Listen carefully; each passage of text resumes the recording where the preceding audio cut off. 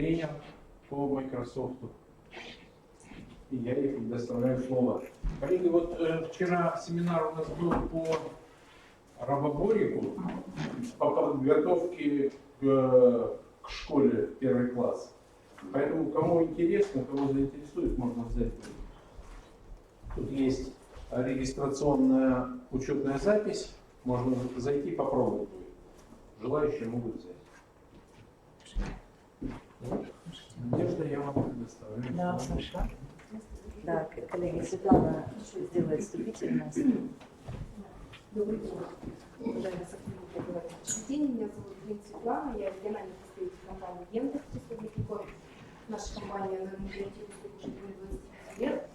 В этом случае хочу напомнить о том, что продление Microsoft лицензии для образовательных учреждений академических лицензий необходимо призывать с 1 января, начиная действие.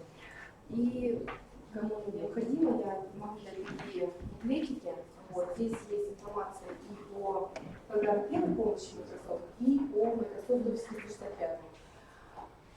Помощи развитию, установки, либо же настройки, либо каких-то консультаций. Всегда мы готовы сегодня помочь. Можно обучать обучение и вариантам, также прийти, помочь, комментировать, настроить, также функцию, помочь, всем пожалуйста. Вот, так что тут есть контакты, здесь все координаты.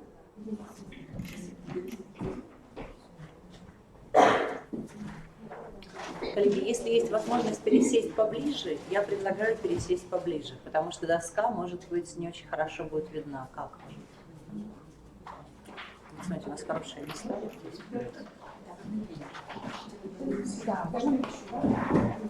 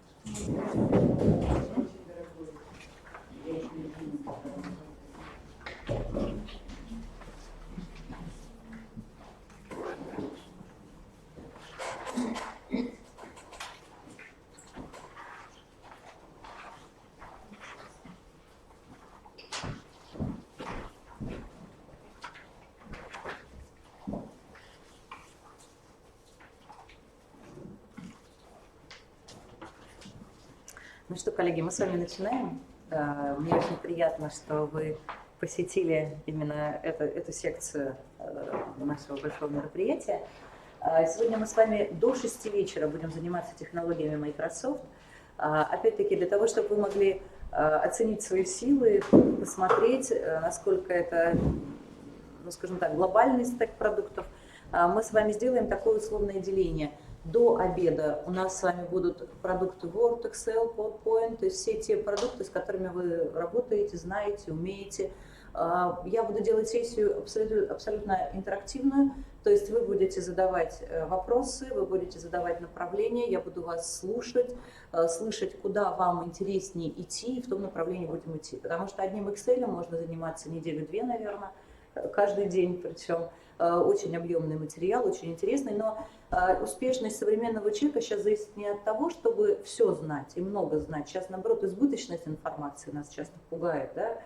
А знать ровно столько, ровно то, что необходимо здесь и сейчас для применения в текущей практике. Вот это я в вольном переводе процитировала одного из ведущих специалистов Microsoft по как раз информационным технологиям. Вот, то есть получается, что если мы с вами будем выявлять те интересы, те направления, которые вам актуальны, полезны, то мы максимально много сможем пройти за столь короткое время. Послеобеденное время, вот оно опять-таки вам на рассмотрение дается. Мне Светлана говорила, что вчера была у нее сессия, вчера, да, Светлана? И был рассказ про продукт Teams. Были у Светланы вчера на семинаре, да? А кто был, коллеги? Вот, ну, трое, четверо было, да? Если Teams актуален, мы можем его на практике пробовать, делать семинары, уроки, записывать их, смотреть и так далее. Да. То есть все, что было в теории рассказано, мы сделаем исключительно на практике. У нас будут вот такие маленькие виртуальные таблички несуществующих героев. Ну, я традиционно сейчас Кара Калиман. Вот, это международная такая игровая среда, в которой во всем мире тренируются на тренингах Microsoft. Эта среда формируется под тренинг. Вот мы ее сформируем и после обеда раздадим такие таблички и будем играться. Причем самое интересное то, что вы эти таблички игрушечные, ну такие несуществующие, да, возьмете с собой домой и дома, пожалуйста, дистанционно потренируйтесь с коллегами. Таких табличек у нас будет на более чем 30 человек, нас здесь меньше, поэтому каждый может 2-3 таблички взять для того, чтобы в школе с коллегой попробовать вот эту всю систему. Хочу задать такой вопрос. Скажите, пожалуйста, кто слышал, что такое Office 365? Слышал? Просто есть такое. Я сейчас слышал. Все что услышали сейчас, да? А кто хоть раз запускал это? Хоть раз запускал? Двое. Так, отлично. А кто работает или работал хотя бы чуть-чуть в Office 365? Угу, хорошо. А интересно узнать, что такое Office 365? Интересно, такая самая модная система, сейчас современная. Исключительно она разработана для коммерческих целей, но Microsoft очень много вкладывает в Office 365 для образования. Как такой маркетинговый проект по всему мире это дается за бесплатно в образовании. Вот в России немножко, сейчас, по-моему, политика поменялась там за какие-то деньги, но если вы ранее зарегистрировались, то вам продлевается все это бесплатно.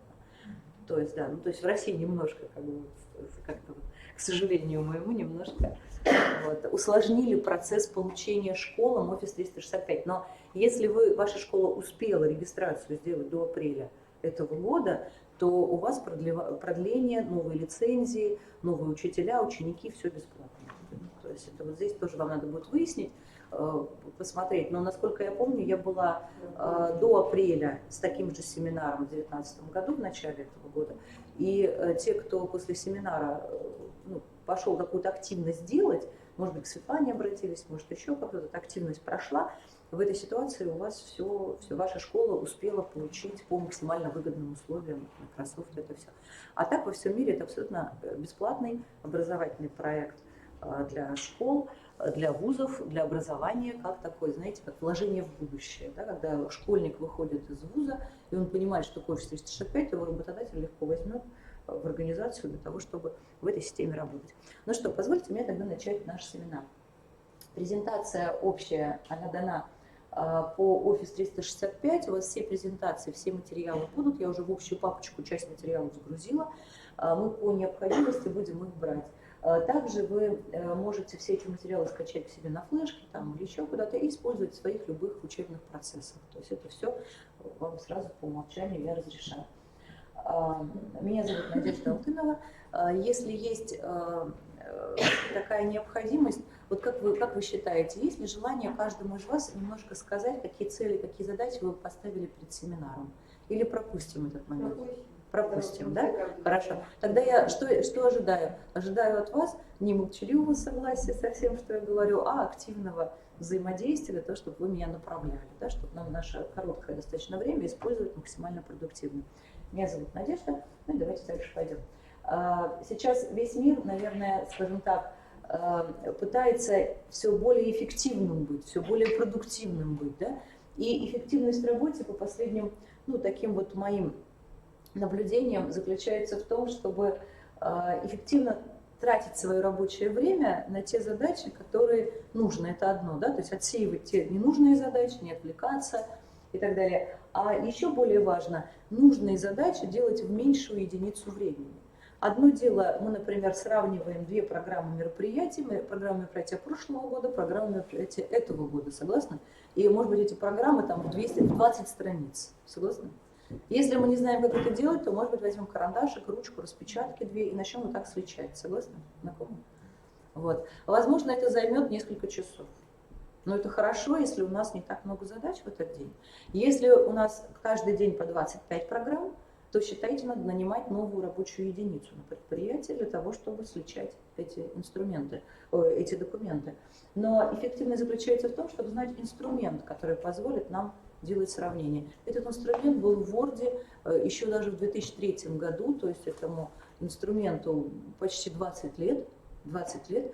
И, к сожалению, российское вот такое наблюдение за госорганами очень часто, за компаниями государственного чаще сектора, заключается в том, что нет такого, знаете, сверху пресса над сотрудниками, который требует все больше и больше эффективность разгонять, да, чтобы быстрее работать, быстрее работать. И наша российская действительность такова, что мы работаем очень вольготно, медленно, не торопясь. Вот почему эффективность, наверняка видели такие проценты, да, эффективность российского труда ниже, чем европейского, американского, там, азиатского и так далее. В чем эта эффективность может быть нагнана? Она может быть нагнана за счет повышения информационной грамотности, общего такого фона. И проводя тренинги в разных компаниях, и западных компаниях, и российских компаниях, я очень часто замечаю, что наш уровень понимания продуктов, а в каких продуктах мы работаем? Ну, конечно, это Word, Excel, PowerPoint, согласны? Зачастую Excel и Word используются как печатная машинка. Используются, как будто мы 20 лет назад только получили компьютер, и за эту эволюцию 20-летнюю мы ничего нового, кроме печатной машинки, не получили, понимаете, да? Вот. И, на мой взгляд, если мы в России поднимем компьютерную грамотность на высокий уровень, то мы резко повысим эффективность труда именно в России. Потому что я наблюдала очень много предприятий коммерческих, ну особенно вот госсектор у нас так получается, что нанимается рабочая единица вместо того, чтобы понять, что есть такая функция в Word или в Excel или еще где-то. То есть это вот эффективность в работе. И эволюция инструментов, она нам знакома. Давайте посмотрим. Вот они продукты для пользователей. И здесь немножко такая эволюционная составляющая, что было, что стало, как это все менялось. И вот помните, раньше для нас, для пользователей, были лишь приложения. Да? Вот он, правый столбец, были лишь приложения. И каждое приложение для нас, наверное, знакомо. Word, да, текстовый редактор, Excel, PowerPoint, Outlook, OneNote. Знакомо, нет? Записная книжка. Например, сидя на конференции, можно в записной книжке включить диктофон и конспектировать за лектором. Слово, которое вы набирали, будет привязано к звуку, который звучал в момент вашего набора. Например, лектор что-то говорит, а вы свой комментарий написали. Через неделю вы находите комментарий, щелкаете по шарику с треугольничком. Звучит звук, который звучал в тот момент, когда вы набирали этот комментарий. Интересно? Вот так в МЧС стали делать протоколирование заседаний после тренингов. Согласны? Зачем нам секретарь, диктофон, Word, да, если можно сразу одним из участников заседания нажать на кнопочку, вот запротоколировать, выложить на портал корпоративный, там, в общее место, и потом просматривать по мере необходимости и прослушивать. То есть вот таким образом все это можно автоматизировать. OneNote еще такой гибрид Word и Excel. Вам наверняка приходилось такие столы наблюдать, где есть калькулятор и бумажки. На калькуляторе считается, на бумажке пишется. Считается, пишется, записки, тиксы такие, да, развешаны.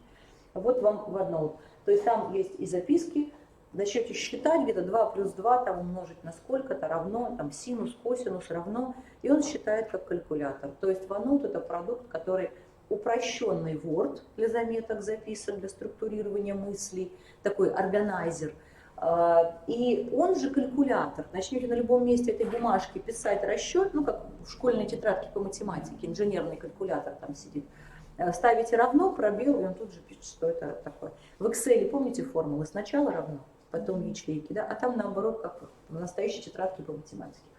По OneNote книжки покупать бессмысленно, потому что когда вы первый раз зайдете в OneNote, а, кстати, если есть учителя математики, то OneNote великолепно всякие функции считает, там много-много всего интересного. В OneNote, книги покупать по OneNote бессмысленно, потому что когда вы зайдете в OneNote, он начнет сам про себя рассказывать о том, какой он, там видеоролики, целый учебник по OneNote, начинается OneNote с этого учебника.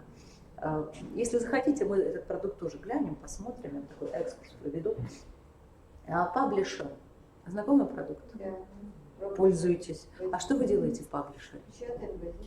Газеты, буклеты, да, визитки и так далее. Это великолепный инструмент, действительно. Access. Реже, наверное, да? Базы данных, да.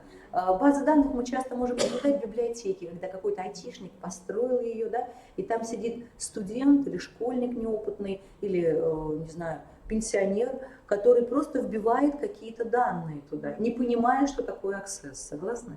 Вот, то есть такой инструмент, который позволяет, скажем так, конструировать базы данных через интерфейс, простой для пользователя, понятный для пользователя.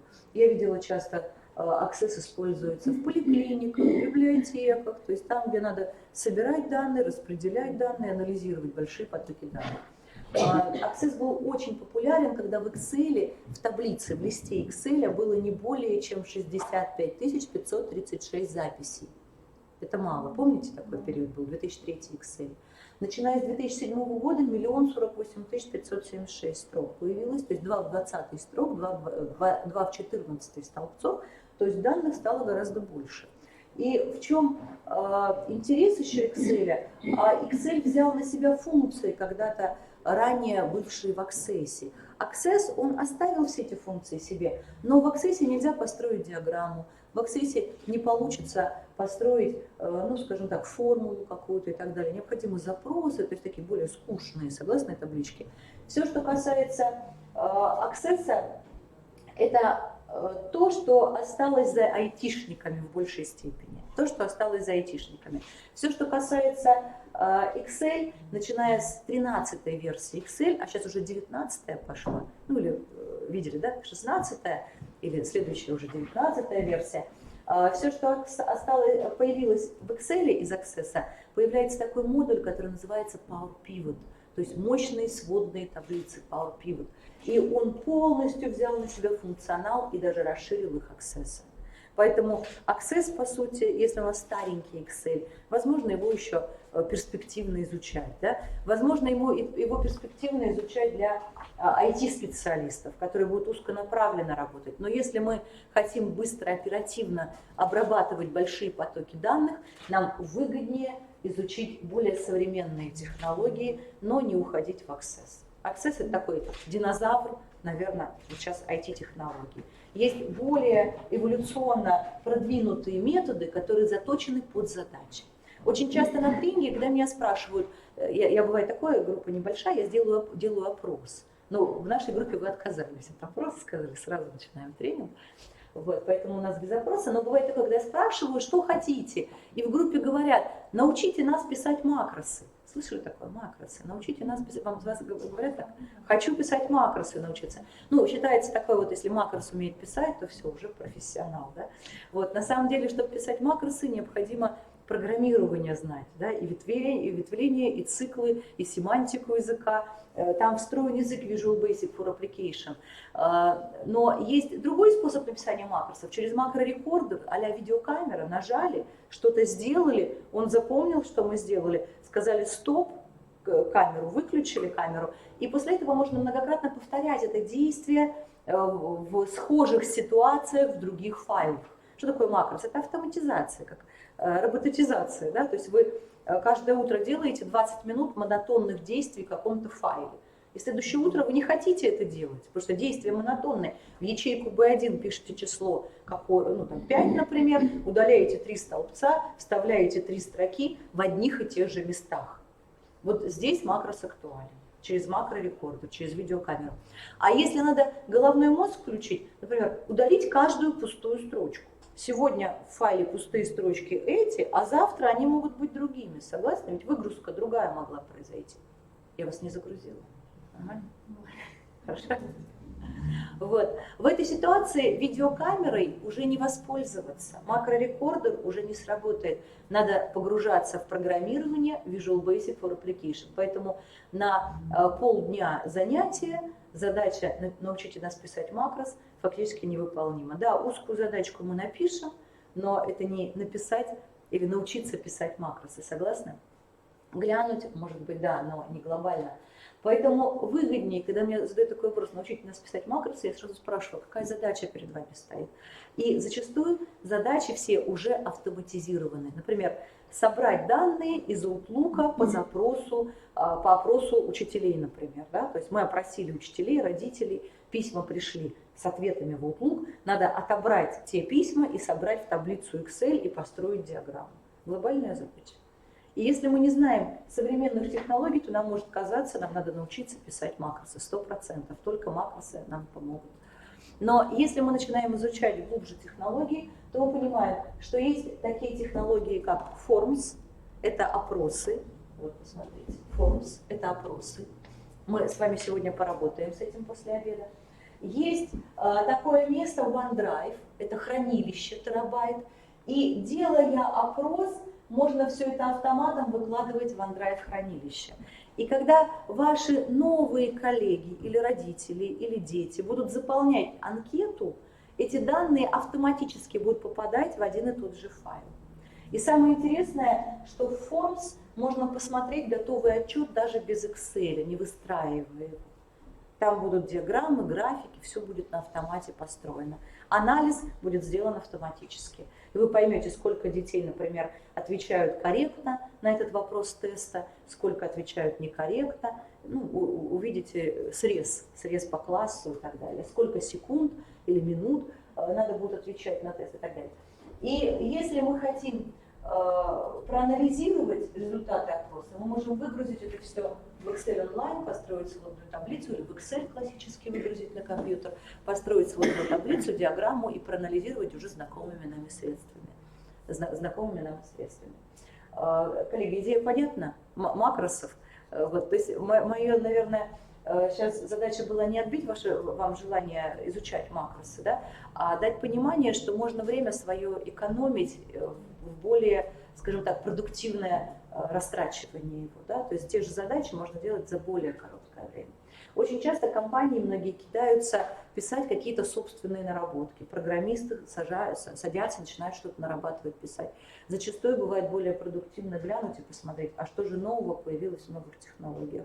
И зачастую это все уже автоматизировано, сделано, достается просто взять и немножко поднастроить для своего конкретного использования. Ну и есть много других интересных продуктов, мы их сами будем сегодня смотреть. Итак, мы с вами остановились на Access и немножко увлеклись Excel и макросами. Понятно, что в Access сейчас сильно вкладываться без специальных задач, наверное, не стоит. Visio и Project, знакомые продукты. Visio. План эвакуации из помещения, график расстановки мест, да, в учебном классе, инвентаризация, где какой предмет стоит в учебном классе или еще где-то. Все это Visio, визуализация, векторная графика. Готовые предметы, рояль даже есть, мусорная корзина, компьютер, столы, кактус в катке, деревья, автомобильные знаки. То есть все, что вам надо визуализировать. Вот. То есть если вся эта визуализация, это программа Visio, векторная графика. И Project – это управление проектами. Коллеги, хочу спросить, вы слышали такое слово, как Agile, методология управления проектами? Agile. Знакомо, нет? Scrum, Agile. Ну, тогда и не будем это трогать. Вот. И есть понятие Project Manager, человек, который управляет проектом. Например, если вы делали ремонт в квартире когда-то, это же целый проект, согласны? Или, например, ремонт в школе, это же целый проект. Надо, во-первых, успеть, есть дедлайн.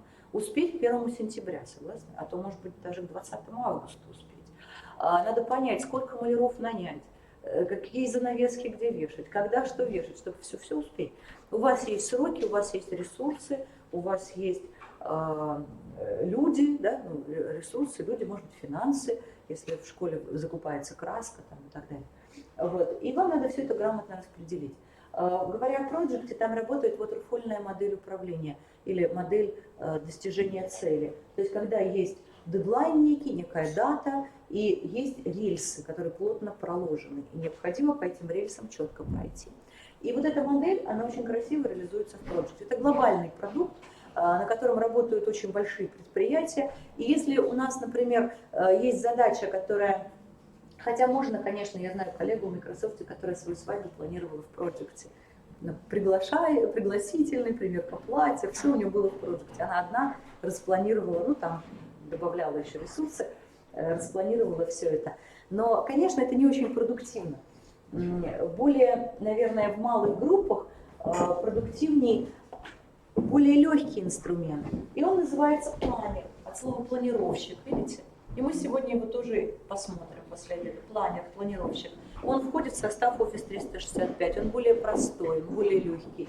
И планер как раз проповедует модель управления проектами, которая называется Agile, гибкая модель управления проектами. И вот эта гибкая модель управления проектами позволит нам с вами добавлять коллег, вешать. Видели, наверное, такие доски, где стикеры вешаются, графики сгорания задач, ну, в офисе желтенькие стикеры, задачки, их двигают и так далее. И вот, по сути, планер, он полностью реализует программно вот эту всю историю управления проектами. И, с одной стороны, для глобальных задач, для больших компаний Project, или его аналог Project Online, а если мы говорим про малые группы, про методологию управления Agile, это очень такая модная, такая, ну, ей на самом деле уже, наверное, она в России, наверное, она пришла где-то в 10-х, в 13-х годах, стала популярна в среде бизнеса. Герман Греф в Сбербанке очень активно пропагандирует именно эту модель управления, то есть вот они именно проекты ведут именно таким образом. Вот. Коллеги, все ли понятно по продуктам? Угу. На каких продуктах вам бы хотелось больше уделить время? Ну, из тех, что у нас стоит на ноутбуках, наверное, я подозреваю, что видео и проекты здесь на графике будет сейчас. Какие продукты? Какими продуктами пользуетесь?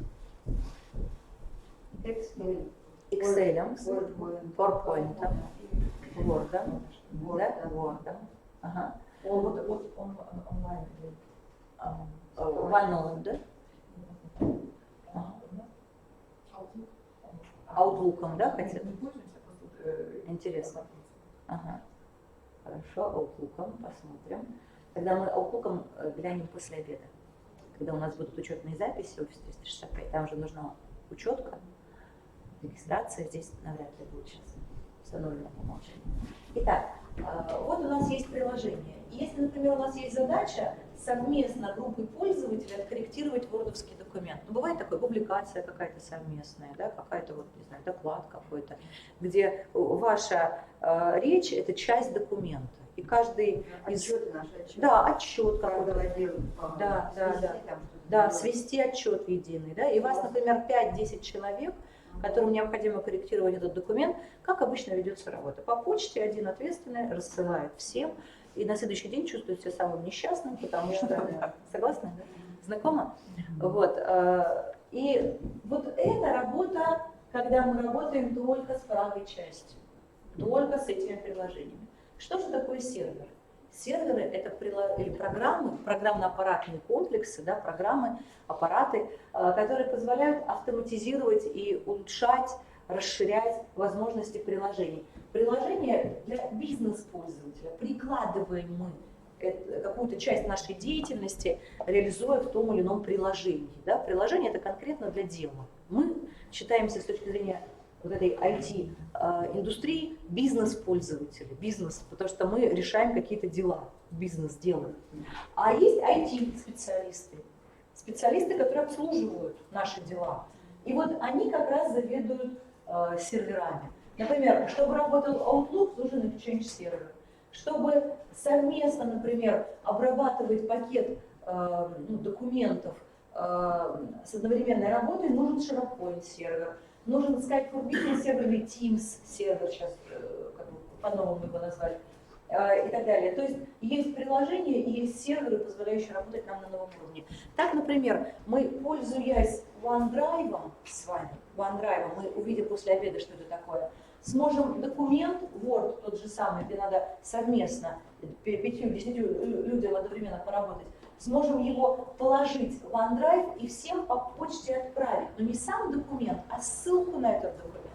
И тогда, когда те 20 человек зайдут в этот документ, они будут друг друга видеть, слышать, разговаривать, печатать, может быть, могут даже видеоконференцию одновременно сделать, ну, если мы пользуемся вот такой системой. И в этой ситуации нам не надо будет собирать из 20 документов какой-то один правильный документ, тратя свое время. Коллеги, понятно, да? То есть приложение, уровень приложения – это эффективность, ну, скажем так, на 5-10%, а если мы начинаем пользоваться серверами, то другой уровень эффективности. А теперь давайте подумаем, для того, чтобы нам сервера развернули, нам нужны IT-специалисты, надо сервера закупить, это железо, это оборудование. И зачастую в очень многих компаниях сейчас идут в сторону аутсорсинга. Слышали такое? Когда, например, школы, объединяясь, нанимают одного бухгалтера. Есть такое? Ну или там укрупнение школ же идет сейчас, да, зачем? Ну вот укрупнение. А? Оптимизация, конечно. И вот все вот эти направления затронули и IT-инфраструктуру в том числе. То есть гораздо выгоднее не держать айтишника в малом предприятии, который еще не будет все сервера понимать, да, там часто бывало такое, айтишник в отпуск уходит, все дрожат, боятся, что сейчас почта перестанет работать, еще что-то не заработает и так далее. И вот получается, что есть некие компании, которые предоставляют сервисы. Что такое сервисы?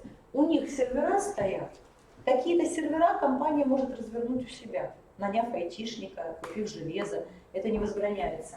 Но для оптимизации есть некие сервисы, например, Яндекс. Яндекс – это сервис. Согласны, серверов у нас нет, но мы им пользуемся. Согласны? Одноклассники, Facebook, ВКонтакте – тоже это сервисы. То есть, по сути, мы пользуемся уже давно большим количеством сервисов. И вот у компаний есть два способа разворачивания системы продуктивити. Устанавливать серверы, нанимать айтишников, ну, серверов много, они достаточно трудоемкие, трудные, дорогие.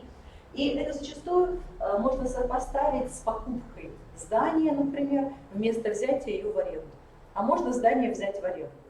Если мы говорим про сервисы, то мы считаете, что офис не покупаем или здание не покупаем, берем его в аренду. Платим, ну я про коммерческую организацию говорю, платим X денег ежемесячно за каждого пользователя. А здесь необходимо сразу заплатить много денег. И, ну, скажем так, здание... 300 тысяч мы сейчас купили новый сервер. 300 тысяч, да, да. А здесь, в случае, если вы сервером пользуетесь как сервисом, да, у вас 20 пользователей, ну, заплатили, значит, там сколько-то рублей в этом месяце. В следующем месяце 50 пользователей. В этом случае, если на сервер не вписались, надо еще один сервер покупать, еще какие-то, ну, итерации, да, делать. А здесь просто взяли и добавили X пользователей, и автоматом вам на той стороне расширили ресурсы. Для школ бесплатно. Для школ бесплатно, абсолютно, коллеги, да, для школ. То есть я сейчас просто рассказываю такую общую систему, как это во всем мире работает. То есть то, что мы будем сегодня смотреть, это абсолютно коммерческая с точки зрения использования, применения, профессионализма система. Она во всем мире такая, и Microsoft для образования все это делает бесплатно. То есть огромное количество пространства свободного места для каждого студента, школьника, 1 терабайт каждому дается бесплатно. Не считая других интересных, профессиональных, очень таких мощных программ, продуктов, сервисов, таких фишек этих программ. Мы тоже сегодня будем смотреть. Коллеги, идея понятна, разница между серверами и сервисами? Сервер все купили, большие затраты, да, капитальные вложения, скажем так. А здесь, говоря бухгалтерским языком, операционные затраты. Повесили это все, да, и ежемесячно больше, больше, меньше, меньше. То есть получается, если, ну, скажем так, киоск, магазин, например, разоряется, то в этом случае просто выбрасывается все оборудование или за копейки продается, а здесь просто перестается оплачиваться в следующем месяце X лицензий и все. Но для образования все это бесплатно. Ну, то есть вот, с точки зрения коммерческого использования, вот она разница между серверами и сервисом. Коллеги, ну и, наверное, мы сейчас пойдем непосредственно в работу, потому что мы с вами уже глянули такие общие системы. И после обеда мы займемся Office 365. Это система, которую назвали 365, догадываетесь, наверное, почему? 365 дней в году мы будем на связи. Она что делает? Она объединяет серверы, мы на эти серверы даже не видим, не знаем. Роль айтишника может занять даже учитель физкультуры в школе. Я просто знаю одного в Екатеринбурге учителя физкультуры, который Excel знает на уровне, не знаю, бухгалтеров, наверное. Не каждый бухгалтер так знает. Вот. И если мы говорим про Office 365, это все то, что мы смотрели на предыдущем слайде. Это и десктопные приложения, которые могут стоять на рабочем столе, это и сервисы, это и серверы, к которым мы можем удаленно подключаться, выполняя свои задачи, не имея их у себя, как бы затраты не тратя. Если говорить про приложения, они могут быть как десктопные, но за десктопную версию по отдельной подписке, ну, скажем так, чуть больше платят. В программе «Первая помощь» она дается, да, вот эта вся подписка. Вот. И если мы говорим про самые-самые студенческие дешевые подписки, которые за 0 рублей раздаются, то там всегда будет Word Online, Excel Online, PowerPoint Online. Что это за версии? Когда вы заходите в браузер, и у вас там есть Word, то есть вам не надо на компьютере иметь Word. Да. Office 365 еще интересен тем, что за какой бы гаджет вы ни попали, это может быть телефон, планшет, интернет-кафе, ваш ноутбук, чужой ноутбук, старый компьютер, лишь бы был выход в интернет. Вы всегда сможете зайти в свой рабочий кабинет. Для входа в рабочий кабинет вам инициатор подключения школы в Office 365 выдаст почту.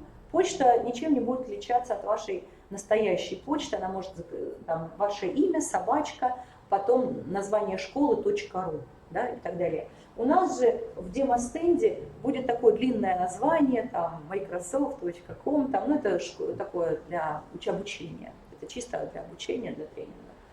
Вот.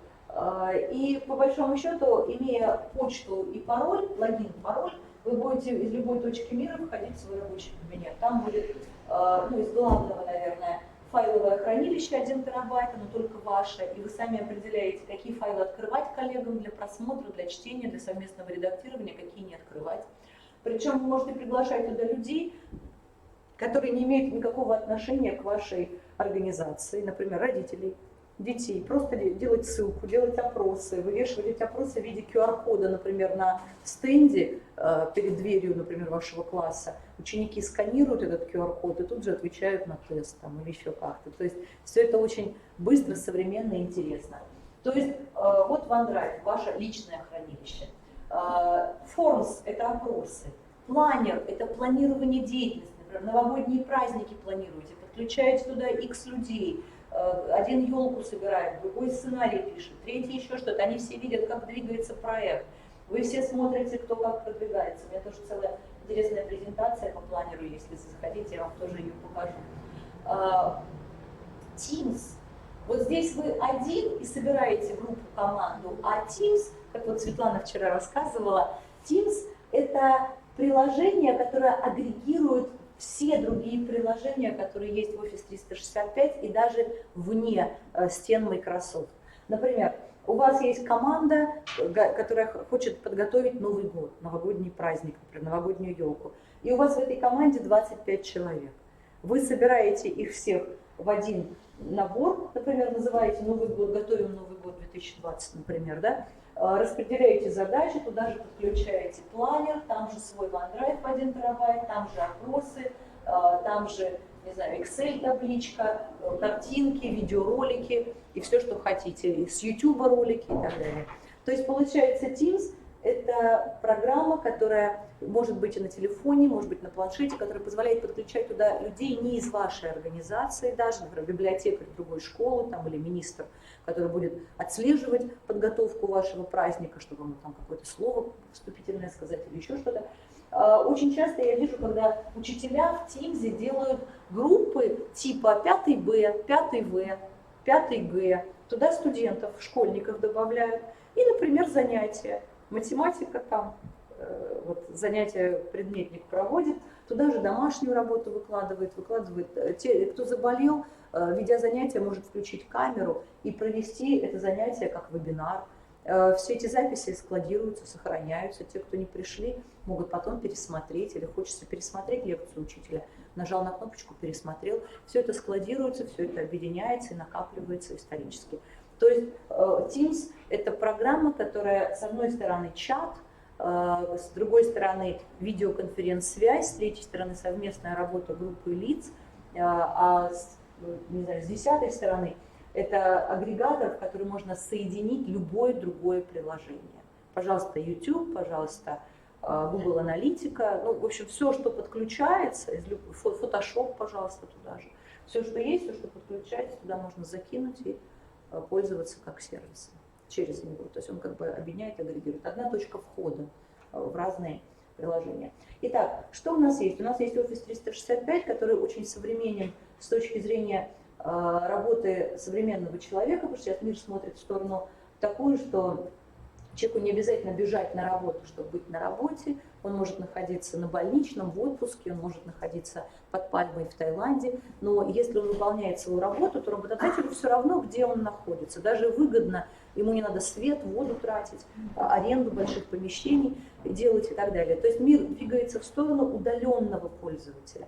И поэтому Office 365 сейчас очень перспективная система, потому что, ну, то же самое дети, да, ребенок может заболеть дома находиться, но это не значит, что он должен, или карантин может быть в городе, но это не значит, что занятия надо срочно прекратить. То есть можно заниматься из любой точки. Или, например, родительские комитеты проводить, да, там, или родительские собрания. Кто-то приехал, а кто-то из родителей не смог, потом подключился в Teams, в группу родителей класса такого-то, и просмотрели родительское собрание, например. Там же и опросы, там же. Ну, то есть сценариев масса, который может быть использован в Office 365. Ну, и благо то, что все это можно бесплатно использовать, и я думаю, это приятно использовать, образование бесплатно. Коллеги, сейчас мы с вами сделаем следующее. Мы пойдем в продукты, и я бы хотела спросить, с какого продукта вам бы хотелось начать? Word, Excel, PowerPoint. Office 365 будет после обеда. Хорошо? Давайте с Word. Word онлайн будет тоже после обеда. Онлайн. Ну, потому что Office 365 будет, да? А сейчас у нас как будто бы мы 20 лет назад, или 5 лет назад, 3 года назад, любая версия, я буду показывать, наверное, те фишки, которые максимально актуальны для учителя, педагога, которые позволят нам делать очень много хороших вещей. Вот. Говоря про Word, вот, наверное, тут я целую презентацию вам еще выложу, где эволюция интерфейса, интерфейс программы. Коллеги, всем знаком интерфейс программы? Да? То есть уже привыкли. Контекстные закладки, которые появляются сами, согласны? Правая кнопка мыши, контекстное меню. Вот эти два правила позволяют найти абсолютно любые команды. Скажите, вы умеете восстанавливать нечаянно потерянные файлы? Например, работали, а к вечеру раз и вышли без сохранения. Ну, сохранить, сказали нет. Но если команда заложена, как бы, то заложена, да. то находим, а если, предположим, Да.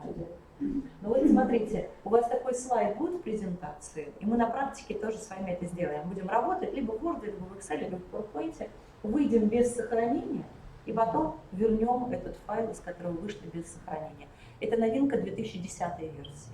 То есть 10, 13, 16, 19, уже 4 версии, как умеют это делать. Ну вот. И в Word попробуем. Знаете, что из PDF можно вытащить Word документ? Пробуем? Сделаем, хорошо. То есть если у вас PDF, когда там с подписью, с печатью, можно открыть в Word. это мы знаем. Да, хорошо. Ну, переводчик это не С так. какой версии?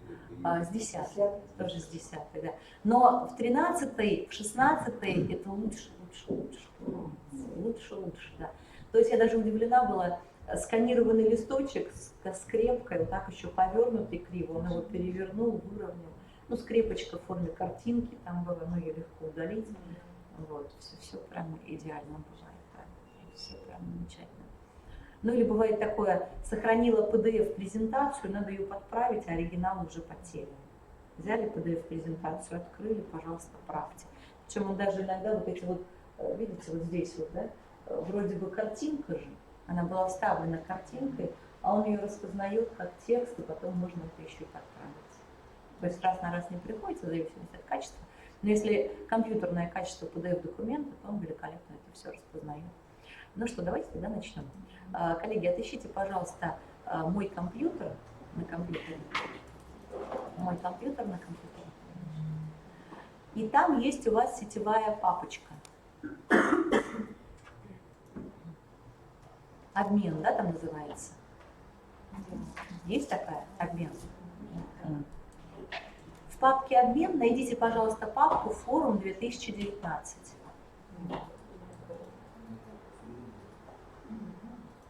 Форум 2019. Просто компьютер, да, открываем? Да, мой компьютер. Там сетевая папка. А давайте вот так, посмотрите, вот такое сетевое размещение. Есть такое? Сетевое размещение видно. Да, вот давайте туда зайдем. Сетевое размещение. В сетевом размещении отыщите, пожалуйста. Ой. У вас так, как у меня сейчас? Нет, все по-разному. Все по-разному. Как папочка называется? Сейчас скажу. Тренинг Microsoft. А папка называется Форум 2019. На буковку F. Форум 2019. Есть? Нет, Нашли? Нет, Microsoft. Да, а там тренинг Microsoft.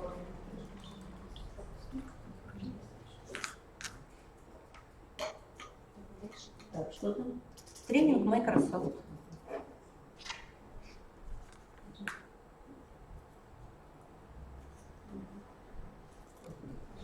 Коллеги, нашли? Да. Ну, раз мы решили начинать с Word, тренинг Microsoft.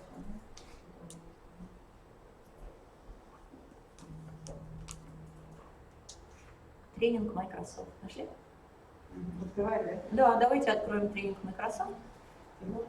Да, а там папочка Word. Какая там? Word. Word, да.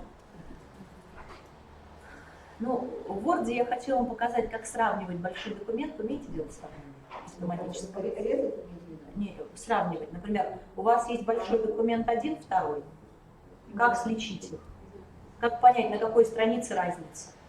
Ну, это если каждый день делать, то запоминаешь. Да. Вот, ну, я просто спросила вначале, какие актуальные темы, сравнение всегда актуально, потому что наши госорганы, их учить и учить надо, это зачастую там штатные единицы сидят на сравнении. Вот. Покажу вам, как делать дипломы. Например, у вас есть 1000 учеников, и всем надо выписать диплом. Ну, диплом вроде один, одному за приличное поведение, другому за прилежание, третьему за то, за сё, фамилии разные, согласны? Оценки разные, баллы там разные, даты, учителя разные, может быть, фамилии подписаны разные. Вот. Я вас научу это делать через точную задачку слияния, будем это делать, ну и придумаем там что-то Мне свое. как раз 200 дипломов надо. Да, это 5 минут времени. 5 минут времени, да, именно так. Я хотела целую субботу потратить. Никаких суббот. Ну, хорошо, ладно, 30 минут времени максимум, потому что вы будете это делать первый раз после занятия. Но это прям ценно. И что я еще хотела бы вам прям посоветовать. Когда вы изучите что-то новое, станьте сразу таким, знаете, просветителем своей школы, своих коллег. Почему? Потому что когда вы начнете другим рассказывать, у вас нейронные связи в головном мозге будут, ну, как бы так, знаете, укрепляться. 3 раза, 3 рассказали, считайте, все, запомнили на всю жизнь. То есть вот здесь вот чуть-чуть, может быть, попросветительствуйте немножко в школе, и потом вы уже сами для себя это запомните. То есть мы будем делать с вами сравнение, будем делать слияние. И я бы хотела еще рассказать вам тему, как быстро и эффективно создавать диссертации, рефераты, чтобы оглавление было, титульные страницы, сноски, всякие колонтитулы правильные и так далее. Эта тема интересна? Да. Умеете быстро нумеровать все заголовки, 1, 1, 1, 2, 1, 2, вот это все на автомате. Тоже хоть миллион страниц в документе, это делается за 1 секунду. Вот 2 клика мыши, и у вас нумерация по всем заголовкам прошла. Интересно? Да. Для этого грамотно надо собрать. Ну вот я предлагаю, может быть, начнем сразу с очень трудной темы, со стилей, работа со стилями. Вы не против? Да, а потом соберем другие темы. Итак, наша первая тема – работа со стилями. И наш файл, который будет называться «Стили-начало работы». Стили начала работы. найдите третий снизу файл, стилите начало. Хорошо. Ой, коллеги, я его не скопировала к себе, поэтому мне предлагают для чтения. Да, давайте, вы знаете, знаете, что отмена сделаем? Отмена. У меня нет, у меня Открылся. Рисуйте солнышко, я Ну, чтобы первое открыли, да. А, господи, да. Ой, там солнышко нарисовано. Вот Да. подпорчено, да? Сейчас я заменю его, хорошо? Сейчас я его заменю. Закрыть мне? Сейчас, да, сейчас я. Сейчас я.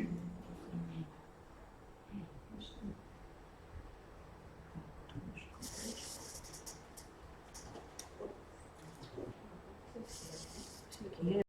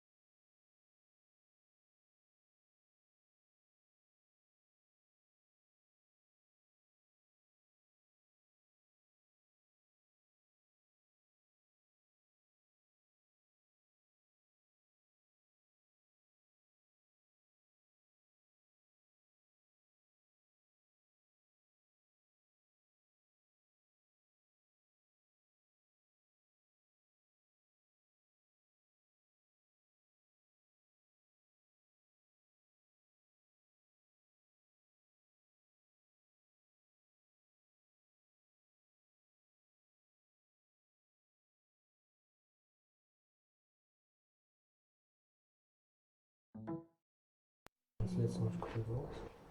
Ну, сейчас мы снова. Коллеги, итак, давайте станем мышкой на любой заголовочный стиль. Получилось? На любой заголовочный стиль. Нам сейчас нужна нумерация в нашем документе. Мы хотим получить нумерацию. Ну, я стала мышкой на загадке планет Солнечной системы. Курсор можно выделить, можно снять. Есть? Нумерацию сделаем сразу во всем документе. Мы знаем, да, надо к стилю применить, а стиль применить ко всему документу. Отыщите, пожалуйста, закладку «Главное». На закладке «Главное» есть кнопка, которая называется маркированный список, нумерованный список, а есть кнопка «Многоуровневый список». Раскройте, пожалуйста, кнопочку «Многоуровневый список» треугольничком сбоку. Скажите, она у вас раскрылась? На закладке «Главное» есть маркированный, нумерованный, многоуровневый. А теперь самое интересное, смотрите. Нам здесь надо очень внимательно присмотреться.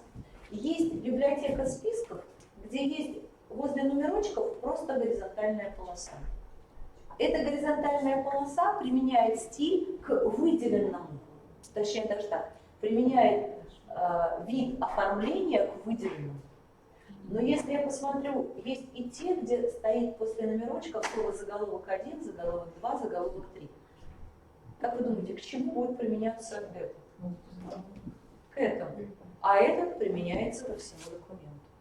То есть нам, по сути, нужно найти тот подходящий стиль оформления, который несет в себе слова заголовок. Взяв его, мы получаем мгновенно оформление здесь.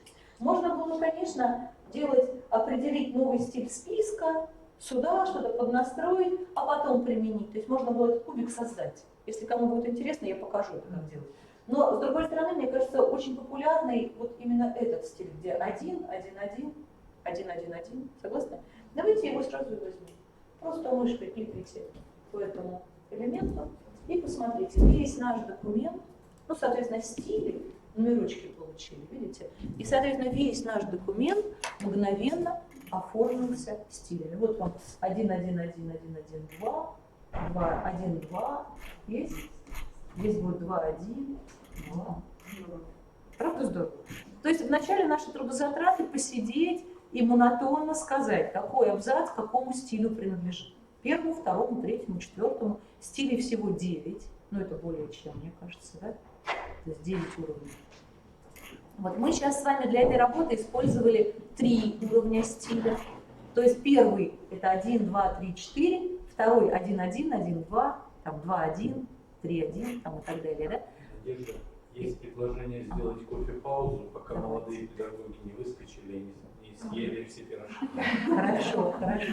И вот мы с вами на этой ноте делаем паузу тогда, хорошо? У дороги После... в раздевалку, в кабинет, раньше был 112, сейчас без номера, там написано кофе-пауза. Да, хорошо, спасибо, спасибо. Быстрее, они сейчас выскочат. Да, коллеги, через минут 10-15 возвращаемся, я показываю, как оглавление. Там большой кусок, да? Большой, наверное, весь стиль, да, пропал? К сожалению. Действительно, я флешку, у нас там документ был, нет, я флешку оставила. А, на сайте как раз. Сайт IT, там что-то 3. IT3. IT-3. Да.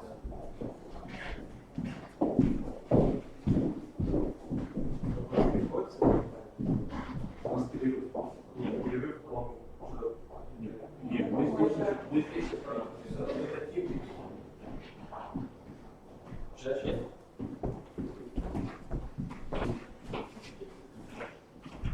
Я не буду трогать там. Чи.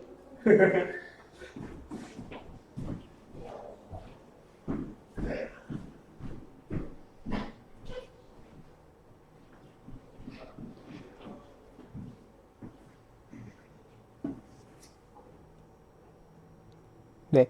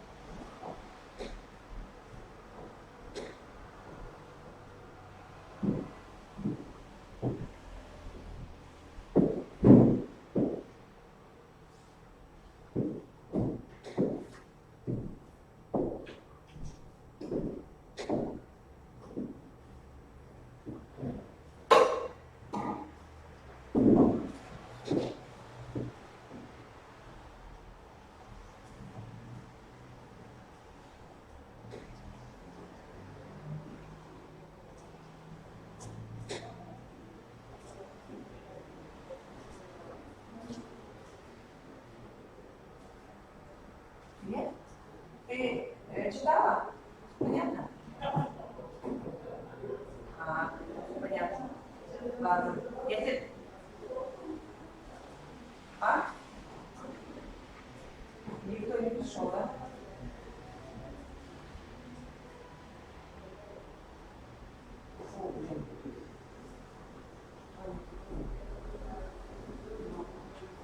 Какая разница?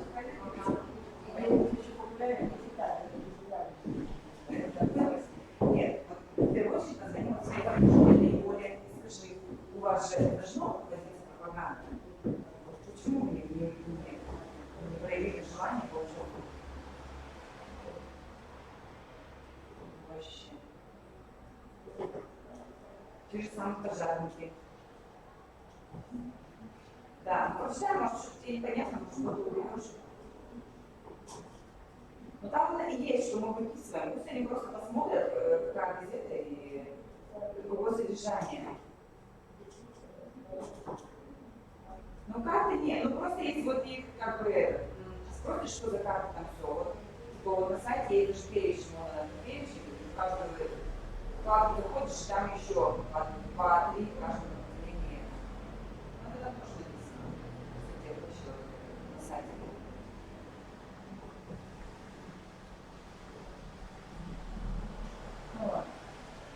Вот. И там эти записки странные, записки я...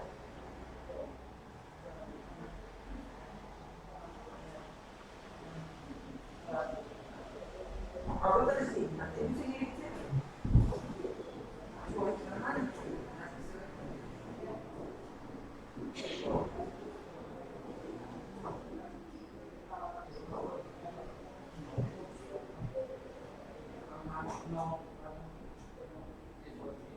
Но как бы расставили все это места? Но...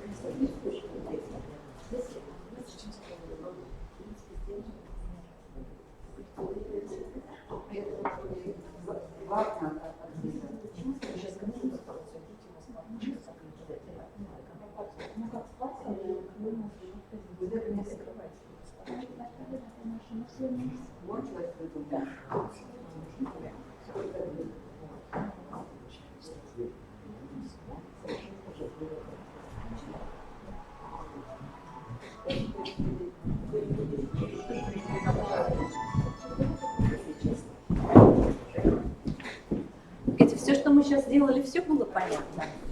Все разобрались, да? Да. Ну, мне кажется, это не трудно, да?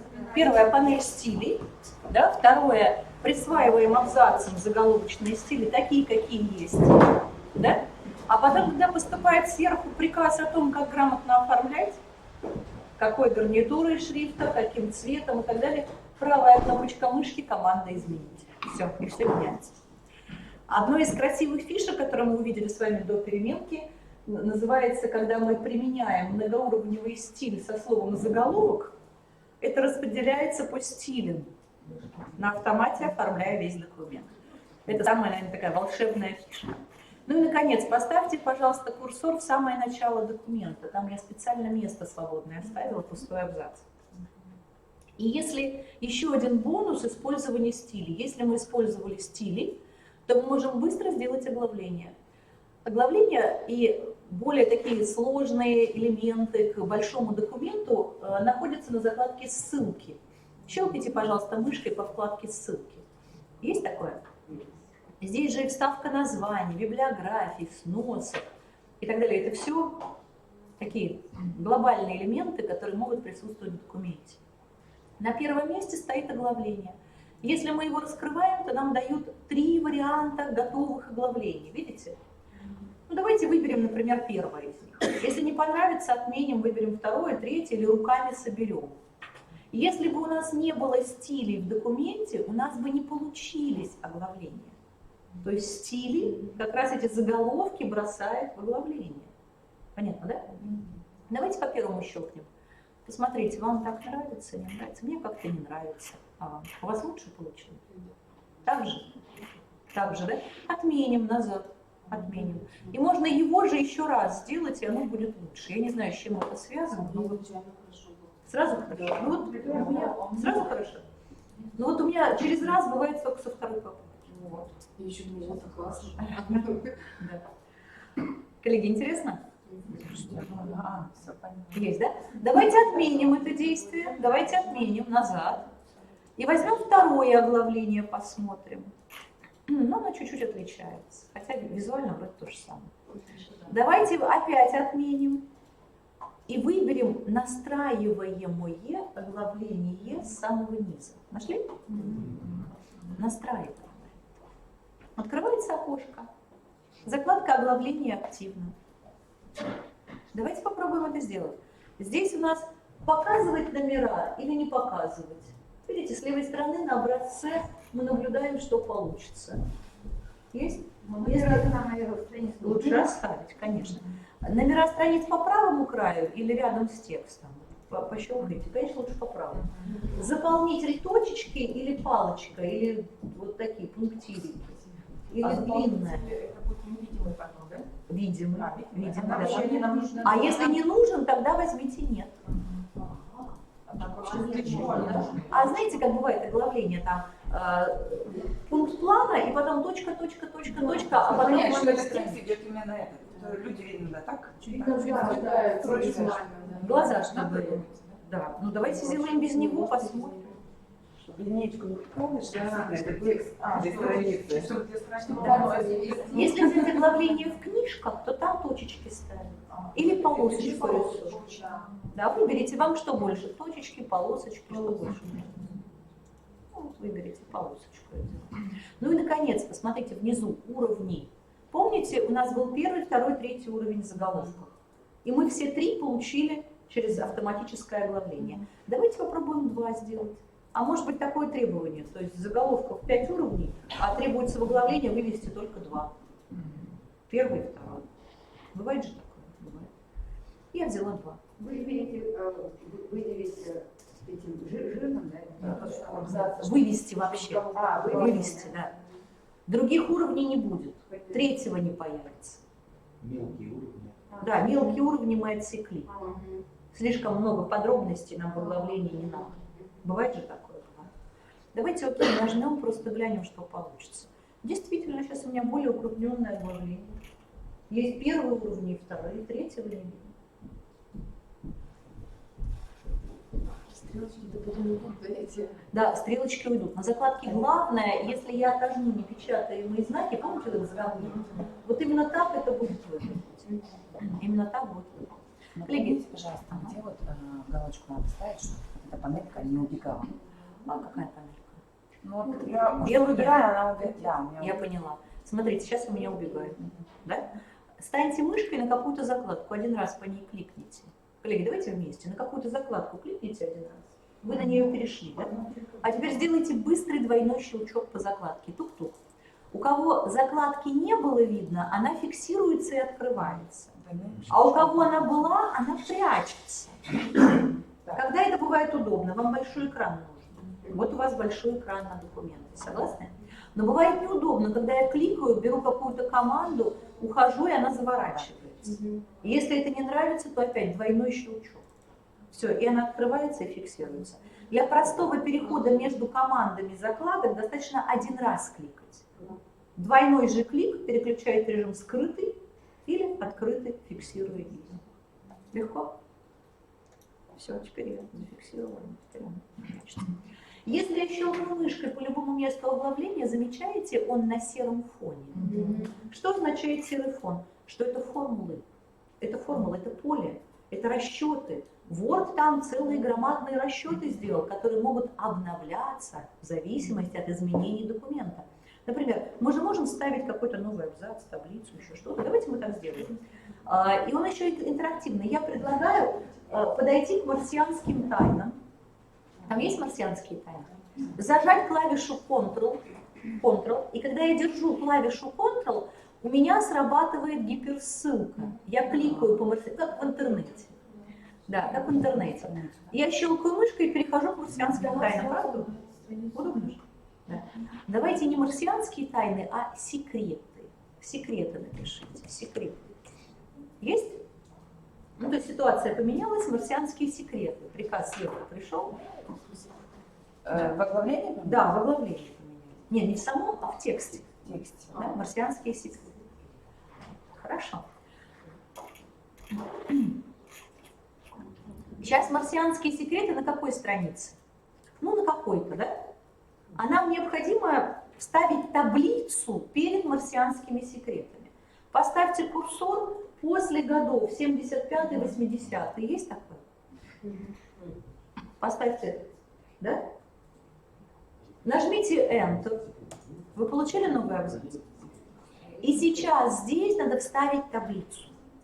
А я вас еще научу в таблице шапку повторять на каждой новой странице. Таблицу есть? Как мы вставляем таблицу? Вставка, таблица. Ну, я предлагаю сделать 3 столбца. Ну и давайте 5 строчек там. Сколько? 5 строчек. 3 столбца, 5 строчек. Коллеги, у меня она вместилась на эту страницу. А у вас? Но если я буду стоять в любой ячейке таблички и нажимать клавишу Tab, что происходит? Курсор прыгает в соседнюю ячейку, а когда прыгать уже некуда, он начинает добавлять новые строки. И вот моя таблица уже переехала на новую страницу. Какая? Tab, табуляция. Tab. Табуляция. Нашли? Escape, букву Ё и стрелка влево-вправо. Она безымянная. Tab. Кстати, табулятор еще гонит в обратном направлении. Обязательно я покажу потом. С шифтом он гуляет в обратном направлении. Мы еще, может быть, списки глянем, как делать. Сейчас можно спросить, Ага. там марсианские тайные секреты, а я посмотрела в оглавлении. Еще нет, да, мы его не обновляли. Еще рано. Да. Мы сейчас сделаем изменения, номера страниц поползут, там то поползет. Мы сейчас уже, видите, больше страниц сделали. Сейчас чуть-чуть, секунду, мы туда вернемся. Коллеги, я предлагаю здесь в первом столбце написать планета. Ну так, мы думаем, что планета. Здесь будет название планеты. Здесь напишем ФИО, может быть, фамилия исследователя. ФИО, ладно? А здесь количество исследований, может быть, количество. Напишу слово. Количество. Я вам еще расчеты формулы в таблицах покажу. посчитать? Есть? Ну, давайте планеты напишем просто 1, 2, 3, 4, 5, 6. Ну, давайте 5 планет, пусть будет 5. Или, ладно, 7, пусть будет 7 планет. Пронумеровали? Потом строчки удалим, если что. Ну, может, будем дописывать. Фамилии писать не будем, хорошо? Количества любые. 1, 2, 3, 15, любые количества, хорошо? 315, не важно. И допишите так, чтобы последнее число стояло в предпоследнем столбике. Сделали? Ну, если лишние строки, можно их выделить и клавишей Backspace удалить. Вот так, раз. И вот у вас последняя строчка пустая. Если не хватает строчки, то вы можете табуляцию нажать, и у вас будет новая строчка. Есть? Коллеги, поставьте курсор в самом нижнем правом кубике. Мы же хотим там сумму подбить. В левом столбике я напишу всего, может быть, всего исследований. Бывает так? А в правом нижнем углу я хочу сумму посчитать. Есть такое понятие, как контекстные закладки. Если я что-то хочу сделать, я щелкаю мышкой в то место, где я хочу что-то сделать, и ищу, какие закладки появляются в этот момент. Когда я снимаю выделение с таблички, становлюсь на тексте, у меня нет закладки работы с таблицами. Но стоит ли только ставить мышкой в ячейку таблицы, появляется работа с таблицами, конструктор и макет, как две закладки, консолидирующие инструменты. Первая закладка работает над красотой, согласны? Я могу полосочки сделать, тут какие-то красоты навести. Ну, выберите, как вам больше нравится, согласны? Как вам больше нравится? Может быть так, по-другому. Строку итогов как-то по-особенному выделить. Первый столбец, первую строку, чередующиеся строки. Ну, то есть вы можете сами определить, как вам красивее кажется. Есть? Или руками там еще дорисовать что-то. Не критично. А вот вторая закладка работает над тонким форматированием таблицы. Например, что мы можем сделать и без, скажем так, этих кнопок? Удаление. Согласны? Помните, мы Backspace нажимали, выделив столбец или строку, и это уходит. Добавление. Добавление мы умеем делать только внизу таблицы. А как сделать? Ну, здесь, пожалуйста, можно. Стали курсором в какую-то ячейку, сделали вставить слева. Вот она слева вставилась. Согласны? Backspace нажали, удалили. Или, например, стали мышкой между столбиками, там плюсик появляется. Замечаете? Между столбиками. И если по плюсику кликать, то именно между теми столбиками, где палочка вертикальная и плюсик, появляются те самые столбики. Есть? Коллеги, получается? Нет. Давайте еще раз покажу. Вот я мышкой стала между какими-то столбиками. И мышку вот прям на границе и чуть-чуть выше. Там появляется шарик с плюсиком. Чуть-чуть выше. Шарик с плюсиком. Удается? То же самое строки. Станьте мышкой между какими-то строками, только чуть-чуть левее. На левом поле левее. Вот так раз, раз, раз. И вот вы добавляете строки в том месте, где нравится. Получается? Хорошо. Это удаление и вставка. Не добавляется? Помощь нужна, сигнальте. Коллеги, у кого не добавилось, просигнальте, пожалуйста. Значит, вы сказали левее, да? Да, на левом поле, смотрите, на беленьком месте. Не в таблице, а прям левее. А, левее. Прям левее. Слева от Все таблицы. ясно. Все время Прямо левее. все время левее. Да. Если на таблице, вы границы выше, ниже таскаем. Да? А если левее, мы вот так нажимаем, добавляем. Раньше такой функции не было. Не было, новинка. Новинка 16, 13. Я уберу. Это обязательно у нас значит, должна скачиваться офис 16, да? Да, да. Но я Либо не- 13, на 13. домашнем. Да.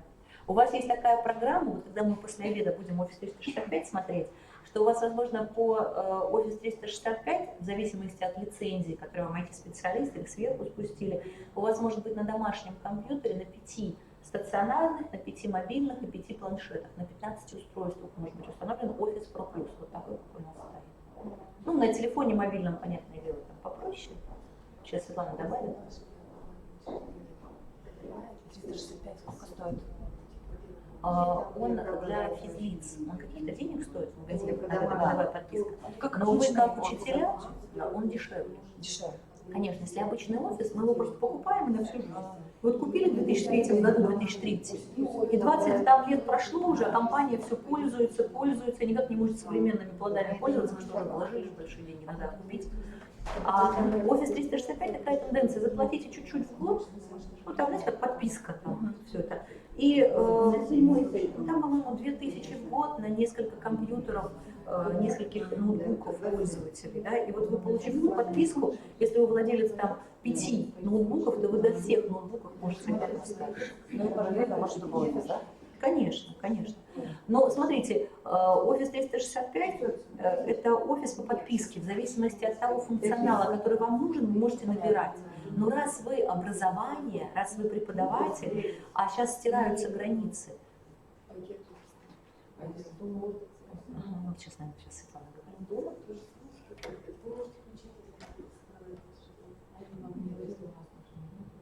Светлана, а давайте всем сразу расскажите. То есть возник такой вопрос, а дома может стоять эта версия? Я хочу вот сказать, что вот те лицензии по первой помощи, по программе первой помощи Microsoft лицензии, соглашения еще называют, которые приобретает образовательное учреждение, потом парк компьютеров, которые вот есть, да, на балансе образовательного учреждения, эти же ключи, которые приходят, и активация этих ключей доступна и у сотрудников дома в том числе. То есть вы можете дома обновить до 10-й версии Windows, да, и обновить офис там, до 16-й, до 19-й уже даже версии.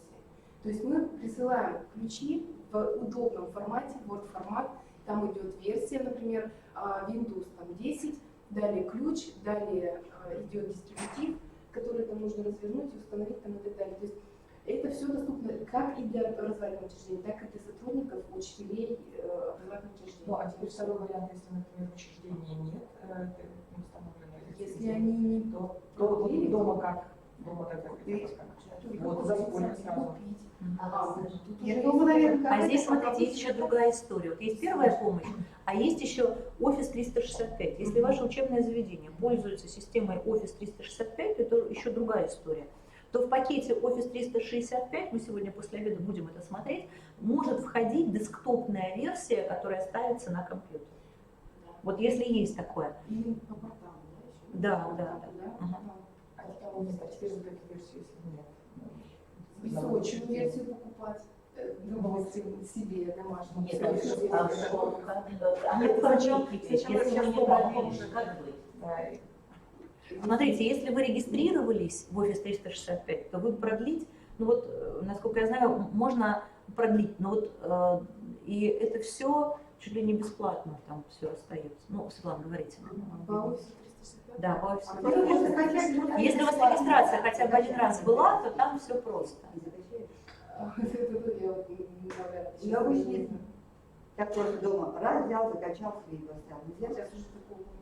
Можно, но смотрите, это риски большие. То есть, если раньше пираты, да, вот там пиратское программное обеспечение и так далее, оно чисто вот было, ну, вообще в России было очень популярно, сейчас менее популярно, еще связано с тем, что, ну, культура такая приобретается уже, ну, по-другому отношение. Но пираты ничего никогда не делают бесплатно и просто так.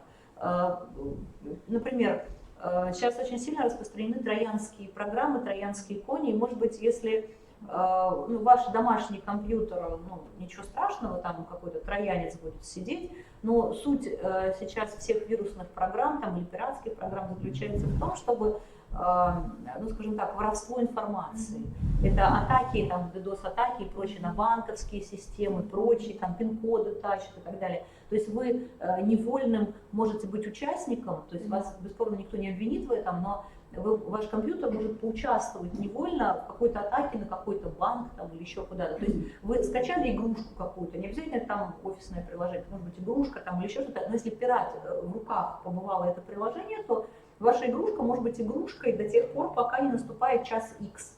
В час X какой-то активируются все эти программы, и у миллиона пользователей, например, в одновременном режиме начинается какая-то атака на какой-то банковский сервер. Банковский сервер рушится, потому что таких ресурсов огромных противостоять возможно, нет сил там, или ресурсов таких нет. Вот, и вот таким образом, ну, нас используют, делая пиратское программное обеспечение. Поэтому очень опасно идти на пиратские сайты. Может быть, действительно, на вашем компьютере нет никакой такой информации, которую там выкрасть могут пираты там, и так далее, но мы можем быть невольными участниками какой-то более глобальной системы. Да. Часто бывает такое, что мы тоже можем свои компьютеры, например, компьютер нормально работал, входили на какой-то сайт и стало очень медленно все работать. Что случается часто? То есть ваш компьютер стал ресурсом, там, не знаю, там, биткоины, да, там, вот эти, и так далее, да, ваш компьютер майнить стал кому-то деньги, да, там, и так далее. Вот, то есть ваши ресурсы начинают тут же использовать для каких-то, еще каких-то целей, понимаете?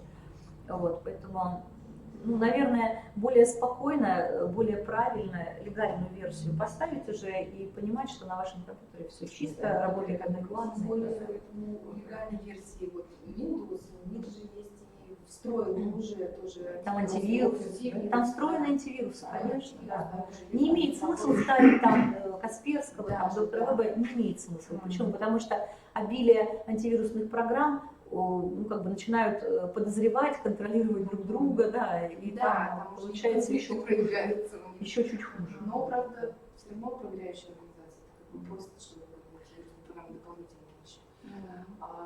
Если бессрочная лицензия, вот как, то есть которую вот установить, приобрести на компьютер, так там вы говорите, там получается вот по уже обновленному прайсу, там идет 9200. Это вот идет 10-я версия. 10-я это офис. А нет, офис там еще дороже. Это значит, неправильно. Я про Windows, да. Офис там около 15.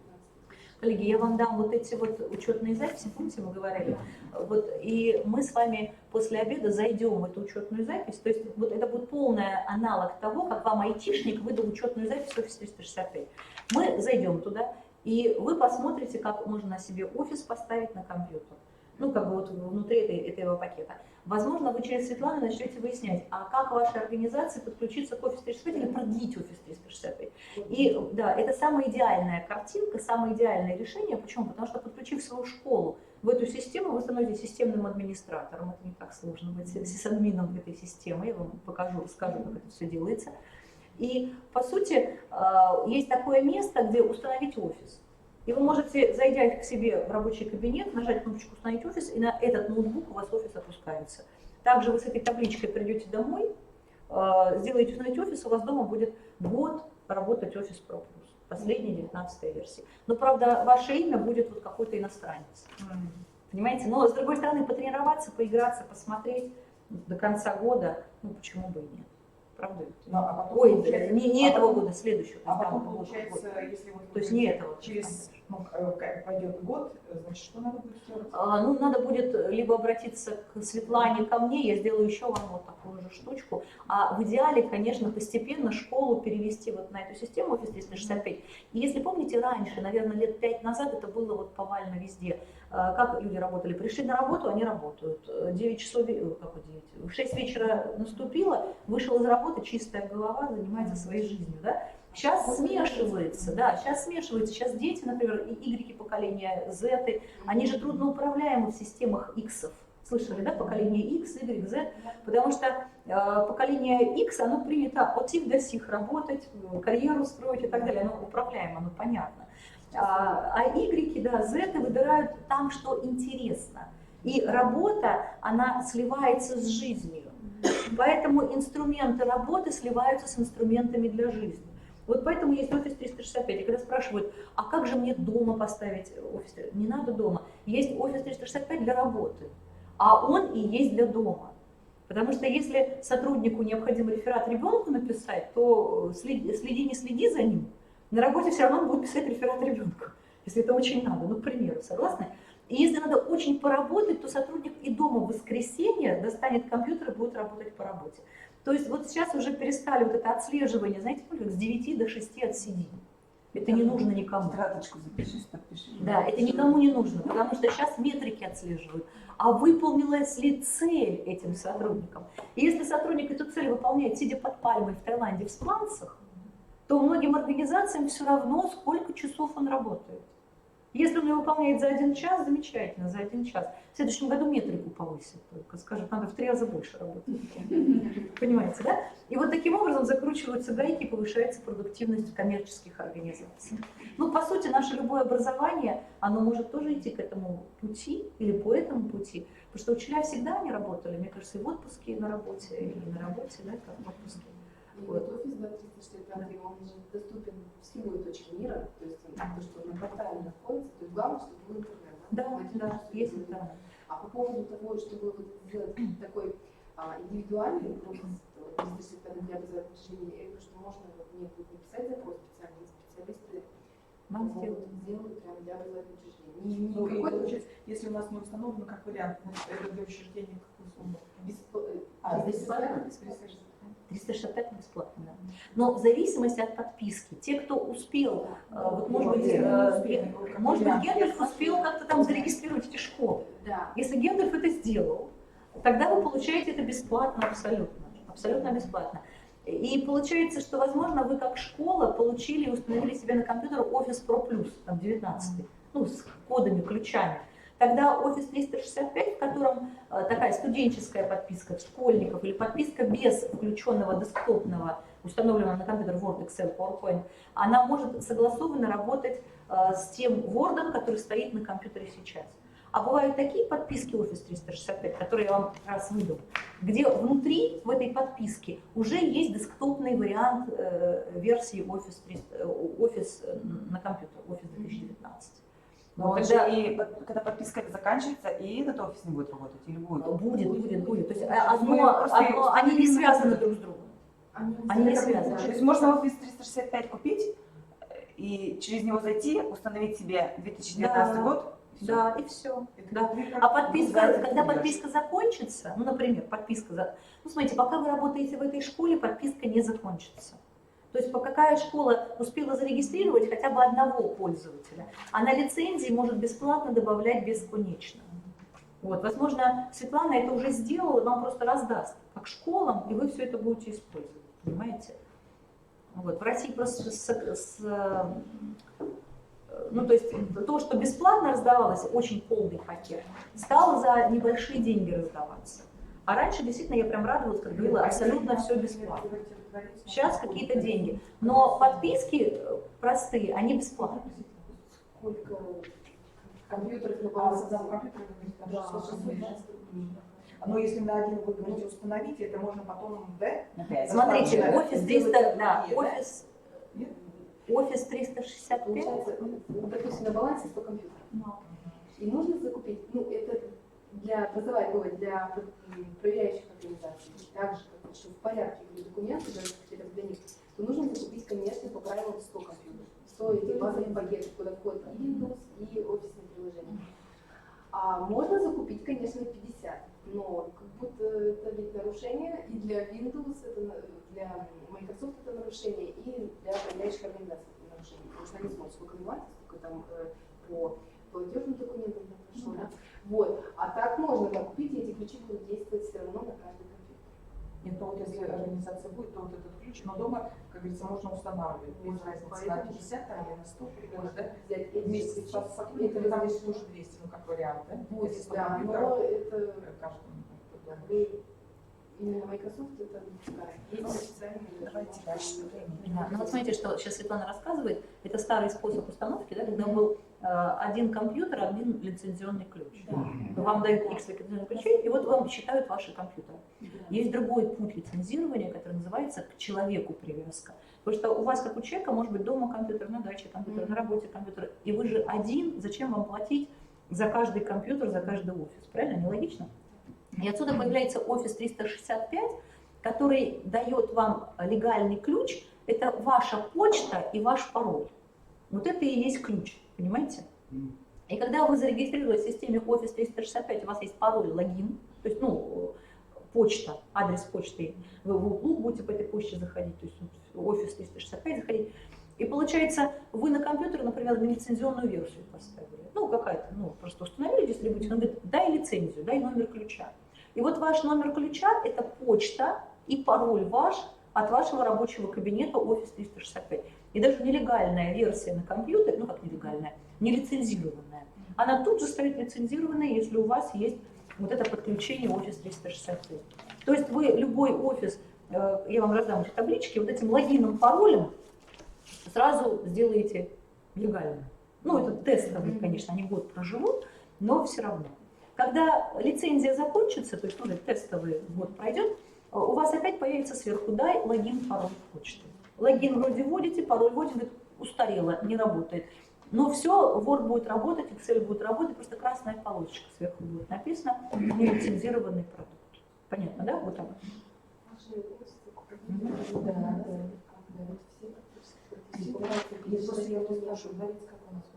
Мы работаем не Четыре школы. Еще раз Прилузском районе. Прилузский район, я собираюсь к вам приехать, мы совсем сейчас ведем переговоры с образованием. Там Лариса Андреевна. Лариса Андреевна, да. Вот, так что я приеду в Прилузском районе в 2019 году, не было проблем. Ну, о чем я и говорила на совете. Вот, меня с вами разговаривали по телефону, потому что. А, да? Вы мне рассказали. Сейчас. Нет, вы звонили в июне. Да, вначале, ну вот, так что я там с Ларисой Андреевной очень рада. Планирую к вам приехать. Да, хорошо. Коллеги, ну мы поедем дальше, да, сейчас? Давайте попробуем сейчас посмотреть. Вот здесь у меня табличка есть, а бывает же такое, что я вот так нечаянно взяла границу, и вот она туда уехала. Смотрите, вот так вот раз. Бывало ли такие случаи? Да?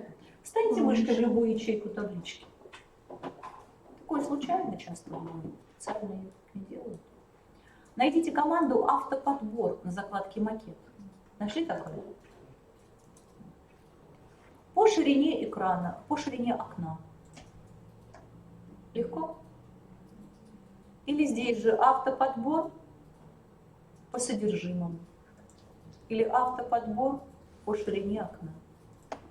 Получается? Здорово. То есть, заметьте, что мы делаем? Мы просто щелкнули по табличке и перебираем все кнопки подряд на закладке «Макет».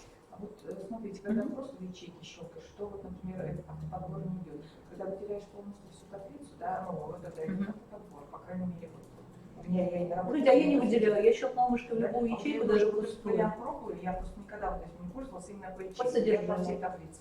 Да, и почему-то нет этой команды автоподбора. Щелкните мышкой по любой ячейке Вот таблички. я так и делаю. Закладка «Макет». А здесь закладка, ну-ка, закладка. «Макет», самая последняя. Самая последняя. Автоподбор выше, ну, выше. Правее. Правее, вот Чем правее, чем правее. последняя. Ну, Вообще, вы здесь макет, Конечно. а сюда надо заходить. Да, А конечно. смысл, когда полностью вот здесь выделяешь, сразу идет автоподбор. Всё. Можно, а здесь- Быстро гораздо, чем вот туда, еще куда-то заходить. Согласна, согласна, коллеги. Но это единая точка, где много других команд. Здесь все сразу. И автоподбор в том числе. Мы просто изучаем, какие функции есть. Зато здесь универсально. Есть, получается? Вот я тут вижу, да. Или вот так, выделила заголовки и выравнивание по центру. По верхнему, по нижнему. Ну, вот сейчас незаметна разница.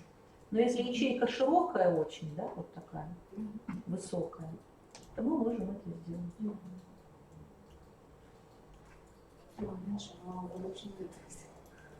Что? Да, да, да. Ну, просто так просмотреть. Ага. Согласитесь, так просто, да?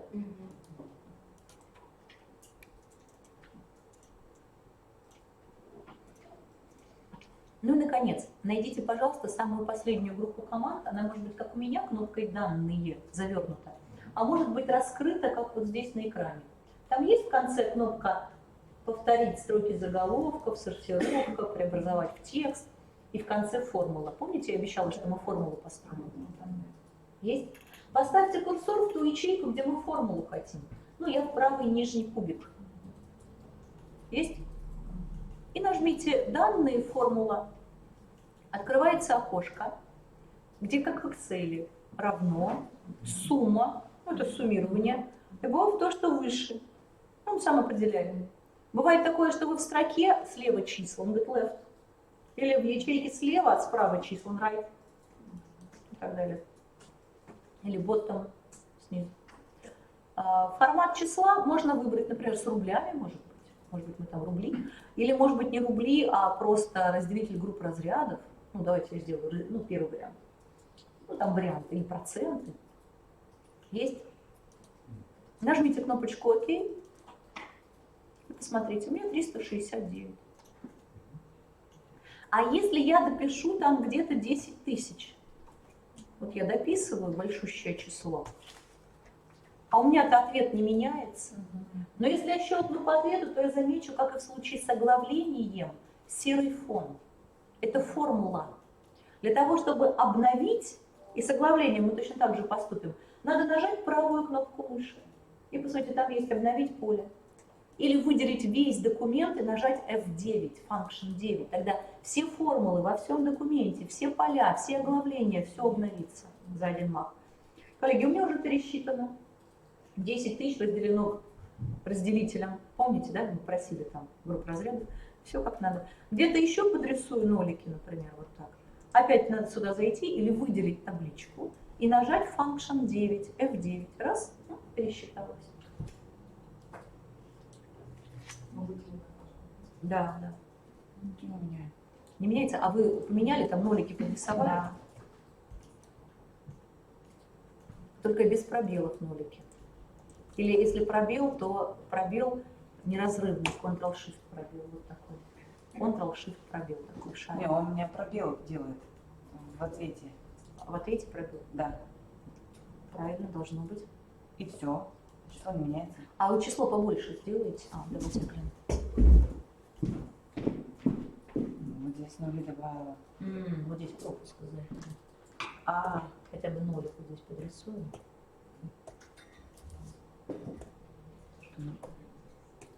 Ага, вот сейчас попробуйте. Вот 9. Обновится. Есть, да? Коллеги, единственное, что он не любит, это пропуски, да? То есть пустой, он вверх смотрит, пустая ячейка, он дальше уже не А будет. там вручную, как в Excel, можно эти все поля выделить? Нет? Вручную, Да. например, В Excel B2, там то же B3. самое, он также, да, вот, например, Можно. разрывает, а если выделяешь вручную, потом все считает. Вот вручную так не получится, но он может делать так формулу, смотрите. Я могу в соседний столбец, например, нажать команду формула и здесь поставить равно. Вот этот столбик называется А, этот B, этот C. Первая строка 1, 2, 3, 4, 5. Ну давайте я попробую C2 плюс C3 сделать. Смотрите, здесь я так и пишу в английском языке. C2 плюс C3 умножить на C4. То есть я первое число плюс второе умножила на... Ну то есть я второе, ну если скобки поставить, тогда сумма, ну он понимает скобки, ну как математика здесь. Я сложила первое и второе число, умножила на третье, вот он.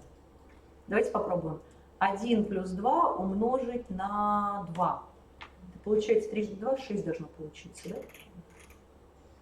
Здесь нажимаю F9. Пересчитала здесь, пересчитала. Легко? То есть, ну, там какие-то математические расчеты, если вам нужно добавить прям Word в табличку, вы можете это легко сделать. Вот. Ну, считайте, что здесь нет названий столбиков, названий строк, но их если посчитать, то они точно так же будут работать. Ну и, наконец, что хочется показать вам в таблице. Коллеги, все, что мы сейчас делали, это запомнили? Что хочется показать в таблице? Как шапку таблицы повторить на каждой новой странице. Да. Первый шаг – выделите шапку. Как вы думаете, где эта команда находится? Либо на конструкторе, либо на макете, других мест нет. Ну, на конструкторе там все просто, на макете давайте поищем. Ближе к концу. Недалеко от формулы. Повторить строки заголовка. Нашли?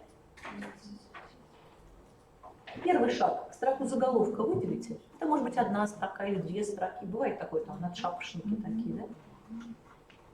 Теперь нажимаю, смотрите, у меня шапка повторилась. Я ее не рисовала, не вставляла. Она интерактивно повторилась.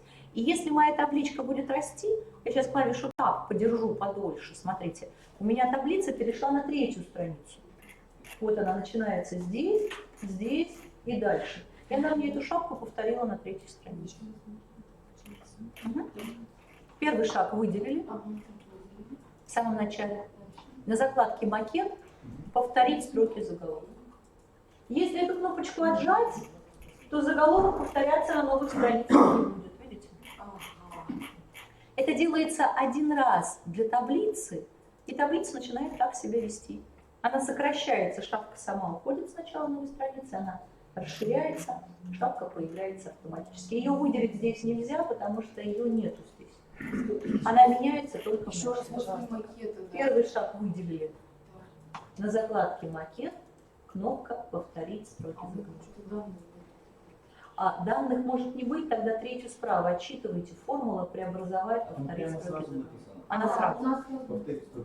У меня просто проектор, поэтому укрупнение экрана идет. А у меня почему она не активная? Значит, вы не выделили строку заголовка в таблице. Нет, она выделила первую строку. Может быть, захватили немножко перед? Посмотрите, может быть, перед строкой абзац захватили? Не работает? Смотреть.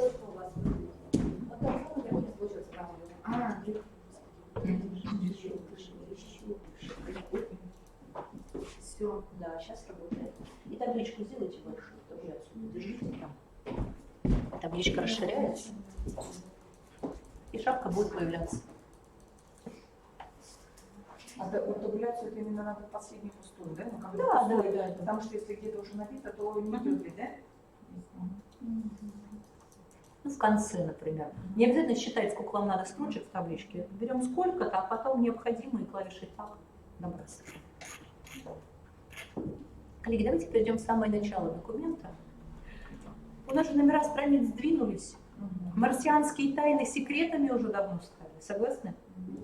Да еще и таблица как сдвинула нумерацию. Нажмите правую кнопочку мышки, команда «Обновить поле». Вам целиком или только номера страниц пересчитать? Целиком. Целиком, потому что текст поменялся. Новые заголовки могли появиться. Целиком, окей. Всё. Красота? Вот так быстро. Целый лифт тоже надо. Да, целый лифт.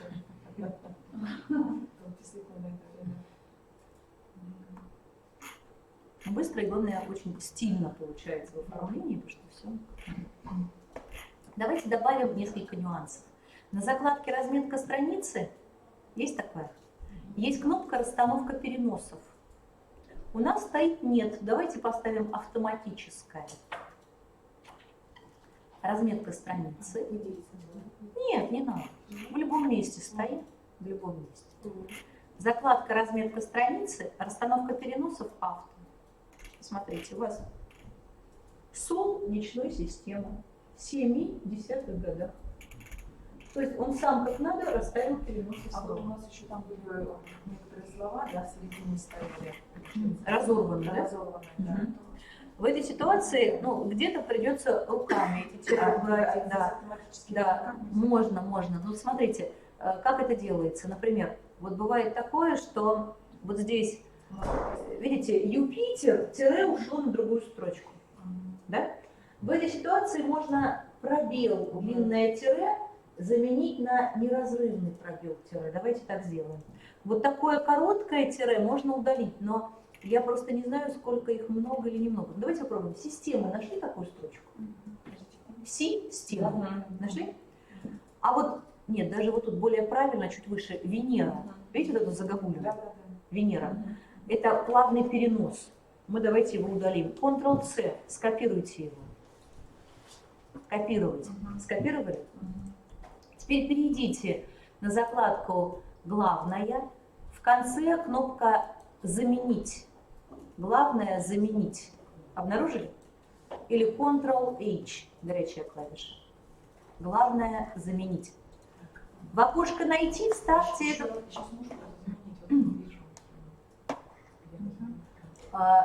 Самое начало, вокруг Солнца вращается не менее 9 больших планет. Меркурий, Венера. Нет, это нашли, а вот заменить.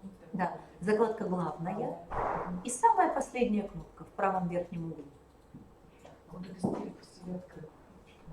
Не редактирование. Редактирование, а чуть выше «Найти», «Заменить», «Выделить». Нету?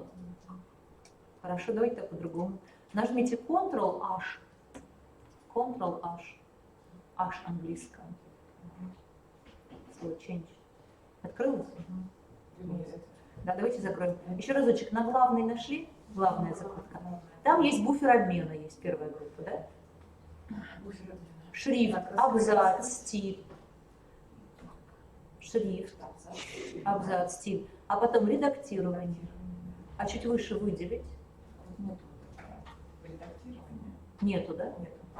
Хорошо. Да, нету прям. Да, давайте, знаете, что сделаем? Найдите, пожалуйста, файл. Вот сюда вот редактирование, и вот получается надо выделить. И там идет еще нижняя. 3 кнопки. Да, и значит нажимать на выделить. Да, да, да. То есть просто у вас экран еще уже получилось. Да. Найдите, найти, заменить. Нашли такое? Да. Можно, да. Скажите, пожалуйста, у нас обед сейчас до 2, да? Как хотите. Потому что мне просто... Давайте сейчас сюда думаем. Коллегу, как методист, поздравить с днем свадьбы. С удовольствием, да, давайте, конечно, сделаем. Можно я? Обязательно. Благодарю. Тогда мы что сделаем? Сейчас сюда 2 делаем обед, да? Ну, я не знаю. Нормально будет так? Мне кажется, вполне. Да, вполне. До часу досидим? Конечно, Дима еще. У меня сейчас отпустите, я... Обязательно, обязательно, обязательно. Итак, коллеги, смотрите, найти вы поставили эту загогулинку? Надо вручную поставить. Ну, мы его скопировали. А, Венера, да, вот загогулинка. Да. А заменить на пустоту, потому что переносы мы сами поставим. Согласны? И возьмите команду «Заменить все». 42 искусственных переноса тут же было убрано. Видите как? Заменить на пустоту. потому что действительно так. И заменить, да? Да. И заменить все. Да. Заменить на там ничего не пишет. Ничего не пишем. Заменить на ничего не пишем — это стереть. Понятно, да? Ну там пустота. Да, А пустота. вот туда вставить? Нет, нет, не ставишь. А то начинаешь. Ну, в общем, заменить все и закрыть, да, нажать. Да, Или да, просто заменить. закрыть. Заменить все, а потом закрыть. Посмотрите, у вас в документе улучшились, перестали быть вот эти переносы искусственные. Согласны? Мы их убрали. То же самое часто бывает вот такой значок. Вот вы из интернета берете вот такой значок. Бывает такое? Да, ой, так много бывает. И что мы делаем? Давайте поставьте этот значок. Как его ставить? Shift, не отпуская Shift, клавишу Enter. Shift. Это называется перенос абзаца на новую строчку. Есть? Скопируйте его в буфер обмена. Клик правый, копировать. Найдите кнопку «Заменить». Пробую его вставить, а он не вставляется. Видите? Не каждый значок еще удается вот так закинуть. Сейчас мы выйдем из положения. Сейчас мы выйдем из положения. Нашла значок. Нет, значок нашла, я его должна скопировать. Скопировать, да. Общий алгоритм. А, Скопировать. кстати, у меня его два. Ну ладно. И потом, Заменить. значит, на главный пирамида. Да, заменить. Нет, да. Нет, Что делать? нет, нет, сюда. А, Заменить. все, получается, ага. Ага. Пытаюсь вставить как предыдущий значок. Вот. Почему? А, да, вот сюда.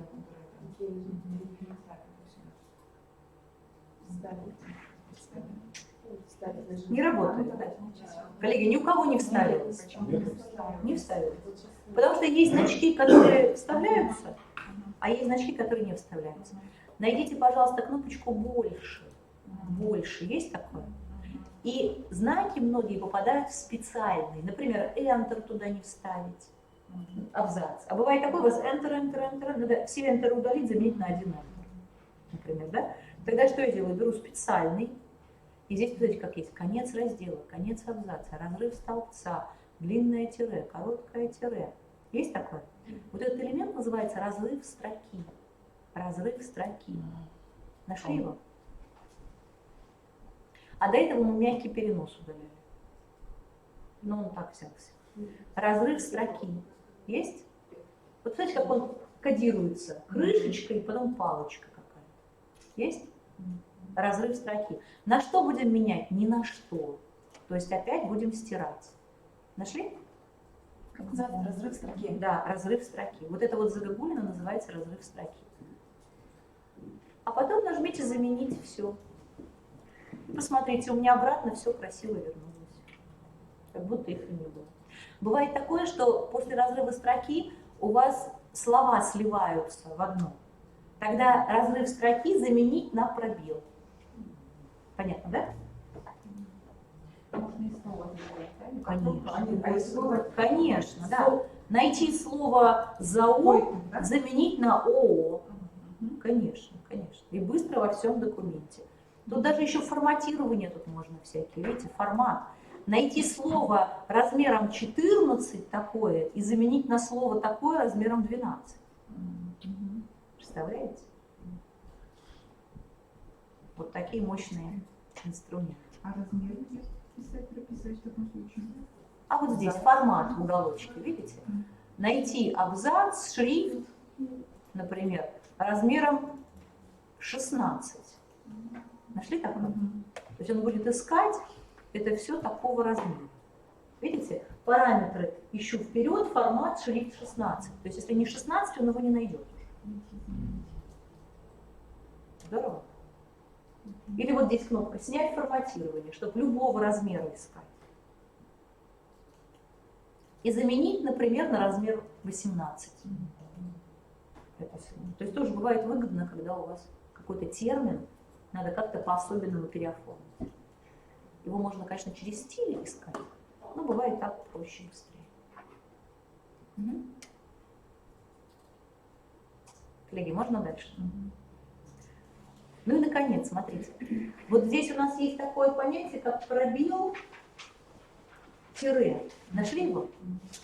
А, заметьте, Юпитер, тире перенеслось на другое слово.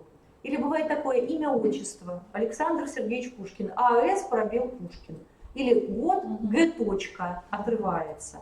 Как правильно записывать? Например, вот я здесь пишу какой-то текст, пишу, например, А. точка, С. точка, секундочку, А. точка, С. точка, пробел Пушкин. Без пробелов. Да, вот здесь без пробела, согласны? Есть такое понятие, как неразрывный пробел. Вот это обычный пробел, там может разорваться строка. А можно нажимать Ctrl-Shift и не отпуская Ctrl-Shift нажимать пробел. Видите, вот такие вот кружочки. Это неразрывный пробел. Вот этот. Вот. И правильно писать неразрывный пробел в этой ситуации. Тогда, когда я перейду, например, ну какой-то текст у меня будет идти, вот смотрите, сейчас Пушкин доходит до конца строки, я пробелы какие-то ставлю, тут что-то у меня идет. Ой. Вот. Слова какие-то. Замечаете, да? Видите, А.С. Пушкин здесь перешел. Он не разорвался. А если бы я поставила просто пробел вот здесь, неразрывный, я стираю, пишу просто пробел. А.С. Пушкин. Или могло бы быть такое, что А.С. остался, а Пушкин ушел. То же самое года там и так далее. И вот есть такое понятие неразрывный пробел. Давайте попробуем. Ctrl-Shift пробел. Получается Ctrl-Shift пробел. То есть Ctrl-Shift держу и нажимаю пробел. Это то место, где разорвать одно слово от другого слова будет нельзя. Они обе идут либо на одной строке, либо на второй. Коллеги, легко? Хорошо. Теперь следующее. Давайте заменим в таких словах, как Меркурий-тире. Нашли вот это? Венера-тире, Марс-тире. Перед тире поставим неразрывный пробел. Это интересно? Попробуем? Выделите, пожалуйста, и в буфер обмена положите пробел и вот это тире длинное. Клик правый копируйте. Сможете? Ну, какой-то пример. Так удобно. Зайдите в окошко «Заменить» и в поле «Найти» вставьте пробел-тире. Получается? Ну, из буфера обмена. А заменить на идем в специальный символ. Здесь берем неразрывный пробел и здесь же открываю и беру длинное тире. Ну или можно там, не знаю, короткое тире, не важно.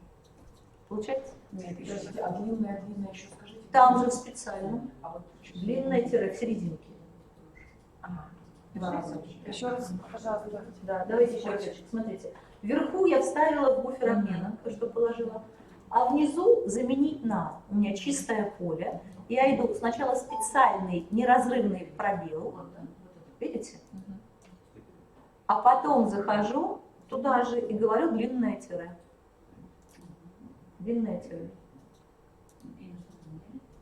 и потом сразу заменить на, заменить все. И вот посмотрите, 29 замен сделаны. Если я посмотрю, Меркурий, неразрывный пробел, тире, Венера, неразрывный пробел, тире, Земля. Красота, да и только. Во всем документе тут же исправлено. Такие же подмены вы можете пробел Г точка на неразрывный пробел Г точка. Ну и так далее. А теперь, чтобы Юпитер был полностью.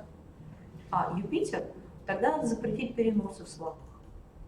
Ну, Юпитер, У меня, знаете, у меня вышли цифры, я не знаю, как здесь у вас. тире нету. А? У меня какие-то вышли цифры, да, целых и так далее. Где они вышли? А у вас то же самое? Да, у вас то же самое. Они- Нет, нет, там были цифры целые, во-первых, да? А тут получается дроби. А у вас то же самое. А, ну да. Вот, я Они были были, нет, значения. вышли, вот они, А, маленькие. вот это. Это другое. У нас все одинаково. Ага. Не, Word не настолько умен. Конечно, хотелось бы, чтобы какая-то логика в нем была такая умная, но не настолько. Коллеги, интересно? Давайте нумерацию страниц поставим. Как она нужна? Ссылки. Так, или сноски. Нет, давайте вставка. Найдите вставка. Вставка. И в конце есть номер страницы. Ближе к концу номер страницы. Нашли? Где будем делать? Вверху, внизу? Давайте внизу страницы. Вам где? Слева, в центре, справа? В центре. Ну и давайте щелкнем внизу страницы в центре. Простой номер. Так, первую страницу. А первая страница не должна быть пронумерована. Согласны? Да. Не должна быть. Посмотрите, а у меня стоит номер 1. У вас появилась закладка «Конструктор», потому что мы-то номер поставили, мы в колонтитуле зашли. Давайте сделаем на пустой части странички двойной щелчок. Ну, то есть по центру где-то двойной щелчок. На какой, на первой? На любой, на любой. Заметили, ваши номера страниц зафиксировались и бледным отображаются снизу.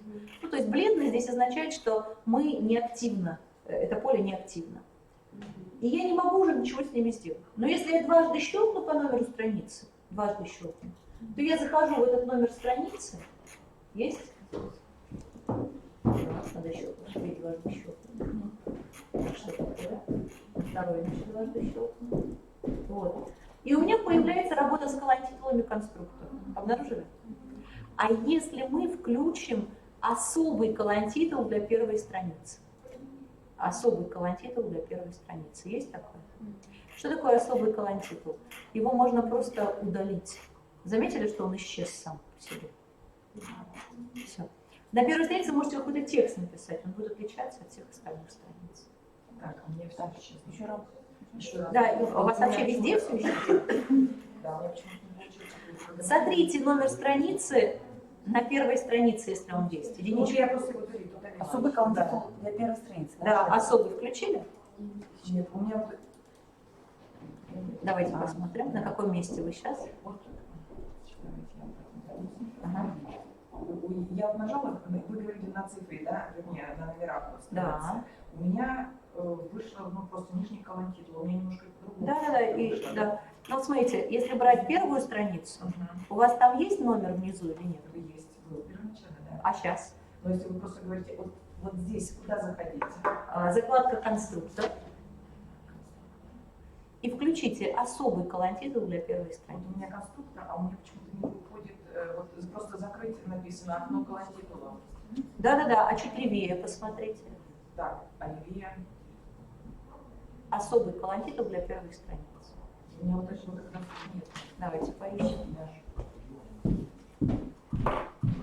А вот он, смотрите, параметры. А, вот так. Особый. Просто у вас экран. Спахните его. Просто экранчик маленький. Сейчас то же самое. Особый колонтитул. Теперь давайте смотреть. На первой странице он пропал, а на второй что? А на второй у нас есть. А у нас еще здесь. А вот. Да, давайте. Колесико. Зайдите в колонтитул. А у вас не скрыл глаза нельзя. Тоже нормально? Ну просто не стали удалять. Ниже. Вот. Номера страницы отсутствуют. Делаете вставку. Ага, да. Номер страницы вот. И давайте внизу оценку сделаем, так что одинаково все. Ага, внизу на полях, чуть-чуть выше. Еще выше. Внизу страницы. Там слово внизу страницы. В самом верхнем углу. Вот тут. Да, внизу странички и возьмите оценку. Ага. Да, все. А теперь смотрите, видите, на первой страничке у вас есть. В колонтитулах вы находитесь. Поставьте галочку «Особый колонтитул для первой страницы». Видите, он на первой исчез, на второй остался с номером 2. Покрутите колесико, вы сейчас его увидите. Есть, да? Вот и все. Ну, то есть, получается, мы можем таким образом определять первую страницу. Но если хотите, чтобы я вас вообще загрузила, давайте из конструктора выйдем либо крестиком, красным вот этим вот, да, кубиком с крестиком, либо двойной щелчок на вход. На самом деле, любой документ по умолчанию – это один раздел. У каждого раздела есть первая страница и все другие страницы. И вот мы на первой странице сказали «особый». Ну, то есть мы там что-нибудь, либо ничего не пишем, либо что-нибудь, да, и все остальные. Оказывается, бывают такие документы, где сначала страницы идут вертикально, потом горизонтально, потом опять вертикально. Или часть страниц арабскими цифрами нумеруется, потом буквы А буквами какими-то, потом римскими. Понимаете, да? Нумерация может внезапно начаться с номера 1 в середине документа. Видели такое? Ну, какое-то вступление нумеруется, а потом следующая часть уже нормально опять с цифрой 1 нумеруется. Или продолжается нумерация. Вот такие фокусы, как разный размер бумаги, разная ориентация в рамках одного документа можно делать, только делая разрывы страниц, разрывы разделов. Коллеги, интересно вам такую тему посмотреть, разрывы разделов? Или интересно?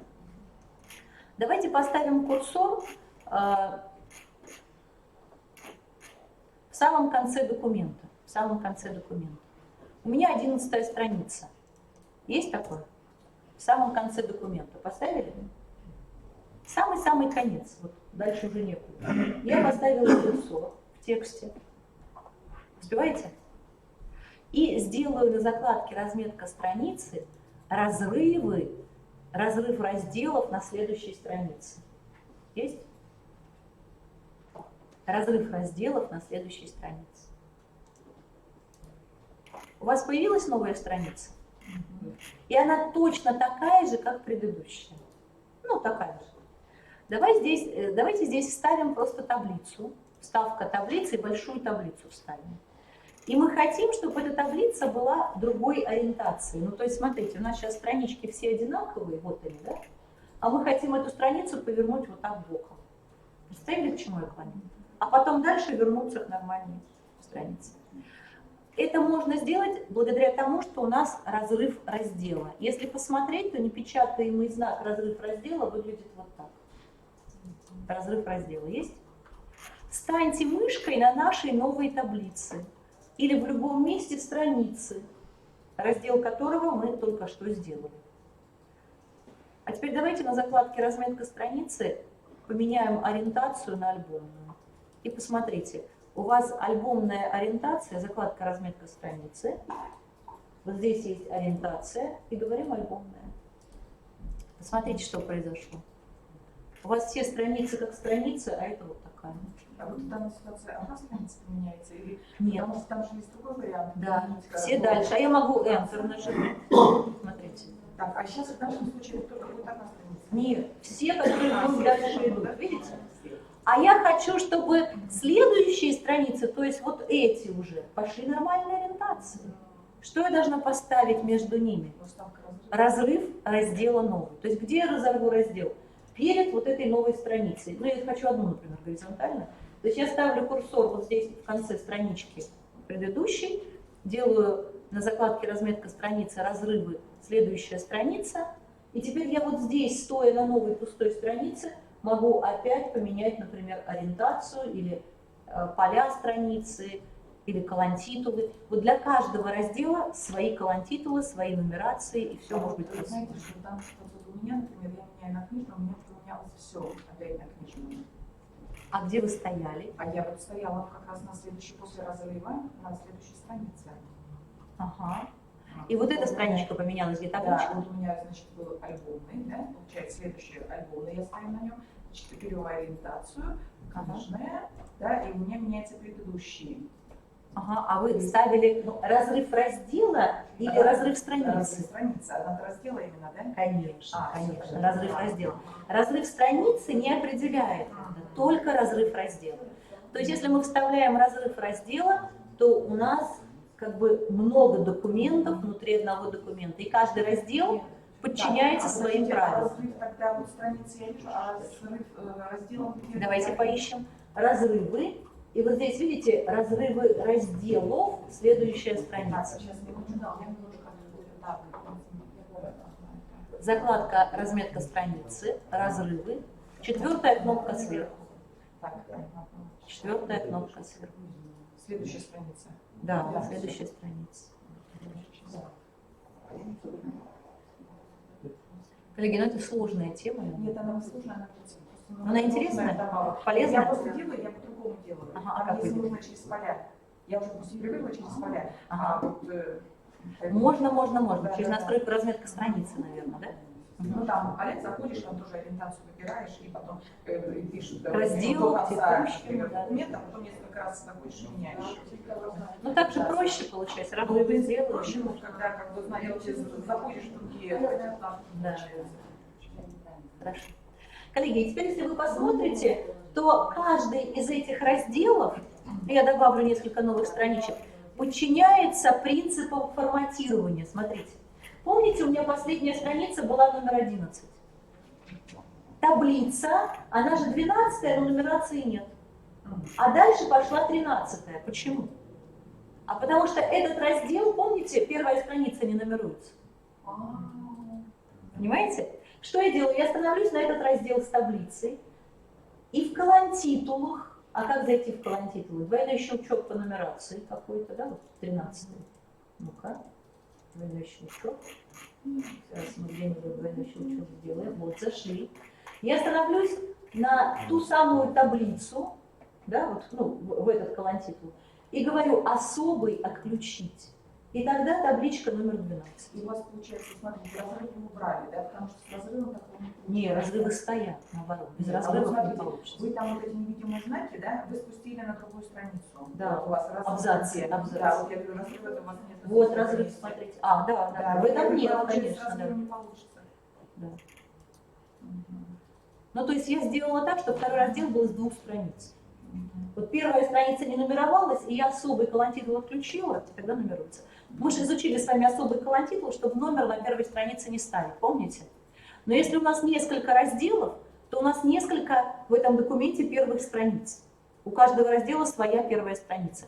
И тогда особость колонтитула для первой страницы, кнопка «Особый колонтитул», надо отжать для всех других разделов, чтобы не было дырок в нумерации документа. Коллеги, смысл понятен? Здесь та же история. 3-й раздел тоже нет номера, потому что он Так, а начинающийся. вы знаете, что Я отжимаю, я сейчас отжала, вернее, там отжала, сделала, да, а у меня на первой опять появился. Теперь я должна, чтобы а на какой первый? Вот, ну, вообще, у нас там сейчас содержание это идет. У меня не появилось. А вот у меня не А у вас, давайте А читать. колонтитул А у для вас сколько страниц? разделов? Может быть, у вас всего 2 раздела? Страницу, которую вы сняли, да, там появилась нумерация. А я просто сразу иду на Хорошо, а давайте так, где наша таблица? Какой там раздел? Прочтите. Прочтите раздел, где наша таблица. У меня на странице, где таблица, раздел номер У 2. меня раздел 2, Тоже раздел 2. да. Хорошо. Раздел 2, точно. Да, раздел 2. Раздел 2. Хорошо, тогда перейдите в самое начало на первый раздел. Поставьте курсор в первый раздел и особый колонтитул включите. Так. В самое начало документа, Ну, я в самом начале сейчас зашла, нижний колонтитул первый. да, Так, и особый ну, вот у меня, включите. смотрите, особый колонтитул для первой страницы. У меня галочка стоит, она никуда не исчезла. Она стоит. Вот, галочка стоит. Ага. Можно тогда это первый раздел. Первый раздел. А это второй раздел. Вот, а здесь мы снимем галочку. Нет, все хорошо. Нет, смотрите. здесь стоит, а... Нет, все отлично, смотрите. Вот это второй раздел, и вы, получается, поставили, ну, можно даже снять галочку. Вот здесь, да, снять, все нормально. Вот. 9, 10, 11, 12, 13, все отлично. А там он не должен появиться, потому что мы включили особости. Вот открывается. Так, он появился. И галочка. Да, особый. Но мы можем особый просто его взять и удалить. Явно, да. Теперь были. Ну на второй смотрю стоит. А второй стоит, да. А все будет хорошо, потому что он же особый. Ну, бывает такое. А есть видите, все может быть. То есть, когда стоит галка особый, номер может стоять, а может быть пропущен. То есть это нам дается возможность сделать иначе. Просто возможность сделать иначе. Бывает он пропадает, а бывает он просто остался. Но как бы снятие галочки не обязует там что-то сразу сделать. Возможность наша руками что-то переделать. Коллеги, ну запомнили самое сложное. Разные колонтитулы, разные поля, разные ориентации. Это все возможно благодаря разрывам разделов. Понятно, да? Как только есть разрыв разделов, все остальное может быть иначе. Вот. Есть еще одна супер тяжелая кнопка. Вот смотрите, например, у нас первый раздел шел как шел, а второй раздел вы хотите нумеровать с другим текстом, другим каким-то вообще секретным, например. Давайте второй раздел, где у нас табличка была, видите, я напишу сверху слово секретно. Секретно. Да, прямо вверху, секретно. Секретно. Смотрите, у меня первый раздел тоже секретно получил. Замечаете? Заметили? То есть надо сказать, чтобы второй и первый не были связаны. Первый сам по себе, а второй сам по себе. Поэтому надо сделать так, чтобы второй не копировал первый. Иначе нумерация, значит идет нумерация везде. Понимаете, да? Станьте мышкой в любом месте второго раздела. Получается? Ну, заметили, как синхронно, да, все? И тут секретно, и тут секретно. Станьте мышкой в любом месте второго раздела. И отожмите галочку, как в предыдущем разделе. Видите галочку? Чуть левее, как в предыдущем. Вот он. Вот мы ставили особый колонтитул, а как в предыдущем, вот такой. Я ее отжала, и посмотрите. Здесь у меня секретно осталось. Но я могу здесь написать все, что угодно. Секретно я сверху удаляю из первого раздела, а здесь секретно остается. Давайте. Вот я беру третий раздел уже, а третий раздел не секретно хочу написать. Если я пишу не секретно, смотрите, сделаю это красным крупным, видите, полужирным, не секретно, то у меня не секретно будет еще и здесь, во втором, видите? То есть что я должна сделать, чтобы они были разными? Я должна стать мышкой, например, в третий раздел, вот здесь, и сказать, перестань повторять предыдущий. Не копируй предыдущий. А эта кнопка, вот она, видите, вот она. Как в предыдущем разделе, она нажата по умолчанию. Поэтому все разделы одинаковость копируют. Но если я эту кнопку отожму, теперь у меня третий раздел может быть не секретно, а второй я слово не удалю, и у меня будет секретно. Смотрите. Второй раздел секрет, а третий раздел предыдущем. А чтобы вот для этого команда у меня не выполнилась, я пишу. Да? Смотрите, вы просто мышкой становитесь в какой-то колонтитул. Да, я сейчас стою в каком? Я в третьем, а вы? Ну, у меня операция это второй получается. Второй, хорошо. Я тоже во второй тогда стану. Хорошо. И теперь посмотрите, когда на закладке конструктор вы присмотритесь, то левее вот здесь будет кнопочка. Вот. Она по умолчанию нажата.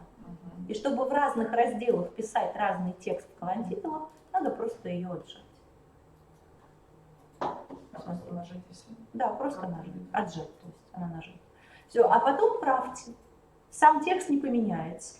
Стирайте, пишите разный текст. Разный текст допускается. Ну, вот смотрите, вы-то нажали, у вас во втором разделе, значит, секретно осталось, а в первом разделе секретно исчезло. А я удалила ручками.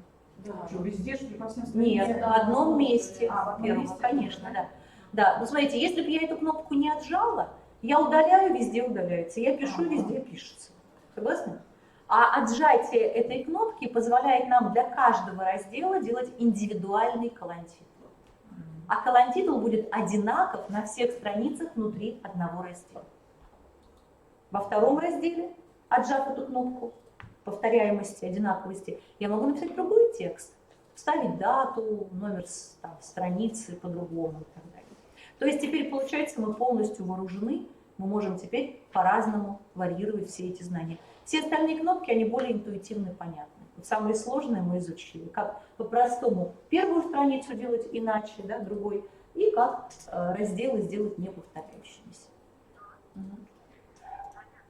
Коллеги, ну и наконец, если мы перейдем в начало оглавления и сделаем обновить оглавление, ну я закрыла колонтитул, обновить, у нас номера страниц могли немножко поменяться, вот, и здесь вот если целиком обновлять, то есть могло что-то пересчитаться, потому что могли начать там не с номера 1, а с номера 2, там, 3.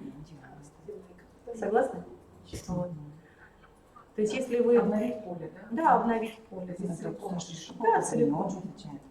Обновить поле целиком, потому что вдруг текст поменялся, нумерация поменялась. Вот и все. То есть бывает такое, что мы могли начать нумерацию не с 1, например, а с 2, да, там. Поэтому нумерация здесь вычитывает те циферки, которые стоят вот здесь. И если я поменяю, например, нумерацию на арабскую, римскую, какими-то там по-другому, то эта нумерация точно так же будет и здесь. Например, я могу для первого раздела сделать нумерацию другого вида. Как это сделать? Например, я захожу в конструктор, в первом разделе на странице номер 2, хотите, сделаем так, и захожу в номер страницы, формат номеров страницы, и могу сказать, что не 1, 2, 3, а А, Б, С.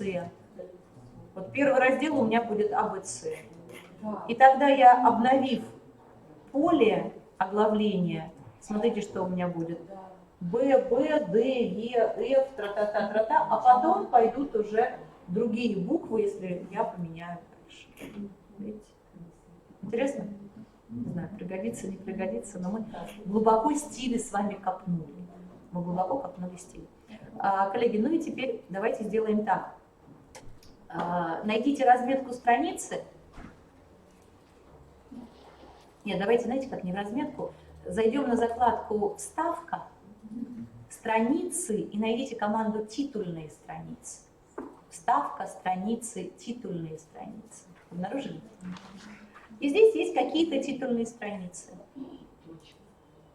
Эти титульные страницы можно сделать под школу, под задачу, под рефераты, под диссертации. И они могут быть уже сохранены по умолчанию в вашем продукте. Сейчас у нас какие-то данные титульные страницы, это новинка 2007 Word, так называемые building blocks, строительные блоки. Мы можем эти строительные блоки переделать по-своему, своим оформлением, и раздать всей школе, например.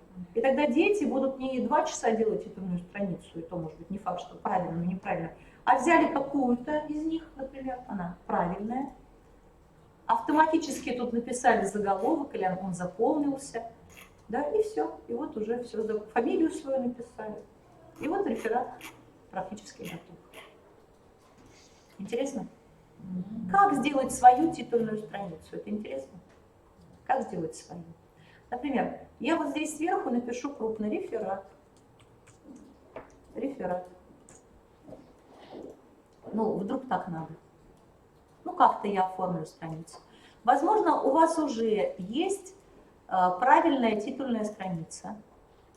Возможно, это уже есть у вас. Там ученика, там, такой-то школы, такого-то класса. Ну, давайте предположим, что мы сделали как надо. Вот здесь логотип школы, может быть. Вот в этом уголочке.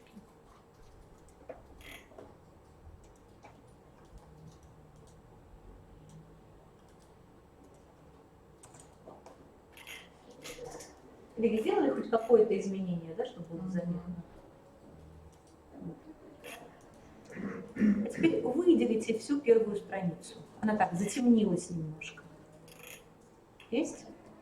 Просто выделите первую страничку. Мышкой так проведите.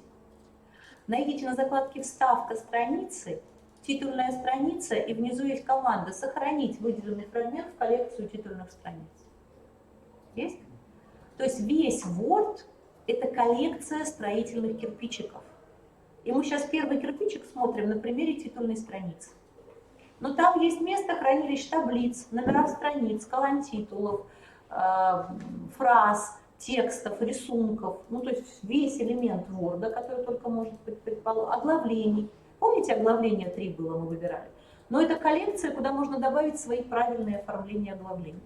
И вот так можно собирать документ Word. Это все можно транслировать на все другие документы Word копированием файлов Building Blocks.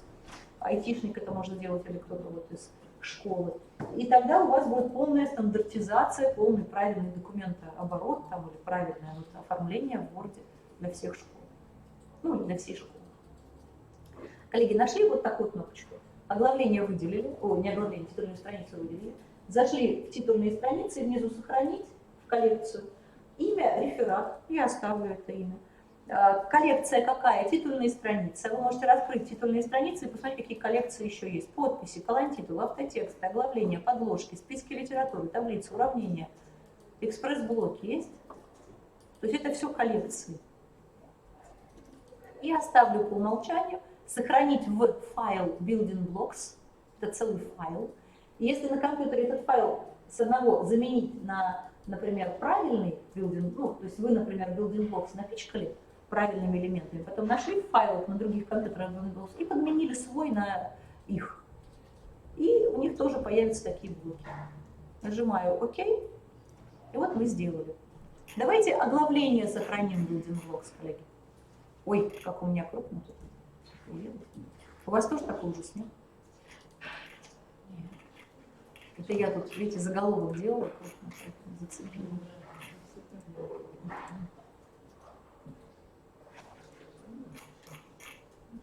Как мне поменять? Смотрите, я захожу в оглавление, видите, щелкнул мышкой, и у меня есть такой стиль оглавления 1.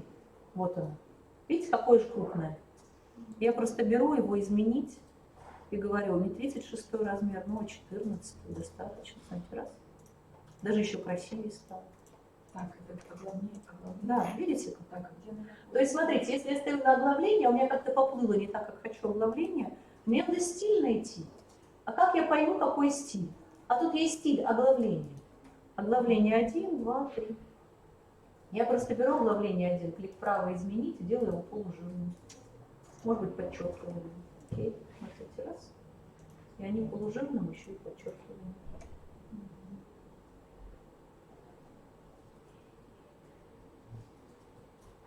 Ну, может, подчеркивание уберу. Вот так раз. Понятно, да? То есть стиль он везде. Что-то не так пошло, проще всего со стилем. Ну и, наконец, давайте найдем нашу табличку красивую. Может быть, мы тоже хотим эту табличку сохранить в Building Blocks? Можно всю табличку, можно шапочку. То есть с настроечками, со всем добром вот этим, с формулами. Выделила. Захожу, вставка, таблица, экспресс-таблицы, сохранить в коллекцию экспресс-таблиц. Тут какие-то таблицы есть. Microsoft их для примера положил. Можно потом эти примеры удалить, подчистить, лишнее убрать. А свое накопить полезное. Планета, ну пусть будет планета. Окей. Так, вот здесь файл, получается, если мы таблицу начали. Да, таблицу выделили. Так, Ну, какую? полностью глава, да? Нет, хоть пол таблицы, хоть, не знаю, хоть что-то. Можно даже слово перед таблицей захватить, или абзац какой-то, рисунок, таблицу. И пошли вставка, таблица, экспресс-таблицы внизу, сохранить выделенный фрагмент в коллекцию экспресс-таблиц. Есть? Так, вставка таблицы, экспресс-таблица. Да. Есть? Вот, хорошо. Так, Теперь дальше. Да, получается, и окей. сохранить выделенное. Да, и окей, все. Потом дальше, номер страницы. Помните, эксклюзивные номера страниц мы сделали? Захожу. Может быть, я в номерах страниц сделаю там какой-то логотип поставлю, еще что-то. Бывает такое? Выделяю колонтитул. Вот так, выделила колонтитул. Захожу, вставка, нижний колонтитул, я же снизу. Сохранить выделенный фрагмент в коллекцию колонтитулов. Коллеги, так все напичкано. Это сохранить где это у нас получается? Изменить, нижний, да, удалить, Да. а сохранить Вставка, вставка. нижний Это колонтитул. я уже зашла. И самое нижнее, чуть-чуть ниже, на одну не дошли. Так, подождите, ну вот я в самом низу. Вы говорите, Да. Почему не активно? Не выделили. а вот выделить Выделить, филигрань там выделить. или что-то, да? Вот это Да. вот.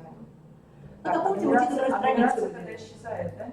А? А нумерация когда исчезает? Нет, почему? Мы же выделили, мы delete не нажали, мы же не удалили, выделили просто. И зашли в нижний колонн-титул «Сохранить». Всё. Подождите, да, что там Выделяю. когда в филиграни появилась, так, А. нумерация исчезла. А что еще? Ее не тогда выделить, еще надо выделить. Так, я уже да, филигрань, взяла у меня, значит, вот филигрань, да. А какая? Ну, ставка там, это, значит, А получается, как-то не было. да. Это я на шаске. Это вы картинку вставили. Это получается станция. Ну, А там давайте последнюю мы сказали отменим, нажать. давайте мы отменим. У меня же Отменим понятно. на действие. Вот я отменила, у меня уже все зависло. Давайте, можно немножко. Это вы красоту вставили, я поняла. Ну, давайте мы с красотой еще добавим и номера страниц. Внизу страницы давайте по правому пункту. Надо поставить курсор и филигрань поставить после. Давайте курсор Мы пробил. выделим, и вместо Да, этого из-за получается, этого, да. А где вы филигрань? А вот как вы сказали, прям вот там же нижний колонн-титул, да, заходит. Это поднимите, конечно. А мы вставим как картинку. Да, давайте мы вставим изображение, но будет не филигрань там, а звездочки. Ну пусть это будет логотип. Согласны? Да, где эта звездочка? Ну, вот, на первой странице.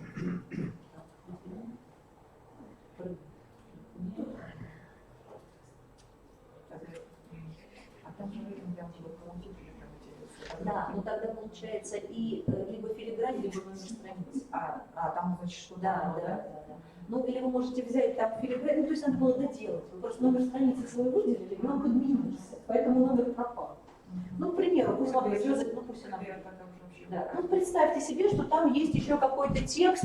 Ну, пусть давайте предположим, что наш текст чуть сложнее, чем просто номер или цифра. Можно же представить? Ну, там какой-то еще значочек стоит. Или что-то там, например, я здесь могу вставить, может быть, там табличка. Бывает такое? Табличка, где написано школа, номер, 1, 2, 3. Бывает такое, коллеги? Я, может быть, нафантазировала. Табличка невидимая, здесь ФИО, например. ФИО, пусть как чья-то ФИО. И вот нам это надо делать на каждой странице. А видимость таблички я уберу. Например, на конструкторе сделаю табличку невидимой, границы невидимые, без границ. И вот получается у нас такое ощущение, что вот такой красивый колонн-титул. Ну, представьте, да, вот он. У нас же нет такого колонн-титула. Нету. Я что делаю? Я его выделяю. Согласны? А потом куда иду? На закладке вставка, нижний колонн-титул, и говорю сохранить в коллекцию колонн-титул. И вот у меня коллекция, давайте я назову с таблицей. А вот если С таблицей. Не выделили. Неактивна команда, значит не выделили. Все, смотрите. И вот таким образом можно нашпиговать весь Word вашими элементами. Давайте попробуем создать новый документ. Этот документ оставляем. Сделаю файл «Создать», чистый новый документ. Из этого документа не выходим. И проверим, где наша титульная страница. На закладке «Вставка», «Страницы», «Титульная страница». Посмотрите, вы свою там найдете.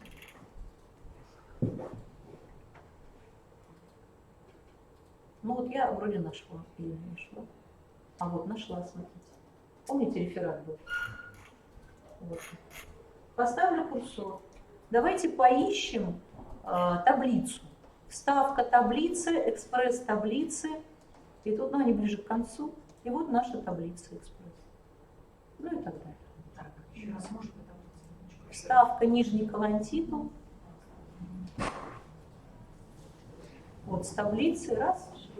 И вот у вас правильные. Здесь называется, видите, 1, 2, 3 пошла, потому что там было и так было. Здорово. То есть получается, первое, что мы делаем, в каком-то документе, в котором у нас были сделаны правильные элементы, мы берем, выделяем, говорим, сохранить туда, сохранить туда, сохранить туда, нашпиговали весь.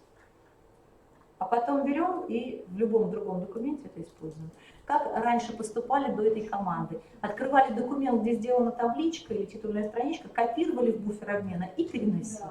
А это, получается, вам не нужен буфер обмена, вы навеки вечные запомнили в свой Word и пользуетесь этим. Когда я делаю какие-то методички, коллеги, я возвращаюсь в предыдущий документ, когда я делаю какие-то методички, у меня бывает такое, что мне нужны, например, какие-то стрелочки, ну, бывает такое, там, какие-то значочки. Вот я долго рисовала стрелочку, например, толстенькую, красненькую, вот, какую-нибудь, так, толстенькую надо ее сделать, так, толстенькую сделали, теперь красненькой надо ее сделать красненькой, ну, к примеру, да? И мне эта стрелочка нужна вот, чтобы ее не делать с нуля, да, не копировать из какой-то части документа, а мне она нужна. Тогда я часто бываю делаю так. На закладке «Вставка» есть такое место, которое называется «Экспресс-блоки». Она вот справа от текстового поля. И туда я кладу всякую всячину такой же командой «Сохранить выделенный фрагмент в коллекцию экспресс-блоков». И тогда эта стрелка, вот так напишу, стрелка, ложится в эту коллекцию. Смотрите, теперь я раскрываю кнопку, а там вот эта стрелка. Ну, ее не видно сейчас, она низковата. Или беру какой-то кусок текста. Это ж не таблица, не титульная страница. Тоже кладу туда, в коллекцию экспресс-блоков. Вот. И вот таким образом моя коллекция может быть пополнена. Так, а коллекция Закладка «Вставка». То есть всякая всячина, куда кладется? Вставка. Так, вставка, потом... Вставка. Текстовое поле, большую кнопку нашли, а справа от нее кнопка «Просмотреть экспресс-блоки». Просмотреть экспресс-блоки. Вот у меня просто там прям написано у вас. Нет, она мелкая. Она мелкая. Раскройте ее. Там у вас пусто, а у меня уже два куска. Стрелка и «Есть ли жизнь» на Марсе. А внизу есть «Сохранить выделенный фрагмент в коллекцию экспресс-блоков». То есть туда вы можете шпиговать и таблицы, и рисунки, и кусочки, и шарики, и треугольнички, для того, чтобы, сделав правильные элементы, его быстро нанизывать в свою часть документа для его сборки. Не знаю, мне показалось это очень мощным элементом Word в 2007 году. Новинка 2007 года. Очень мощный элемент. И раз мы сегодня глубоко в Word пошли, я решила вам его показать. Не знаю, пригодится? Такой мощный элемент. Ну и, наконец, давайте зайдем в эту коллекцию и найдем организатор стандартных блоков. Есть такое? Организатор. Вот там же экспресс-блоки. Надо сохранить, есть слово «организатор стандартных блоков». Это место, где стандартные элементы от Microsoft и наши элементы находятся. Вот вы можете кликнуть, например, да, организатор стандартных блоков. Организатор стандартных блоков. Вторая снизу команда. Если вы отсортируете по категориям, например, то там есть встроенные, а есть ваши. Так, или давайте так, коллекция таблицы, например. Вот. И вот есть планета. Это моя табличка, видите? Я могу взять ее и удалить, чтобы там ее не было. Или там есть много непонятных таблиц, просто берете их и удаляете. И у вас там остаются только ваши элементы, которые вам нужны. Ну и, наконец, коллекция Building Blocks – это не что иное, как файл, лежащий на компьютере. И если вы свой файл Building Blocks, вот так старательно накопленный, красиво оформленный, возьмете и передадите айтишнику, например, скажете, заменить на всех компьютерах Building Blocks в школе, то вот ваша коллекция, которую вы накопили, будет одинакова на всех компьютерах. Вот такая стандартизация может быть проведена в школе. Вот правильное оформление. И тогда школьники будут делать контекст, а не сидеть, думать часами, как же это все оформить. Например, там та же титульная страница и так далее. Коллеги, ну и самое интересное, когда мы будем выходить из последнего документа, давайте попробуем это сделать. На крестик нажимаю в нашем файле, и на вопрос «Сохранить», хотите сохранить изменения в стиле начала работы? Давайте скажем «Нет, не хочу». Не хочу. Жалко, да? Ну, мы сейчас это запомнили. Не хочу. Второй документ у меня пустой. На вопрос «Сохранить» говорю «Нет, не хочу», потом вернем. И еще раз. А вот когда я из последнего файла буду выходить, посмотрите, маленькая табличка открывается. которая нас спрашивает совсем о другом. Она говорит, вы изменили стандартные блоки, такие как титульные страницы, колонтитулы, таблицы. Было такое? Было дело? Было. Хотите ли вы, чтобы building blocks сохранился таким, каким вы его сделали? Если вы говорите «да», то building blocks на будущее такой, какой мы сейчас его оставили. Ну, то есть подпорченный. Мы же сегодня подпортили его. Если я говорю «не сохранять», то building blocks как будто вы ничего там не делали. То есть последний выход из последнего документа за сеанс работы, где вы правили building blocks, он вас еще переспрашивает. То есть пока вы не ответили, он еще изменения в файл не внес. Ну, коллеги, если вы не против, я скажу «не сохранять», чтобы чистеньким компьютер оставить, хорошо? Вы на свое усмотрение, я скажу «не сохранять». То есть получается, у меня при открытии файла стиля начала работы, а я с рабочего стола открываю, документ абсолютно чист. На закладке «Вставка» Building Blocks здесь абсолютно пусто. Почему? Потому что я вышла без сохранения. Но помните, есть вставка таблица, экспресс-таблицы, и здесь есть стандартные таблички, куда мы свои таблички можем кнопкой «Сохранить». Почему кнопка «Сохранить» бледная? Помните? Мы не выделили. Да. Можно ли в таблицу положить рисунки? Можно. Можно ли в колонтитулы закинуть таблицу? Можно. То есть любая коллекция – это условность.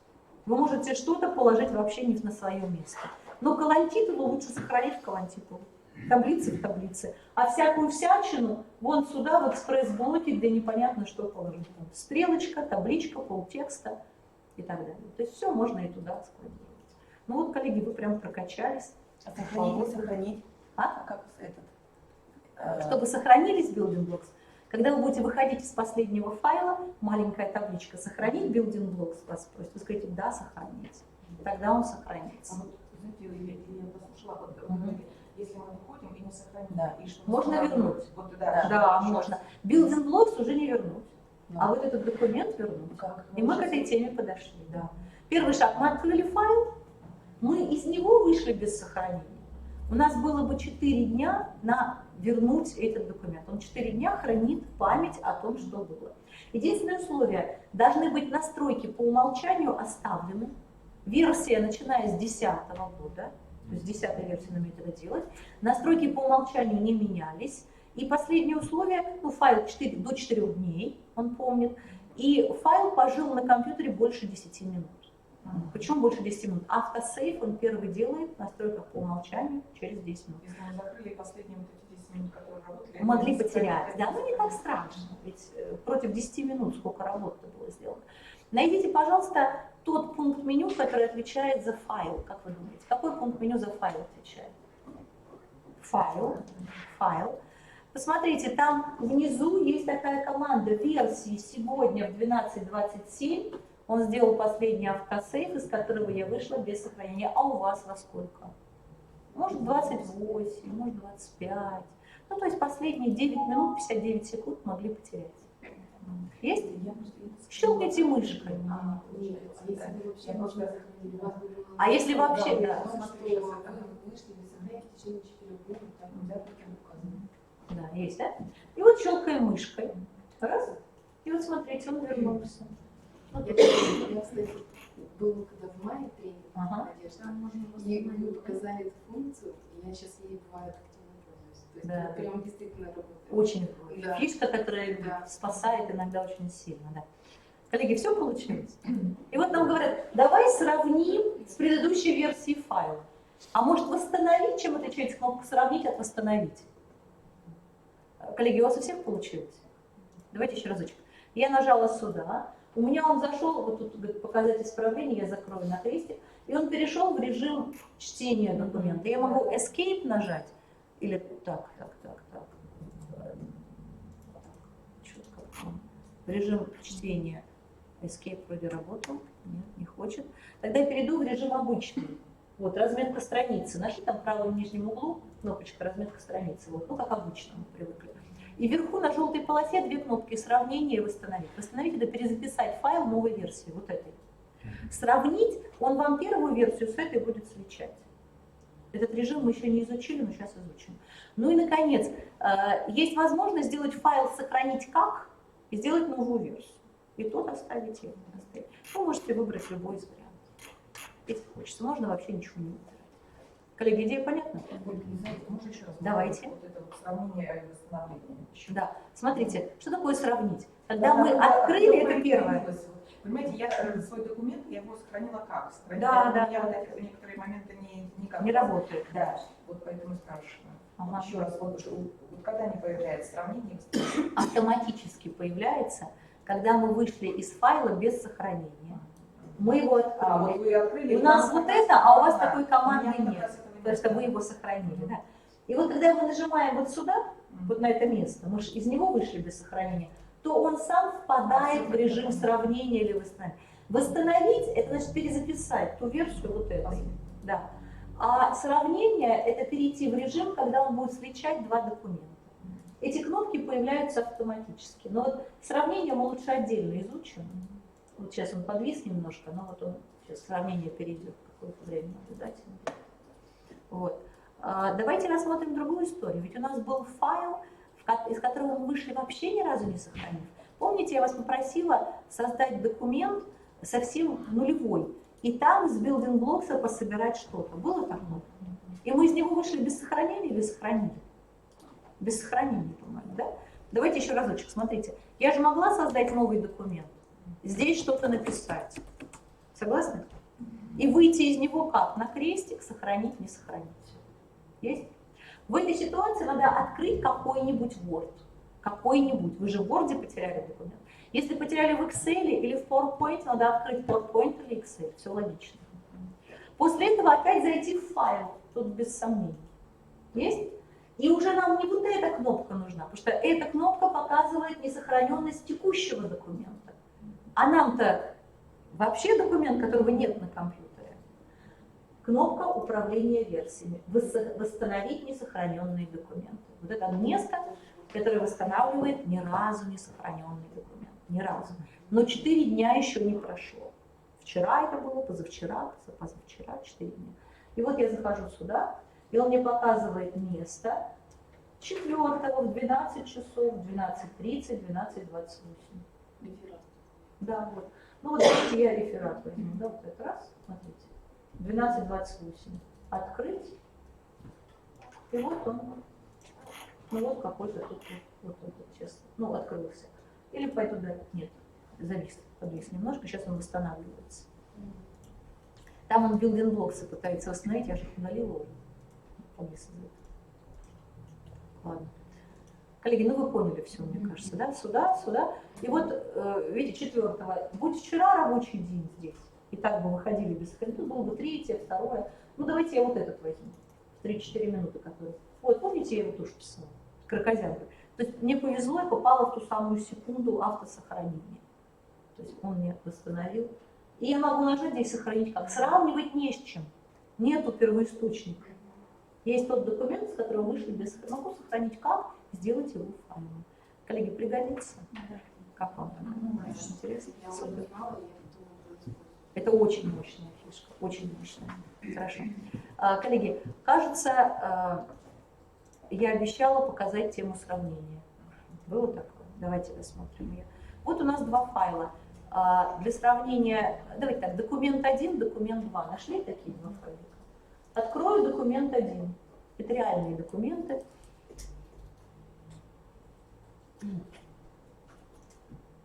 Так, у меня подвисло. У вас как работает? Нет? Документ 1. Вот все, пошло. Был такой тест. Это тестировали одно правительство, это их настоящие документы. И я разработала тогда очень тяжелый тест. И одной из задач, которая была очень... Ну, весь тест, время час давался, час. А задач было на 3 минуты. В таблицах заголовки повторить, там, оглавление. Получается просто документ 1. Да, просто документ 1 откройте. И там же есть документ 2. Нашли? Документ 2. Вопрос звучал следующим образом. Чем отличаются эти документы? Некоторые в тесте отвечали, 1 килобайт разницы. Сделан в другую дату. Да. На самом деле тут на какой-то странице, а их здесь 176 страниц, Я поменяла число. И надо было определить число, на какой странице, какое число. Очень актуально. Да, диплом. Сравнить, например, чем этот реферат отличается от другого. Сказали, вот я изменил, принес, А там то же самое. Есть, да? Да. Коллеги, есть понятие? Да? Отставьте какой-то один документ. Ну, либо первый, либо второй. Неважно. Мы сейчас будем делать третий документ, который будет отличаться от первого и второго и показывать их разницу. Первый шаг – закладка рецензирования. Именно эта закладка отвечает за работу по сравнению документов. Рецензирование. Открыли? Рецензирование. То есть вторая наша тема – это сравнение документов. Открыть оба или один документ. Или вообще чистый Word открыть, без разницы. Закладка рецензирования. Сравнить и еще раз команда сравнить. Рецензирование, сравнить и еще раз сравнить. Успеваете? Да, хорошо. Рецензирование. Четвертая справа кнопка «Сравнить». И еще раз кнопочка «Сравнить». Получается? Исходный документ – это слева. И я возьму там документ 1. Мы же его открывали. Если его там нет в списке, есть желтая папка. В желтой папке иду на рабочий стол, там папка Word, а там документ 1. Помните? Да. Измененный документ – это документ 2 или точно так же через желтую папку. Документ 2. Исходный документ – это документ 1. То есть представьте себе, что мы его отправили в министерство на согласование. А нам вернули обратно документ 2. Второй же он же закрыт, все равно он видит. Все равно, да. Оба могли быть закрыты. Закрыты могут быть оба. Можно начать с чистого листа. Значит, третий. Да, третий. Теперь найдите кнопочку «Больше». Мы документы открыли, чтобы вы почувствовали глобальность происходящего. Что руками, может быть, даже за день робот, может, найдет, а мы, люди, ошибемся. Правда? Не факт, что мы глазами высмотрим все.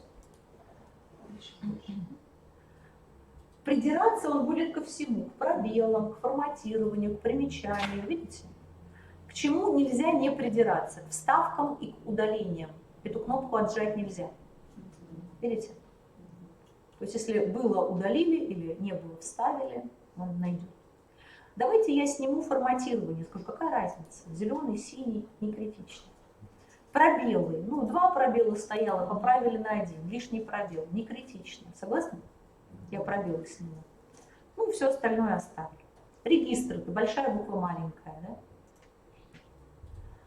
Показывать примечания, изменения по словам внизу. Например, было слово «варубей», а исправили на «ворубей». Одну букву исправили, но он зачеркнет слово «варубей» и «ворубей» напишет. То есть, слова, по словам. Можно по знакам, на ваше усмотрение. Изменения будут в новом документе. Помните, я говорила, будет третий документ. То есть идеально. Ни первый, ни второй документ не испортится. Они как были, так и лежат. Они даже не откроются. Они нам просто покажутся для комфорта. Понятно, да? То есть результат будет. То есть, по сути, можно было в кнопку «больше», «меньше» не заходить. И так все идеально. Можно было, мы для любопытства зашли посмотреть. Нажмите, пожалуйста, кнопочку «Ок» и понаблюдайте, что у нас произойдет. Произойдет у нас сейчас такой новый интерфейс, где в центральной части будет гибридный документ. В центральной части будет гибридный документ. У меня еще время не пришло, мне компьютер притормаживает немножко. У вас все произошло, наверное, уже, да? Правый верхний угол – исходный документ. Есть? Да. Правый нижний угол – измененный документ. Есть? А в левой части панелька с изменениями. Да что ж такое у меня прям тормозит он сейчас. Не пройдет час, а, наверное, сейчас вспомнит, что пора работать. И он сейчас сделает это. Но он собирает результаты сравнения. Видите, вот первый, второй, вот результат. Он собирает. У вас уже все получилось наверняка. Теперь посмотрите, по левой панельке щелкайте мышкой по словам. Замечаете, как все 3 окна перестраиваются в эту часть. Как вы щелкаете? А вот левую панельку покрутите вниз и щелкайте по каким-то словам. Удалено вот это, щелк Вот здесь, что ли? по левой панельке, вот здесь, слева. Нет, вот левый я Да, знаю, левый, что да. написано исправление. Да, где исправление. Вот, щелкнула, выше. Вот. И что? А чуть-чуть ниже бегуночек прокрутите в самый низ, а потом щелкните. Ну, вот, вроде уже, у меня тут написано 2 исправления. Да. Всего 2 исправления. Да. А, правильно, 2 исправления. Коллеги, мы простой документ взяли. Да, там просто все. Но смотрите, если бы там было 1 000 000 2 исправления, вы бы кликали по исправлению. А, щелкните по исправлению. Там вот, по единственному 2 исправления. По первому щелкните. Что произошло со всеми 3 документами? Они перешли к этому исправлению. Правда удобно? Так, То есть- вот именно конкретно, ну да, 3 исправления. Ну и получается Один раз текст. или что? Один раз. Один раз. Нет, оно получилось, только где конкретно вот оно исправление-то? Там может быть одно слово ведь, да? Да. Секундочку, не выделяется пока. С левой стороны от той строки красная палочка вертикальная. Щелкайте по красной вертикальной палочке. Один раз. А, понятно, было 166 стало. И зачеркнутое удалили они, вписанное они вписали. Круто? В правом верхнем углу, посмотрите, там старое число, в правом нижнем окошке новое число есть, а в среднем окне 2 числа одновременно. Удаленное, неудаленное. Если вы работаете до 10-й версии включительно, у вас будет зачеркнуто, подчеркнуто. Начиная с 13-й версии убрали вот это и поставили красную палочку. Сейчас у нас вместо красной палочки какого цвета палочка? Черная? Щелкните 1 раз по черной палочке. Она у вас красная, и он опять в современном виде. Как знаете, учитель русского языка и литературы на полях красную палочку. Догадайся сам, блин. Стилистика. Еще раз щелкните по красной палочке. У вас опять переключается в режим зачеркнуто-подчеркнуто. Коллеги, я не знаю, что с моим ноутбуком сейчас, но он у меня отказывается показывать. А здесь все хорошо, да? Так. А мы сейчас в масштабе уменьшим чуть-чуть.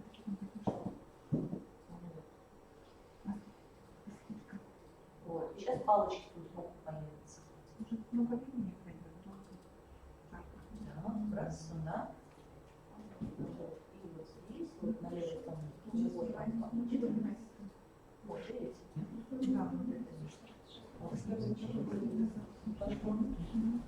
Ну, сейчас другой документ будет делать. Вот. И вот таким образом. Коллеги, быстро ли сравниваются документы, как вы считаете? Да вообще секунды и все, согласны?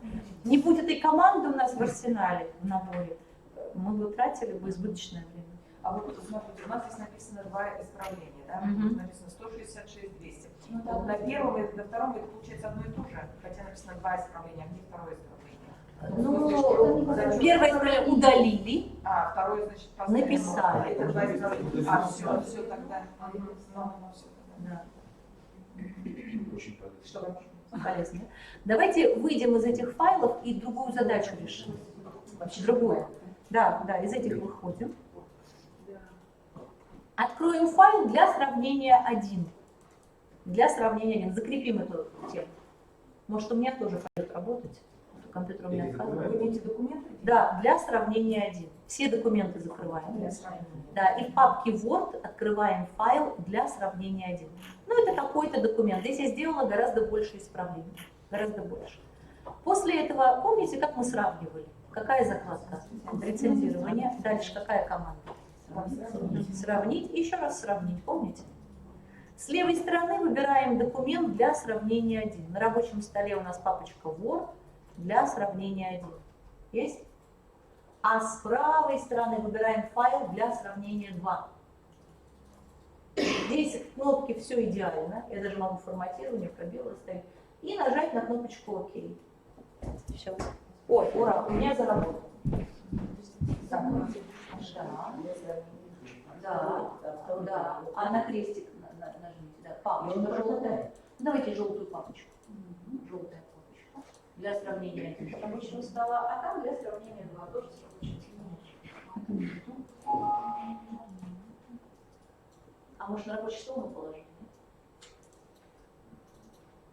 Мы копируем очень.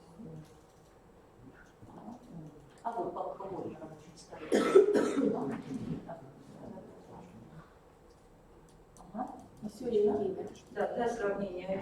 И там для сравнения главное. Если еще сразу вопрос, в среднем Да, можно Inquire. Надстройка Inquire делает сравнение файлов. Новинка 13 версии. Если Word это умел делать еще 20 лет назад, даже больше, то Excel научился только в 13 лет. Коллеги, у всех такая картинка получилась? Ждать надо? только шрифт больше, ну вот, который самый следующий. Да, потому что я форматирование включила. А вот у меня А меньше? Ну, давайте посмотрим. размеры. Да, может быть, я сделаю по-другому. Здесь, может быть, форматирование отключено и пробелы отключены. Здесь для сравнения 1, здесь для сравнения 2.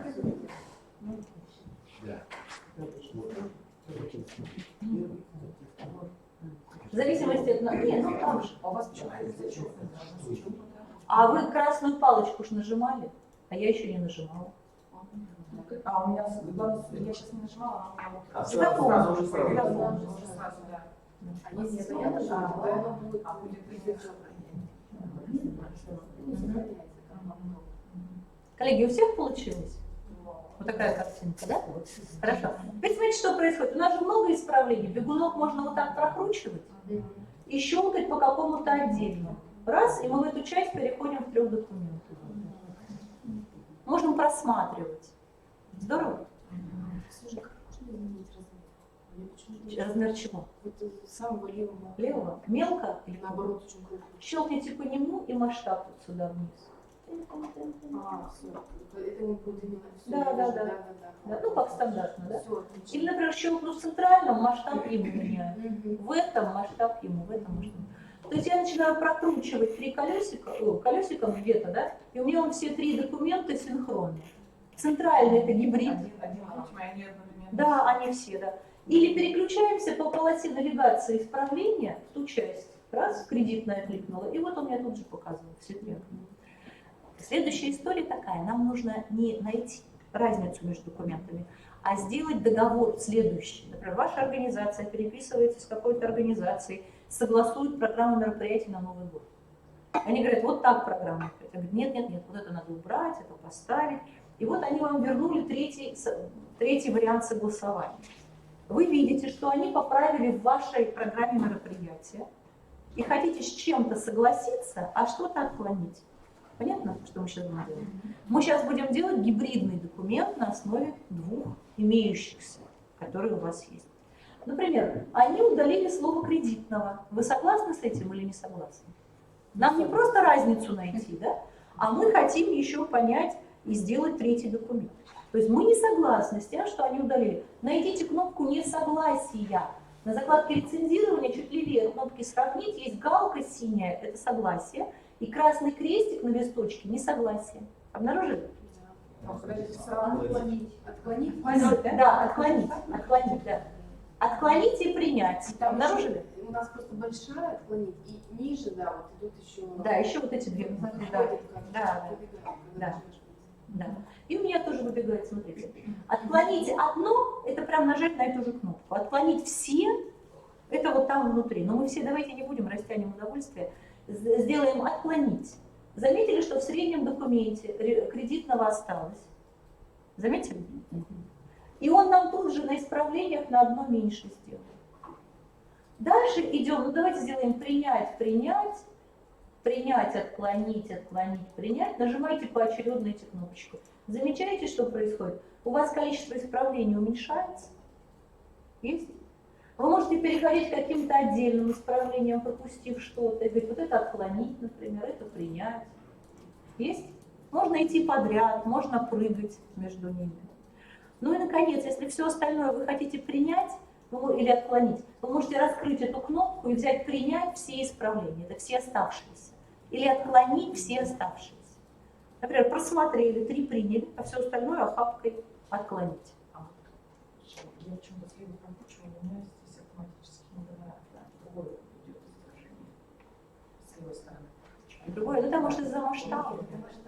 Из-за масштаба, да. Масштаб, если меньше сделать, да, щелкнуть слева, тогда будет примерно. Так, это вот Да, подождите, я понимаю, сейчас. Коллеги, как только у вас в исправлениях будет толь, вы сделали третий центральный документ.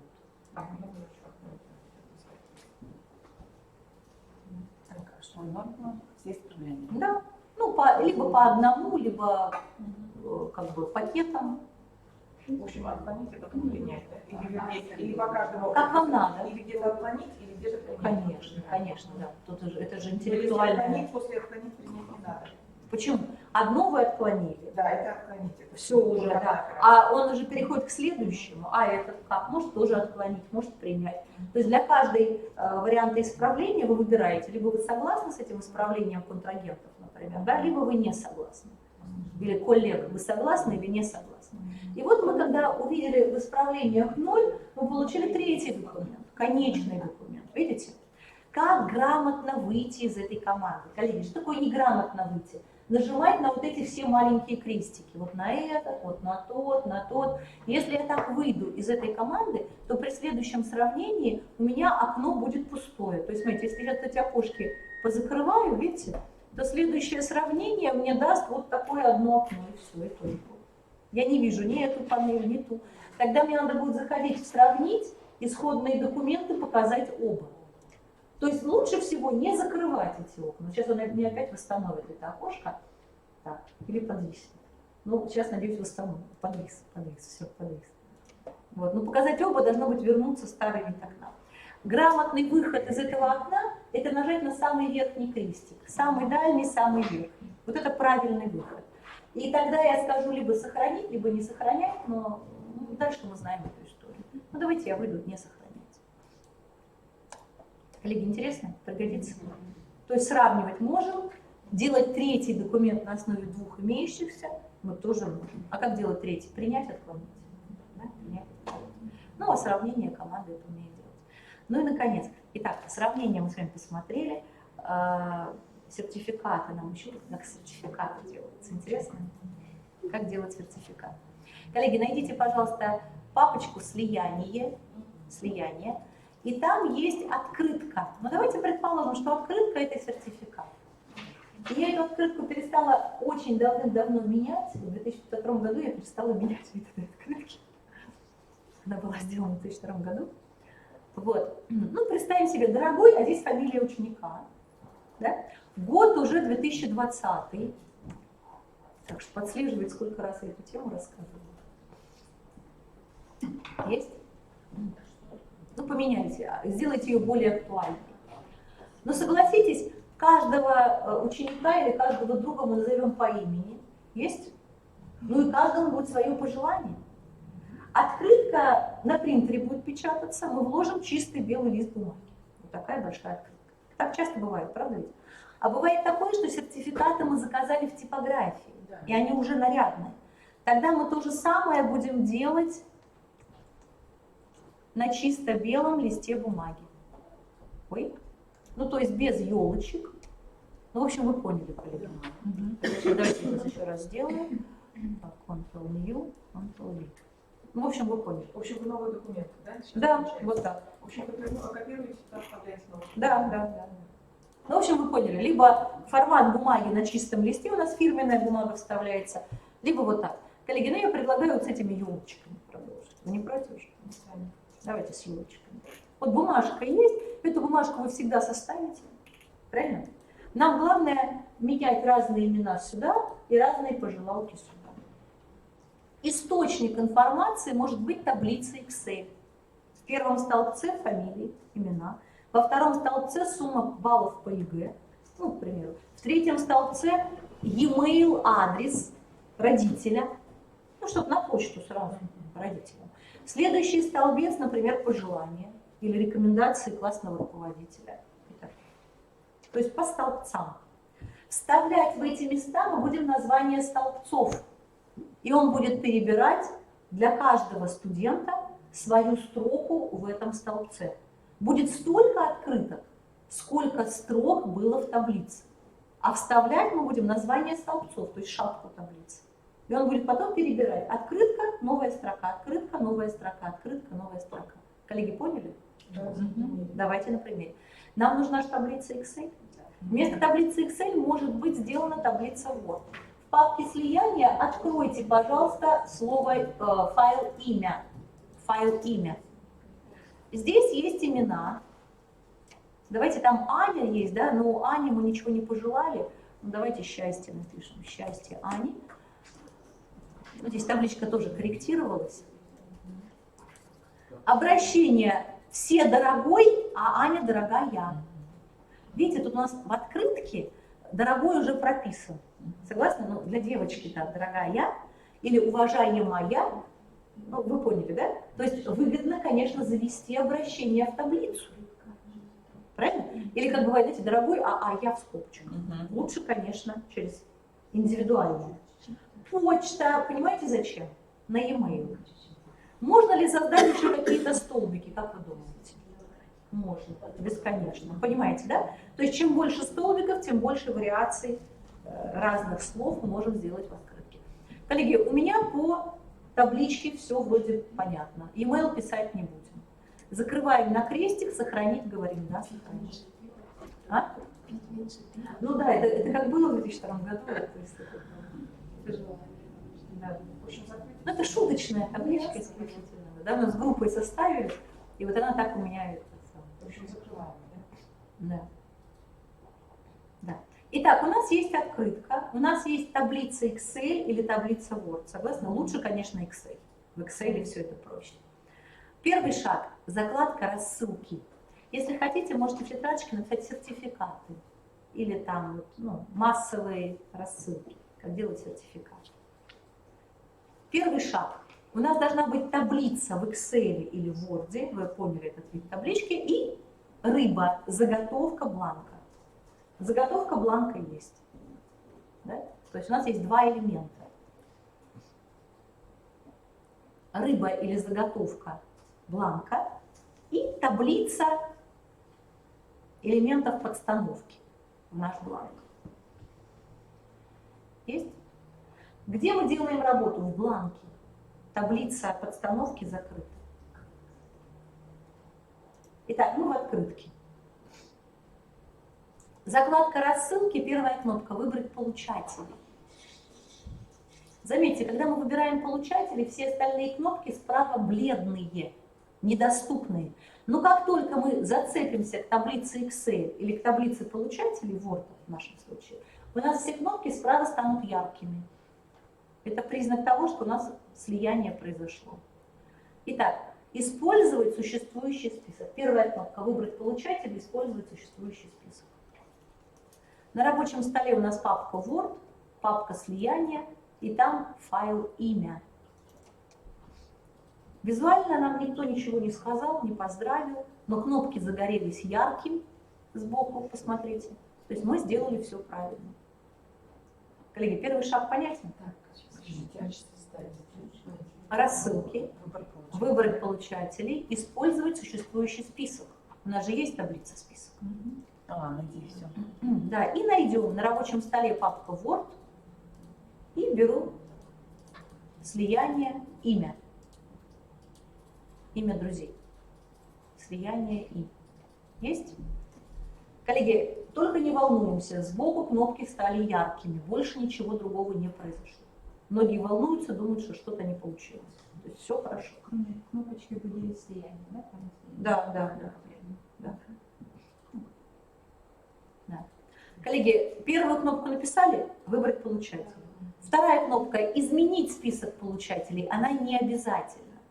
Посмотрите, здесь наша табличка, вот Аня, которой желаем счастья. Заметили? Вот все пожелания, все есть. Зачем эта кнопка нужна? Например, это а-ля таблица Excel. Да? Мы можем взять и отключить чьи-то имена.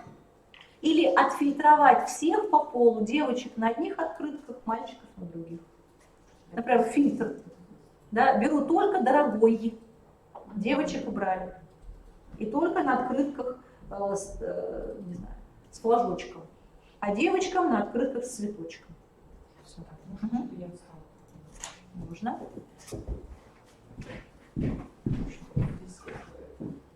Да, выбрать получателя, как написали. Вот. Использовать существующий список. И здесь выбрать. Да, не сделали. Нет, я там уже Так, имя. Все. Как понять, что его выбрали? Вот видите, все яркие кнопки. Да, Все. это мы вообще не потом это закончим. Ничего пока. Все, мы сделали первый шаг. Я, помните, говорила, что все волнуются в этот момент? Да. Нет, у вас там уже другое. Да, а потом мы нажали кнопку «Изменить». Это не обязательная кнопка. Мы увидели ту таблицу, в которой зацепились. Помните? Вот мы сейчас ее взяли здесь, и здесь она видна. Зачем эта табличка может быть полезна? Например, вы хотите только мальчика, и вы в таблице, то есть, сделали пол, ЖМ. Взяли, отфильтровали по букве М, например. Или взяли, кого-то выкинули из списка приглашенных. Ну, понятно, да? То есть какая-то корректировка. Чтобы не всем делать открытки, а кого-то выбрать. Кнопка бывает полезна очень. Но она не обязательна. Итак, первая кнопка «Выбрать получателя». Вторая кнопка «Вставить поле слияния». Вставить поле слияния. Проверьте, эта кнопка содержит название столбиков. Согласны? Мы могли новые столбики добавить, было бы там больше столбиков. Имя ставлю после слова «дорогой». Получается у меня, смотрите? А может быть, я и «дорогой» слово уберу, потому что у меня же там девочка есть. Вставлю туда обращение, потом пробел, потом имя. Есть? Когда я щелкаю слово «обращение» или «имя», замечаете серый фон? Мы сегодня весь день серым фоном этим работаем. Это формула. Помните, формула оглавления, формула таблицы, формула была. А эта формула вот здесь слияния, это формула идти в другой файл, брать другие данные. Это целый макрос автоматизированный. Поздравляю с Новым годом, желаю, и в пожелалке тоже вставлю пожелание. Коллеги, успели так сделать? То есть первый шаг, нажимаю кнопку «Выбрать получателей». Второй шаг, ставлю курсор в нужные места моей заготовки и вставляю уникальные поля через кнопку «Вставить поле слияния». Есть? Сейчас они выглядят как название таблицы. Подойду. Но в реальной жизни они сейчас будут менять разные названия. Да, а вы уже сделали, вы уже все сделали. Поставьте курсор «Дорогой, сотрите». Да, здесь уже вы сделали. Ага. Дорогой, стирайте. Вот. Теперь кнопка «Вставить поле слияния». Смотрите, вот она. Вот она кнопочка. Ее раскрывайте. И здесь вставьте обращение. Да. Почему та кнопка у вас недоступна? И у меня она недоступна. Ну, потому что вы уже сделали опцию. Понимаете? Вы уже, ну, то есть она потом... Получается обращение вставить? Пробел, потом имя рядышком вставьте. Потом после слов «желаю» пожелание вставьте. Восклицательные значочки рядышком. Ну, все красиво, замечательно. Коллеги, открытку добавим? В реальной жизни для документооборота ну, скажем так, в администрации школ можно это же самое использовать. Например, у вас есть договора с 200 школьниками. Договор 50 страниц. И в разных местах этого договора надо вставлять фамилии, адреса, телефоны там. Бывает? Бывает. Тогда у вас не одна страница рыбы заготовки, а 50 страниц. И тогда вы ходите в нужных местах, вставляете нужные поля точно таким же образом. Сделав в табличке Excel вот эту вот базу школьников. И это гораздо проще. Эту базу можно собрать через опрос Forms. Я вам покажу после обеда опросы Forms. И вот так быстро накидать. И вы хоть 200, хоть 500 документов сделаете за 5 минут. Вот мы сейчас долго вроде изучаем эту тему, но по сути работает тут на 5 минут. Заготовка и покидали слова. Правильно? Но единственное, что база у вас должна быть. База с фамилиями, с именами. Коллеги, мы уже все сделали. Нам остается только выгрузить эту всю красоту в отдельный документ или на принтер или еще куда-то. Давайте посмотрим промежуточную кнопку «Просмотреть результаты». Нажмите ее и отожмите, нажмите и отожмите. Просмотреть, лупа. Эффект виден, что происходит? Ну, тут у меня Женя, да, появляется, или Вася, счастье, да? Когда нажата кнопка, вы можете листать 2-й, 3-й, 4-й, 5-й, просматривать, как магнитофонная лента прокрутки, заметили? Это только вот именно в одном месте просмотра, не так, чтобы сразу целиком. Сейчас будет целиком. Это для красоты. Бывает такое, что длинное имя, разъехался сертификат. Тогда вы просмотрели, а нет, размер не 24, а сделаю 22, чтобы даже длинное имя вместилось. То есть это так, знаете, чисто вот для, ну, как бы убеждения, что все хорошо, все идет хорошо. Так, смотри, да, все красиво. Есть? Давайте пробежимся. Первая кнопка какая у нас? Выбрать получателей, согласны? Вторая кнопка важная какая? Вставить поле слияния. Третья важная кнопка – найти и объединить. Последняя важная кнопка – найти и объединить. Лупа – это так, для успокоения. Лупу можно было вообще не нажимать. Вот тот файл, который мы сейчас делаем с вами, это файл «Заготовка». Ее надо сберечь, чтобы в следующий Новый год поменять только номер года и все остальное распечатать в обновленном варианте. Да, и картинку, ну, для приличия. Итак, первый шаг – выбрать получателя, второй шаг – вставить поле слияния в заготовку, третий шаг – найти и объединить. Последний шаг.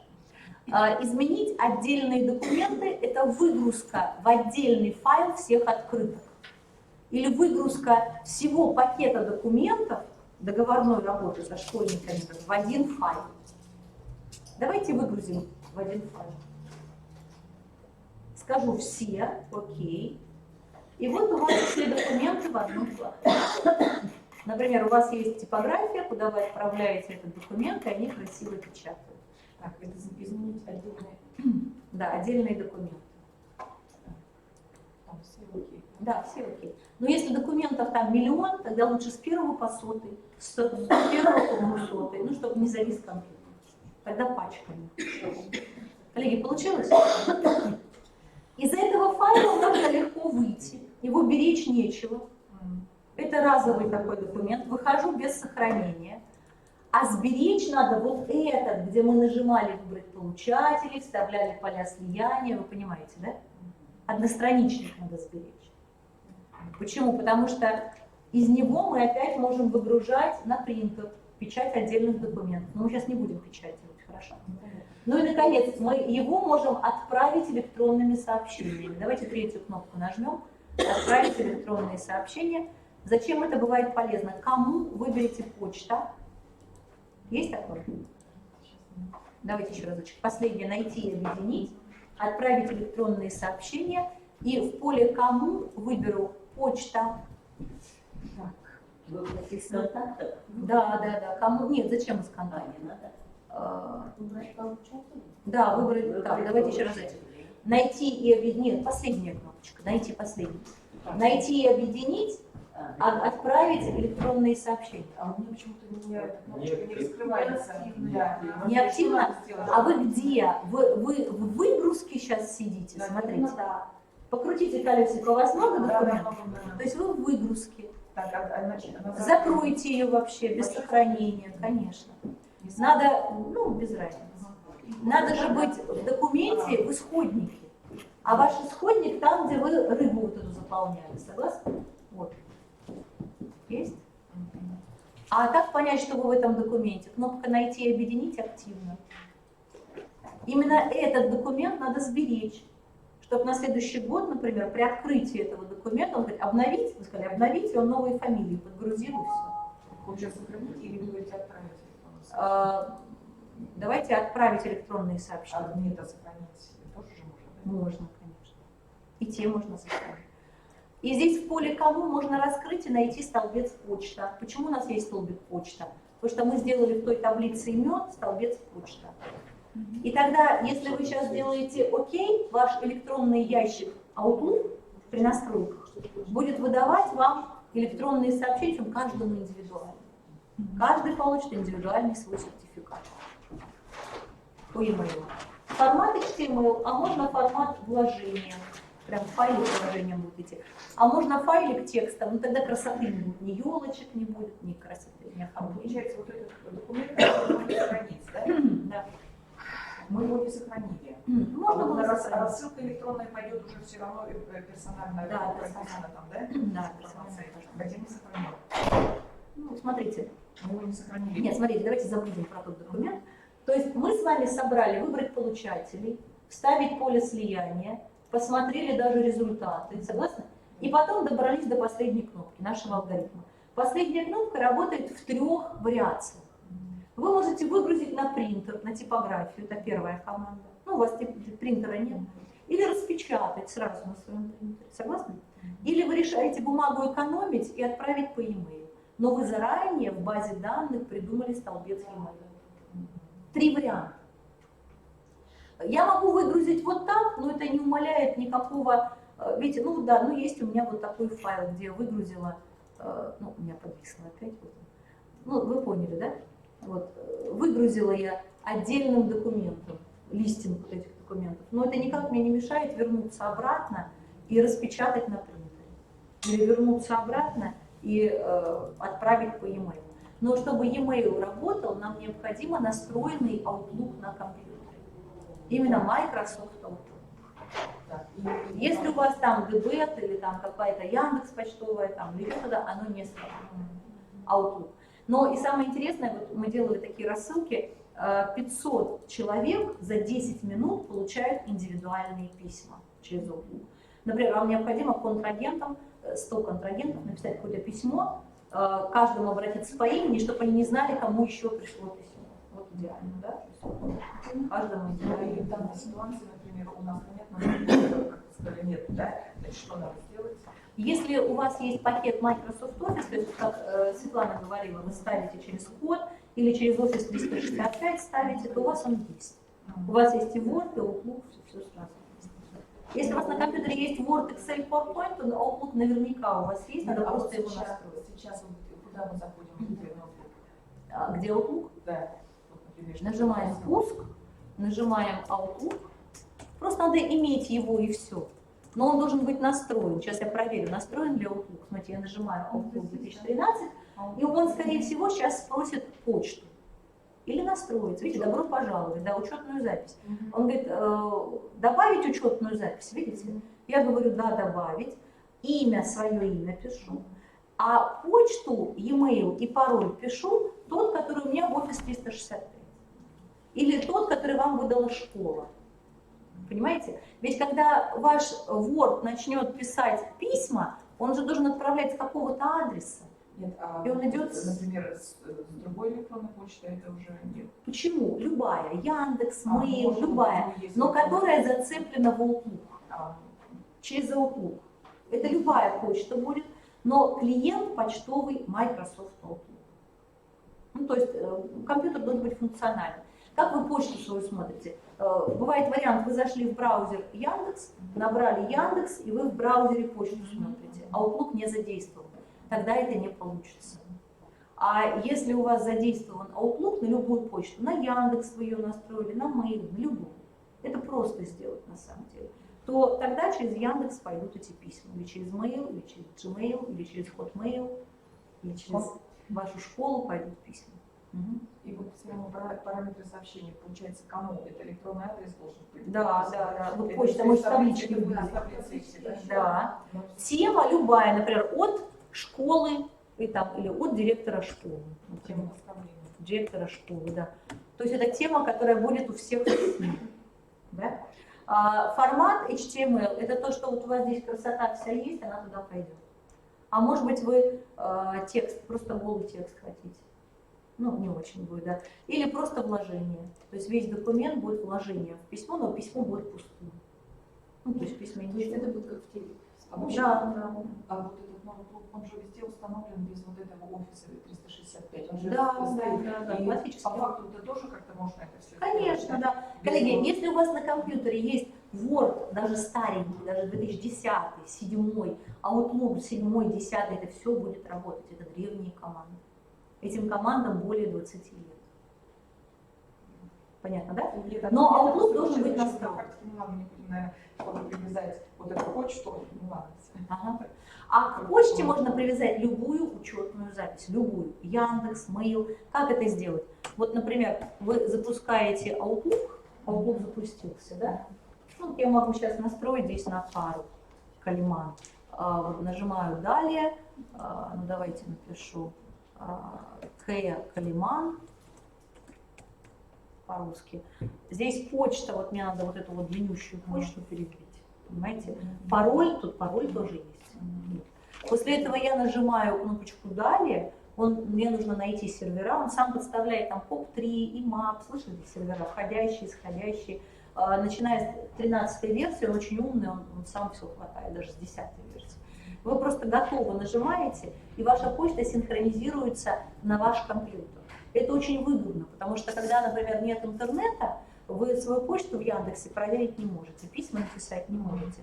А тут вы взяли, синхронизировали, почта к вам скачалась. Вы там в самолете летите, в аэропорту, без интернета на даче, спокойненько письма посмотрели, ответили на них. Они у вас в исходящих висят, ждут интернета. Интернет появился, они ушли. То есть здесь ничего трудного нет, начните практиковать его. Он ничем не сложнее веб-подключения. То есть ничем не сложнее. Но Outlook интересен тем, что это целый органайзер. Там и календари, там и встречи, там и занятия вы можете прописывать, там вы можете смотреть занятое свободное время ваших коллег, назначать встречи, мероприятия. То есть это очень мощный, интересный проект. Очень, да.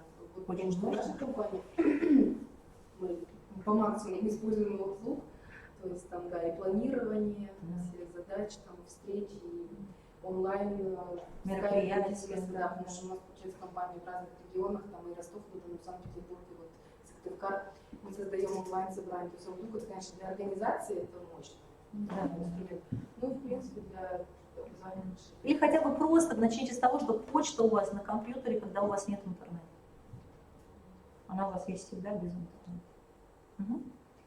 Ну вот это такая опция. Для создания сертификатов нам достаточно выбрать, найти, объединить, изменить отдельные документы, согласны? И на принтер отправить. Уже победа, согласны? Уже 200 сертификатов за одну секунду. Уже. Но я же не могла вам не показать другие опции, согласны? А другие опции в том, что можно печатать сразу же и отправлять электронные сообщения через e-mail. Вот это все опции. То есть давайте подытожим. Если нам необходим сертификат, то что мы делаем? Начинаем либо с нуля, либо где-то как-то, да, пишем какую-то рыбу, например, приглашение. Согласны? А дальше я хочу пригласить кого-то по таблице Excel, например. Куда я пойду? Помните? Диктуйте мне, пожалуйста. Куда я должна пойти? Рассылки. По тетрадке давайте сверимся. Рассылки. Дальше куда иду? Выбрать получателей. И дальше существующий список. Потому что секретарь в Excel таблицу уже сделал, например. Да? Я иду на рабочий стол, тут папка Word, в папке Word мало всего, ну пусть будет, ладно. И тут я нахожу в слияниях адреса. Ну, другая табличка адреса есть. И вот теперь, смотрите, я вскрываю кнопку «Вставить поле слияния», а у меня тут, оп, видите, как много всего. Далее, приглашение, фамилия, пробел. Здесь я что вставлю? Например, адрес. Есть? Enter. Здесь вставлю телефон.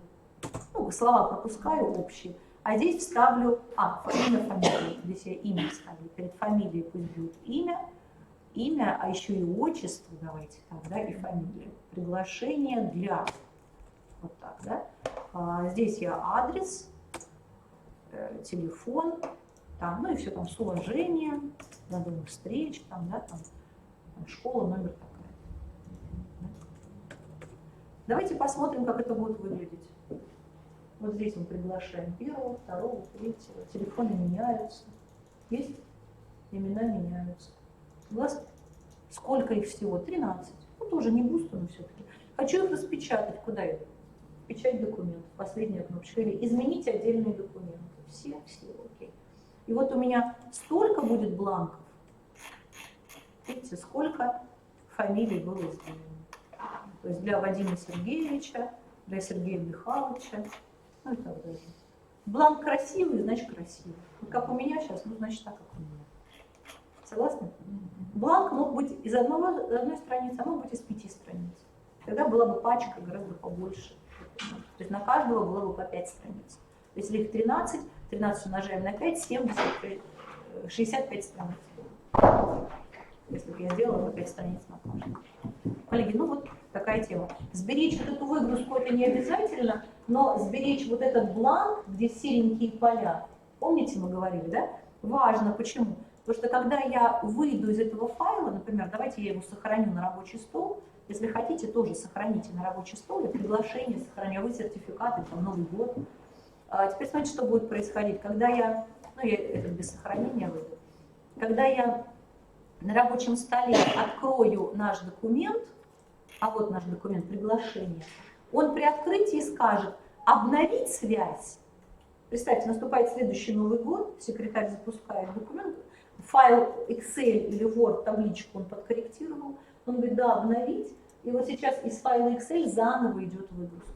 Заново вся выгрузка. Там новые студенты, новые фамилии, новые адреса. То есть секретарю больше ничего делать не надо. Нужна подготовительная ваша работа один раз. Вы как знающий человек это все сделали, выгрузили эти два файла секретарю, и потом сказали в файле Excel меняй фамилии, открывай файл Word и на автомате печатай этот документ. Дальше секретарю только на закладке рассылки найти, объединить, изменить отдельные документы и все. И вот он, свеженький набор файликов вам вышел. Коллеги, ну на этой ноте делаем паузу на обед. Скажите, полезная тема? Запомнилась? Да, но мне кажется, по Word мы такие ценные темы подняли. Мы, наверное, после обеда начнем Office 365 посмотрим, а потом Excel, PowerPoint. Я тоже вам хочу показать сводные таблицы. Вот надо обрабатывать данные, да? Обед. Опросы. А? Обед? Да, сейчас обед. Коллеги, если вы не против, наверное, до 2 не успеете, да? До 2:15, 2 часа 15, 45 минут сделаем. Успеваете? Или мало времени? Как? Вы домой планируете? Где-то тут сходить, да? Да. Сможете? Да? Давайте до 2 часов 15 минут. В 2:15 мы начнем. Да.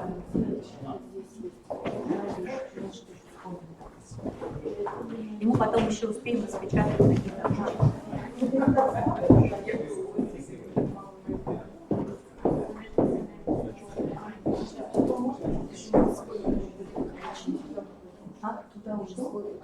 Да. Ну, приду потом. Да. И мне надо будет файлик найти на своем ноутбуке, но он зарядился, наверное, уже, и вам перекинуть. Потому что его, этот файлик мы распечатаем. Ага.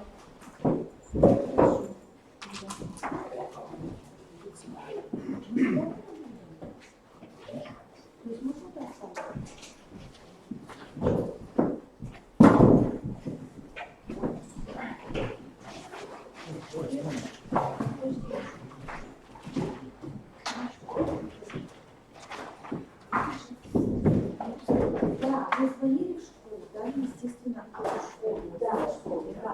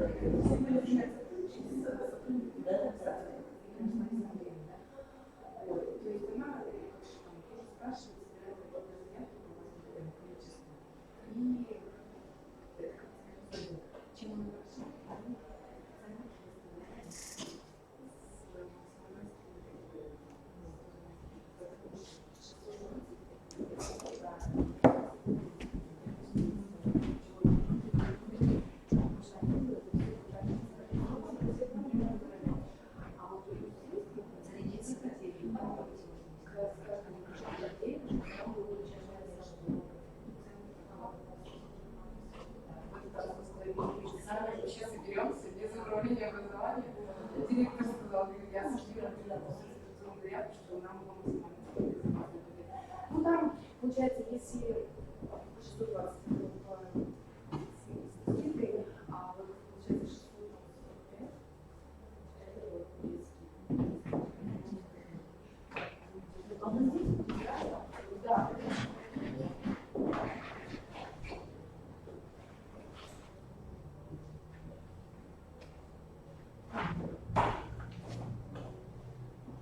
Ну, я смотрела, для малокомплектных школ, конечно, очень дорого.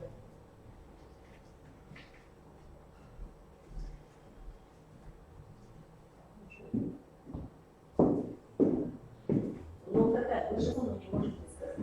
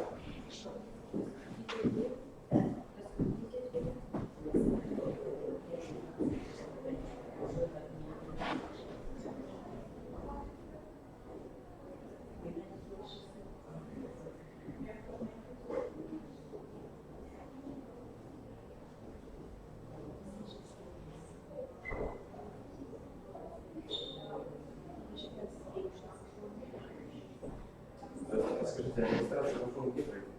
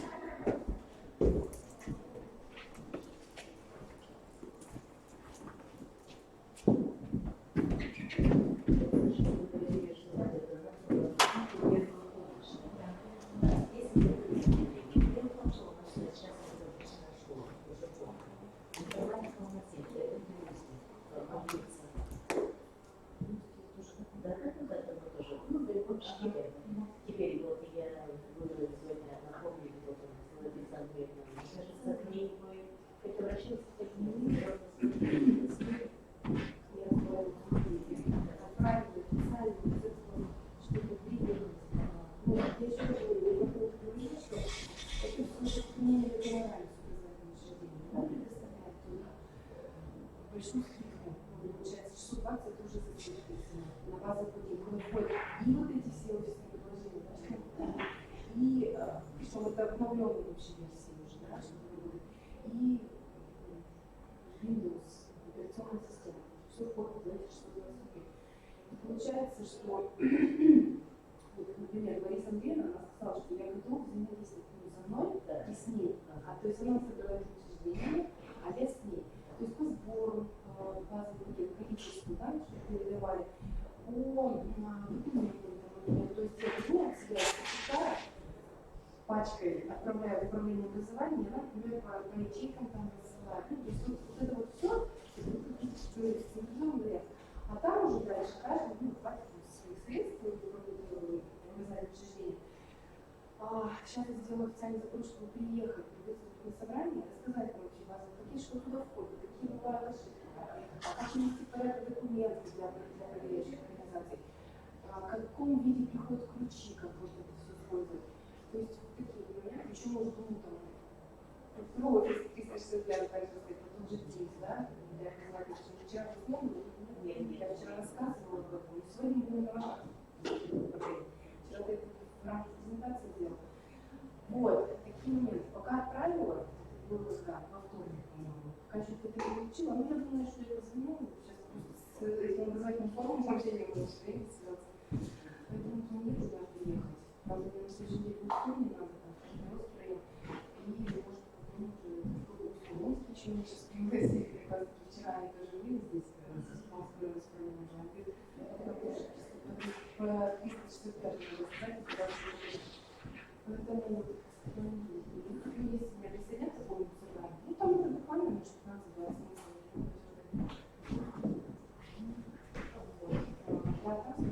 Ну, также мы помните, начальница управления образования. Вот, с вами мы тоже разговаривали. Она сказала, без проблем, может, да. Ну, все. Лариса мне сказала, что без проблем может сама взаимодействовать в плане. Вот, поэтому это базовый пакет, когда уже прилетает образование. На 5 версий. Если хотите внедрить в свой образовательный процесс офис 365, который вы все это пишите мне и приятно, и либо даем специалисты наши, которые уже сопокусили на этом, либо же там я, может, подключусь также к приеду там со своими специалистами. Но мне надо главное специально, чтобы не приехал. Что вы сделали? Конечно. Нет, ну сейчас такие уже можно удаленно там по программе можно реанимировать сами все сделать. Так что, да, все это доступно. Все, главное, вам заявку Информация, написать. да, что В какой форме? Или Ну, просто за то, что мы какая-то школа, да. и мы хотим То, что вы визит сейчас ставим, мы Да. уже можем с вами связаться. Да. Да. И это будет платно, Нет, это будет бесплатно. сама продам. Все. Спасибо, да, пожалуйста. Так. Юлия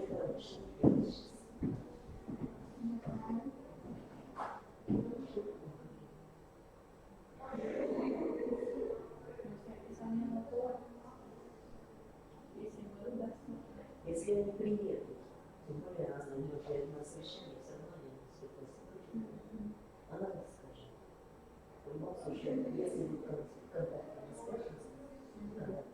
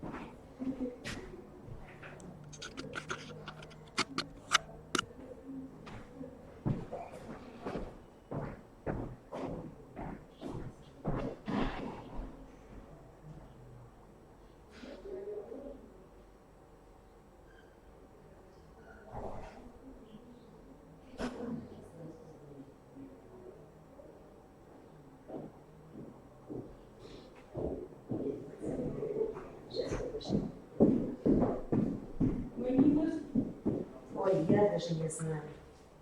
Как представить? Не знаю. Чудодиши, но не знаю, надо. Так, записывайте. 8908 908 329 так, 329 15 20. Ну-ка, позвоните, съехать.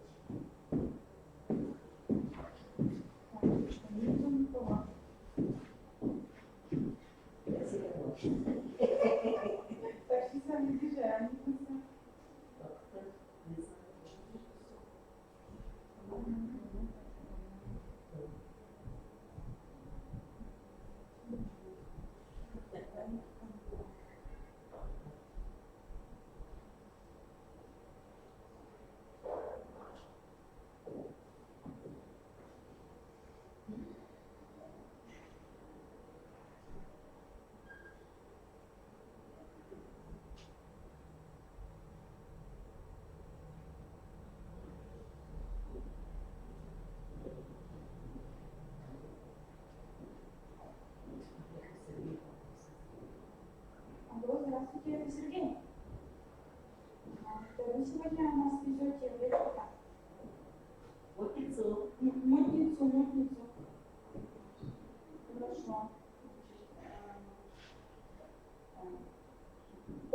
да? Или 5? После 5. Хорошо, ближе к 5 я позвоню, где я буду.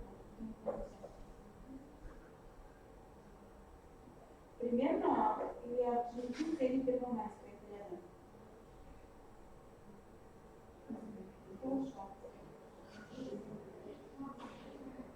Ага, да, на банке. А вы в каком районе находитесь? Ну хорошо, созвонимся еще.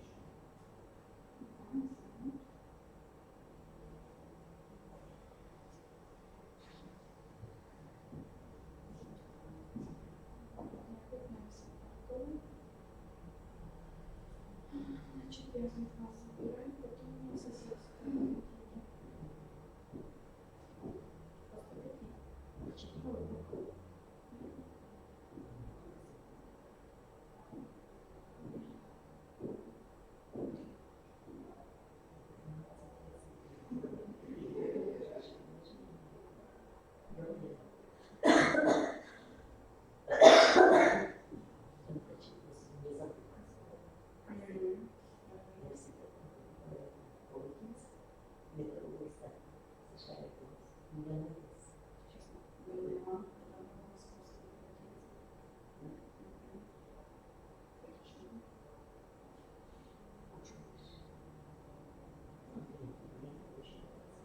Оля, ты где? На работе? Ну, вроде, да. Директора пускай. Я не слышала. Я не слышала. Выйдем.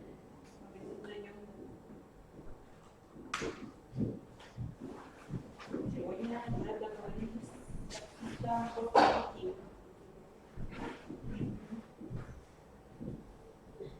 Ну, хорошо.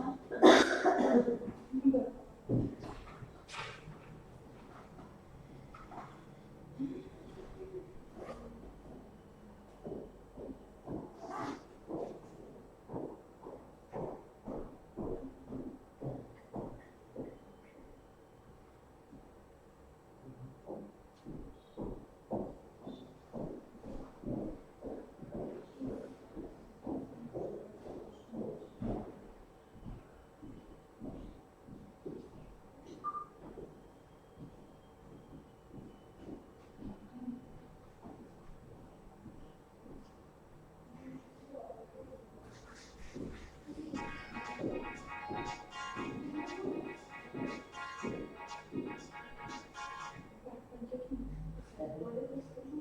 Сейчас, вы вышел или остаток документ? Документ я вышел. Так, я пусть чуть это заряжается. Еще 5 минут. Ну давайте, садитесь туда.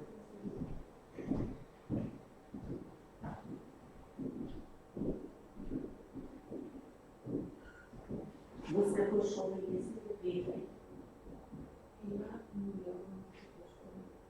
А вы в школе?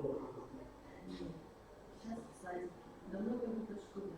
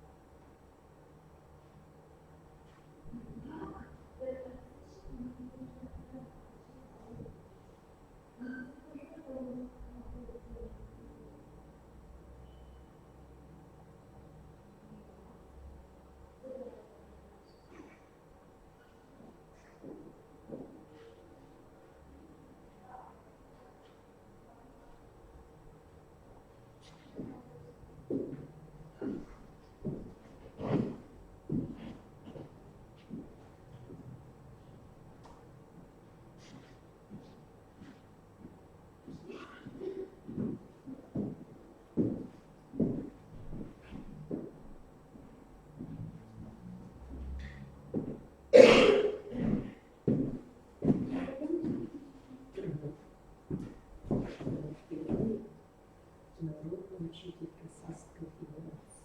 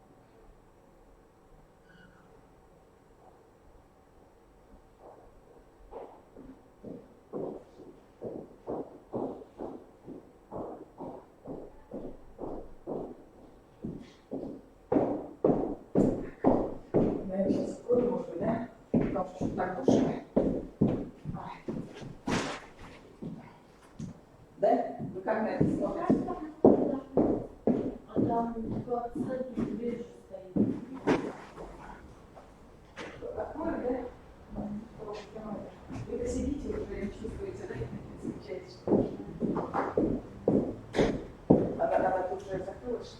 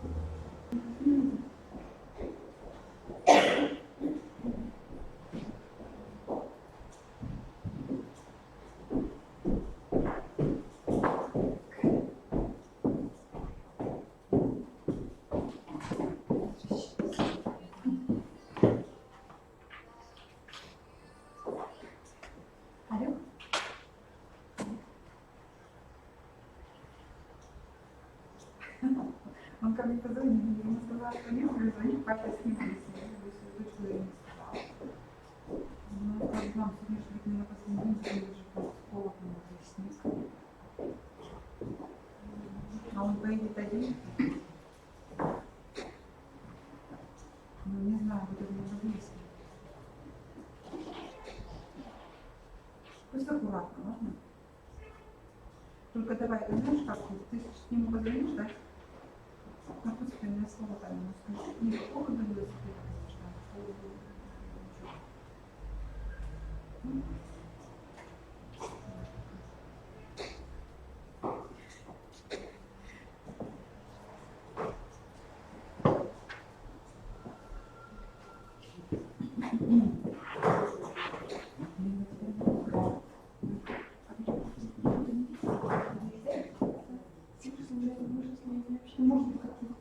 Вообще, даже если вы я и вообще так, потому что у меня лично общения с ней не было, тогда не было, сейчас тем более это. Я что-то тоже не вообще, она же здесь как бы так это недалеко. Вот, поэтому, ну, я периодически не хочу. Да, и не встречаемся. Да. Зачем заниматься?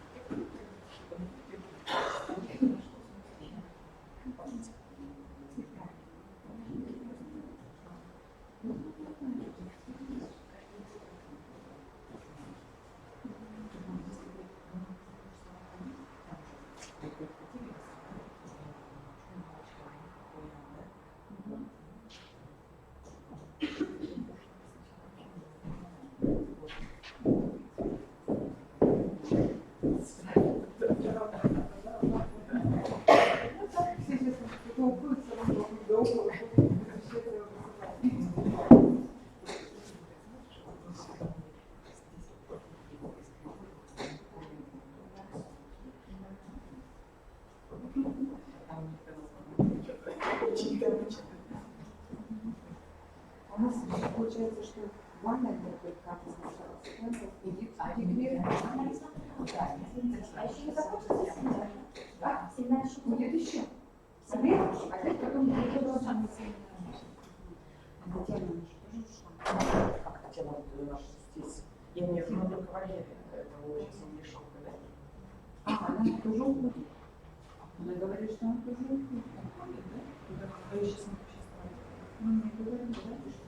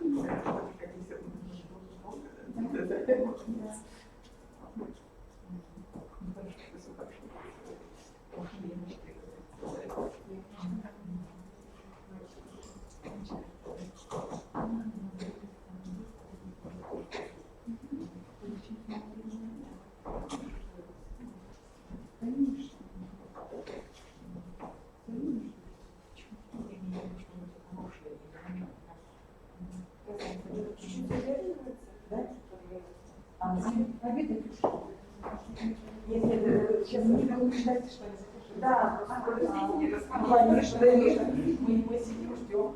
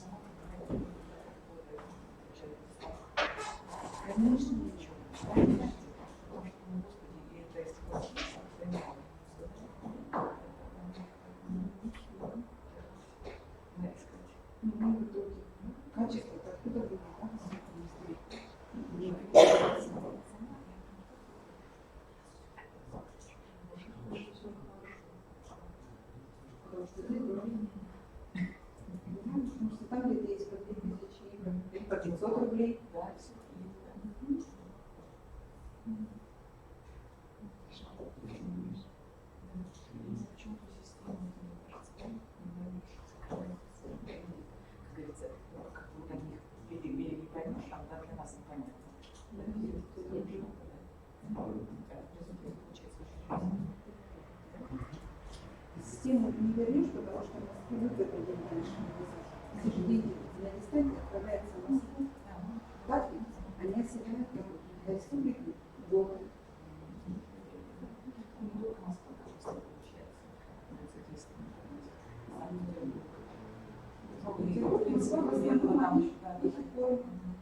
Магазины их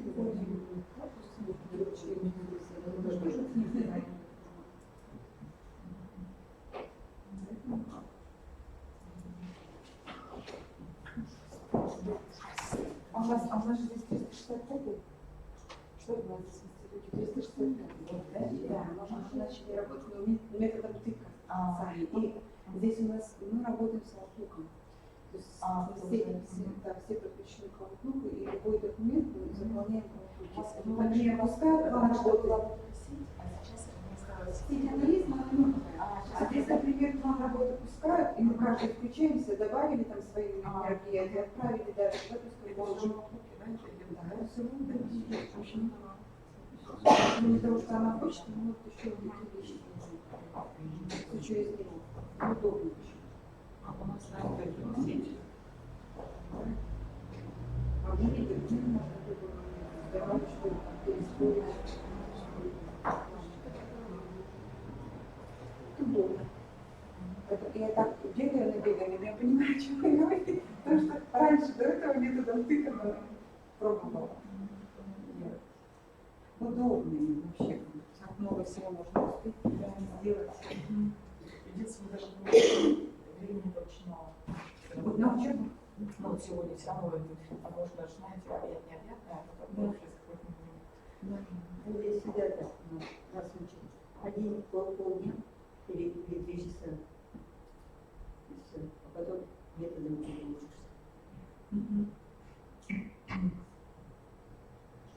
И никогда не учили снимать кино.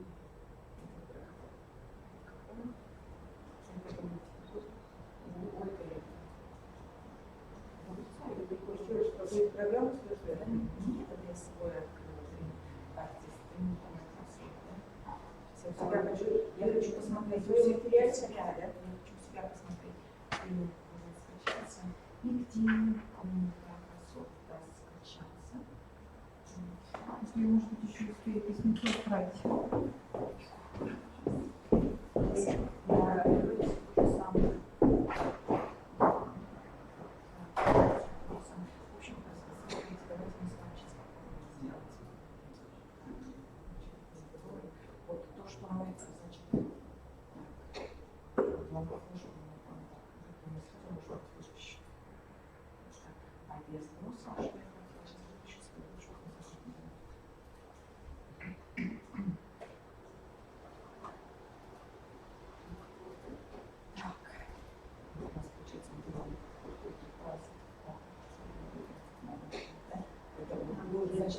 Да, значит, мы открываем, например, да? Это как у нее старая заготовка. Значит, потом, чтобы вот это сделать, надо подготовить, значит, еще таблицу. Это не таблица, например, и вот здесь, да? И там вот перечислять, ну, у нас, например, фамилия, имя, у нас фамилия, там, имя, отчество, все нужно вместе сюда. Так, дальше, вот у нас сертификат, там будет, да, что прошел обучение и так далее. Потому что вот сюда вот так прописать, если все понимают, значит, все будет так, то новогодняя открытка, пойдем пожелания, ну, как будто это разное, ну, это же так интересно. И обращение, если это мужчина дорогой, если это женщина дорогая, здесь нужно привязать электронный почту, да, но здесь ситуация какая, это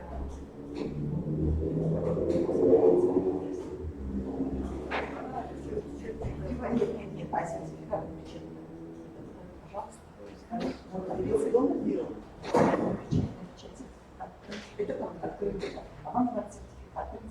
Грамотно, ну и грамотно, или сертификат, например, разница. Вот я просто показала, что значит не забыто, да, и не надо сейчас сказать с этой таблицей, да, и вот мы заходим в рецензирование, мы зашли сюда, да, и нам надо, так, и нам надо с вами создать рецензирование. Ну, что-то там рассыпать, нам надо выбрать, значит, получать, да? Так, значит, так, то есть существующий список. Вот у нас уже готовы, мы можем вести на лист, но этот я оставлю. Мы используем существующую таблицу, что я открывала, и вот мы ищем, где она находится. Да, почитаем, вот этот факт, может, закрываем,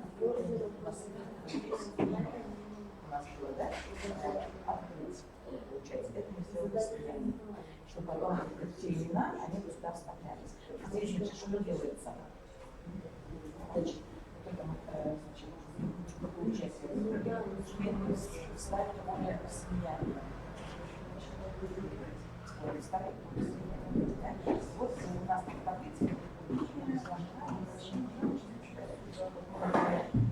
вот сюда поставим, нам никуда надо ставить. Вот, когда мы ставим слияние, и вот сюда нужно изменяться. Дальше, значит, у нас получается, возможно, у нас сразу коллективно, да, это до всех номинаций. Здесь поэтому, значит, мы ничего не будем менять, а вот здесь пожелание, оно там всего всех разных. что вращение вот, желания у нас может меняться. И вот здесь, да, наши дорогие диаграммы, значит, уже обновляться, значит, вращение. Вот, это получается, да. И вот это, в принципе, уже готово.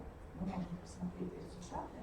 Вот видите, это из таблицы уже получается. Дорогой вас поздравляю с тобой. Так, значит, если посмотрим поле, видите, там у него видите, и все, ну, может сделать там все разное. Все, мы это получается теперь найти и объединить, теперь здесь вот печать документа, все. Да? Там единственная таблица, то есть шаблон.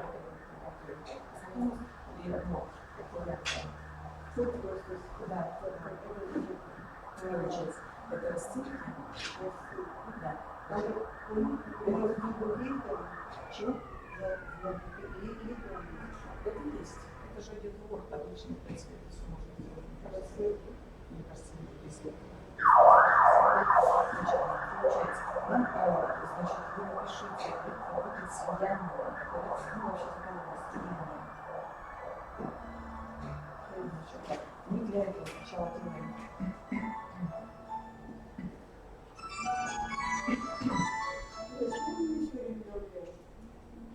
Банк восточный. так, значит, слияние. Сначала что мы надо сделать таблицу Excel или Word, можно без разницы. Сначала вот сделали, у нас была таблица. Да, это получается, да, на Word или, ну, я вам показывала, сейчас Нет, я еще так, вот смотрите, вот она таблица. Вот она стала лучше. Вот она у нас. Да, и там имя, потом И желание, да. имя у меня значит Ну, вот если у нас открыто будет, да, поэтому мы под открыто сейчас готовочку сделаем. всегда 4 или больше? Нет, это все зависит от вас. Будет сертификат или там диплом, там может быть совсем другое. У вас там имя, фамилия может меняться. Это вам по факту надо менять. Фамилия, имя, отчество. Значит, все, это мы закрываем. Так, значит, мы с вами сделаем. И второе, значит, мы должны заготовку создать. Вот здесь она уже готовая. Значит, мы должны создать заготовку. Ну, то есть диплом сделать, да? Значит, заготовку, например, диплом.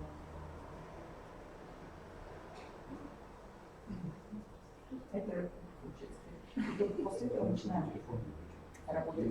Значит, с этими документами закладка в ссылке.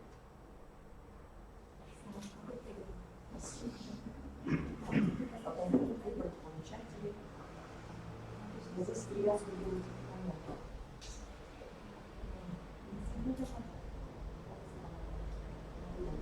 Привязку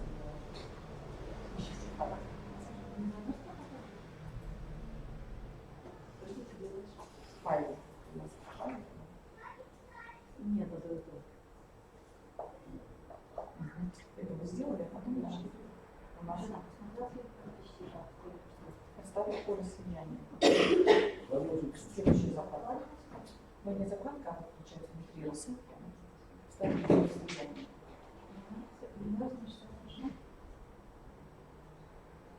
Вот. И тут, значит, вы когда сюда заходите. Куда мы, что будем менять? Если мы меняем это дорогая, это прощение, да? Имя тоже, да, значит, вставляем. Можете вставить имя, вернее, прощение, имя, если уж на это прощение, имя,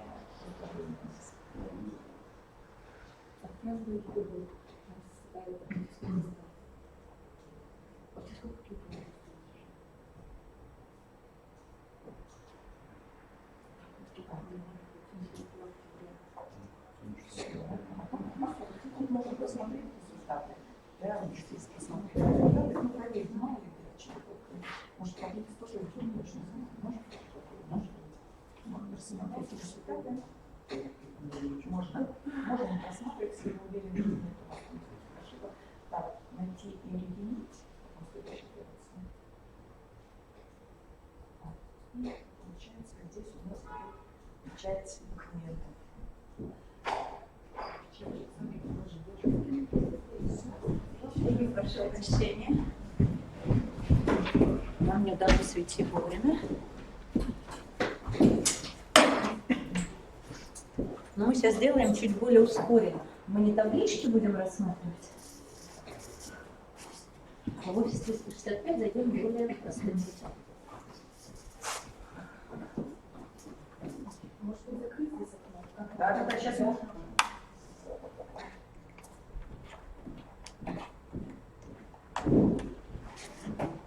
Коллеги, будьте любезны, зайдите, пожалуйста, в то самое место, где у нас тренинг. Помните, был тренинг Microsoft?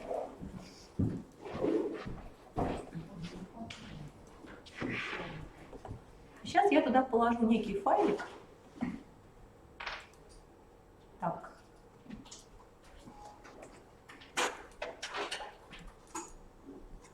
И мы его скопируем.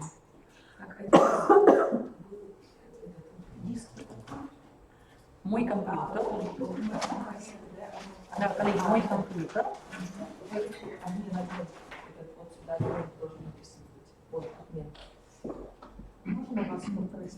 Можно, конечно. Компьютер. А вы думаете, сейчас? Да. А мы как раз попадаем на новую тему. Обмен для слушателей. Здесь у нас будет папка «Форум 2019», а здесь будет папка «Microsoft». Да? Вот сейчас я сюда, то есть мы Excel не смотрели, то есть вы пропустили тему Word. Меня зовут Надежда, я тренер. Вот. И мы сейчас будем смотреть некую тему, которая называется Office 365. Мы про нее поговорили много до переменки. И сейчас мы с вами будем погружаться уже более глобально. Так, мне теперь самой бы найти это место. Так, обмен для слушателей, наверное, да? Обмен для слушателей.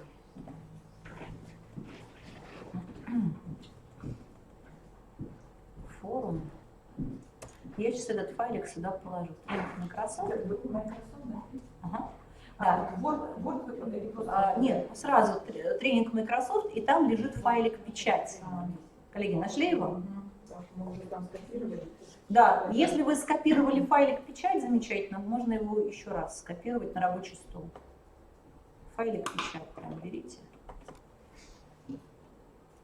Форум 2019 скопировали, да? Да, внутри папки «Форум 2019», Его рабочий. да, там есть тренинг Microsoft. А в папке «Тренинг Microsoft» лежит файлик печать. Да. Давайте этот файлик откроем. Перед нами вот такие таблички. Догадываетесь, как я их формировала? Да, Да? открытки. Конечно, по открытке. То есть получается, адрес для входа везде одинаков, имена разные, должности разные, пароли одинаковые тоже, видите? Там, лицензия опять for students, обеда там лицензия не для студентов, а для преподавателей. Вот, ну, то есть вот такая история. И мне хочется вам все это рассказать, как это все работает.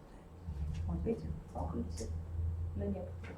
То есть это все из таблички формировалось вот таким образом. Итак, что мы сейчас делаем? Каждый из вас должен выбрать, кем он сегодня будет. Идет? Вот это пароли, вот это, да? Да, да, вот имя, видите? Где-то вот Адель. Кому хочется быть Аделью, вот, занимайтесь. Кто Адель берет, коллеги? Давайте так и пойдем. Все, хорошо, вы взяли Адель, хорошо? Да, Да. Я тогда Эл будет. Да, вы Эл. Подождите, а тут Алекс. Алекс, вы не против быть Алекс? А там, может быть, у нас не будет? Ну давайте. А тут еще Альфонсо, Алла, давайте Арвин. Алла. Взяли Аллу? Мужчина, да? Ну ладно. Да. Возьмете тогда Алекса, хорошо? Вот мы в файлике. Вы только подошли, да? Я все время выбегаю, потому что... Да, все нормально. Найдите в папке «Тренинг Microsoft» файлик «Печать». И мы выбираем, кто будет роль кого играть. Кстати, в правом нижнем углу там есть циферки. Циферки, да. Да, просто по порядку берем. Да, берем подряд. Да. Ну там третий уже выбрали, да? 4, 5, я 6. У меня 5. Все хорошо, пятый. А вот тогда между тоже надо, не получается 1-2, а... Ну возьмите 3 тогда, возьмите 3. Да, да. Хорошо, ладно. Вот это, Я да, три, и потом печать. Печать открываем. Будьте любезны, перепишите себе, кто вы. Ну, вам на самом деле переписать логин вот этот длинный есть? Так, я, значит, тогда вы пятый, да? Я просто... Я шестая? Нет, вот шестой уже занято. Шестой занято, да? Нет, это же копировать нужно. Нет, уже шестой занято, да? Да, да. Шестой Есть? занято. Так, Да. седьмой. Этот файлик вы можете на флешку к себе забрать. Обычно эти таблички вот так мы разрезаем, и я раздаю на столах. Но это долго набирать. Проще вот так сейчас сделаем. Есть? Девятый, наверное, да? А теперь делаем следующее. Четвертый и пятый, это же Восьмой мы уже есть. Ну, можно пропустить. Смотрите, Так, там на пятом нужно почту поменять, да? На Так, а что я знаю поменять? почту Да, поменять? да. А, нет, не надо, не надо. Если чуть Пятый попозже. есть кто-нибудь, нет? Пятый же я, да. Пятый я. А там есть и 18, и 20, смотрите, как много всего. Вот. Их там 40 штук. Даже 40, только не берите системного администратора, хорошо? Там будет администратор или В админ. принципе, это все у нас останется. Запомните, какой... Да, у вас все это будет, но потом можете другие имена брать, не По критично. факту можно написать, это уже нам дали. Мгм. Просто написать страницу. И что мы тут должны...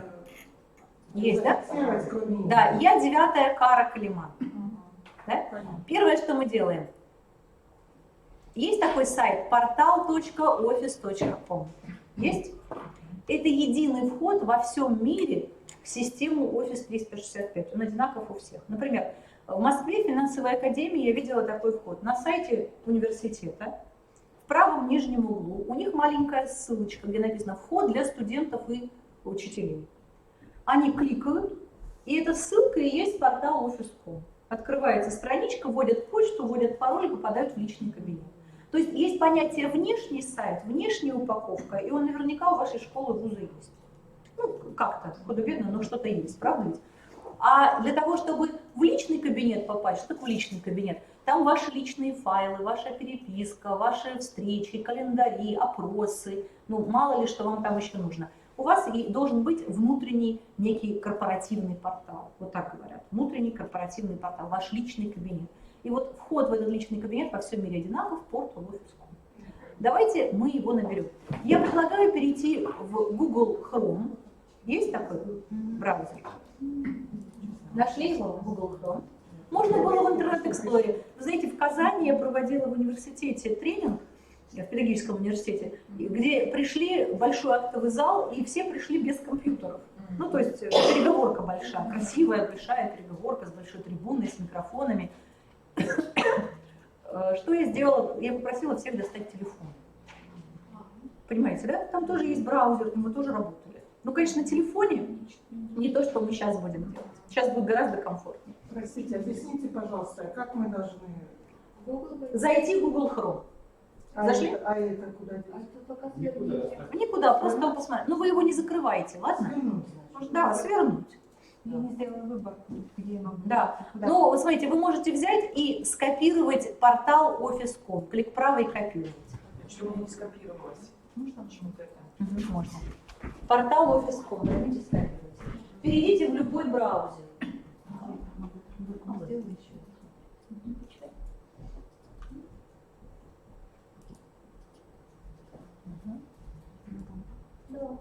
Так, вы второй. Так, вперед. И копируем. Ну, портал Office.com можно было и ручками набрать, как бы, ну, так, чтобы ускориться. Вот, зашли в Google Chrome. Можно было в Оперу, в Яндекс.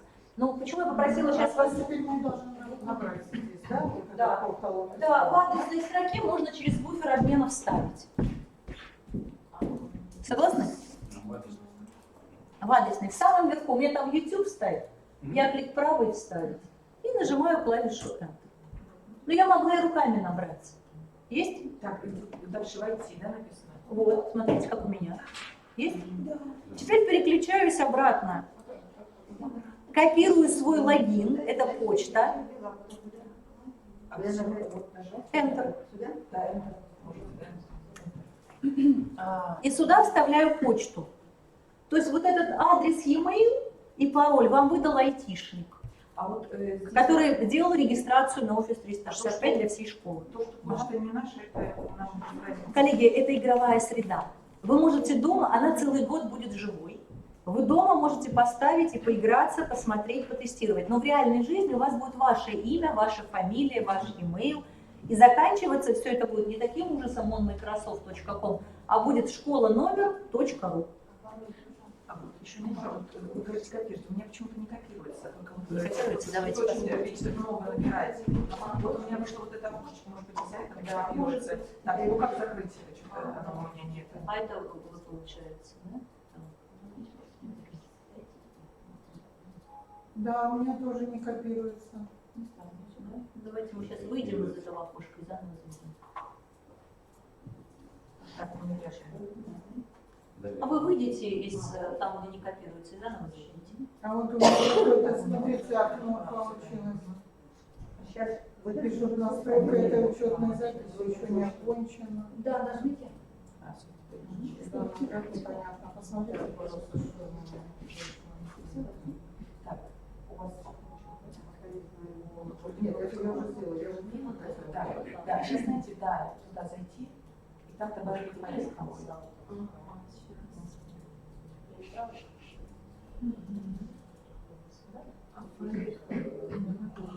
Все, кнопочка «Далее». В следующем окошке вам пароль просит. Видите, имя принято, внизу пароль. Перехожу опять сюда же, вот так же пароль. Да, он одинаковый у всех. Копирую сюда. Но в реальной жизни, коллеги, у вас будет правильно. А, далее здесь ничего не Да, меняется? ничего. Да. И все, и войти. Когда нажимаешь, Да, печать, да, печать. Вообще закрыть, да? Это очень много уже зайдите. Вот, а это закрывается. Он печать называется.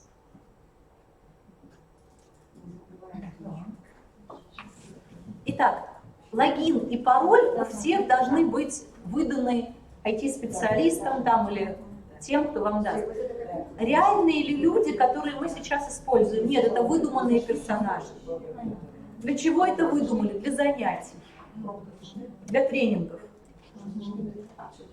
Понятно, да? Что будет в реальной жизни, когда вам айтишник выдаст логин, пароль? Ну, то есть вам айтишник достаточно выдать вам портал Office.com, ваша почта, ваш пароль.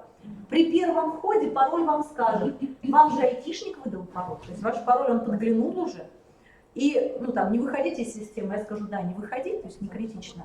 Это учебный. Но в реальной жизни, если я в интернет-кафе, сохранять пароль там не надо, да? Понятно. Вот. Итак, коллеги, я попала в свой рабочий кабинет. Есть? Герой виртуальный. А? Перевести пароль, я можно свою пароль, да? Ввести пароль? Нет, ввести пароль. А сейчас сохранить пароль просят? Наша табличка есть, и там пароль есть. Наша табличка. Да. И вам пароль, видите? Ага. Вы тоже его выделяете, но без свой пароль. Вы давайте там это, номер телефона знаете на карте. Да, все обратно. Можно сохранить пароль, не выходить из системы, не критично. Форум да, и там время. Да. Ну, что говорит, неверный пароль. Неверный пароль?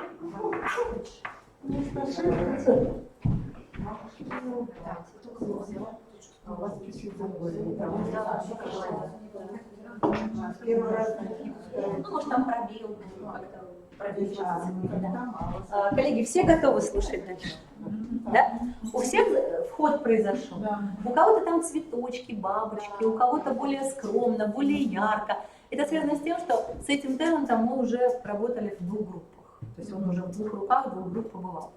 Итак, помните, мы говорили, есть система, которая, или есть тенденция общемировая, которая считает, что люди могут работать удаленно. Не обязательно бежать на работу, чтобы быть на работе. Это раньше учитывали рабочее время с 9 до 6 отсидеть. Сейчас работодатели пытаются эффективность оценивать. Согласны? Пусть человек работал полчаса, но он сделал то, что другие там за 2 месяца не сделали, в этом есть эффективность.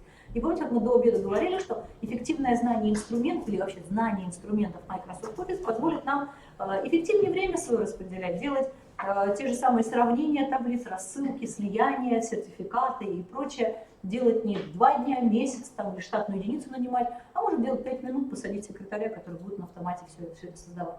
Вот. И вот эти такие тенденции двигают нас в сторону офиса 365. Что такое офис 365? 365 дней на работе, 365 дней в году. Неважно, на больничном ли, не на больничном, в отпуске, не в отпуске, нелегкая вас застала, надо документ какой-то напечатать, посмотреть, вы всегда на работе. Неважно, у вас есть только логин, пароль, вам нужен интернет и вход в эту зону. Неважно, на своем компьютере вы либо на чужом, либо на телефоне сотовом. Согласны? То есть вы всегда будете в этой общей системе. Итак, мы получили от айтишника логин, пароль. У вас эти таблички могут остаться, вы можете дальше играться с ними, офис ставить, как мы с вами договаривались, да, и все что угодно делать. Итак, при первом входе, когда вам айтишник только-только выдал логин, пароль, вас попросят сменить пароль. Ну, вы всегда это умеете делать, это все стандартно. После этого ваш пароль знаете только вы. Давайте посмотрим основные кнопки вашего рабочего кабинета. Первое, этот рабочий кабинет одинаков во всем мире, коллеги. Он и для коммерческих организаций, и для учебных, и одинаков абсолютно. Айтишники могут его поднастроить, но по большому счету нам дают небольшие изменения настроек, фон, тема рабочего стола, цветовая гамма, которую мы можем поменять. Все остальное нам туда и лезть не надо. Главное здесь сам функционал, сам набор продуктов. Все остальное меняется, эволюционирует, так же, как и мы можем работать 365 дней в году, 365 дней в году Microsoft может добавлять новые инструменты. Зачастую мне Office 365, когда иду преподавать, я сама не знаю, того ли цвета кнопка будет, как у меня в презентации, потому что за ночь и функции прибавляются, и команды меняются, и добавляется новый функционал. И вот про это все мне вам хочется рассказать. То есть программисты Microsoft над этим тоже работают ежеминутно. То есть нет такого пути, как раньше. Раз в 3 года выходил новый офис. Да, там, или раз в 5 лет выходил новый Windows. Здесь каждый день, что-то новое будет появляться. Когда мы зайдем первый раз в какой-то инструмент, и если он понимает, что мы там впервые, он начинает нас навязчиво обучать. Посмотри, здесь есть это, там есть то. Мы говорим, да все понятно, дальше. Наблюдали такое? Может быть, вам сейчас приставали. Возможно. Согласны? Почта меняет. Да, поменяй это, сделай то. То есть это все стандартно. Эта система делает автоматизацию процесса обучения в том числе. Эта система сокращает количество айтишников на предприятии, где человек идет к самообслуживанию. То есть система самообслуживания бизнес-пользователя. А мы с вами бизнес-пользователи. Итак, первая кнопка, ваша фотография. Посмотрите, как вам. Вы себе нравитесь с утра? Нет? Не очень?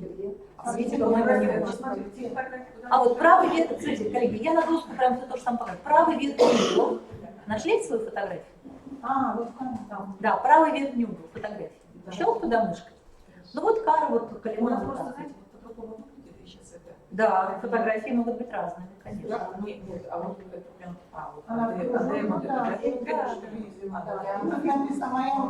Да, моя учетная запись. Нашли? Коллеги, есть ли учетные записи на английском языке? Какой-то Дуглас появился, а у меня была Дебра какая-то. Дебра у вас? А может быть Дуглас? Может быть одного вставили, а копировали, писали? Нет. В Дугласа зашли.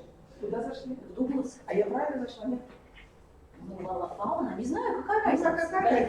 С другой стороны, у Дугласа может быть 5 компьютеров и даже больше. Да, сейчас делаем. У Дугласа может быть много компьютеров, он может под одной учеткой зайти с разных мест. Но если вас это смущает, давайте выйдем из учетки и зайдем по другой. Это игровая форма, зачем это? Да, конечно.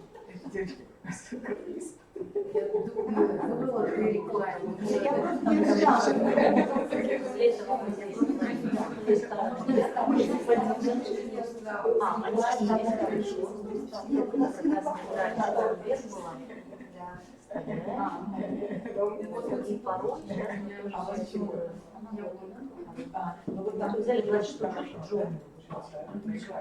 Джонни Шанс. Ну, у вас нормально. Скажите, а откуда здесь фотография? То есть человек, он заранее, значит, Да, он ставил, да. Или IT-специалист это сделал. Сейчас я покажу, как поменять. Конечно, да. Вот все, не выходите из системы, вы там в этой системе. Ну, может быть, надо, это вопрос как не самый главный. Да, да. Коллеги, ну я вас веду по пути, чтобы вы понимали, как ваш рабочий кабинет будет устроен. Потому что по умолчанию, когда я туда зайду, там будет пусто. Но если я щелкну по фотографии, ну там будет пустая картинка человечка такого, безымянного, я щелкну, там видите фотоаппаратик, открывается окошко, где я могу добавить новую фотографию. Согласны? То есть каждый сотрудник школы или вуза добавляет свою фотографию. Теперь новенький знает всех в лицо уже. Он добавил себя, идет по коридору, уже ориентируется. Потому что в среднем статистика в отделе кадров или HR, департамент, знаете, да, HR, в среднем дают такую статистику, что полгода человек только привыкает к новому месту работы, только спустя полгода он начинает без стресса уже работать. Вот полгода. Адаптация. С этими системами адаптация гораздо быстрее. Согласны? Ведь человек идет, он уже понимает, да, это Иван Иванович, это Василий Петрович. Уже совсем другая история, правильно? Хорошо. Следующее. Найдите, пожалуйста, есть там, у вас всех по-русски написано или по-английски? У меня по-русски. У всех Ну, по-русски. имя по-английски, да? Да, да, имя по-английски, а все слова по-русски, да? Ведь бывает такое, что и по-английски может быть написано. Давайте найдем вторую кнопку, шестеренка. Есть такое? Левее вашей фотографии через одну кнопку в верхней полосе шестеренка, нажмите. Все, что связано с шестеренкой, ключевое слово настраиваю, меняю, корректирую. И шестеренка будет встречаться в разных окнах. Если она у нас встречается в окне, которое называется «Здравствуйте, добрый день», видите, начальная стартовая страница. На стартовой странице она делает одно. Но если эта же шестеренка встретится нам в Outlook, или в Power BI, или в Teams, она будет делать настройки Teams, Power BI или Outlook. Понимаете, да? То есть в зависимости от места окна текущего шестеренка будет разная. Идем дальше? Давайте. Тут как раз можно язык изменить, да? Да, Если тема. А где там настройка языка? Сейчас сделаем. Да, язык и числовой поиск. Да, нашли такой язык и числовой поиск. Ну, меня русский язык устраивает. Правда, тут у меня Екатеринбург стоит. Не очень, да? Почему? Давайте поменяем на Москву. Сыктывкар. Или Сыктывкара, наверное, нет, да? Есть Москва. То есть мне это по Москве, Москва, да, ну, к примеру, Часовой поезд. Да, числовой поиск Москвы сделаем. Москва, Санкт-Петербург. Москва, где там? Да. Коллеги, идея понятна? Вот, хорошо. То есть мог быть китайский язык, могли зайти там все по-английски. Ничего страшного, зашли, поменяли. Какой хотим язык, такой будет. Это общемеждународная система. Во всем мире это одинаково. И это самая популярная система во всем мире коллективной работы. Вверху, посмотрите, там фотокарточки такие маленькие. Ну, у меня настроение сегодня пусть будет такое, я сделаю вот такую себе фотокарточку. Есть? Или, может быть, более строгую, или анимационную, или показать все темы. Фон, да? Да, пощелкайте, посмотрите, как меняется. Ну, это максимум, что в вашем рабочем кабинете вам дают поднастроить из красоты. Иногда айтишник даже это блокирует. Хочу поменять, а? Хочу язык поменять, а вот сказали китайский, значит китайский. Все. Как повезет, да? Да, как айтишник скажет, как главный айтишник, который сдает учетки, там поднастроишь. Ну, по умолчанию обычно они там не зверствуют, поэтому все остальное. Тоже не меняем. Да, давайте оставим как есть, хорошо? Внизу там есть кнопочка «Сохранить». Я нажимаю «Сохранить». Ниже есть понятие уведомления. Это колокольчик левее шестеренки. Нашли его? Да. Колокольчик вам будет говорить, когда у вас письма пришли. Например, вы сидите в настройках, а вам 10 писем пришло. Там будет число 10. Раскрыли колокольчик, а там письмо от Васи, Пети, Маши, Наташи, бежать на совещание, конференции и так далее. Ну, то есть колокольчик — это что-то срочное, что сейчас произошло, пока вы сидели в каком-то приложении. Угу. Ну и, наконец, пароль. Есть такое внизу? Пароль вы можете сами менять, когда вы захотите, но я здесь не рекомендую его менять. Пусть у нас останется как есть по умолчанию, ладно? Хорошо. Коллеги, с шестеренкой все понятно? Хорошо. Давайте вернемся опять на свою фотографию. Если мы сидим в интернет-кафе, работаем, то в конце неплохо бы выйти, наверное. Есть там такое? Да, чтобы пароль как бы не сохранился, чтобы злоумышленник после вас не зашел в ваш рабочий кабинет. Следующее. Есть еще две опции. Моя учетная запись и профиль. Нашли такое? Да. Я предлагаю зайти в профиль MyOffice. Профиль MyOffice позволит вам увидеть не только те свои недавние данные, документы, отчеты, но и недавние действия ваших коллег, если эти файлы и действия не закрыты были от вас специально. Например, ваш коллега говорит или студент говорит: я всю ночь работал с этим документом. И если у вас общая система работы с файлами Office 365, то вы заходите и смотрите: ничего подобного, не работал с этим документом вчера вечером. Понимаете, да? Или, например, директор идет по коридору, или ваш коллега идет по коридору и говорит: посмотри, я вчера такой шикарный отчет смотрел. Как называется? Уже глупый вопрос. Где лежит? Еще более глупый вопрос. Потому что есть такое место, которое называется Delve. Посмотрите, видите, там сбоку Delve. В Delve можно специально попасть, как приложение. Или как через мою вот эту учетную запись, да, как мы зашли. И вот Delve вам показывает, ну я Кара. Заходим туда, да? Да, а вы уже в Delve, да? Вот мы сразу туда. А как я туда попала? Ваша фотография и там профиль. Есть? Профиль. Или как можно было еще попасть в Delve? Видите, кубики, меню, Office 365, кубики. Как знаете, в Екатеринбурге я 30-го тренинг проводила в университете, и там учителя сказали: пульт управления, телевизионный. Я говорю: боже мой, как похоже. Согласны, как пульт? Вот мы пульт нажали пульт, нажали, и здесь куча программ. Ну, как в телевизоре программы. Первый канал, НТВ, РНТВ, культура. И вот здесь, если нажать кнопочку «Все приложения», то там есть приложение Delve. Заметили? И вот так можно в Delve попасть. Ну вот мы попали немножко проще. Ну или тоже вот попали. Оказывается, Карина работала с... Ой, не Карина, Кара. Новые возможности Excel, методичку открывала, к тренингу мастер-класс открывала. Вот что она делала, посмотрите. Но если она щелкнет по Фатиме, видите сбоку Фатима, это ее коллега, с кем она недавно общалась. А у вас там тоже с нами какие-то люди есть? Есть. И даже Иван Иванов тут есть, видите? Да. Это я показала, как добавлять новых сотрудников. То есть, ну, по-русски взяла и добавила. Я щелкнула мышкой Фатима, а Фатима, вот ее коллеги, посмотрите. А вот с чем она работала, тоже открывала этот файл, этот файл, этот файл. Замечаете? И можно посмотреть. И сами документы можно? Да, да, конечно. Если она доступ к этим документам не закрыла, если это общий доступ. А тут его закрыть? Да, например, мы с вами увидим некое место, которое называется OneDrive. Это пространство, ваша виртуальная флешка размером 1 терабайт, который дается каждому лично. И если вы захотите, вы будете единолично работать с этим пространством. Например, никого пускать не хотите, там фильмы выкладываете свои, не знаю, фотографии, отчеты, и никого не пускаете. Тогда все файлы, с которыми вы работаете, никто вас не найдет. Ни одного файла не видно. Но наверняка будут файлы у других коллег, с которыми вы тоже поработали. Коллега этот файл дал открытым, да? И этот файл у других коллег тоже открыт. Тогда другие коллеги увидят, что вы с этим файлом тоже работали. То есть с открытыми файлами. Но если это файл на вашей флешке, на рабочем столе компьютера, то есть он не лежит никак в этой системе, то этот файл, конечно, никто не заметит. То есть не надо бояться, что ваши коллеги будут видеть, с чем вы работаете. Нет. Только то общее, доступ к чему вы сами открыли. Или то общее, доступ к чему открылся вашим коллегам.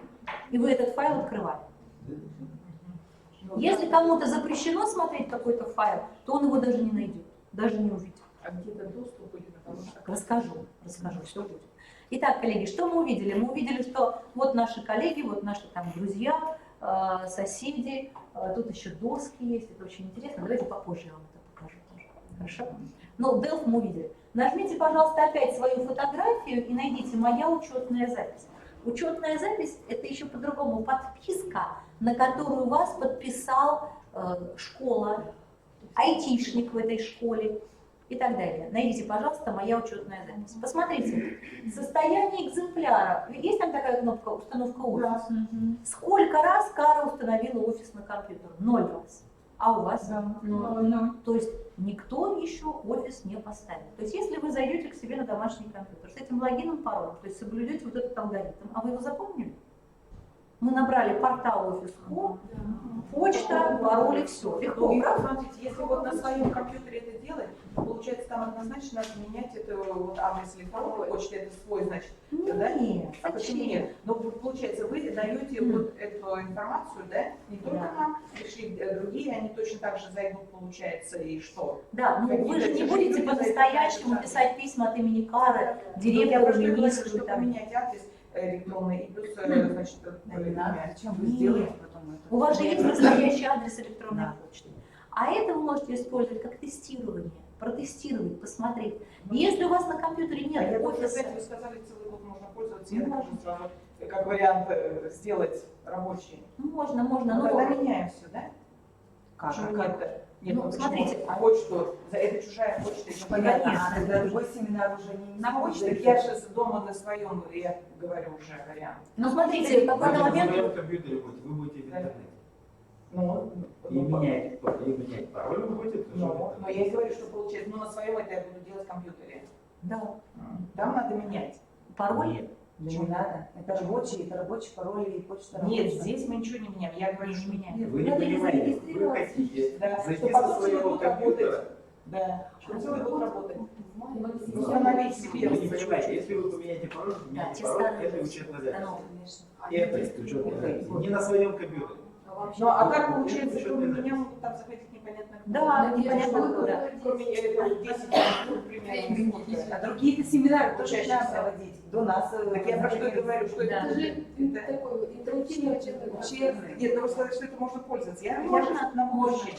Смотрите, В как это течение можно года пользоваться? Если у вас на компьютере сейчас нет Teams, вы хотите протестировать, нет форм с опросников, нет еще чего-то, почему бы вам не воспользоваться этой системой для того, чтобы потренироваться, посмотреть, набить руку, не боясь испортить что-то? Да, вот просто Да? тренироваться. Смотрите, если у вас на компьютере нет легальной версии Office 2019, то вы нажимаете вот эту кнопку «Установка Office».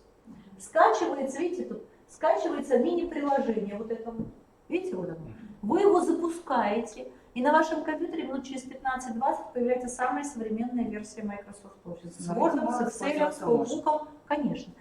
Зайдя в Outlook, конечно, я бы вам не советовала писать регистрационные данные вот эти, в Outlook. Наберите свою почту Яндекса, Мейла, для того, чтобы воспользоваться и нормально почтой пользоваться, как обычно. целый год можно будет. Да, и целый, ну, чуть меньше года, где-то вот с весны, до весны. Вот. Но я закрою, не буду ставить. То есть вы можете на 5 компьютеров, 5, видите, на Macintosh, 5 планшетов и 5 смартфонов. То есть для каждого пользователя, для Кары дается 15 установок. Подразумевается, что у человека есть 15 разных гаджетов. Что будет, если вы, например, здесь есть кнопочка, видите, параметры установки, версия 64 разряда или 32 разряда, видите, там версия английский язык, какой там китайский, видите, французский, любой. Вот, что будет, если вы поставите более чем 5 версий стационарных? Более чем. Вы можете дистанционно отключить на каком-то устройстве, здесь будут прям прописаны, сколько установок было сделано, например, на компьютере таком-то одна, на компьютере таком-то одна. Вы просто деактивируете установки на других компьютерах, доступ к которым вы уже не имеете, и устанавливаете на других. То есть получается одновременно 5 компьютеров, но это более чем для нормального одного пользователя. Правда? Вот. Что будет, если вы будете, запустите Word? Когда вы запустите Word первый раз, вам скажут, легализуйте это. И вот там, в Word, в качестве легального ключа, вы наберете почту вот эту и пароль вот этот. Понимаете, да? Своей почтой Яндекс там или Mail вы не легализуете офис. А вот это ключ легальной версии, на еще Они потом не отправляют письма на этот электронный адрес? Нет, это игрушечно. То есть это все создается к тренингу, это игрушечно, но оно будет функционировать. Я когда этот тренинг создавала, я сказала год. Нужен год, и год дали его функциональность. Когда он очень сильно запачкается, там, ужас будет, но сейчас у нас все хорошо, чистенько, аккуратненько, я его деактивирую и сделаю новый. Но на самом деле, что у вас произойдет? У вас все будет работать, как работало, только вы в Word заходите, он говорит, введи логин-пароль. Вы вводите этот логин-пароль, он говорит, устарел, дай новый. Ну тогда вы начинаете писать то Свете, Света мне, я выдам вам следующий А вот смотрите, вот этим же уже все равно электронной почтой и паролем воспользовались, например, до нас, например, 10 человек. Да. Он не будет писать, что электронный адрес уже этот существует? Нет, смотрите, видите, 0 установок. Эти люди ни разу, вот Кары ни разу не воспользовались. А вашим целям хоть раз установили на компьютере? Ноль, ни разу. Да? Ни разу, да. Так ни что разу. мы можем попробовать. Вы можете попробовать, и будет хоть один первый компьютер. Хоть я в следующем году будете один раз хоть установить. Понятно, да? То есть это можно сделать. То есть получается почта, адрес почты и пароль – это легальный ключ, лицензионный номер. Вот это и есть офис 365. Помните лицензионные номера, эти там B, H, 45, 38, как они работали? Один компьютер, один легальный ключ. Но это несправедливо для людей современности, потому что сейчас один человек и куча гаджетов. Это что, ему на каждый ноутбук покупать себе по ключу, понимаете? То есть есть старый, устаревший способ, когда покупается к гаджету. Ну, гаджет устарел, обновился, и что, все выкидывать. А здесь покупается к человеку. Есть сотрудник, например, в «Газпроме» там, или в Сбербанке, или еще где-то, у него есть e-mail. Компания закупила Microsoft Office. И он по этому e-mail и паролю себе на домашних компьютерах, на рабочих легализует эту версию. Понятно, да? То есть вот так это функционирует. То есть есть по ключу, а есть по почте, к человеку идет привязка. Помните, как мы до обеда говорили, есть понятие, когда у человека стирается граница между жизнью и работой. Вот и все. То есть это вот такая история. То есть он и дома на работе, и на работе на работе. Да? Вот, поэтому здесь работодатель даже часто приветствует, чтобы сотрудник поставил дома Word, Excel, PowerPoint, и наверняка в субботу-воскресенье будет что-то по работе делать. Сейчас у нас уже будет одна установка, да? Да, да. Ну, мы сейчас ставить не будем. Да, еще 4 остается. Но смотрите, если вы, например, ну, кто-то может вас деактивировать, кто зайдет под этим же именем, понимаете? Ну, вы опять деактивируете ключ, введете, то есть, ну, по крайней мере, знаете, как это делается. Следующая важная команда называется подписки. Есть там такое? На зеленой полосе у меня сбоку, у вас там синяя полоса, красная, подписки. Подписки – это тот набор.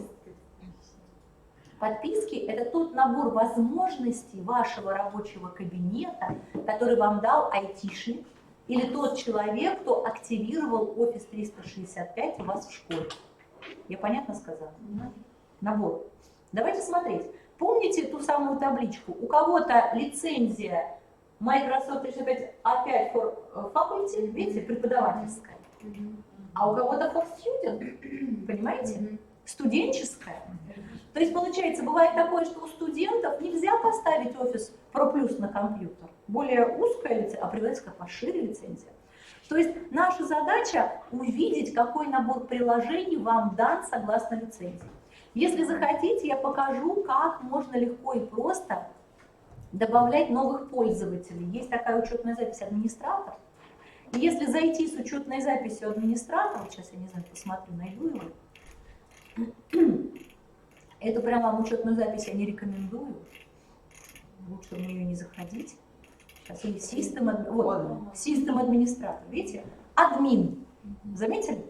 Пароль у него такой же. Вот он логин. И если я зайду как админ, а давайте я это сделаю, потому что это же любопытно посмотреть всем. И если я зайду как админ, ну, здесь то же самое будет портал.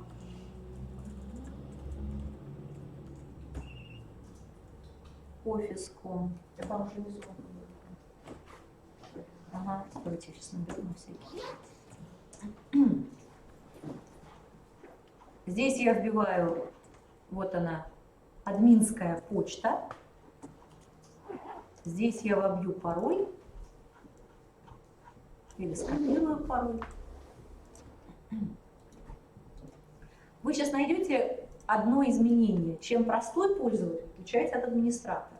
Тут тоже выходить не буду. Я в другом браузере это сделаю. Потому что я в одном. Одна, в другом другая. Визуально то же самое. Согласны? Его зовут систем администратор. То есть такой безымянный человек. Может быть, у него одна учетная запись человеческая, Иван Иванович Иванов. Но он еще и сисадмин. У него еще и вторая есть учетная запись. А теперь смотрите, я захожу в приложение. Видели ли вы у себя приложение администрирования? Понимаете? И вот здесь идет настройка серверов. Я захожу в администрирование, и здесь настройка Exchange сервера, SharePoint сервера, Teams сервера, то есть всех тех правил, по которым будет работать простой пользователь. Помните, я говорила, сисадмин или даст нам возможность, либо заблокирует, либо так, либо по-другому. Вот оно все здесь. И сейчас вот загрузится вся эта админка, и вы увидите, что это вообще не трудно. Это не так, как админить там сервера, где айтишники годами учились на это все. Простой учитель математики, или даже учитель истории, или даже учитель, не знаю, рисования, который совсем не технический человек. В Екатеринбурге есть такая новая школа, и там учитель физкультуры очень глубоко понимает в компьютерах, я была просто поражена. Вот, и он администрирует вот эти все системы. Учитель физкультуры. В Excel просто гуру Excel. Учитель физкультуры. И вот смотрите, здесь есть такое пользователи. Например, новый учитель пришел 1 сентября в школу. И сисадмину надо новенького забрать. Он говорит, добавление пользователя. Легко? Пишет Петров. У нас там Петрова не было, да? А, Петр. Петр, Петров. Ну, пусть будет такой. Имя, ну, с большой буквы будем отображать. Петра. Имя пользователя. Ну, давайте я ПП выберу. Видите, как я выдумала ему e-mail. ПП, собака. А вот здесь будет тот хвостик, который в школе принят. Помните, там собачка там, школа такая-то, .ру. Ну, это просто учебный e-mail. Автоматическое создание пароля. Зачем? Ну, когда автоматом пользователю приходит первый пароль, ужасный, длинный, непонятный, он на автомате потом предлагается к замене на какой-то другой пароль. Все это понятно? Отправить пароль по электронной почте. Требовать смену пароля при первом входе пользователя. Все. И вот я говорю далее. Мне говорят, какую лицензию, где располагается человек? Ну, не в Нидерландах, а скажу, пусть в России. ЛМНОПР. Вот, Россия. Лицензии. Для преподавателей дам лицензию? Или для учащихся? Видите? Ну, дам для преподавателя. Дам еще Microsoft Flow. Сколько? Видите, тут еще 2 лицензии из 25. Я еще сколько лицензий могу дать. А здесь, смотрите, доступно 9973 из 10 тысяч. То есть совсем учебно.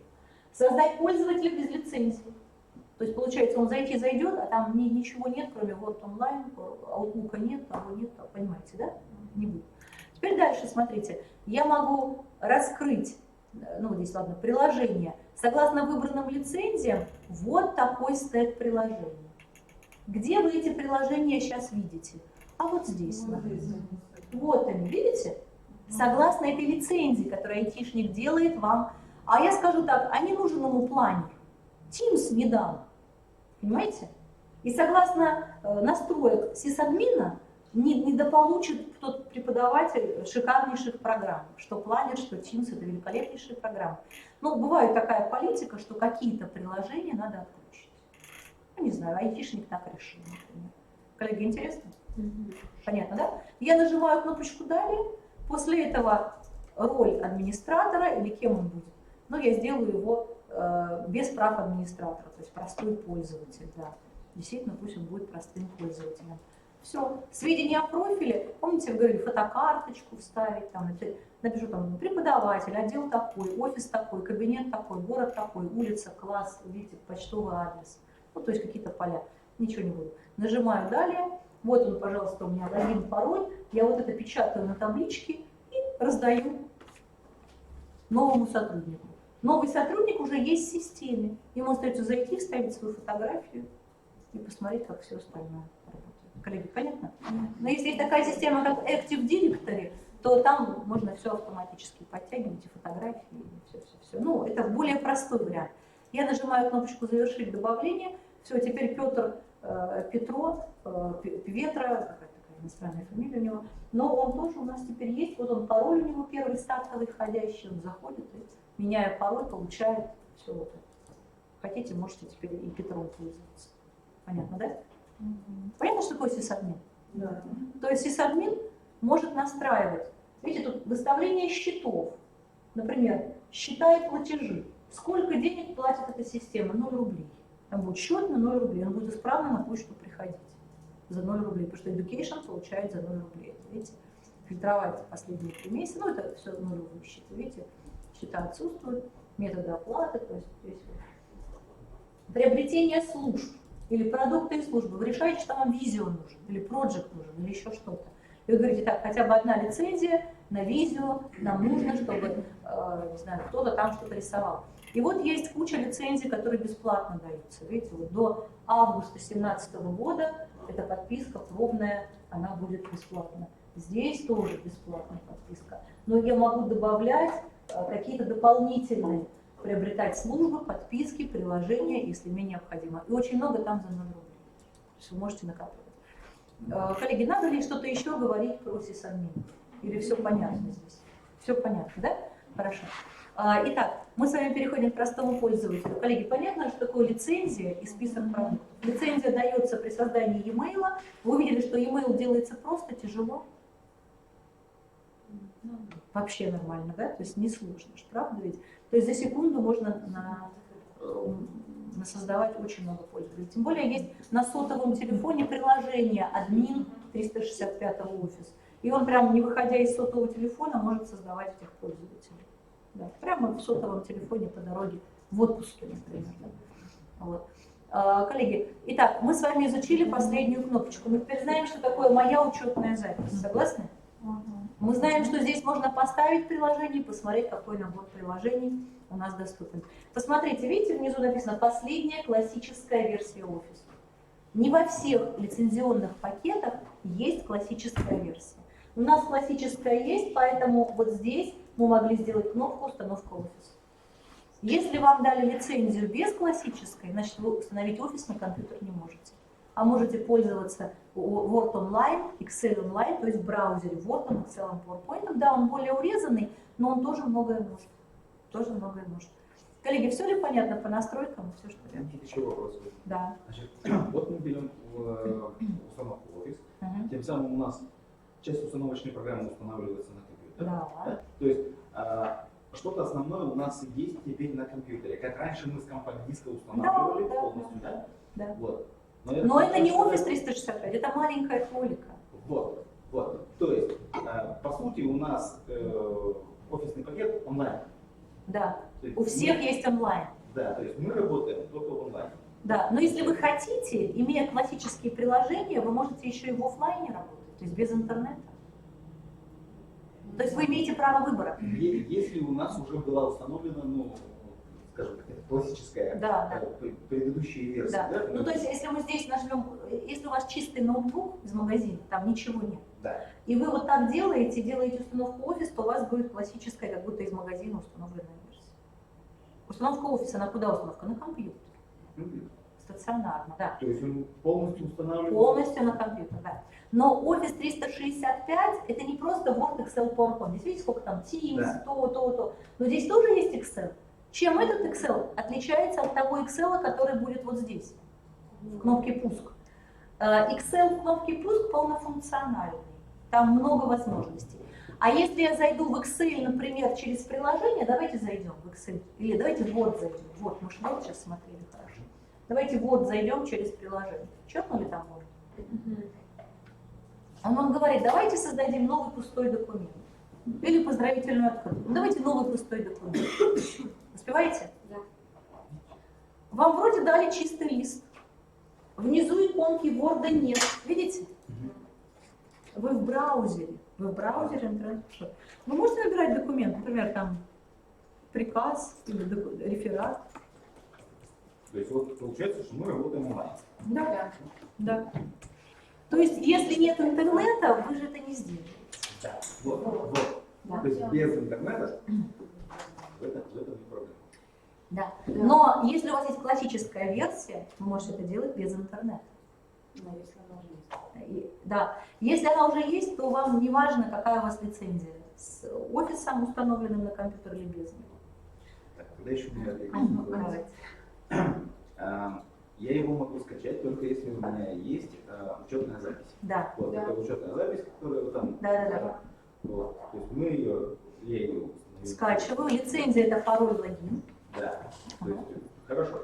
Я не могу пользоваться. Предположим, мою учетную запись как?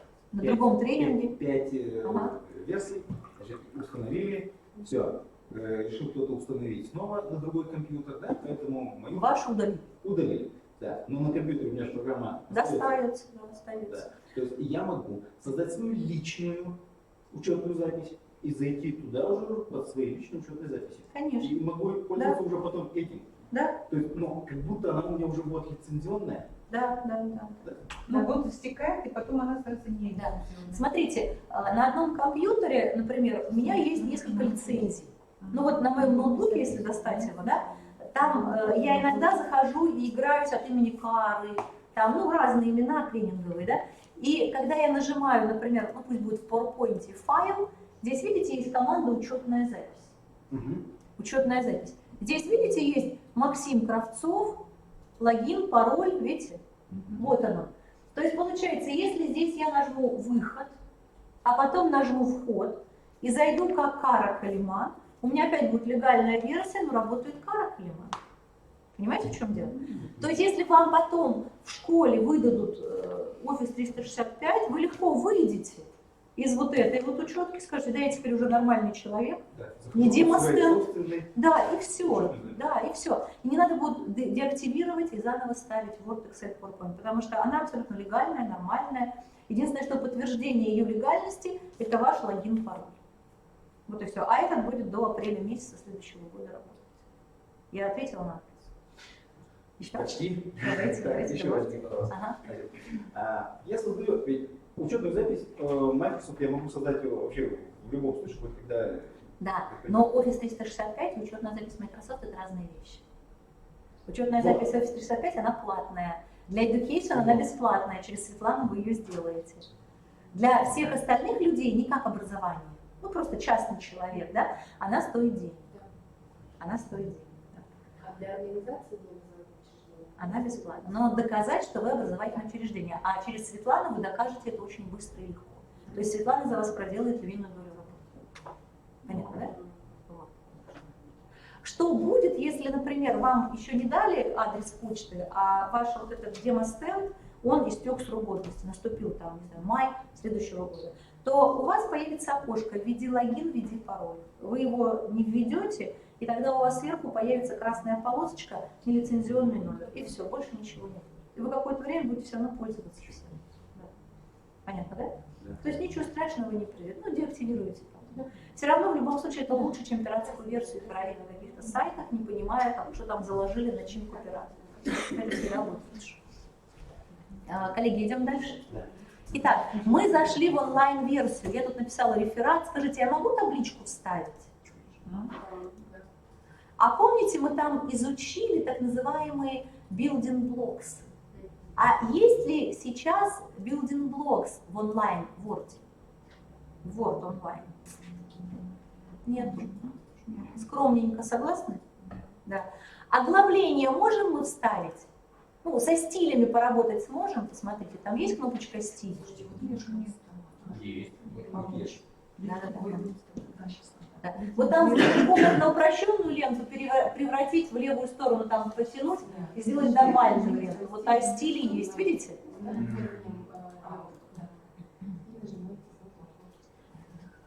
Разобрались? В Word, да, создать новый документ. Новый документ создайте.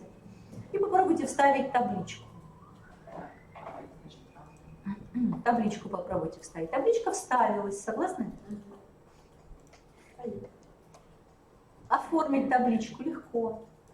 Табличка оформляется.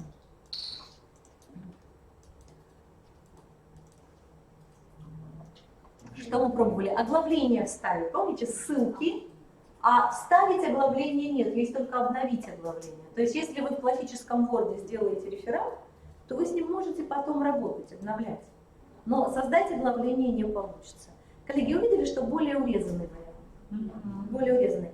Но на самом деле совсем еще, чуть больше 2 лет назад не было кнопки даже форматирования по образцу, видите? Сводных таблиц в Excel нельзя было делать, а недавно уже появилась эта кнопка. То есть онлайновые версии Word, Excel и PowerPoint дорабатываются каждый день. И функционал появляется. Если вам интересно, почему Word, Excel возможно в онлайне использовать, почему вот так, без Word это все работает, все очень просто. Когда-то, помните, 2003 год, и было расширение, помните, в 2003 году у Word какое было расширение? Doc. А потом стал DocX. Помните? DocX.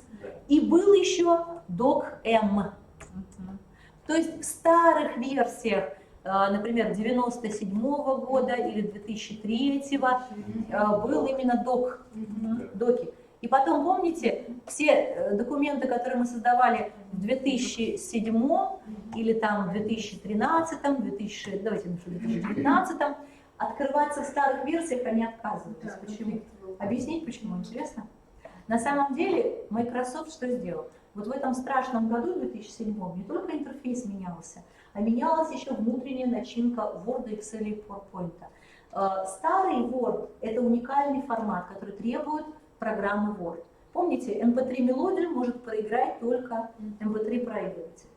Но для того, чтобы сделать более универсальность, то есть чтобы Word, а вообще что самое современное, быстро передающее данные, это же интернет, HTML или XML, веб-браузер. Согласно, это то, что нам позволяет быстро и эффективно передавать информацию на большое расстояние, компактно.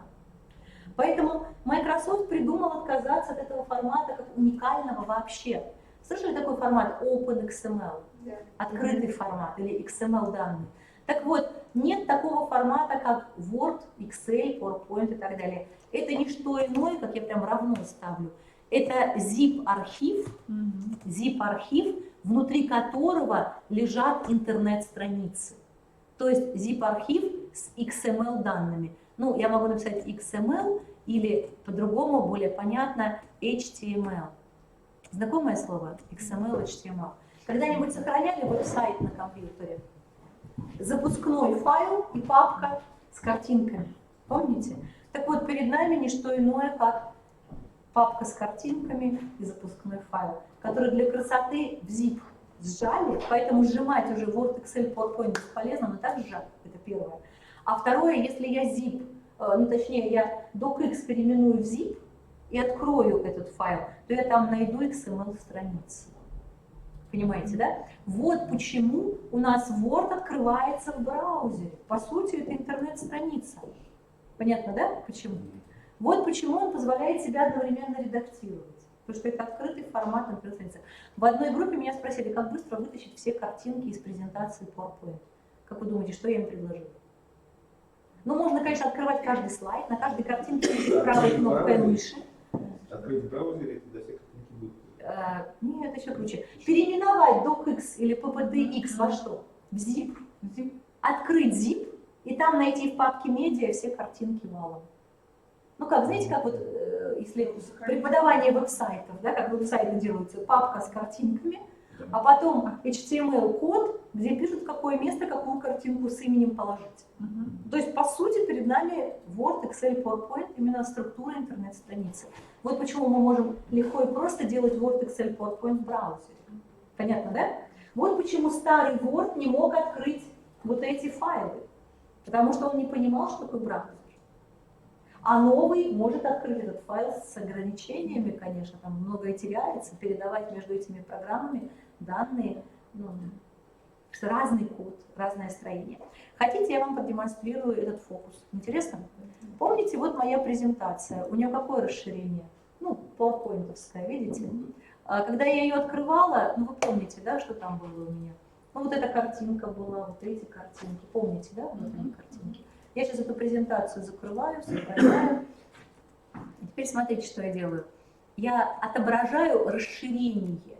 Расширение, чтобы отобразить в кнопочке «Упорядочить», параметры папок. Я скажу в виде, показывает расширение зарегистрированных типов файлов. Вот скрывать я сниму, показывать.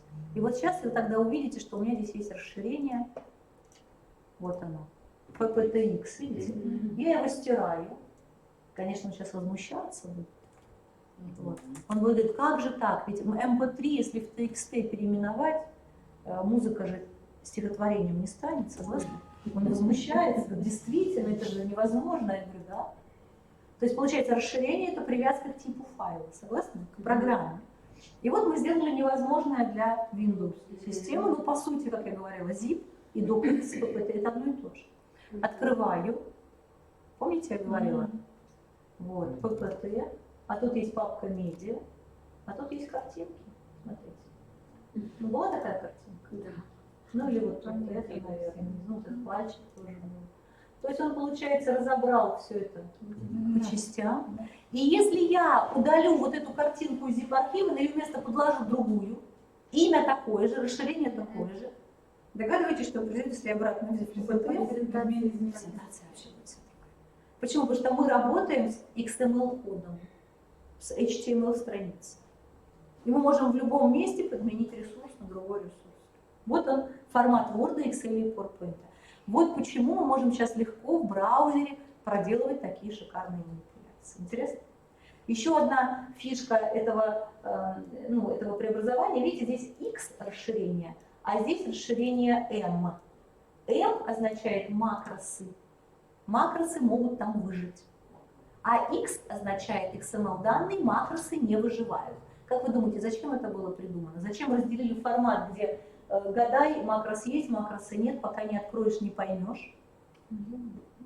Заменили на вот это деление. Безопасность. Айтишник свысока может сказать, вот эти пользователи doc-m открывать не могут. Что будет происходить? Простой секретарь пытается по почте открыть, там вирус пришел в формате doc-m, он открывать запрещено открывать.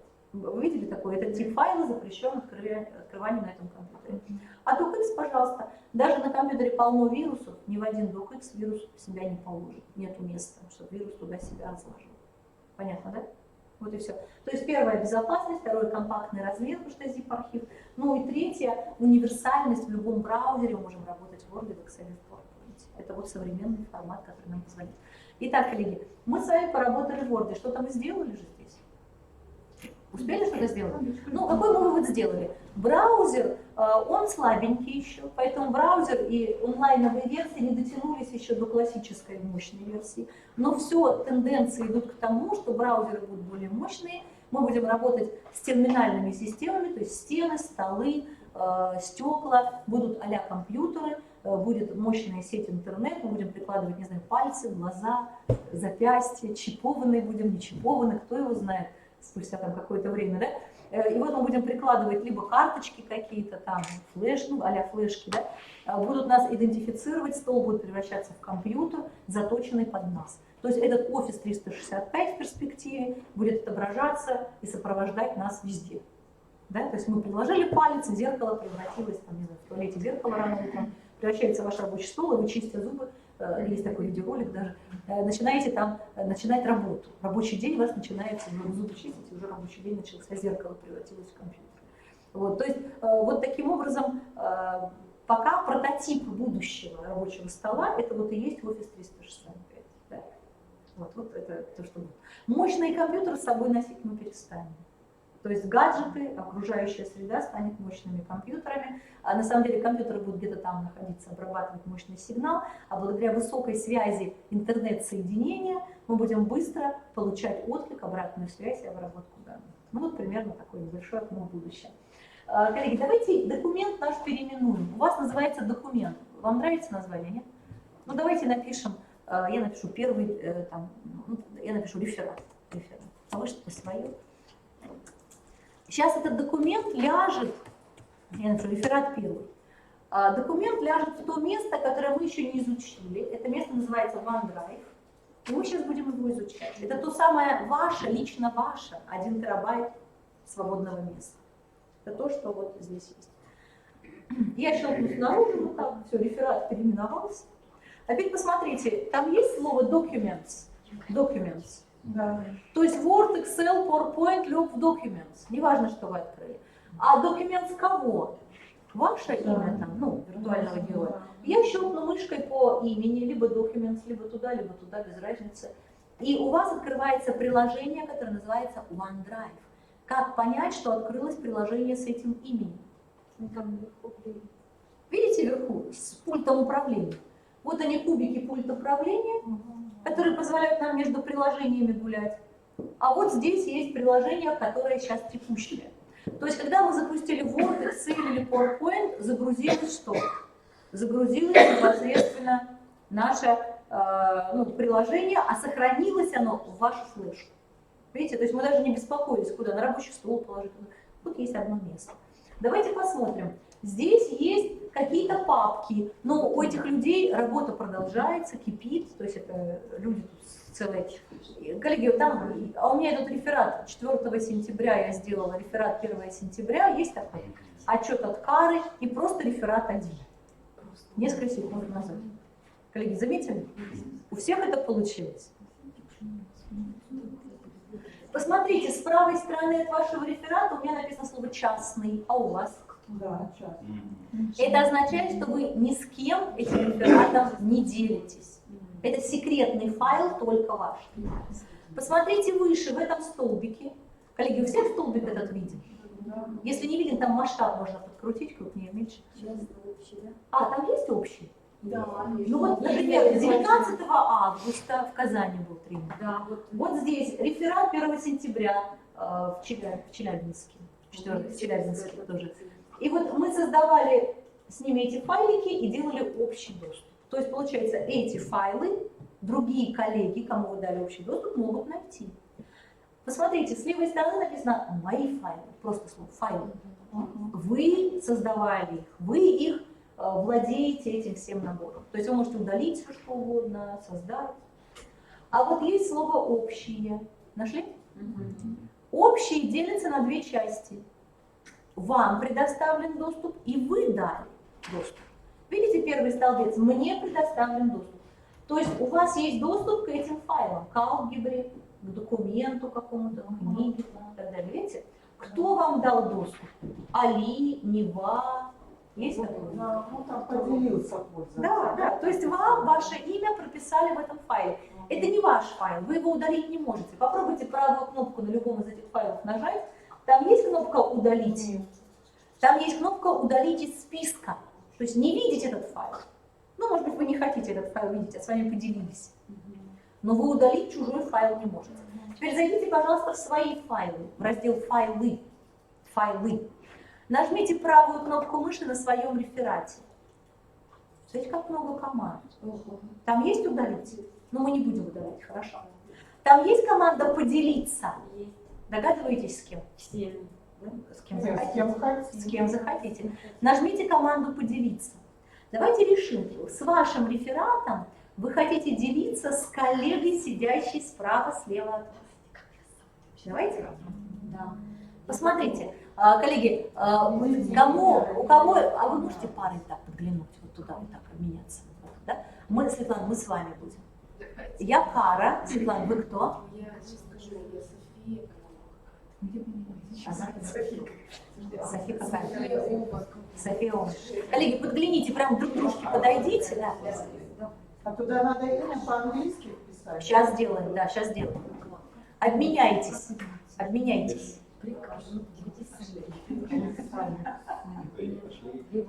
Ал, там Алва, по-моему, или Алекс, да. Коллеги, вы можете открыть вот этот файлик и посмотреть. Помните, у нас же есть файлик «Печать»? Есть такой файлик, да? Вот, и вы можете посмотреть. То есть первый, второй, третий, да, у нас по номерам. Есть? А номер какой, Светлана? А, вы взяли не первую, да? На «С». Сейчас. Сэнди. А, София, все нашла. София. Его имя? Да. Я копирую имя коллеги. Есть? Ну, мы умеем копировать, знаем откуда. И сюда вставляю. Смотрите. Ну или просто имя София, фамилию не обязательно. Он мне подсказал. Есть такое? Я вот это копирую, да? Хотите еще кого-то возьмите туда же? Давайте. А вы кто? Я дружу с какой-то там. Он сейчас тоже. Как имя зовут? Мы его ок, потом другой начинаем. Да, прям здесь же. Коллеги, но самое интересное, у вас же есть e-mail свой личный с телефона доступ к почте. Наберите свою почту. Почту свою. Нет, а вот сейчас мы друг друга электронный адрес, да? Да. Коллеги, но самое интересное, вы можете включить библиотекаря из другой школы. Или министра. У вас же есть свой личный e-mail, который вы можете на телефоне проверить? Ну вот этот документ. Вы просто берете сюда и вбиваете свой e-mail. И я сюда вобью e-mail свой любительский. Учетной записи Microsoft. Там Надежда Артынова, @hotmail.com. Да? Отправляется ссылка, мне все равно остается час. И нажать отправить, да? Не, еще рано. Мне говорят, ну ничего страшного, не входит в вашу организацию, видите? То есть я могу туда писать не только своих, я могу брать еще там родительский комитет, кого угодно. И они будут что делать? Читайте сверху. Доступно редактирование файла. Редактирование какое? Одновременное. Если я хочу, чтобы было недоступно, я говорю так, разрешить редактирование, выключаю. И что я разрешу людям делать? Читать. Могу задать срок действия, например, до 6 октября. После 6 октября этот файл блокируется для всех. Интересно? Или задать пароль на открытие. Я им шепну по секрету пароль. Есть, да? Чтобы другие не знали. И, наконец, блокирую возможность скачивания. То есть, получается, они открыли файл, они его читают, а скачать не могут. Интересно? Мы закрываем, да? Да. Коллеги, сюда не обязательно было заходить, но я разрешаю редактировать, применить. Итак, что я делаю? Я Софии и себе на электронный ящик почты, который на телефоне у меня есть, даю возможность редактирования, ограничиваю это редактирование 6 октября. Где это сделала? А вот здесь вот. Согласны? Вверху. Вот, тут я применить нажала, вот он. Добавить сообщение. Я говорю, друзья, привет, редактируем файл. Могу написать? Могу. Файл для редактирования. Вот так. Файл для редактирования. По-английски, да? Напишу по-русски. По-русски, конечно. Хотите на китайском, хотите на любом. Файл для редактирования. Но я до этого напишу, коллеги, добрый день. Культурно, может. Это текст письма. Это текст письма, да. Добрый день. Коллеги, добрый день. Ну, давайте просто добрый день. Смайлик сделаю и файл для редактирования. Все. И нажимаю кнопочку «Отправить». Коллеги, как вы думаете, с какой почты ушло это сообщение вашим коллегам? Вот с этой. Согласны? Да. Конечно, может быть, это не очень интересно, но для тренировки. Да? В реальной жизни навряд ли вы будете представляться как. А у меня не появилась ссылка. Они не настоящие, они выдуманные. Фотографии, Коллеги, это все выдуманное. Это для тренинга формируется. Да, это все выдумано. Ну, люди-то, конечно, актеры, их когда-то сфотографировали, но это все несуществующие герои. Все файлы, вся переписка — это игрушечная. Она генерится автоматом при первом создании. А в этом случае, вот, например, если мы поделились с одним человеком, у нас будет не частный же, тут стоит слово частный. Нет, смотрите, у меня слово общий уже реферат. Общий, да? Да. Обновите страничку, F5 нажмите или обновить нажмите, притормозил компьютер немножко, обновить вверху нажмите, и у вас уже сбоку будет общий. Можно спросить, а у меня почему-то не отправилась, не появилась вот эта надпись, что отправлено? Ничего страшного, но у вас общий появилось внизу? Нет, не появилось. Не появилось. Тогда давайте сделаем так. Правая кнопка мыши на реферате. Команда «Поделиться». Есть? Еще разочек имя пользователя наберите вот там вверху. Ну, всем редактирование доступно. Имя И там имя пользователя тоже надо, да? Обязательно. И получается электронный адрес и имя пользователя, да? Нет, и либо электронный. Ну, смотрите, если вы шлете на почту Яндекса, Да. тогда, конечно, надо написать. Да, а если если этим, достаточно имя. Амара там или кого-то. я, например, ставила почту, и у меня То же самое. высветилось сразу имя. Да, и у меня, видите, я только София написала, а у меня сразу имя, фамилию Софии и имейл. Ну и у меня так было, почему-то все равно не отправилось. Не отправилась? Ну, выберите Кару, наберите там Кара, может, Каре отправить. Не выбирают вот это. Вот здесь только имя, а почта почему-то Подождите, Даже не читают только. вот на картинке. Общий, да, поменялось сейчас общий. на это? Да. Иначе Все. Вот теперь. И оно прописалось, да? Вот. Оно прописалось там в строчке, да? Ну да. Вот, я вам сейчас тоже отправлю. Текст сообщения отправить. Да, вот теперь общий выскочила. Выскочила, да. Все, супер. Да. Теперь давайте перейдем в раздел «Общие», коллеги. В раздел «Общие». Давайте перейдем.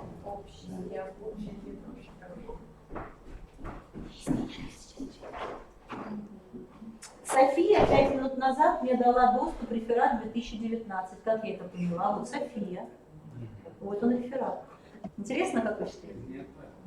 Как понять, какие документы я дала другим? Общий доступ предоставлен мной, а я дала доступ вот к реферату первому.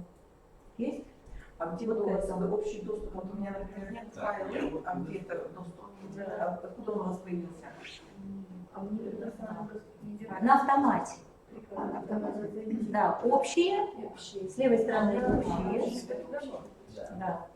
Если вам дали доступ, то там эти файлы прописаны. Там 5 или 3 минуты назад там будут файлы. Есть? Давайте перейдем в приложение, которое называется Outlook. Немножко меняется. Так, Там, где Пульт управления, меню. предоставили доступ. Да. У вас общий доступ? Понятно. То есть вы же дали какой-то, и вам дали. Да.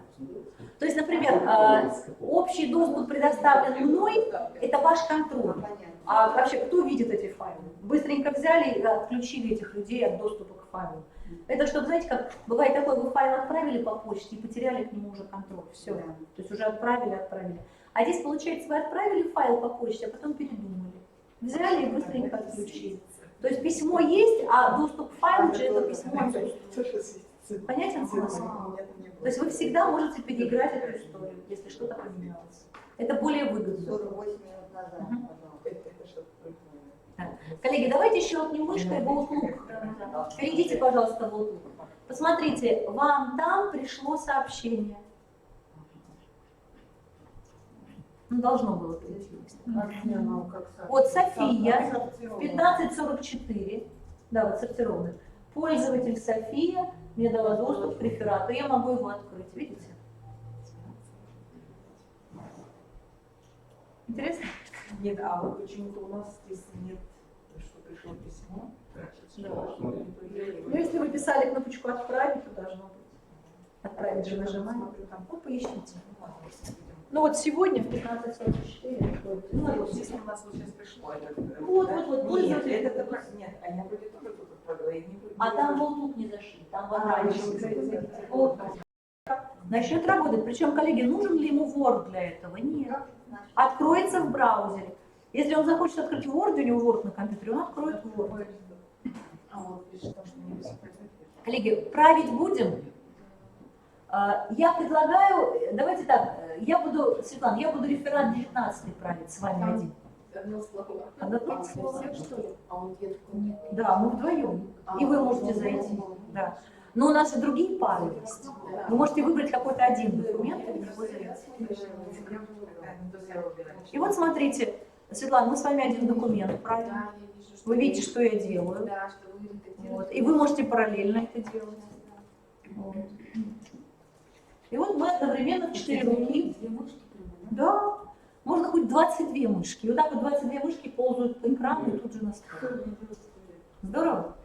Очень многие учителя используют так общий доступ к презентации PowerPoint. Учитель делает задание на каждом слайде по PowerPoint, свои задания, говорит каждому ученику забрать свой слайд. И все работают на слайдах. Он говорит проверить друг дружке работу. Они поменялись слайдами, проверяют комментарии, поменялись опять, проверяют комментарии. И вот вам одновременная доска. Да. Конечно, учителя делают презентацию, например, изложение материала и презентация проверка. Ученики быстро взяли по слайду, быстро запомнили. Или сочинение написать, отзыв какой-то там. стихотворение наизусть, все, что хотите. И учителя английского языка там, ну вот эти вот Светлана набирает. Коллеги, легко? Ну, мы в парах сейчас развились. А теперь самое вкусное по OneDrive. Хорошо? Давайте, самое вкусное и интересное по OneDrive. Кстати, заметили, что кнопки «Сохранить» здесь нет. А что, если интернет внезапно закончится? Понимаете? Все, что мы делаем, сохраняется мгновенно. Все, что мы делаем, сохраняется мгновенно. Смотрите, где сейчас я нахожусь? Documents? В каких? София. Видите? И если сейчас я щелкну по Софии, я зайду в ее OneDrive. Да, мне говорят, нет, это нельзя. Так, подождите. Ну ладно, давайте я зайду по-другому. Ну там вообще-то я могла зайти в открытый файл Софии. Но сейчас какой-то сбой. Почему-то я в Карен. Ну почему? Все хорошо. Ну давайте сейчас еще раз. Сейчас логин, пароль. Ой, выход. Зачем выход? Не хочу выход, не надо. Давайте зайдем теперь в OneDrive, коллеги. Давайте в OneDrive. Подождите, куда вы нажали, вы так сказали, OneDrive? Пульт управления, помните пульт управления? Вот вверху, вправо. Верхний левый угол. Итак, мы изучили только два приложения. Первое приложение, да, это Outlook. Ну, в Outlook мы тоже еще не все посмотрели. А второе приложение это OneDrive. Коллеги, вы к себе зашли опять? Да. OneDrive, да? Вот наш реферат, мы с вами в OneDrive находимся. Хорошо. Теперь следующее. Когда я зайду в свой реферат, я могу ужаснуться, потому что в моем реферате София сделала кучу ошибок, например. Или я реферат запустила разрешенный для учеников, да, и там ученики наделали ошибок. Бывает такое, что вы сохранили файл, а потом думаете, ох, лучше бы я не сохраняла этот документ. Вчерашняя версия была в самый раз. Ну, я не знаю, может, было так. Да? Да. Или, например, поработали в документе, но говорите, что это? Как вернуть все назад? Готовы? Да. В своей области, на своем файле нажмите правую кнопку мыши. Итак, мы знаем команду «Поделиться». Знаем команду «Поделиться»? А теперь найдите команду «Журнал версий». Журнал версий. Нашли? Нажмите «Журнал версий», да. Ваш файл претерпевал изменения. Возможно, это вы делали изменения. Возможно, какая-то фамилия другая там стоит в столбике. Есть? Может быть, другая фамилия, правильно. Ну, тут только Кара. И я думаю, дай-ка я вернусь к версии 1.0, к первоначальному виду этого документа. Для этого я выбираю номер версии. Я могу его просмотреть, кстати. Видите, там есть «Открыть файл». И если я понимаю, что эта версия корректна, я могу сказать «Восстановить». И тогда этот файл в журнале версий приобретает версию «Восстановить» 4.0. Видите, только что. И теперь, когда я буду щелкать по реферату первому, я буду открывать не конечную версию, а начальную. Еще раз. Видите? Давайте еще разочек. То есть первый шаг. Нажимаю на него. Он тоже сохраняет. Да. Измененный. То есть Да. у меня все будут. Открывать тот, который мне нужен. Да. Но это только вы, как владелец, это можете делать. Потому что другие участники, которых вы пригласили в работу над файлом, они команду «Журнал версий» найти не могут, только владелец ее видит. То есть вы отслеживаете историю жизни этого файла. Давайте еще разочек. Правая кнопка мыши на вашем любом файле. А что такое ваш любой файл? Раздел «Файлы». Ваши файлы. Правая кнопка мыши. Команда, которая называется «Журнал версий». Каждый файл показывает конечную версию, согласно последнюю редакцию. Но вся история редактирования разложена вот здесь в номерочках. И фамилии, и даты, и вес, все написано. Вы нажимаете троеточие справа от версии, ну, например, версию 3.0, и говорите «Восстановить». И эта версия ложится следующим номером, сохраняя все предыдущие. На сервере исторически ложится новый файл. Помните, когда, может быть, очень давно, а может быть, сейчас вы это делаете, я так делала давно. Версия 1, версия 2, версия 3, версия 4. Было такое? Куча версий. Так вот, а потом трудно понять, где крайняя, с которой последний работает. Да? Здесь, получается, крайняя всегда один файл. Он один лежит, это крайняя версия. И если что-то пошло не так, вы можете зайти в контейнер файлов, которые исторически менялись, и в этом контейнере подгрузить что-то еще. Вот я сейчас щелкаю, я подгрузила версию Вот она версия. Помните? Мы с ней Вроде работали. вот сейчас цвета купила, восстановить, да, и пишет заблокирован. Да, значит, ваш коллега из этого файла не вышел еще. Значит, ваш коллега работает в этом файле. Попросите коллегу выйти, и минут через 5-10 вы сможете восстановить. Но действительно, если коллеги работают, ну как же, версия еще не Ну, зафиксирована. там же, наверное, как-то отображает, что их там находится. Да, да.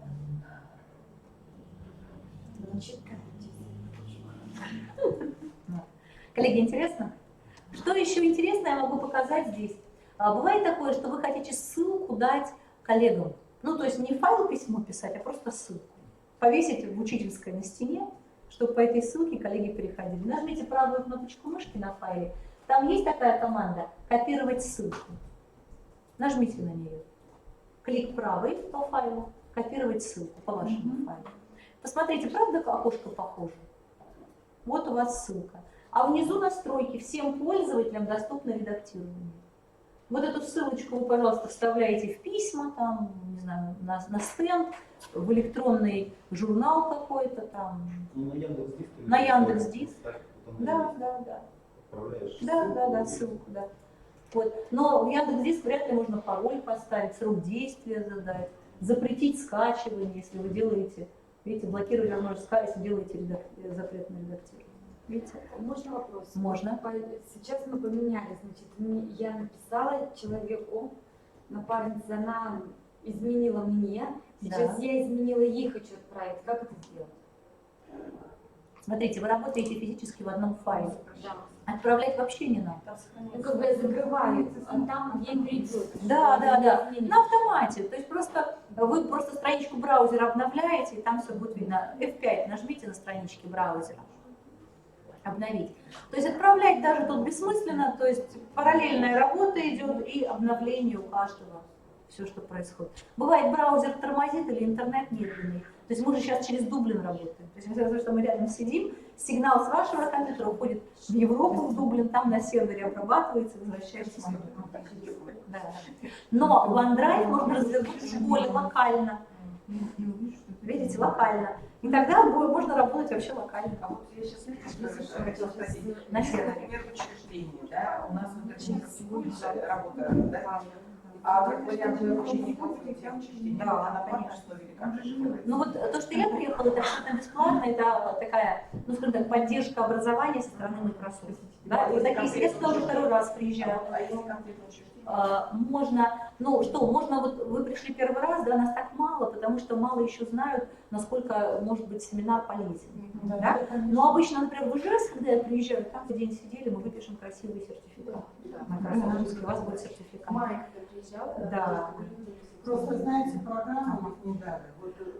Да, ну и мне программу не дали, честно скажу. Я утром сегодня Светлана спросила, программа-то какая? Вот, программа может быть разная, тематика Microsoft, а дальше наполнение любое. Я вас спрашиваю и Нет, просто чтобы людей сориентировать вообще о чем. Да. Вы тоже, кстати, когда выбирали этот семинар, вы тоже думали, вообще написаны новые функции. Я говорю, ну новые функции надо, вот проектировала, значит, коллегу, да, говорю, надо идти. А конкретики не было. Доработали. Да. Какие новые, какие старые, Чтобы больше людей пришло. На сайте переводом было расписано, о чем будет речь. Нет, там вот именно новые функции, там предложения. Обычно я только по технологиям Microsoft, если я еду, только это будет Word, Excel, PowerPoint, весь стек технологий и Office 365. То есть это вот. А дальше я подстраиваюсь под группу. Если я понимаю, группа продвинутая, работает в офисе режиме, нам какие-то более продвинутые вещи там смотреть. Если начинающая группа, мы идем вот как с вами сейчас. То есть, на самом деле мы тоже глубоко смотрим. Коллеги, со ссылками понятно? Ну, тут все стандартно. Ну и, наконец, найдите, пожалуйста, правую кнопочку мышки на файлике. Посмотрите, скачать тоже можно, но это непродуктивно. Это будет уже не одновременная работа, да, как обычно. Удалить, переименовать, переместить, скопировать. Найдите команду «Подробные сведения». Подробные сведения на этом файлике есть? Подробные сведения. Вверху посмотрите, подробно глядя на файл, вы видите там управление доступом. Есть такое? Щелкните управление доступом. И вы по какой-то причине решили запретить доступ другим пользователям к вашему файлу. Бывает такое? Вот вы Васечке дали доступ, а тут решили запретить. Что вы делаете? Вы берете, вот видите, прямой доступ есть у Карины, у Кары, да, там еще у кого-то, и по ссылке. Я могу троеточие справа от ссылки нажать и сказать, вот видите, София, общий доступ для самой Софии. Можно отменить или на крестик, вот здесь вот раз, на крестик по ссылке и закрыть, удалить ссылку. Все. Теперь что я вижу? Что закрыт, да, или закрыть общий доступ. Да, у кого еще прямой доступ, только у меня, да, или кнопочку нажать «Закрыть доступ». Закрыть доступ. Вот теперь, посмотрите, надо быть абсолютно спокойным. Здесь справа от файла будет написано, что, сейчас окошко закрою, тут частный, видите? Панельку справа там на крестик можно закрыть, частный доступ. То есть получается данный файл, даже вот София могла 5 минут назад смотреть, сейчас она уже не сможет его открыть, не сможет редактировать. И если мы сейчас перейдем в раздел «Общие», не знаю, София закрыла доступ к файлу своему или нет, еще не закрыла, но к моему файлу доступа уже не будет. Помните, вы спрашивали, как закрыть доступ, как открыть? Мы ответили на этот вопрос. По-моему, все очень легко. Ну и наконец, ведь наши файлы могут достигать размера в 1 терабайт. В 1 терабайт. И ну, это большой объем. Да. И очень часто хочется с этими файлами работать локально. Что такое локальная работа? Когда нет интернета, вы в самолете летите, ну, параллельно что-то делаете. Для этого нужна кнопка «Синхронизировать». Есть там такая кнопочка «Синхронизировать»? Нажмите на кнопку «Синхронизировать». Ее достаточно нажать один раз на одном компьютере. То есть вы вошли на домашний ноутбук, синхронизировать нажали. Он говорит, давай будем синхронизацию делать. Вы нажимаете «Скачать», там, ну, в общем, все понятно. Алгоритм проходите, логин, пароль вводите при необходимости. И у вас на компьютере с левой стороны, вот здесь, помните, мой компьютер, музыка, библиотеки, документы, да, будет облачко нарисовано и написано OneDrive. OneDrive. Когда вы зайдете в этот OneDrive, вы увидите полную копию всего того, что у вас есть там. Но, вы скажете, там же 1 терабайт фильмов может быть только. Как же вам 256 гигабайт SSD-карты на компьютере, да? Туда терабайт, места не хватит. Что вы делаете? Вы нажимаете, давайте предположим, что это синхронизированная копия. Ну, да? Вы нажимаете правую кнопку мыши, и там будет облачко нарисовано, и команда, которая будет звучать примерно так. Только в облаке. А что-то синхронизировать на компьютер. И вот вы, например, папка «Фильмы» только в облаке. Вебинары, тренинги, семинары, видеозаписи только в облаке. А какие-нибудь файлы, отчеты, доклады, документы, презентации локально. Ну, во всяком случае, я так делаю. Да у вас, да, это можно сказать флешка, которая доступна в пустой точке мира. Да. Понятие. Да, да. То есть, получается, я боюсь потерять вот эту флешку. Да. Все, согласны? Но если я эти данные закачаю вон туда, то какая разница? В облаке я в любой точке мира получу доступ к этому месту. Понятно, да? Самое интересное, как легко и просто закидывать туда документы. Смотрите, у меня окошко, оно маленькое, и вот есть кусок рабочего стола, и здесь лежит презентация. Видите, вот она. Или файл. Хватаю этот файл, тяну и бросаю сюда. Беру приглашение тяну, бросаю сюда. Беру папку Word, заметьте, папку Word, тяну, бросаю сюда. Это все в Карл или просто в свой OneDrive. Просто файл, вот в это поле. Да, смотрите, видите, Word лежит, узнаете? Пачкой пошло, да? Вот пачка пришла, новеньких файликов. Они все какие, посмотрите? Они все частные. Дальше, ну тут приглашение, печать, они только что легли, поэтому звездочка в уголочке. Они все какие? Они все частные. Ну, можем доступ открыть. Интересно? Перетаскивание. Могу ли я создавать? Могу, смотрите, создать папку, документ Word, презентация PowerPoint, записная книжка OneNote. Вот я говорила, записные книжки есть. Формс для Excel, это опросы. Очень хочу вам опросы показать. Прям очень. Сейчас пойдем смотреть. Ну, или просто ссылку так себе. Отправить. Я могу перетаскивать, а могу отправить папку. Выбрать папку и сюда закачать. Когда вы сделали команду «Синхронизировать», у вас же то же самое отображается в папке на компьютере.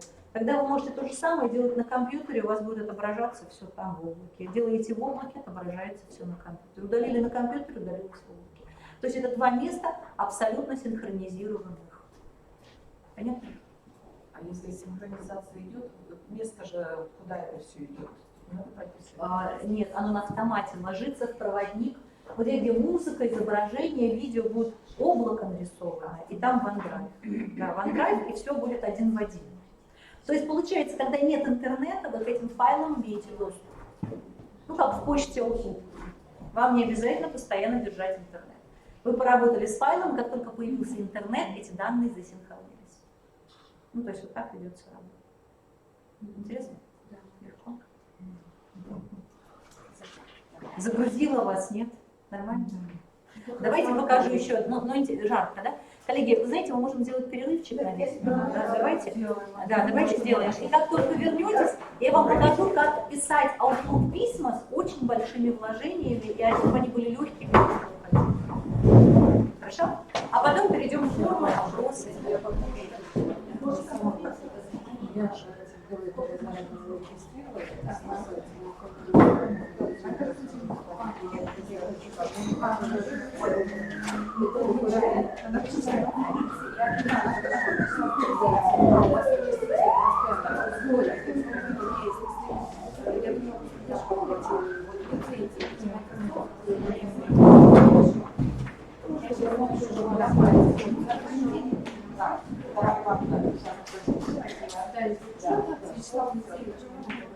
Будет что-то в понедельник, ладно?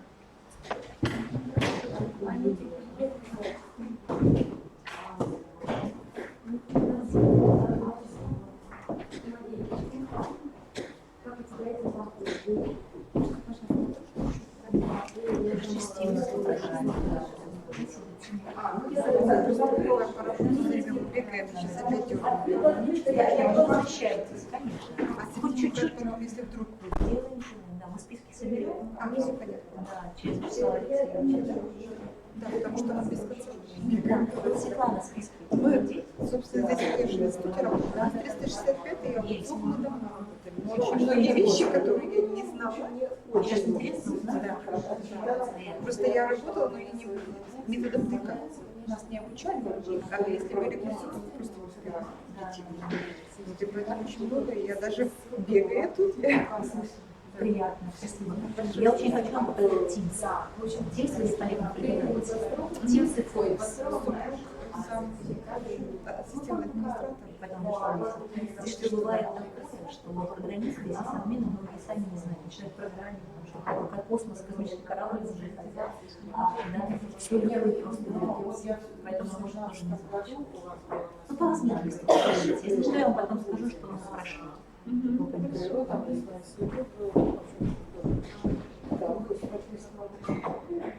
там мне через рассказывают, я не знаю как. Там активация была, да, а я напишу, что это в апреле было. Хорошо. Будем, конечно, ждать. А можно я на всякий случай? Я сейчас да, если уж прям совсем долго не будет, чтобы я Да, если что, это я. Да. Ой, да, Ксения, да, спасибо, что позвонили, пришли на тренинг, поэтому не получилось ответить, да, такой вопрос, скажите, вам это все сделано, у меня в электронном есть. Нормально так сделать? Как сегодня вам разложить? Потому что мы отсканировали, все сделано. Ага, хорошо, теперь не успеваю. Ага. следующий раз. Ага, поняла. Еще что-то подобное. Может быть, я потом еще говорю. Ага, ничего страшного. Да. Ну, если будет актуально, мне бы сделать, конечно. Мы сами Excel планировали, по-моему, помните? Может быть, даже Excel был популярен, чем PowerPoint. Но PowerPoint тоже, мне кажется, очень интересно. Может, наверняка. Ну, сейчас вот 19 год, как 20 год. Да, это может, да.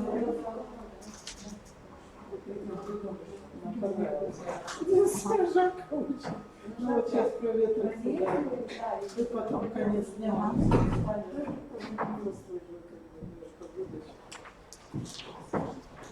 Хорошо, давайте так сделаем. Да. Да, да. Ну, смотрите, вы можете не торопиться, потому что наши бухгалтеры не нужно. Но если вы отправите, хорошо, мы подождите, конечно же. Чтобы одинаково даже и не возиться с вами. Хорошо, бумаги отправляйте на тот же адрес, который вы нашли. Вот. И я сегодня, что было? Да, без проблем. Ага, хорошо. Ну, конечно, у вас документоаппарат. Сегодня, часов, наверное, будет. Да, хорошо. Ну, я ага, ну все хорошо.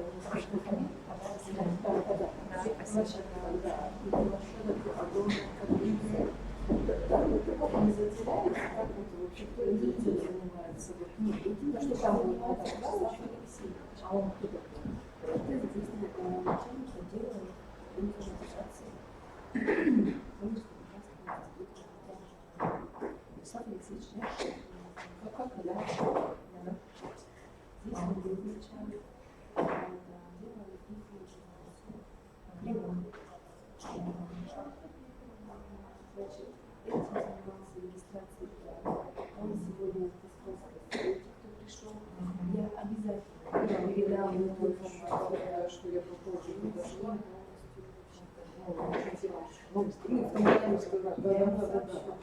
Главное, не забудете, потому что для меня это очень важно. Очень приятно понимать, что покупать, что я не могла, я вот еще, а я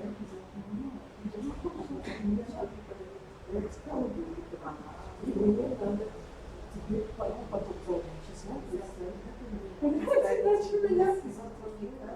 что,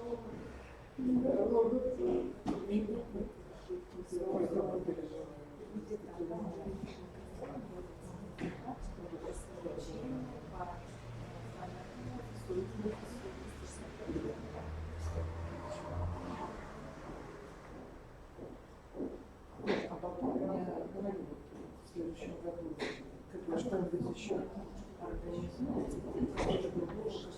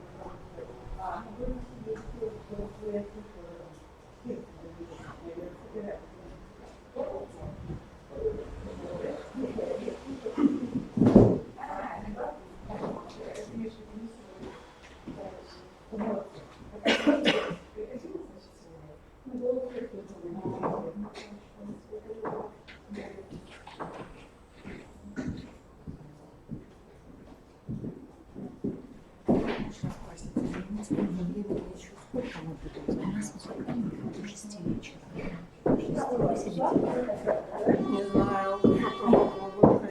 Так было заявлено.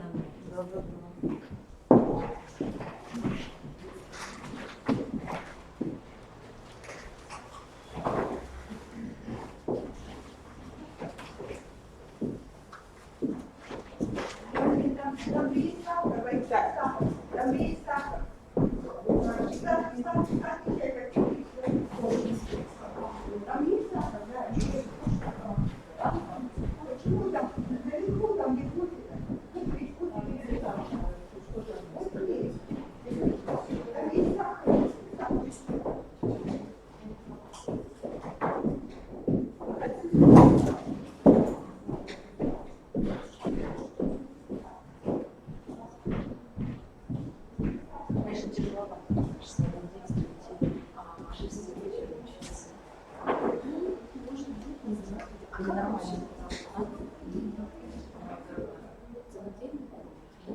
Вы знаете, в Челябинске 4-5 им вообще повезло, то есть им 2 дня. То есть одна группа с 10 утра до 5 вечера 2 дня началась. Ну, прям с 9 до 6, прямо солидно. Да.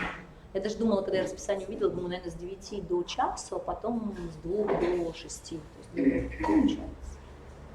Ну, тоже хорошо. Да. Единственное, что просто тяжело. Я просто сама замечаю, когда ведешь занятия, не так тяжело, когда сидишь на занятиях. Поэтому особенно учителя, они привыкли больше активничать. А тут сидеть слушать, это дополнительно. Это серьезно. Вроде, да, интересно, и вроде как это Вроде уже тяжело, да. То есть считаете более продуктивно каждый день по 2 часа учиться? Более продуктивно, чем один день много. Это как вот сейчас я тоже смотрела, там, значит, сервис есть у Microsoft, также в рамках курса 55, какой-то, как сказать, как учитель там есть, который каждый день отправляет тебе задание. Вот прям, ну это вот я вообще на простом интернете смотрела, но это действительно что-то есть. Он спрашивает, например, ну он спрашивает именно по сервисам Microsoft, Office 365, то есть, например, в Teams тот, кто создал какой-нибудь канал, ну, там, может ли доставать, владелец, кроме владельца, есть у кого-то еще там доступ, что-то того, и там отвечаешь за нет, и он говорит, ну, если ответить неверно, вот посмотри здесь. Это типа к тому, что каждый день обучение, но маленькими функциями. Да, да. То есть Microsoft это пропагандирует. Да. Ну, это такое офлайн обучение, да. Что офлайн еще тяжелее учиться, живьем как бы проще. Вопрос, ответ. Все же визуалы, аудиалы, которые ты не информации, визуалы. Кто готов к самообучению и в компьютере. Да,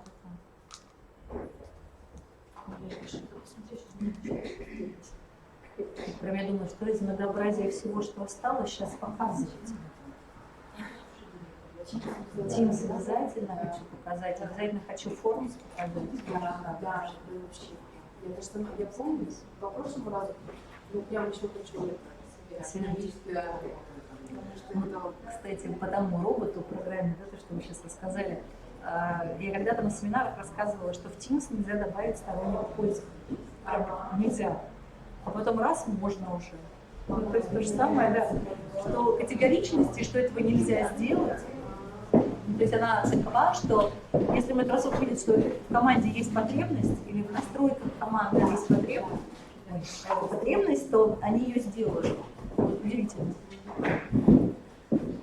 Вот, то есть это вот прям... Или как в свои тоже, если я преподавала, рассказывала, когда спрашивали, а можно ли презентацию своей приземлить на компьютер? Я говорю, нет, нельзя это сделать, но команды не было. Но спустя пару лет появляется команда сохранить в PDF, сохранить в Word. То есть они учли какие-то моменты. Да, да, да. То есть не меняется настройки. Да, да. То есть программы абсолютно живые, да. То есть я привыкла уже категорично вообще не рассуждать по поводу программ. Ну да, можно категорично что-то там про стиль Word рассуждать, там, про Excel. Это да. Да, да, фундаментально, да. А все, что касается Office 365, сегодня так, а завтра могут поменять. Ну да, там журнал версии, она вечная, одновременность работы, это всегда была, как бы, вот, ну, в Office 365 она есть, она продолжается. Но такие фишки, как вот настройка была такая, ее открыли, дали больше возможностей. Или нельзя было, а сейчас можно. Не было, сейчас есть. Вот оно тоже меняется. Ну что, мы вернулись? Да? Давайте продолжать уже. И кто замерзнет, коллеги, окошко будем закрывать. А кто не замерз, наверх, да? Дверь можно закрыть. Да, можно дверь, окошко поставить.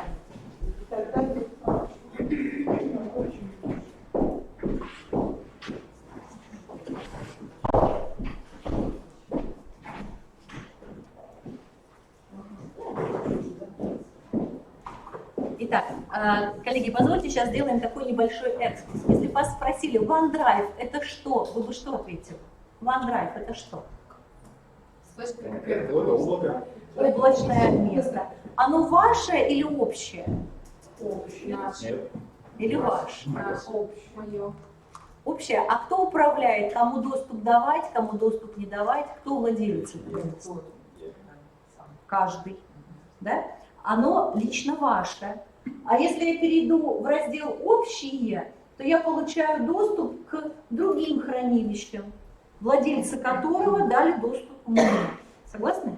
Да. Но все, что находится в файлах, вы этим управляете. Если вы удалите, а к этому файлу доступ других людей был, то как бы другие люди теряют этот доступ. То есть файл один, и благодаря этому мы можем легко, помните, поделиться ссылкой, поделиться файлом, да, ссылаясь на него, для того, чтобы люди заходили в наш файл и правили его. Они делали свои копии, нам потом эти копии по почте не высылали, чтобы нам не устраивать, так сказать, веселые дни по сравнению этих документов. Согласны? То есть это вот удобно. Хорошо. Место, свободное в этом пространстве, равно 1 терабайт. Это много, да? Очень. Хорошо. Теперь следующее. А каким путем можно закинуть туда уже имеющиеся файлы на флешке? У меня на флешке есть файлы, я хочу... Просто копирование, да. Скажите, а я должна только в интернет входить, чтобы получать доступ к этому месту? Без интернета я могу получить доступ туда? Могу. А что я должна для этого сделать? Синхронизировать. Но у меня же синхронизация, тут может быть 1 терабайта, на компьютер все не поместится. Могу ли я управлять, что синхронизировать, а что только в облаке? Да. Как я это сделаю, когда мои файлы побегут на компьютер? Что я с папками сделаю? Правая кнопка мыши, и там скажу «хранить только в облаке». Все, этот файл будет только... Он у меня будет отображаться здесь. Фильм такой-то, семинар такой-то, я буду его видеть на компьютере. Но если я без интернета по нему кликну, он скажет «да, интернет». А вы занимаетесь только в облаке, вот, кстати, где эта команда? Ее нет, потому что мы не синхронизировали.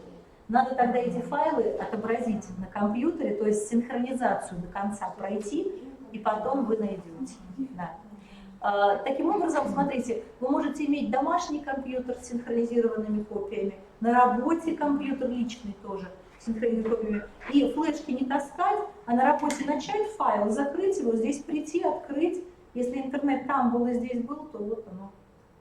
Хотите, расскажу интересную... А вот еще ситуацию, вы говорите, опять же, вот этот доступ на год, а через год это потом не зайдешь туда? Нет, ну нет. Сюда нет, коллеги. Здесь как бы хранилище, да, не используйте сильно. Нет. Здесь вы просто играетесь, хорошо? То есть, что полезного можно отсюда взять? Десктопную версию Word, Excel, PowerPoint. Все. Остальное тестирую, смотрю. Не смотрите на вот эти вот учетные записи, как на хранилище личных файлов. Нет. Вы лучше через Светлану возьмите свои настоящие, со своим настоящим именем учетки и начинайте ими пользоваться. А здесь вы можете потренироваться. Вы знаете, бывает такое страшно. Демо-версия. Да, демо-версия.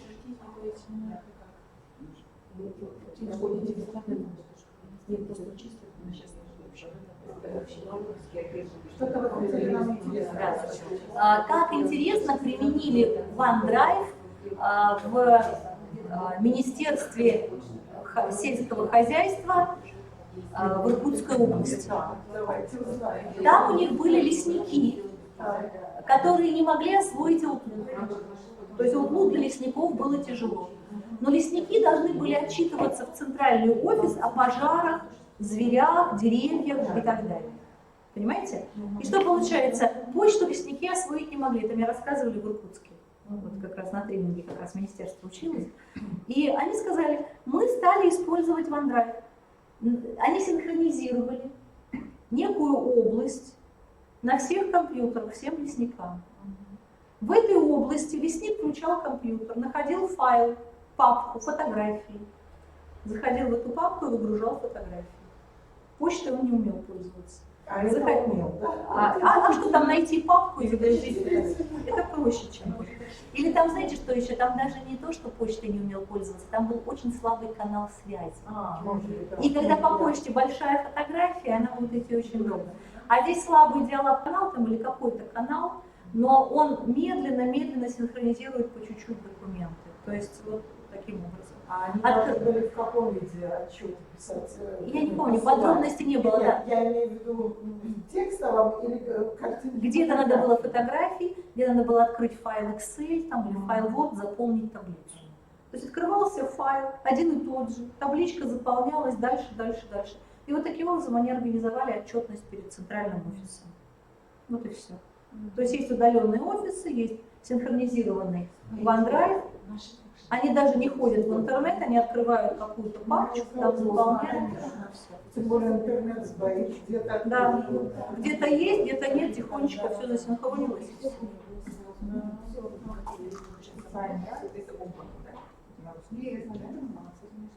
Коллеги, ну здесь вы заметили, есть мусорная корзина, все такое, понятно, да, все? Теперь следующее приложение, которое мы посмотрим, оно называется Outlook. Одну секунду, мы в Outlook что-то еще не посмотрели. Загрузите, пожалуйста, Outlook. Ой, а я еще вопрос про OneDrive не задала один. Скажите, если я поправила файл ошибочно, или кто-то поправил мой файл ошибочно, я могу вернуться к предыдущей версии? Да. Какой командой? Ага. На букву Ж. Журнал? Версия. Да. А как эту команду добыть? Как эту команду? Список команд. Как обычно, правая кнопка мыши на файле. Согласны? А как поделиться файлом с другими? Да, правая кнопка мыши, поделиться или ссылкой, да, и так все отлично усвоили. Проверка связи. Да. Первый час, хорошо. Но еще пару раз надо повториться, судя нейрофизиологам. Наш головной мозг пишет более глубоко нейронные связи в головном мозге трижды пробежаться в разное время по одной и той же информации. Ну, мы еще, может, пробежимся пониже. Итак, мы зашли в Outlook. Сделайте «Создать сообщение», кнопочку. Создать сообщение есть? Да. Кому? Ну давайте нажмем кнопочку «Кому» и выберем какого-то соседа. Соседа слева, соседа справа. Или All Users я выбрала. Ну вот тут я Адель возьму. Не знаю, есть у нас Адель? Наверное, есть Адель в комнате сейчас, да? Я выберу Адель. А как ее выбрать? Да. Коллеги, нажмите кнопочку «Кому». Есть такое? Да, создать сообщение. Да, либо слева создать сообщение. София Да, нажмите кнопочку «Кому». Да. Возьмите Софию, возьмите. Да, и София есть. Возьмите Кару, возьмите Дебру, Хардена, Ашли. Тоже можно. А тут все есть. Любые есть? После этого это окошко закрывайте. Коллеги, правда быстро и удобно добавлять, когда в организации, да, мы даже их не знаем. Но помните, администратор их дописал, там еще Петров есть, Иванов, помните? Они все есть. Да, конечно. Копию писать не будем. Тема большой файл. Большой файл. По-русски? Ну, я написала по-русски, да. Большой файл. А теперь смотрите, что я сделаю. Я нажимаю «Вложить» и вызываю обзор облачных расположений. Есть там такое? Как вы думаете, какое место сейчас откроется? OneDrive. Видите? Скрепочка вверху, «Вложить». И нажать обзор облачных расположений. Да.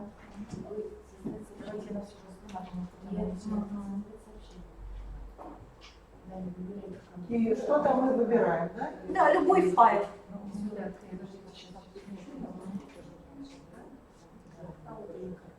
Я, например, с рабочего стола выберу большущую презентацию. А тут спрашивают, как вы хотите? Вот, замечательно. Замрите, пожалуйста, мы сейчас все наставим.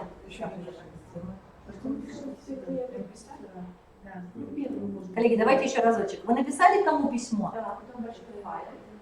Так. Нажимаю «Вложить». Обзор облачных расположений. Взяли? Вот она. И беру какой-то большой файл. Успеваете? Вам говорят, поделиться ссылкой. Коллеги, мы письмо получать не будем. Имя любое может быть.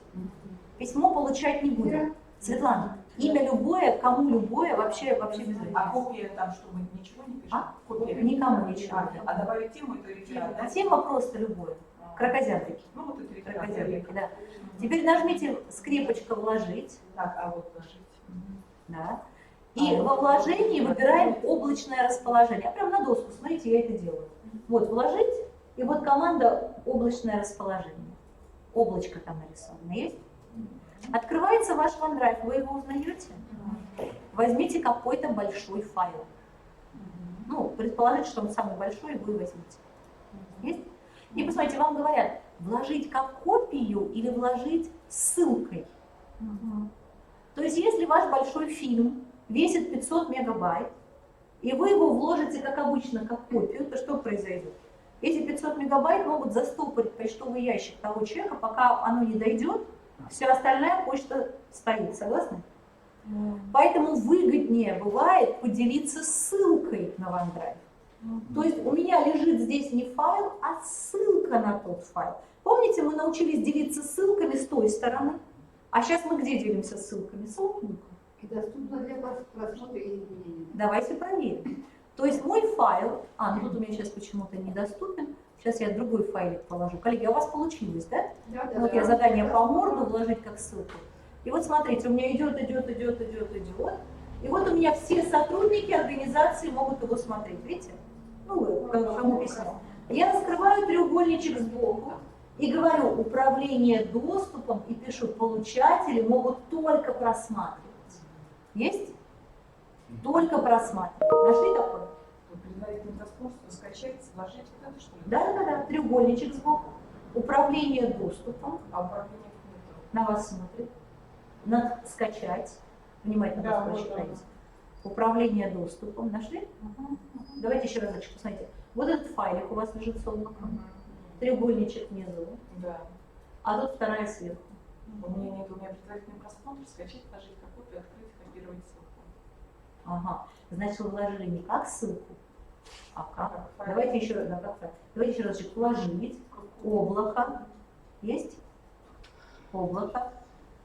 И возьмем другой файл. Хорошо? Другой файл. Вложить не как копию, коллеги, поделиться как ссылкой.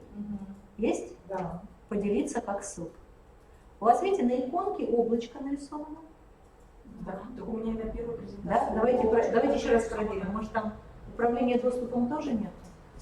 Давайте проверим. Нет, вот есть управление. Сейчас вот здесь есть. Вот это, Да. А сейчас здесь. А здесь? Здесь не было. Потому что небольшой, что ли? Да, наверное. Давайте еще раз туда же, просто не докачал, что ли. Управление доступом, и вы хотите сделать, например, только читать.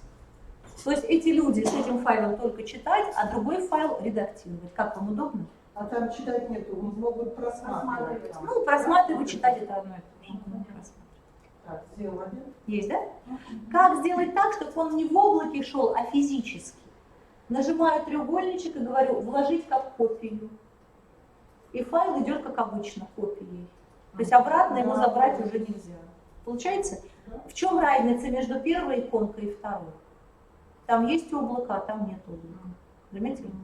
Как сделать его ссылкой? Опять треугольничек. Отправить в OneDrive Контоса. Контос — это номер школы. Ну, вот так.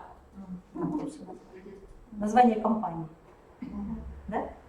И опять с облачком. То есть можно опять треугольничек нажимать, управлять доступом. Могут изменять, например, но пусть могут изменять. Все. Коллеги, понятная идея? То есть даже если вы работаете и не знаете, что такое OneDrive, ведь бывает такое, вы нажимаете «Вложить», берете обзор этого компьютера, ведь бывает такое, с этого компьютера, и с этого компьютера находите какой-нибудь файл, например, печать. У меня или вордовская папка, в папке Word, анонс, беру файл анонс. И у меня анонс ложится сюда. Но я могу всегда сказать, иди в облако, отправить в OneDrive, не зная даже, что такое OneDrive. Где эти файлы будут лежать? Посмотрите, вот есть в OneDrive папка «Вложения» или «Attachments», либо по-русски, либо по-английски у вас такая папочка будет. И именно в этих местах вы сейчас найдете. И вот задание Word, вот он анонс, секунду назад был отправлен. Заметили, вот он, минуту. То есть получается, когда я формирую письмо Outlook, я распределяю это все в папке «Вложения Outlook». Потом я зайду в OneDrive, вложения удалю, и у этих людей эти доступы прекратятся. Ну, это такая цель, например. Понятно, да? Но если файл уходил как копия, ну все, ушел. Все. Понятная идея? Когда бывает это выгодно? Когда ваш файл очень много весит, и вы понимаете, что застопорить почтовый ящик руководителя неприлично, а отправить большую презентацию надо. Вы отправляете как ссылку. Человек потом, чтобы открыть этот... Он открывает ваш файл в OneDrive в зависимости от прав доступа. Если вы сделали «можно редактировать», он будет редактировать, одновременная редакция. Если он получил доступ на только просматривать, он будет только читать. Вот и Но все. он, получается, как не загружается, что ли, никуда. Здесь, когда он открыл, он может файл сохранить как и сохранить. Нет, но если вот он потом загружается, это же тоже время, это тоже... Да, потом. Ну, То есть потом он может да. зависнуть, если Но, но когда если зависло, он на крестик закрыл и все. Почта другая пошла. Понимаете? А если письмо, вот оно пошло и застопорилось, то все, то есть ни туда, ни сюда. Пока это письмо не дойдет, ну, встречались, наверное, такие почтовые пункты, да, оно дальше не пойдет. Все, то есть были такие случаи, когда руководитель уезжал там в Европу, в командировку, ему какое-то большое письмо присылают, ну, были у меня такие тренинги, где руководители просили, объясните моим, чтобы не слали почту больше 3 мегабайт. То есть вложение больше 3 мегабайт под запретом. Ну, то есть были у меня такие тренинги. Вот. И это как раз спасает в этих ситуациях. Я шлю большой файл, но я шлю ссылкой, надо скачают, не надо не скачают. Понятно, да? То есть почта, она не засоряется. Коллеги, ну я вот это хотела вам показать. Все остальное я более чем уверена, вы все знаете, все понимаете. А можно спросить, Можно. когда нам приходит какое-то сообщение в почте, да, и если оно не открывается, это как раз означает, что оно большого объема, и его можно только скачать, да? Да, А потом только после конечно, этого- конечно, да.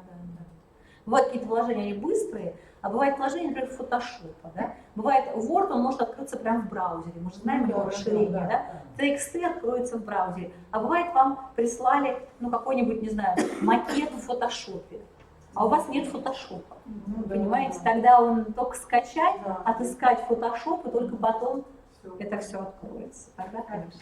Да. Коллеги, давайте следующее приложение посмотрим. Следующее приложение маленькое, простенькое, называется Delve. И кажется, мы туда уже заходили. Delve. Давайте зайдем. Delve.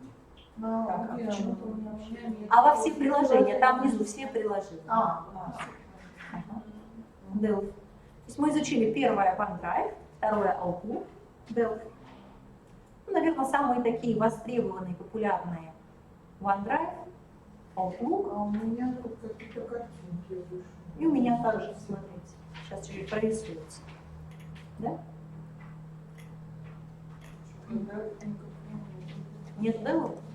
А вот смотрите, кубики, внизу все приложения. А у меня вообще это нет, у меня вот это правая часть. Ага, давайте.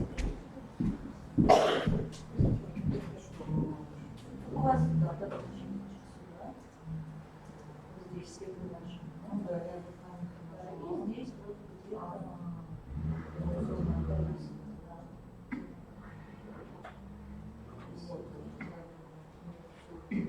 Как понять, что вы в Delve? Вот здесь вот вверху у вас появляется слово Delve. Вот здесь. Вот название того приложения, в котором вы находитесь. Что такое Delve? Здесь те файлы, с которыми вы недавно работали. И если вы посмотрите, здесь должны быть... так, тут что-то наших файлов нет. Реферат, мы же с рефератом работали, да? У вас появляется, нет? Нет. Значит, он просто еще не успел обновиться. Успел. Нет, успел. Нажмите «Моя страница». Там есть такое с левой стороны? «Моя страница». И вот я недавно работала, анонс грузила. Видите, популярно. Да, есть, вот это Появилось, да? Есть. Да. И вот смотрите, здесь я могу про себя добавить сведения о навыках и опыте, об образовании. Коллеги, зачем это делать? Представьте себе, поступая на работу, вы знакомитесь только с узким кругом лиц. Но круг преподавательский, который может находиться внутри офиса, будет более широк. И представим себе, потребовался, ну не знаю, талантливый человек для конкурса в шахматах, например.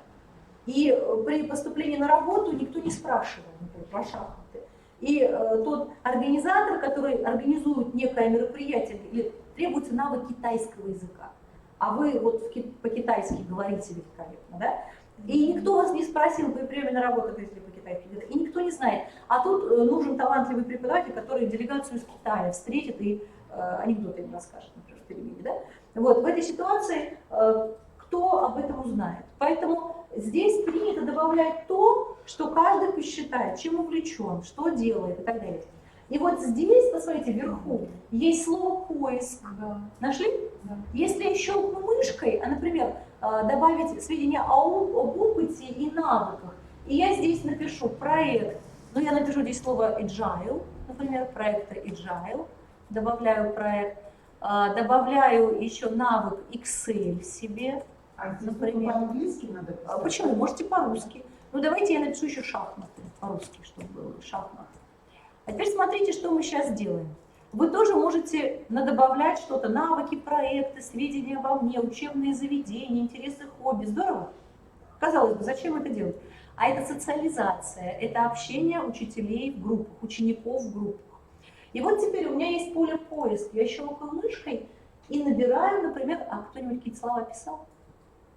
Написали, нет? Где? Ну вот там, кроме меня. Ну, например, напишу слово шахматы. Шахматы Никто, да? Ну, а что написали, кто писал? Не удалось найти. Да, и вот смотрите, да, ну, он еще не успел синхронизировать. Да, и, например, если я наберу здесь слово Word или Excel, я что найду? Я найду документы, где есть текст Word в тексте, или в названиях Word, видите? Или даже методичка Excel Makeover, там слово Word как-то присутствует, значит. То есть все, что есть на компьютере, все типы результатов, заметили? Но я могла искать только документы. Или, например, я здесь наберу, например, имя Кара.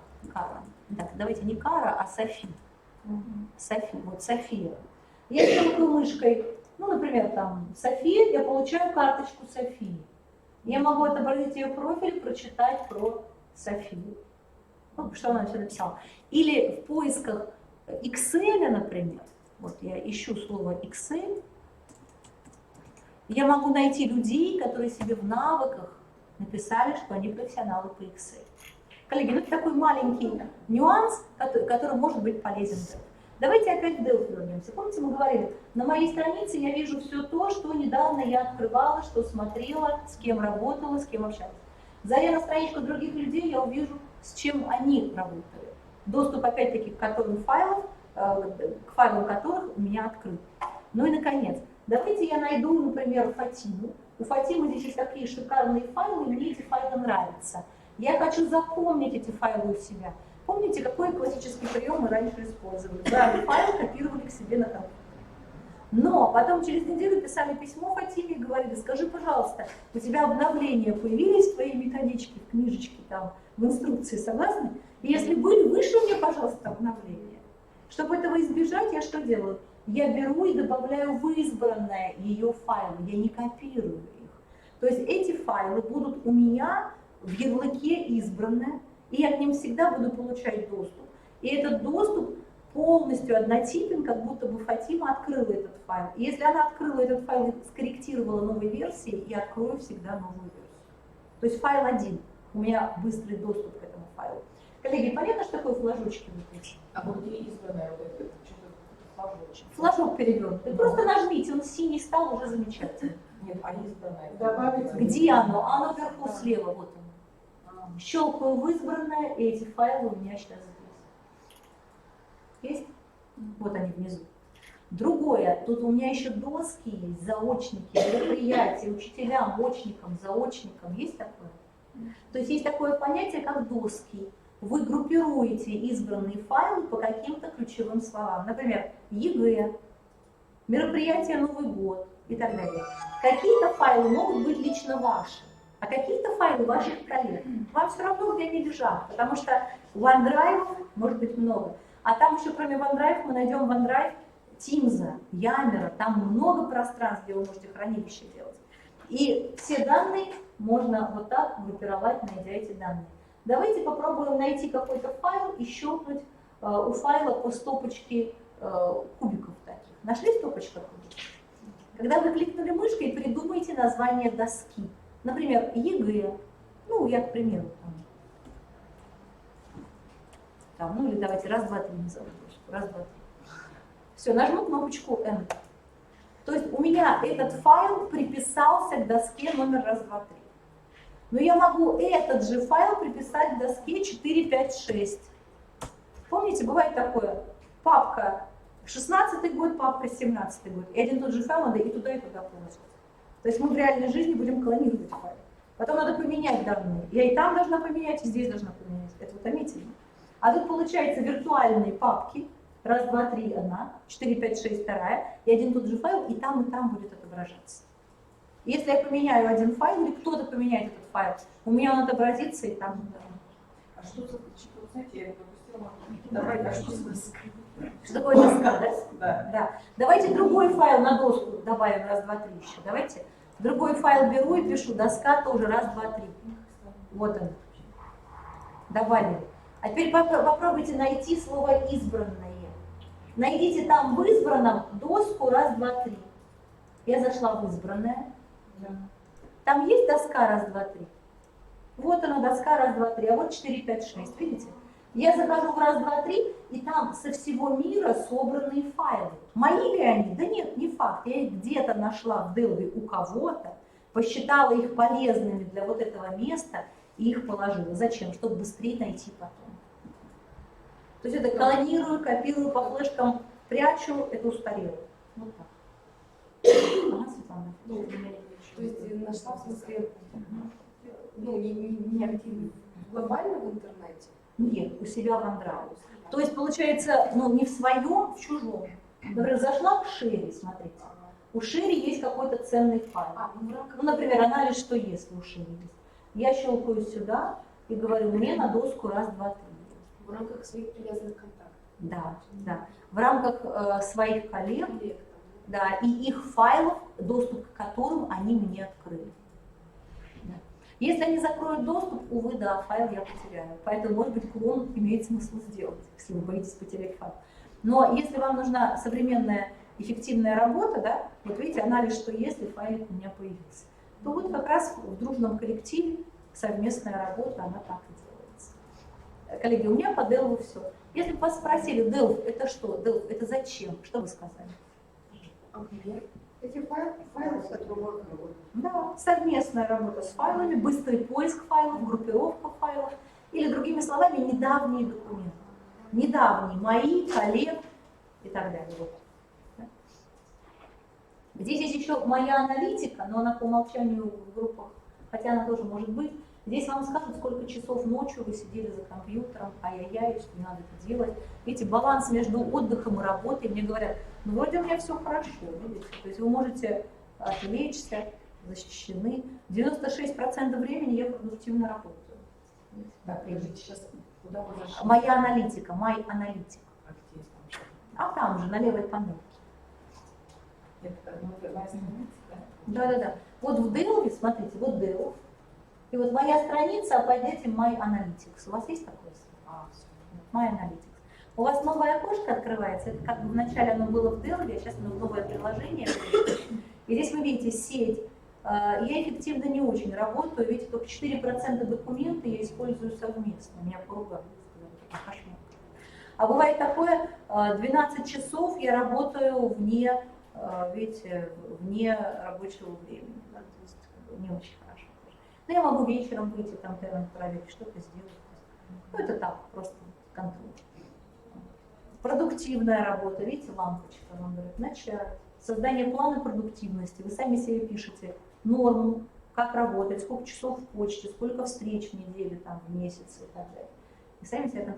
Но это больше, знаете, для офисных работников, нежели для преподавателей. Но эта вещь очень интересная для тех, кто тайм-менеджментом увлекается. Слышали, да, тайм-менеджмент?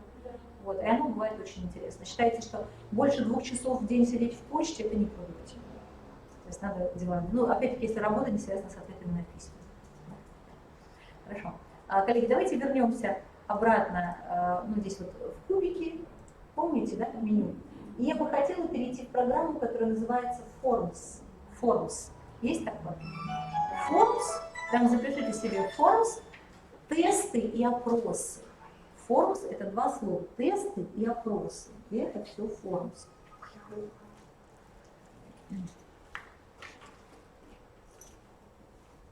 Forms – это и тесты, Forms – это еще и опросы. Я сюда первый раз захожу. Мне говорят, здравствуйте, Саша. Ну, я на крестик закрою так уж. А хотя нет, ведь я давно не заходила, поэтому.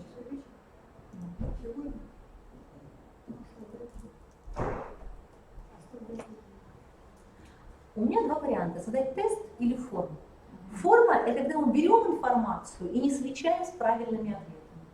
Тест, когда у нас есть уже правильный ответ. Например, кто написал великий русский сказочник, например, да? Пушкин. Правильный ответ Пушкин. Там, а Есенин – это будет неправильный ответ. Да? И ребенку будет предложено выбрать вариант. И есть вариант, что правильно. Да? Или написать что-то. И есть вариант, как написать правильно. Это тест. То есть список вопросов, и какой-то мы говорим, что какой-то из них правильный будет.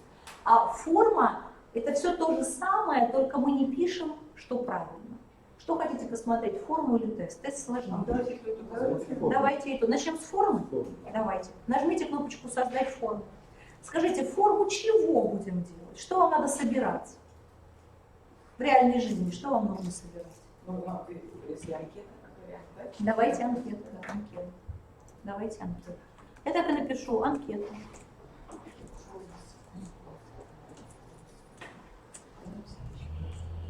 Анкета. Есть? Слушайте, вот сейчас ага. ищи форму. Кубики, меню. Ну, открыли, а что-то не еще раз. Нет, это не форма, это вот.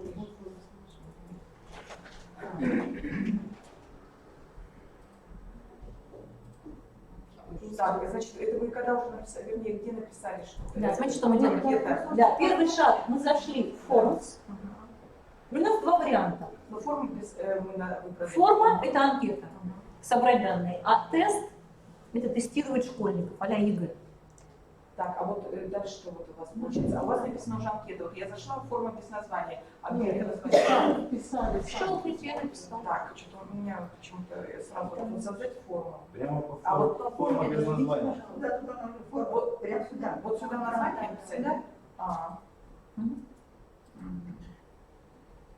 Щелкните мышкой, введите описание, напишите все, что хотите.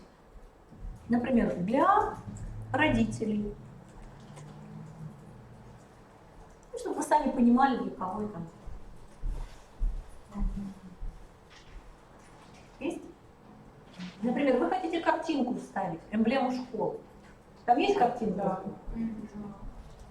Ну, я тут напишу, например, дом. Ну так, что в Бинге, да? Мне надо домики. А вот, кстати, почему-то у вас вот это добавить, да? Нажимаем. Нет, Вот картинки-то кто у вас появились? А вот картинка, смотрите. Давайте я буду медленнее идти, и все вместе будут смотреть, хорошо? То есть я чуть быстрее, наверное. И вот смотрите, анкета. Вон у нас сбоку картинка. Да? Я нажала картинку, сбоку появилась. Я напишу здесь дерево, цветок. Цветок, Enter.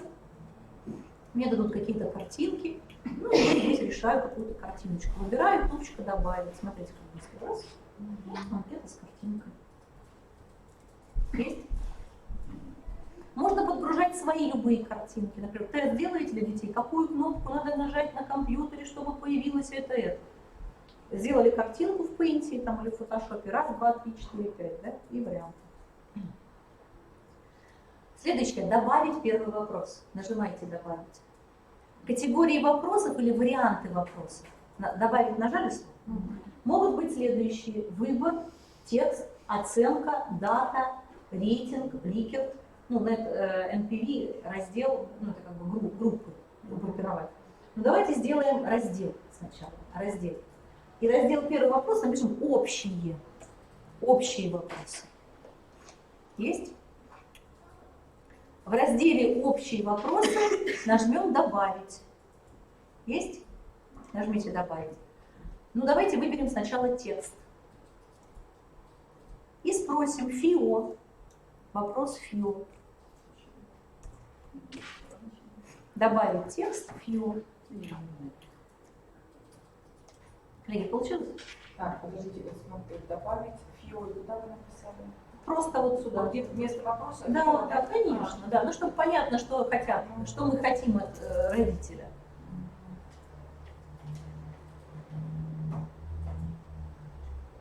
Опять добавить. Да, опять добавить. Обязательно это мы ставим. Давайте решим. Помните, в анкетах звездочки были? Нет, давайте сделаем обязательно. Фамилию не написал или хотите? Нет, это анонимно. Ладно, анонимно. Добавить. Есть? Предлагаю сделать выбор. Напишем район проживания. Пусть будет район.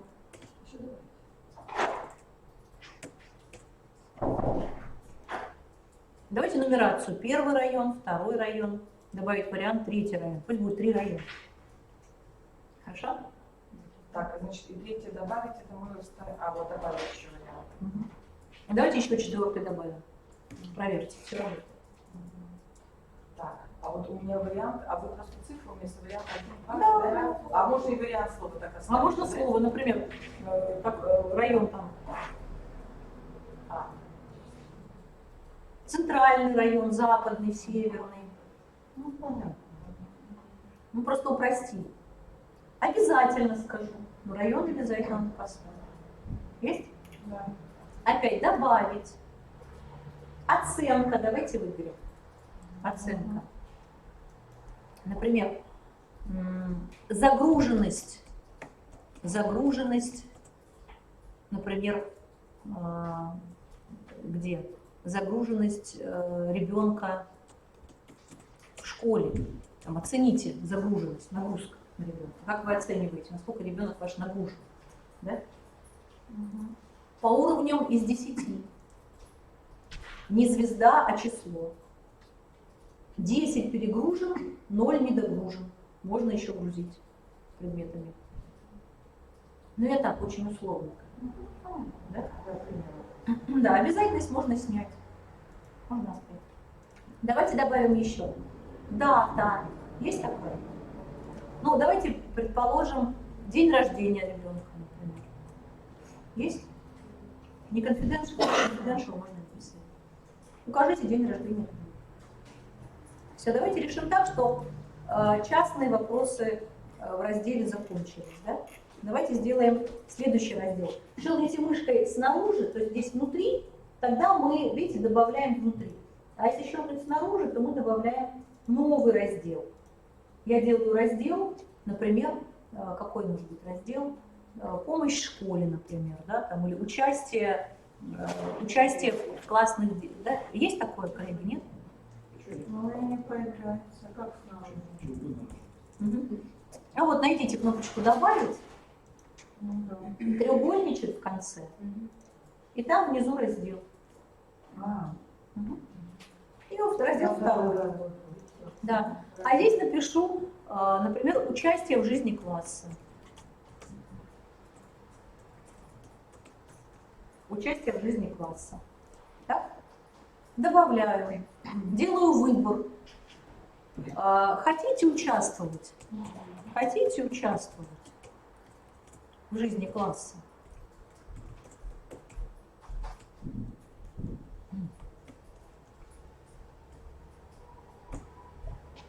Ну, сделаем 2 варианта. Да, нет. А может быть, да, нет, не знаю. Ну или да, нет. Согласны? Беру опять добавить. Ну и если да, если нет, мы выйдем из анкеты. Я вам ветвление покажу. А если да, мы перейдем к следующему варианту. Давайте добавим следующий раздел. Следующий раздел. Раздел назовем «Да».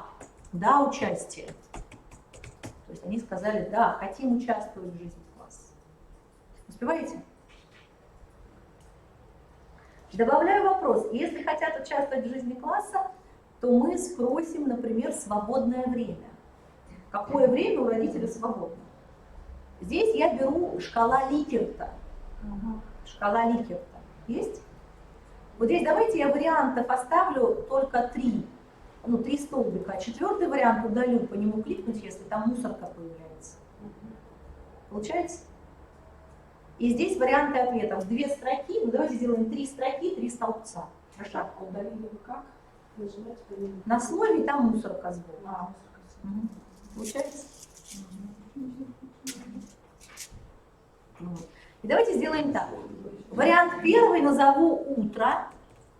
Вариант 2 назову день. Вариант 3 назову вечер. Ну или 3-й вариант можно не делать. Да? Здесь напишу пятница, например, ПТ, пятница. Здесь суббота. Здесь воскресенье. Может, это какие-то дежурства? Я не знаю, что. Фантазирую. Что такое шкала Ликерта?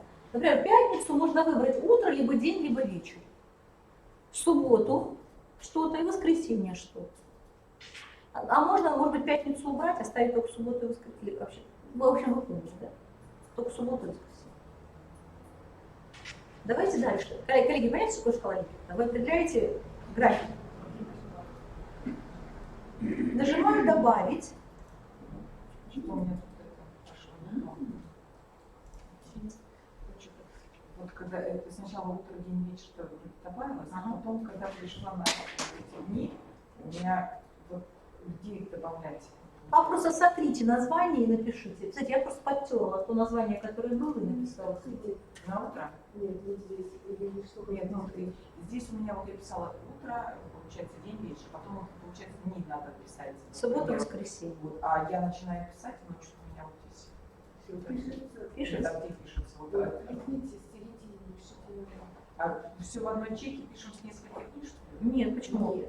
В одной одно, в другое другое. Нет, вы тут можете выбрать. А вот кнопочка «Добавить вариант». Смотрите, вариант 3, вариант 4, вариант 5. Видите? А тут вот Табличка бесконечности.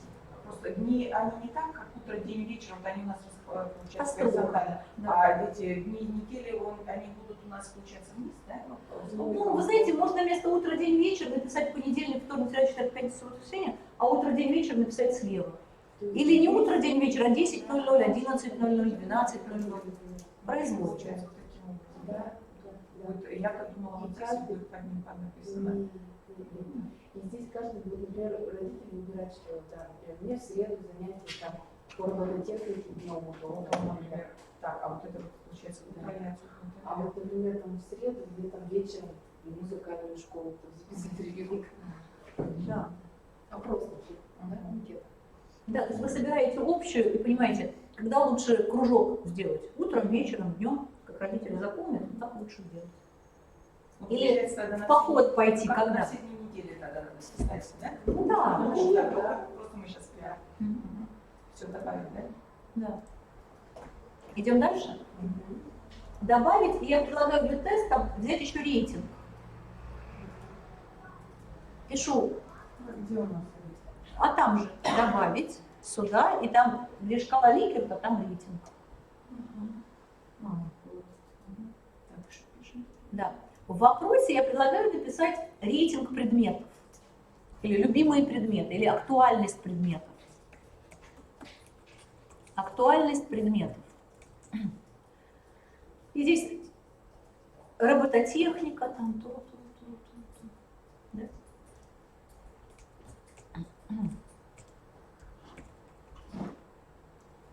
Шахматы.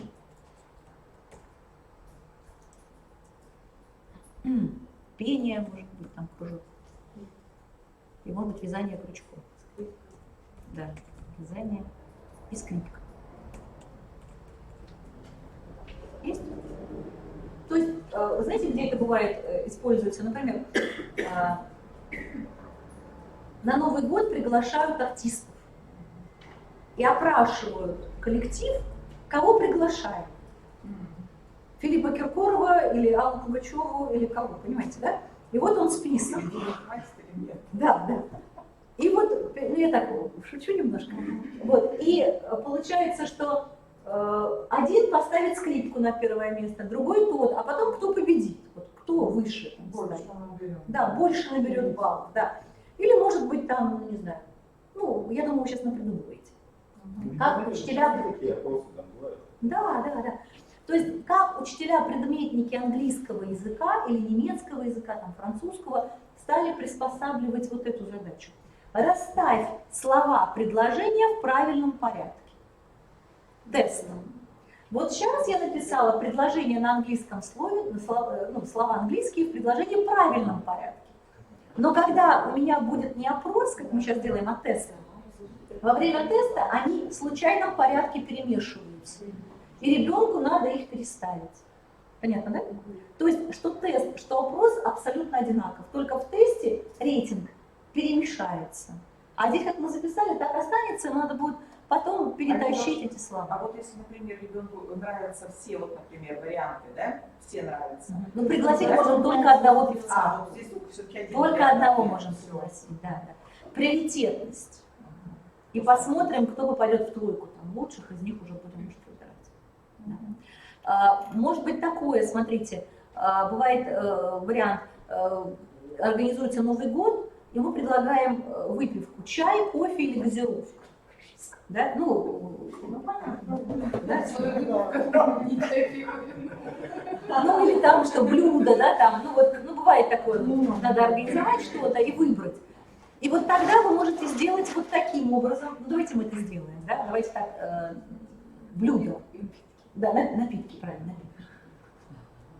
А выбор, давайте выбор сделаем, здесь напишем напитки, напитки. Здесь напишем чай, кофе. Ну давайте чай или кофе. Или давайте сок, да, или молоко. Давайте молоко. Молоко. Ну, вряд ли молоко. Ну давайте еще и сок. Неважно. И вот смотрите, в данный момент, когда мы взяли такой вариант, это очень похоже на то, что здесь. Взял чай, кофе, молоко и сок уже не выберешь. Понимаете, вот шарик означает, помните шарики, да? Одно взял, другое не дадут. Но у нас есть внизу несколько вариантов ответов. И получается, у этого вида есть вариант, если вы выбираете и чай, и кофе, и молоко, например. Да, то есть это получается форма выбора. Выбор. И у выбора есть несколько вариантов. Если один, то только один взял, все, другого нет. Поэтому, может быть, для того выбора, как вы сказали, выгоднее будет взять именно выбор. А если нам рейтинг, например, на первом очереди пошел бы на робототехнику, если места останутся, ну ладно, так уж и быть, пойду еще на шахматы. Ну уж совсем не хочу идти на вязание, например. Да, то есть, и уже школа будет выбирать. Ну там тоже вариант, может, несколько вариантов ответов. Да. Да. Ну, в общем, вы поняли, будете играться. И так все можно. Коллеги, как вы думаете, стоит остановиться? Вот там вроде бы рейтинг понятно, ликер понятно, NP score это степень удовлетворенности. Давайте выберем последнюю команду, степень удовлетворенности. И вот посмотрите, какова вероятность, что вы порекомендуете у нас другой коллеги. Это стандартный вопрос для банковской сферы, для обслуживания. Наверняка видели банк, там менеджер банка, вам написано, какова вероятность, что вы наш банк порекомендуете. Это стандартный вопрос коммерческого сектора. Его можно перефразировать по-другому. Оцените сложность теста для вас. Какова вероятность, что вам требуются дополнительные занятия по математике для того, чтобы, да, там, вероятность того, что вам помогли эти занятия сдать тест успешно. То есть я очень часто в тестах по Excel, например, спрашиваю, оцените сложность теста. И по этой сложности теста, сличая ее с результатами, с оценками, я понимаю, насколько вот адекватность восприятия у теста есть. Что бывает такое, тест кажется легким, а прошли его мало людей. Да? То есть вот такой парадокс тоже бывает. Коллеги, ну вопрос удаляем. Давайте на мусорку нажмем. Мы его удалим. И вот получается у нас есть 3 раздела. Есть? Внутри разделов или разделы можно тасовать. Например, вот я щелкнула по вопросу, видите, стрелочка вверх, стрелочка вниз. Можно копировать вопросы. Ну, в общем, мы с вами создали вопросы. Красиво, легко. Давайте попробуем теперь этот опросник сделать более эффективным. Например, если человек, ну, в конце может быть вопрос «спасибо», да? Если сказал человек, что он не хочет принимать участие в жизни класса, то мы не должны его спрашивать, в какой день недели он готов потратить время, актуальность предметов, например, ну, к примеру, да? Напитки мы не должны об этом спрашивать. То есть есть такое понятие, как ветвление. То есть он может ветвиться. Да, сказал, пошел в одну сторону, нет, пошел в другую сторону. Давайте это увидим. Найдите, пожалуйста, вместо шестеренки иногда появляется троеточие. Помните, мы говорили, шестеренка – это настройки, правый верхний угол под вашей фотографией. И вот есть троеточие. А в троеточии есть слово «ветвление». Ветвление относительно молодая команда. То есть она не сразу появилась, как появился Формс. Но очень мощная. Она а-ля программирование. Сейчас будем программировать. Щелкните мышкой ветвление. И вот посмотрите, в первом разделе мы спрашиваем фамилию, мы спрашиваем район. Видите, когда я щелкаю по району, у меня перейти к далее, какой бы вариант район не выбрал, он переходит к следующему вопросу, это слово далее. А бывает так, кто выбрал первый район, то переходит к разделу, понимаете, да? В другой раздел переходит. Заметили? Переходит в раздел 2. Кто выбрал третий район, переходит в раздел 3. Кто выбрал четвертый район, в раздел 4. Потому что для каждого района свой список вопросов. Интересно? Ну, здесь у нас все стандартно. Найдите, пожалуйста, вопрос «Участие в жизни класса». Нашли такое? Да. Кто ответил «да», переходим к вопросам. Далее, ну, «да, участие», третий раздел. Нашли такое? Переходим к вопросам «да, участие». А кто сказал «нет», переходим к конец формы, говорим «до свидания». Спасибо за вопрос. Согласны? Здорово? Мощно? Легко? Так, вот еще раз немножко. То есть конец формы, да, это значит... Все. Спасибо за еще раз. да. Да, нет, еще прям покажите на это. Давайте, найдите «да», «нет». Да, вот так. Если человек выберет «да», то перейдем к третьему разделу, который мы назвали «да, участие». А вот почему-то у меня так внизу у меня перейти к, да? Вот. А колесико крутаните. Что? Колесико, мышкой просто проберите. Ну нет, просто у меня внизу у вас как-то вот напротив «да» стоит сразу перейти к, а у меня вот этого нет. У меня стояло «далее», У меня смотрите. вот- У меня вот так стояло. Ну вот у меня перейти к, вот здесь. Далее. Я выбрала. Вот там у меня внизу стояло. Я просто смотрю, ну как-то... Может, экранчик у вас сужен? Нет, у нас все сейчас стоит. Вот я и говорю, у меня вот А вы здесь... я- щелкните мышкой, вы мышкой еще. вот, Конечно. вот это, да. Только щелкнув мышкой мы видим, что там сбоку. Конечно, я мышкой щелкнула, поэтому. То есть, получается, мы мышкой щелкнули по слову «да», тогда перейти к «да, участие». Есть? А вот если напротив «нет» щелкнем, у нас там далее появляется конец формы. Так, То есть, а не получается, знаю, а если вариант не знаю? Ну, надо было четвертый раздел сделать, наверное, Тогда поспрашивать. удалить это вообще не знаю. Да, удалить-то и все. Не знаю. Либо сделать еще четвертый раздел, Так, а который вот, кстати, здесь сейчас удалить как у нас? Вот есть вот здесь. щелкнуть мышкой по варианту. А, здесь не удалить, но в другом месте. А, там вот. Да, коллеги, найдите кнопочку «Назад» из ветвления, и мы вернулись в нормальный вопрос. Есть? Отыщите там, где вы делали «да», «нет», «не знаю». Вот «да» и нормально, «нет» нормально, а вот «не знаю» там мусорная корзина. Получилось? И потом вот добавить или тут уже все, просто там... Можно всё, добавить, без да. слова, без Да, слова. да, без слова. Удалили. Да, нет, и хватит. Всё. Коллеги, с ветвлением все понятно? Теперь следующее. Нажмите троеточие, и там найдите команду «Параметры». Параметры. Вы можете опрос запустить по какой-то дате, но я предлагаю принимать ответы в любом времени. Например, тест вы можете запустить 1 сентября в 9:00. Дата начала. А окончание дата в 9 часов 30 минут, чтобы школьники друг другу не успели сказать в разных классах правильный вариант. Ну, если тест. Понятно, что такое дата начала, дата окончания? Так, Принимать... Дата окончания. Так, Да, кстати, дата начала, если я скажу, начать надо в 18:00, а закончить надо в 19:00. Все, тест откроется только в 18:00. До 18 он будет закрыт. Ссылка у всех лежит, QR-код на двери висит, школьники кликают, но доступа нету. Время не пришло. Интересно? Прям вот дедлайн по времени. Я, коллеги, сниму дата начала, дата окончания, ну, чтобы у нас универсально было. Следующее. Расположить вопросы в случайном порядке. Когда это бывает нужно, когда у вас тест. Ну, сейчас нам не нужно это. Следующее. Настройка сообщения с благодарностью.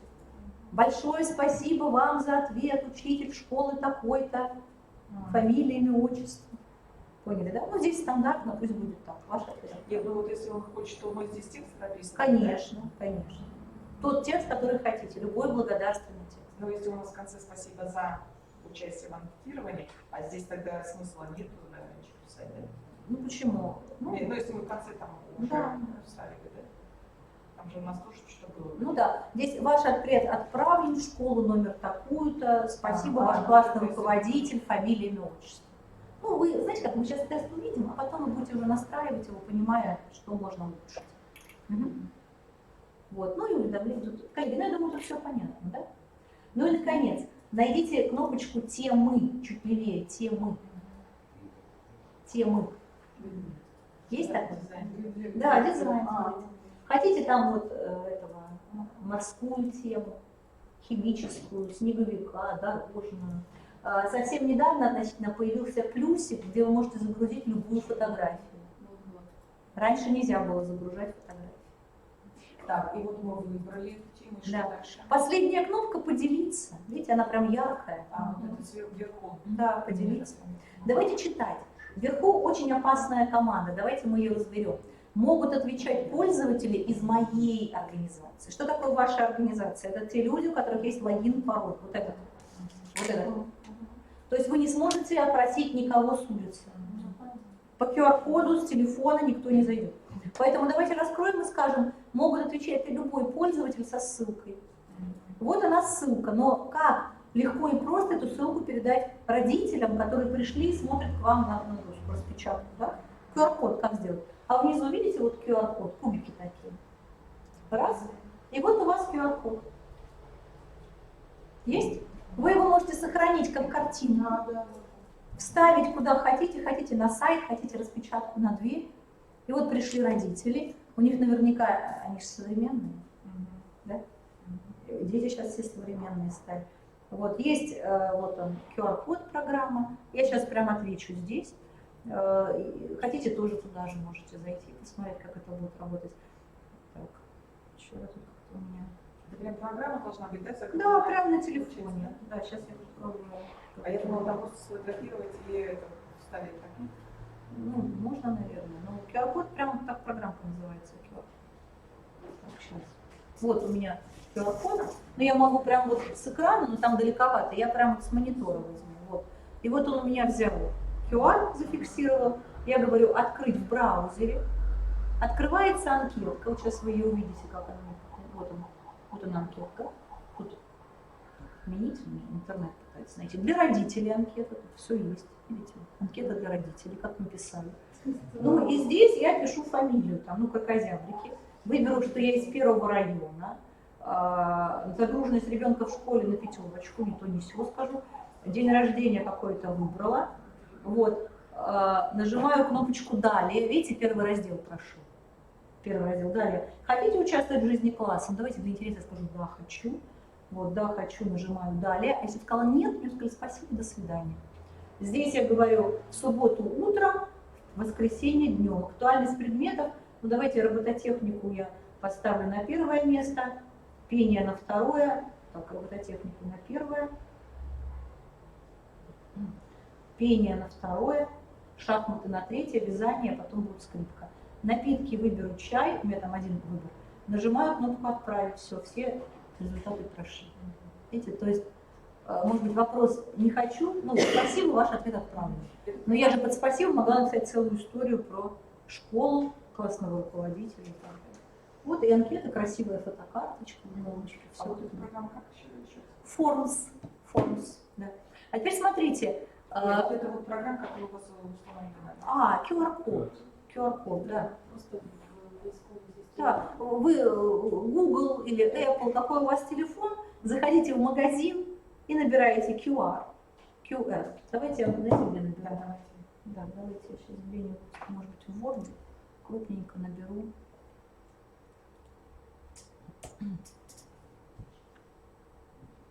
QR-сканер, или как он называется у меня, QR-код. Этих программ просто выше крыши там. QR-сканер. Или называется QR-код. Просто слово QR наберете, да, и вас там завалят этими QR-ами. Любой берите, все они хорошо работают. Они все бесплатные должны быть. Там какие-то рекламки будут кидать, но выберите там максимально. Деньги за них платить обычно не нужно. Вот два слова QR. QR это некая картинка, которая символизирует в себе переход. Бывает даже распечатать вот этот код, и дети, например, берут свой там смартфон или планшет с доски, либо при входе там, в аудиторию куда-нибудь сканируют и берут себе, отвечают на тот вопрос, который задал куда-то. Я, например, не пошла, фото делаю сейчас это оплату. Дома. Нет, это тоже, да? Нет, но у меня, я не знаю, программа есть, что делать. Конечно, есть, да. То есть QR-код это программа, чтобы читать код. А программа Forms нам что сделала? Нам сделала этот код. Есть в интернете очень много ссылок, например, там в Яндексе наберите, сделать по ссылке QR-код. И вы любую ссылку загоните в QR-код. То есть вот эту картинку может делать в интернете совершенно бесплатно любой человек, очень просто. То есть любая гиперссылка, она может стать любой картинкой. Ну, просто картинка проще, нежели длинные непонятные буквы. Коллеги, ну и наконец, заметили ли вы, а вы ответили на свой вопрос? Ответили, нет? Не получилось? Сделаем тогда так. У вас же поделиться кнопка есть, и вот эта ссылка есть же? Выделяю эту ссылку, клик правый, копировать. У вас там есть другой браузер? Другой браузер. Ставлю в другом браузере его. Enter нажму, ну, сымитирую, что я зашла, другой человек зашел на другом компьютере. Вот она анкета. Ну, с компьютера, конечно, выглядит по-другому. Я напишу здесь. Да, по почте. Ну, на сайте школы выложить. Ссылку, да. Ссылку просто взять по почте или как-то. Ну, как вы коммуницируете с родителями. Какой выбор? В WhatsApp, если в WhatsApp группа, взяли в WhatsApp, вставили эту ссылку. Вот такую форму. Да. Я напишу Петров, Петров Иван Иванович, в районе 3 проживает, сильная нагрузка у ребенка в классе, день рождения 14-го, далее. Хотите в жизни класса участвовать? Не хочу, Петров говорит, не хочу. Нажимает «Отправить», спасибо. Красота? Да, это правда. Вот. Теперь смотрите, я перехожу обратно к себе, и вижу, что у меня сейчас 2 ответа. Ну, сейчас немножко секунда другая. 2 ответа, смотрите. Так, а почему 1? Так, второго еще нет. Да, подождите. Еще время. В Дублин не дошло письмо. Может, надо время. Сейчас он догрузится. Ну, здесь буквально разнос в 1 минуту. Да. Одно с телефона, другой с... То есть неважно как. Один по QR-коду, другой по обычному. Ну, то есть вот он, 2 ответа ушло, спасибо. Сейчас вот он немножко подгрузился. Адрес, думали, штрих-код, а потом вот другой адрес блокировали, что я. А вот, смотрите, поделиться. Поделиться. Здесь 2 варианта. Вот она ссылка. Там поделиться. И выйдет ссылка, да? Да. А вот эта ссылка первая, она по умолчанию. А второе QR-код. А 3-я кнопочка для того, чтобы на сайт в интернет встроить QR-код. Прямо вот в тегах, видите, там фрейм, прям фрейм. А следующее по почте отправить. Вот. Ну, последнее, это вот сейчас Outlook загрузится, и вы ссылкой в письме будет. Ну, у нас Outlook нет сейчас настроен. Поэтому нам вариант либо первый, либо второй. Прям идеально. Покрути, пожалуйста. Посмотри, только последние ответы показывают, да? Да. Сейчас, смотрите. Здесь получается прям шикарно. Он говорит, Петров, первый, второй, вот они. Ага. Он всех показывает. Дальше вариант. Один сказал 1-й район, второй сказал 4-й район. Видите, вот, 50 на 50, 2 района. Да. Дальше смотрю. Загруженность ребенка, среднее количество 7,5. То есть вся аналитика, день рождения, 2 дня рождения. Хотите участвовать? 50 на 50. Сведения, это что можно нажать? Дополнительные сведения. Где? День рождения? Можно, например, дополнительно, и я вижу, кто как ответил. Один так, один так. Ну, то есть полный листинг. Полный листинг. Ну и здесь дальше, смотрите, помните, шкала Ликерта? Утро, день, вечер. Вот как был выбран. Здесь актуальность предметов, робототехника, пение. Ну, второй-то не ответил. Здесь чай победил. Ну, вот такая история. Вот вам статистика.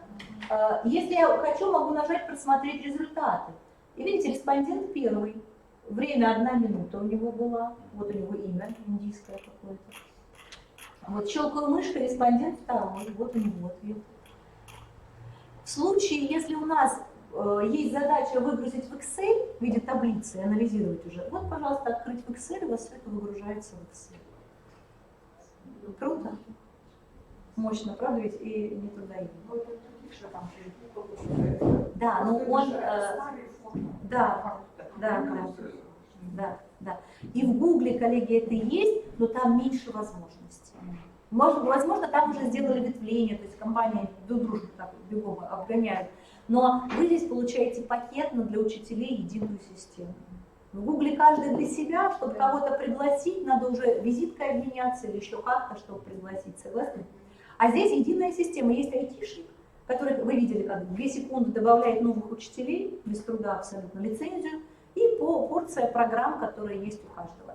И вообще Word, Excel, PowerPoint — это же все-таки продукт Microsoft, поэтому корректнее именно Office 365 работает и с Word, и с Excel, и с PowerPoint. Google еще есть такое, знаете, как хотите снять пароль с документа Excel, например, или пароль на Word, вы пытаетесь его в Google Docs открыть, глюк произойдет, пароль сбросится, вот, то есть и так далее. Сводные таблицы там сильно искажаются. То есть простые, элементарные вещи там будете делать хорошо.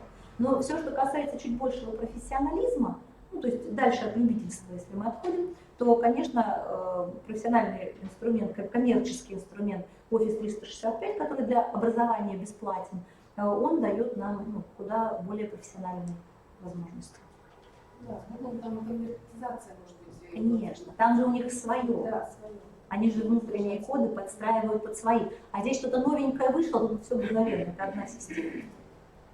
А там свои видоизменения. Коллеги, идея понятна, что такое опрос? Давайте тест посмотрим. Да? Кстати, знаете, что я не показала еще? Нажмите кнопку «Поделиться». Поделиться. Посмотрите, есть такая команда «Поделиться ссылкой», получить ссылку для дублирования. Зачем?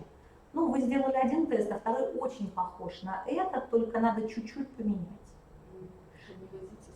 Да, и вот, например, учителя-предметники могут объединяться в группы, получить ссылку для просмотра и изменения. Когда это бывает актуально? Когда все учителя математики, там в количестве 5 штук, собираются писать единый тест.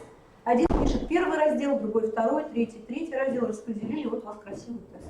В понедельник тестируется группа там, с 9 до 10 одна, или одновременно всех запустили, только спросили фамилия, имя, класс. Вот напишет Б, кто-то В, кто-то Г, и вот собрали, а потом в Excel уже отсортировали, где чьи. Понятно, да? Или сделали общий срез по всем классам, всех детей сразу, и посмотрели, у какого учителя лучшие баллы, лучший результат. Коллеги, понятен, да, смысл? То есть одновременная работа может быть. Хорошо. И, наконец, опять нажимаю кнопочку Forms, опять захожу в Forms, опять, или по слову Forms. И вот наша анкета, вот она есть, 2 ответами. Есть? Вот она. Ее можно, видите, троеточие там копировать, перемещать, удалять.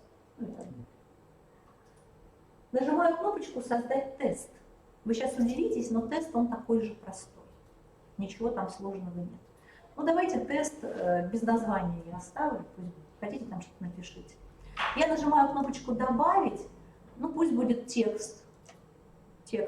Я здесь спрошу фамилию, Фион. Правильного ответа не будет. Фамилия, какой же правильный? Баллы 0. Что такое 0 баллов? Вес ответа. Бывает вопрос сложный, вес дадите 3, например. Очень простой 1, средний 2. Таким образом вы посчитаете общий средний балл и выставите оценку более, скажем так, согласно сложности. 0. Следующее добавляю вопрос «Выбор». Например, давайте вопрос второй сделаю 2 плюс 2.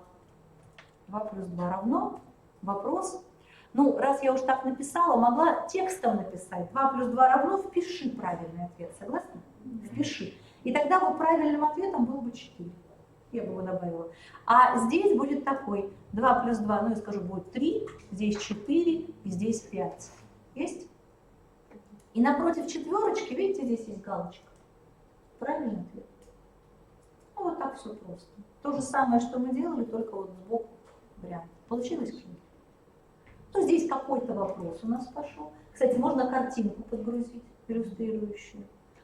Здесь варианты, можно больше вариантов, например, 2 тут еще варианта стоит. Они все в случайном порядке будут рисоваться. А где вот Можно. Несколько правильно сказать, например, 2 плюс 2. Ну, здесь как бы это уже трудно сказать, несколько правильных, да? Но, например, как удалить букву в слове на клавиатуре? Backspace, delete, caps lock. Правильный ответ будет backspace, delete, согласны? Ну, то есть у вас и так, и так. Но в нашем случае, конечно, несколько правильных вариантов. Но... А вот как правильный ответ? Да, найдите, вы правильный вариант написали, вы там галочку просто поставите. Вот я могу сказать, что 5 будет. А вы прям щелкните? Раз мышкой туда тыкаете. Да, она сама. Она сама. Есть? Помимо правильных вариантов, там есть еще текстовое поле, кубик такой, с носиком. Если щелкнуть по кубику с носиком, можно написать «молодец». Молодец. То есть вы даете обратную связь. Или, например, на каком-то другом варианте написать «подумай еще». Подумай еще. Понятно, да? То есть вот такие вот обучающие тексты. Ну, естественно, ветвление также работает.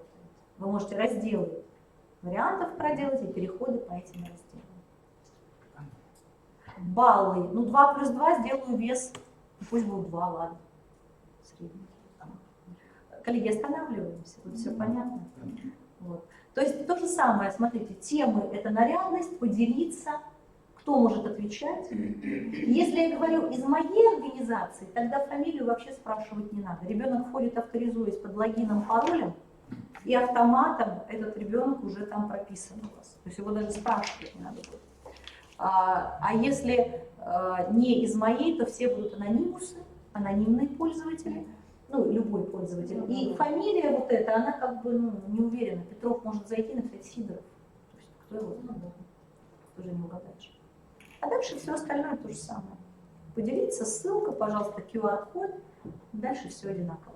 Раньше был только модуль опрос, форма, тест появился позже, но он появился из опросов, родился. То есть, по сути, указание правильного варианта он дает. А еще, если здесь вообще фил не писать, если это одна организация, да, то вот это все равно пропишет, да? Пропишет, какой ребенок, да, без вот этого фила. Да, пропишет, конечно, пропишет. Вообще с филом можно убирать. Можно убирать. Потому что если здесь такой там. Да. Смотрите, когда мы будем, например, из моей организации, да, вот, может любой пользователь со ссылкой, не любой, а из моей организации. Помните, когда я выгружала вот предыдущую форму, ну вот анкету, да, у меня на опросах в ответах были кто? Так, в ответах, ну, там 2 ответа. Просмотреть результаты. У меня, видите, респондент 1, респондент 2. Видите, Петров. Вот. А там у меня будет не слово респондент, а уже конкретно. Сара Калиман, Фатима, Софья и так далее. То есть сразу будет не респондент, а прям человеческие имена.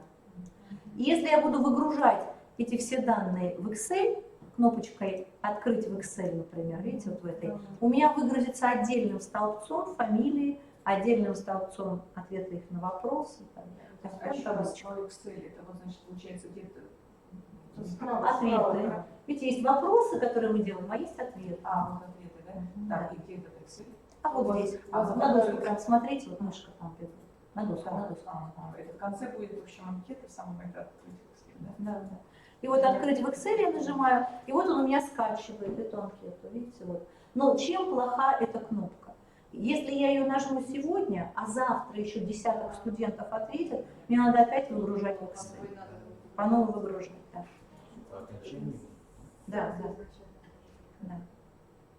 Вот. Самое, что еще интересное, когда вы заходите в Forms, ну вот сюда, вы можете очистить данные анкеты. Так, это, по-моему, делается прямо вот здесь. Вот здесь вы можете очищать данные анкеты, так, где-то здесь, и заново начать, так, где-то тут должно быть, проверить ответы, опубликовать оценки, где-то сейчас будет. Ну, давайте я в анкету зайду. Ну, может быть, здесь, в троеточии. Да, вот удалить все ответы, видите? Удалить все ответы. Зачем бывает это актуально? Вы протестировали, удаляете ответы и заново тестируете. Так, еще когда вот этот удалить, где мы Где троеточие, да? Да, троеточие. Вот везде любопытствуйте. Троеточие увидели, зайдите, посмотрите. Может быть, я сегодня говорю, что тут только 3 команды есть, а завтра там еще 4-я появится, что-то интересное. То есть офис 365 хорош тем, что он как бы вечно обновляемый. У него все время что-то интересненькое появляется. Вот. Что такое распечатать сводку? Ну, то есть вывести протокол оценок. Что такое создать ссылку на сводку? Вы делаете ссылку, даете родителям, чтобы родители смотрели оценки. Дети заполняют, они смотрят. Ну, то есть вот это все можно делать. Ну, если это не confidential, там все это можно. Хорошо. Коллеги, ну и теперь супер приложение. Можно с Формусом прощаться? Да, конечно. Хорошая вещь, как вы Только видите. очень кратко. Очень, да. Да. Это, знаете, надо недельные курсы, да? Ну, Да, не потому семинар, что по крайней мере. объятнее за один день, невозможно. конечно. Да. Это Конечно. не владеющий, да, чтобы... Да. Но, по крайней мере, вы что сейчас сделали? Вы увидели, что есть Формус, вам нужно сесть и начать просто пробовать. Вы знаете, что есть ветвление, вы знаете, что есть троеточие, где там покопаться можно, найти. Да? Мы увидели пример, а теперь дальше только вот углубление, вот это все в практику. Коллеги, ну и наконец, Teams. Teams – это тот агрегатор всех приложений, которые здесь есть, и не только здесь, в единое приложение для работы команды. Teams переводится как команда. Согласны, что имея инструментарий OneDrive, Outlook и даже Forms, команду сильно не соберешь? Ну, конечно, команду собрать всегда можно, да? Но команду сильно не соберешь, знаете почему? Потому что в OneDrive надо фамилии прописывать, кому там файлы можно зайти, согласны? Переписываться только в Outlook. Но в Outlook может быть переписка не только с этими ребятами, а и с другими. Согласны? То есть получается как бы система тех отдельных приложений не создает легко команду. А мы сейчас делаем легко команду. Например, 5Б, 3Г, родительский комитет, учительская, педагоги-инноваторы. Согласны? Чем не команды? Каждый участник может находиться в разных командах. Команды бывают закрытые, пока не пригласят, туда зайти не можем. Ну, закрытая учительская, например, да? Команды бывают открытые, например, готовим Новый год. Любой ребенок, кто хочет поучаствовать, находит эту команду, заходит и начинает активно в ней участвовать, беря на себя инициативу по каким-то активностям.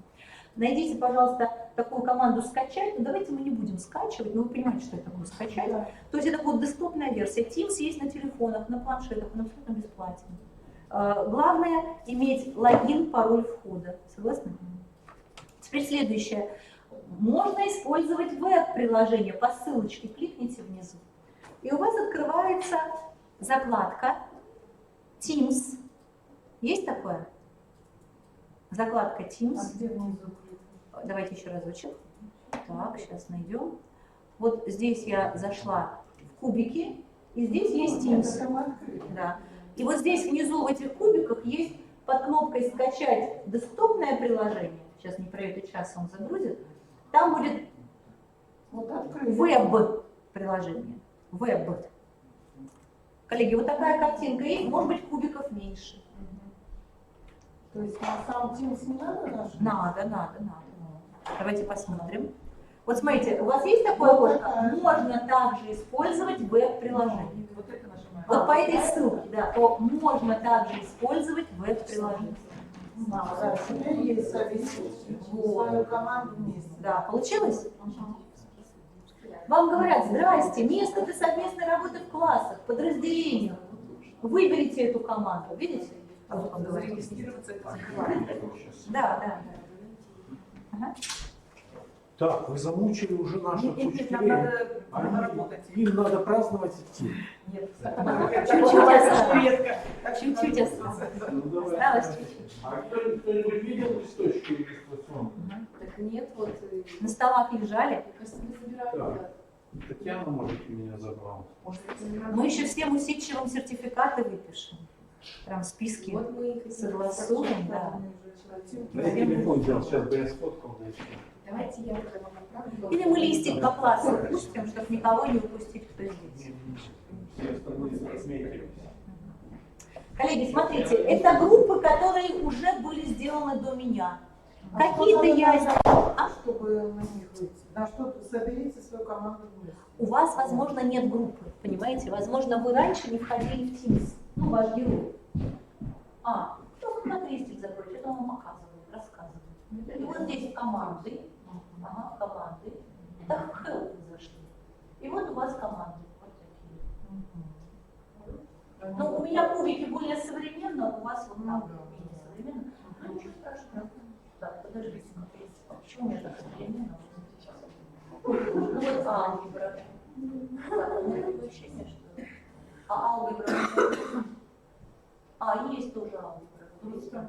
Мне кажется, давайте уже вы нам показываете, потому что времени у нас вообще осталось. Ну вот у кого-то так, у кого-то так. Если уж просто у вас будем смотреть. Да, хорошо.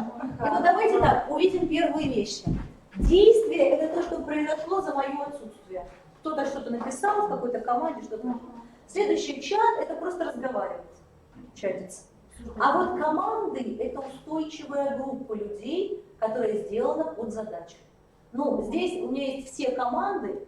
Если я перехожу во все команды, у меня такие красивые кубики. Ну, просто настройка браузера так позволяет. Кто-то в другом браузере открыл, поэтому так. Если я в десктопной версии приложения открываю, при обновленной версии будет одинаково. Вот сейчас примерно вот так. Следующее. Найдите, пожалуйста, такую кнопочку, как «Создать команду».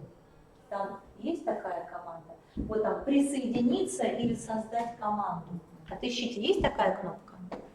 «Присоединиться» или «Создать команду». Или давайте в алгебру зайдем. Есть, нашли? Нажмите, пожалуйста, «Присоединиться» или «Создать команду». Представьте себе, что вы владелец команды. Вам надо сделать команду 10А, 5Б, Новый год. Да. Кнопка «Создать команду» есть? А тут другие команды. Да. «Создать команду». Вам говорят, вам команда для работы с классом. Там будут записные книжки управления классом, задания им давать, там будет шикарная OneNote записная книжка. Профессиональная акторишка, то есть с коллегами общаться. Это будет группа для администрирования? Или это вообще все что угодно? Есть?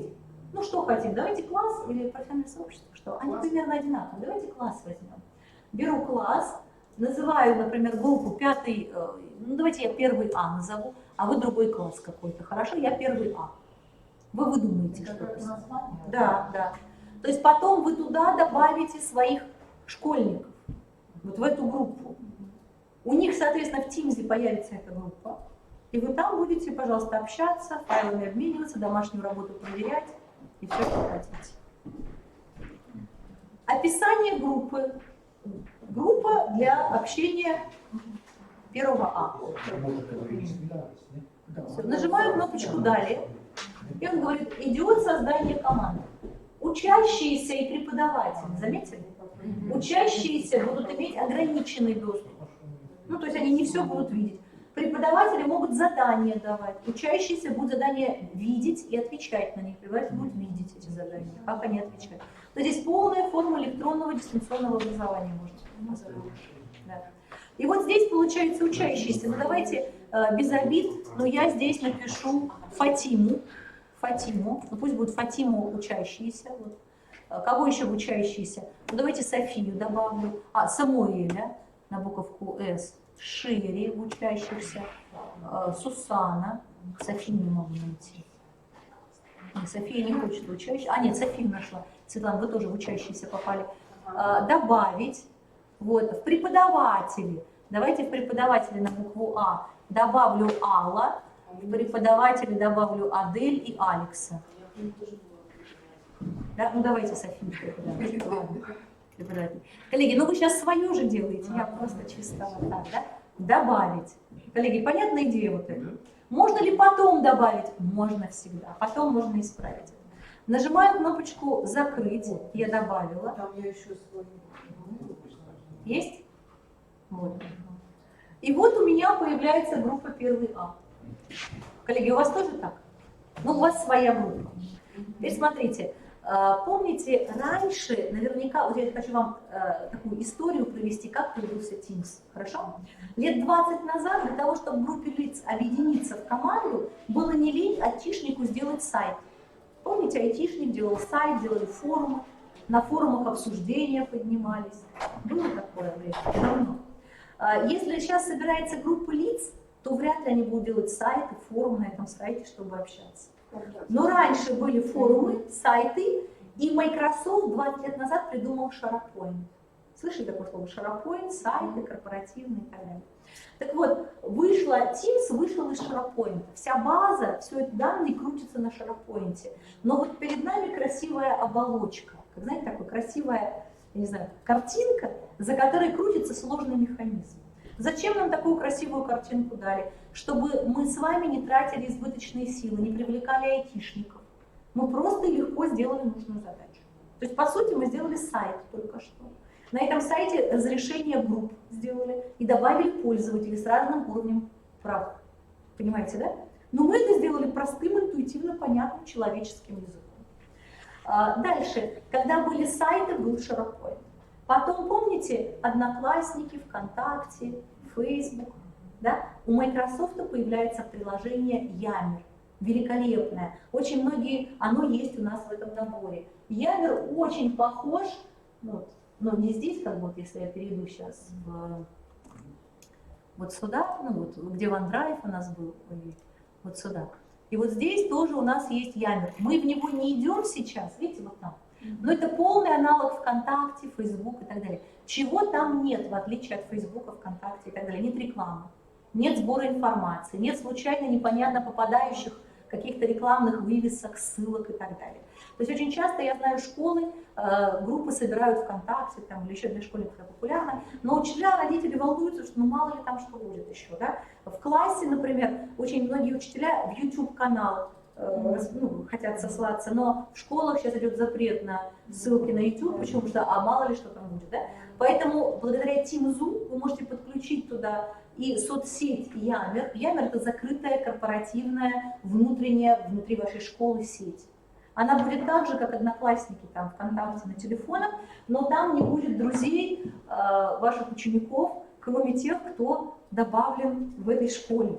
Ну, то есть, по сути, вы можете общаться по теме математика, и там не будет никаких других отвлеченных тем. В общем, я вам предлагаю просто самостоятельно Yammer посмотреть, и там все легко, абсолютно. Это тоже коллаборация. Но вот, получается, были соцсети популярные, и вот он Yammer у Microsoft. Но время идет. И сейчас, если надо группой лиц собраться, в каком приложении вы будете собираться, коллеги? Как вы будете собираться? В каком приложении? На телефонах у всех есть это приложение.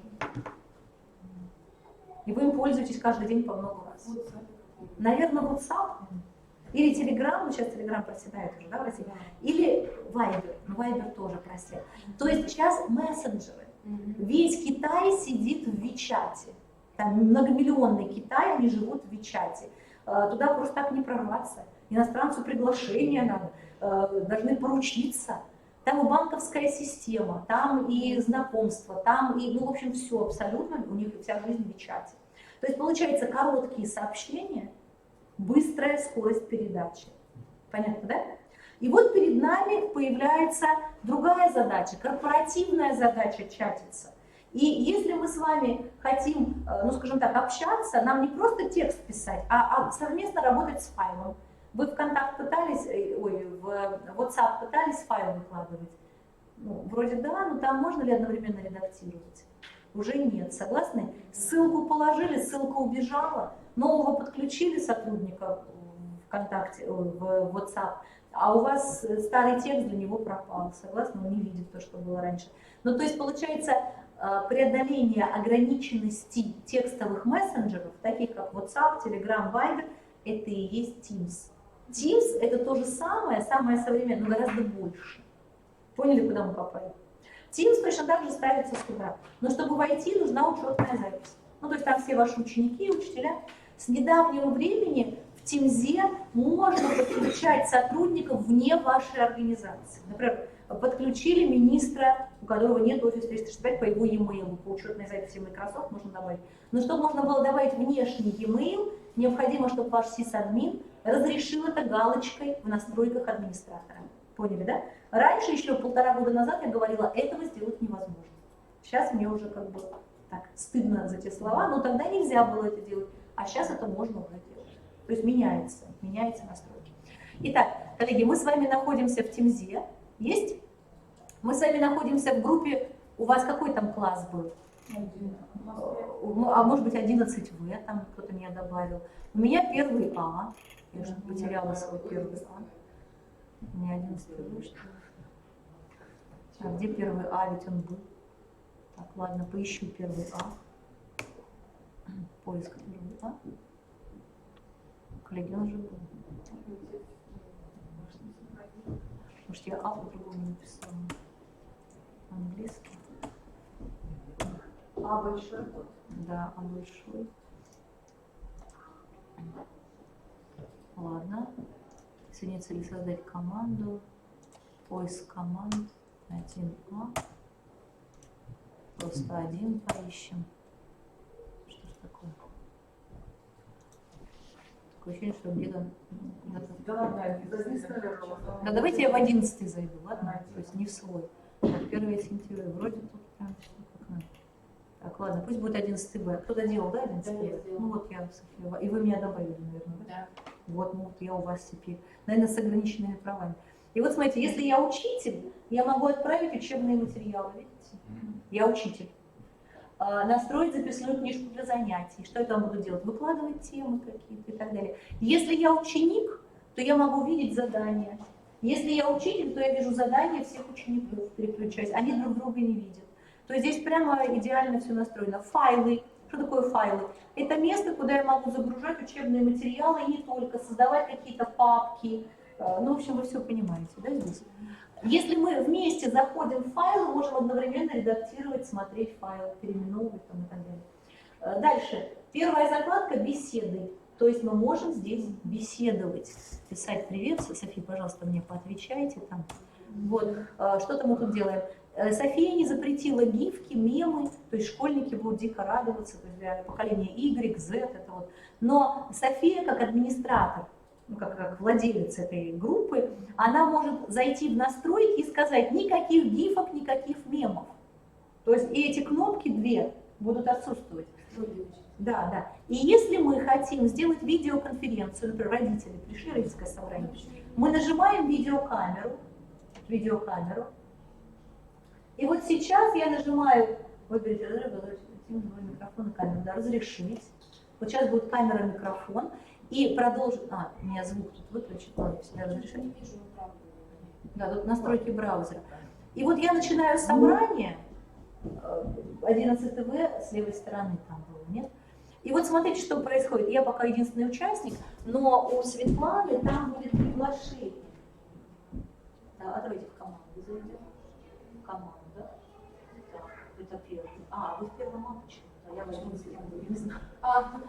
Первого вы создали? Да. Зайдите в 11 Вот. А теперь нажимаете «Присоединиться к собранию». И вот сейчас Светлана, ну, знаете почему? Потому что сервер не успел обновиться. Есть, да, звук выключен. Представьте себе, что мы все в одной группе, все зашли. Ну, то же самое, да, то есть один чат, все зашли. А теперь, смотрите, самое интересное, что можно сделать. Я могу записать все происходящее. Светлана лектор, она это все рассказывает и хочет, чтобы не пришедшие на родительское собрание родители увидели все общение других родителей. Или метод совещания какое-то, протоколирование, метод совещания тех учителей, которые не смогли быть на метод совещания. Я нажимаю троеточие, начать запись, и все, что сейчас происходит, пишется. Вот с этого момента. Есть? Проходит какое-то время, я могу здесь, например, ну, что сделать? Могу загрузить какие-то презентации. Вот я презентацию PowerPoint гружу. Сейчас все будут видеть эту презентацию. Я что-то показываю, листаю, запускаю рабочий стол. Ну, в общем, вся история действия. И, наконец, я делаю остановить. Здесь есть, видите, кто включил запись, все видят, что Кара включила запись. И здесь я говорю остановить запись. Все, запись остановлена. Она будет прописана в чате нашей беседы. И тут я говорю положить трубку. Я завершаю звонок, кладу трубку. Теперь, кстати, мы возвращаемся, ну, закрываем, возвращаемся в чат. И вот здесь еще на собрании, Светлана, вы не вышли из собрания, вышли. Да, сейчас несколько секунд, и здесь будет видеоролик нашего совещания. То есть получается, вот здесь общение, тут совещание. Все вот так по очереди идет. Это совещание остается у вас в Office 365, не в вашем OneDrive лежит, а есть такое место, хранилище видео, называется стрим, ну, потоковое видео, и там все это хранится. Вот сейчас здесь несколько секунд, сохраняем ее в Microsoft Stream, и она будет сохранена. А запись может родителям родителей это нормально? Я не знаю, но может быть, смотрите, если вы с родителями договариваетесь, что родительское собрание, мы хотим его записывать, потому что родители по пробкам не могут приехать или карантин в школе. Камеру поставить, чтобы только на... Да, так родители могут камеру не включать. Попадали, да? Да, конечно, да. То есть камера может быть только на вас, вы говорите, а родители, которые из дома сидят, будут благодарны вам, что они увидят это родительское собрание или совещание какое-то, да? И вот смотрите, у меня видео сформировалось, я щелкаю по видео, это может делать любой, кто в 11 В добавлен. И вот сейчас это видео загрузится, оно успело уже в Дублин слетать, там легло на сервер. И вот смотрите, вот оно. Мы сначала так разговаривали, я его запускаю. Вот Кара с Карой с этого момента подключается. Есть? Проходит какое-то время, я могу здесь, например, ну, что здесь? Ну вот смотрите, в конце там презентация. И, наконец, я делаю остановить. Все. Ну, ее, конечно, можно взять и, например, ну, там, поделиться с кем-то, удалить тоже есть. Да, то есть там... Посмотрели, например, взяли удалить. Ну да, например, Кто-то родители, люди там на неделю, например, а потом удалить. или ученики какой-то видео, там, запись, мастер-класс такого. Ну что, идем дальше? Это общий канал. Секундочку. Видите, общий канал. Если я нажму троеточие справа от 11 В, я могу добавить новый канал. Например, новый канал ЕГЭ. Бывает такое? Вы там обсуждаете проблематику ЕГЭ. То есть, получается, вы не делаете отдельный чат в WhatsApp, а здесь тоже беседы, файлы, заметки. Есть? Делаете еще один канал обсуждения Нового года. То есть, получается, вы как классный руководитель создали много чатов. В каждом чате своя история, своя группа, этой группы лиц. Видите? Ну и, наконец, зайду-ка я в Новый год. У нас есть беседы, чатимся, файлы, елки там и так далее, заметки какие-то. Плюсик ставлю, хочу вставить видеоролик. Песенки, которые будем разучивать к Новому году всем классам. А видеоролик у меня лежит в YouTube. А YouTube запрещен к отдельному открытию, но он не запрещен как в Teams. Я захожу в YouTube, здесь говорю «добавить», и открывается окошко, мне говорят «дай мне ссылку». Я сюда вставляю ссылку, и у меня появляется новая закладка, где YouTube. А ссылка, кстати, оттуда из YouTube, как вы сохраняете? Там в YouTube надо, да? В YouTube, да, там треугольничек и копировать Вам ссылку. нужно найти сначала Видеоролик, скопировать с него ссылку и здесь вставить. И добавить, и все, и он здесь прикрепится. Да. Дома-то у вас фильтров нет, вы же можете хоть куда зайти. Вставили туда, а в школе уже зайти. Да. И вот вам офис 360. Там разные способы, вот это есть. Ну, если хотите, я могу зайти в YouTube, вам поставить как-то. Ну, я думаю, там все понятно, да? Угу. Коллеги, ну и наконец, помните, мы форум сделали? Например, в Новый год вы хотите анкету поставить. Вот у вас есть группа 1 Б или родительский опрос. Родители имеют доступ сюда. И здесь вы делаете добавить существующую форму. Помните анкета, личная анкета? Сбор ответов или показать результаты. Ну, например, для родителей будете собирать ответы. Сохранить. И вот посмотрите, здесь у вас заполнение анкета. И здесь бланк анкеты откроется. Помните, я говорила, что Teams – это агрегатор любых приложений, которые есть у нас. А, например, в общем, вы будете в плюсике показывать результаты. Я точно так же здесь могу добавить форс. И в этой анкете, да, или в учительском комитете, там показывать результаты. Понимаете, да? Где-то у детей спрашивать, а там размещать. И вот здесь я размещаю тоже анкету и говорю, буду показывать результаты. Все, нажимаю «Сохранить». И вот здесь у меня появляется еще одна закладка, которая показывает результаты анкетирования. Я уже не спрашиваю. Как вам, коллеги, интересно? Очень интересно, но знаете, вот это, я говорю, надо на учреждениях делать семинар. Конечно. Вообще. Ну что вы сейчас сделали? Вы увидели возможности. Моя задача была показать вам максимально широко. А вы как часто приезжаете? Ну, я была недавно, я была в весне. А у вас, получается, кроме, вот, например, здесь в регионе кто проводит семинары или что-то? Я вот сейчас проводила в Кривом семинар по Outlook. Надежда, да, по Teams, ну это я в рамках презентации.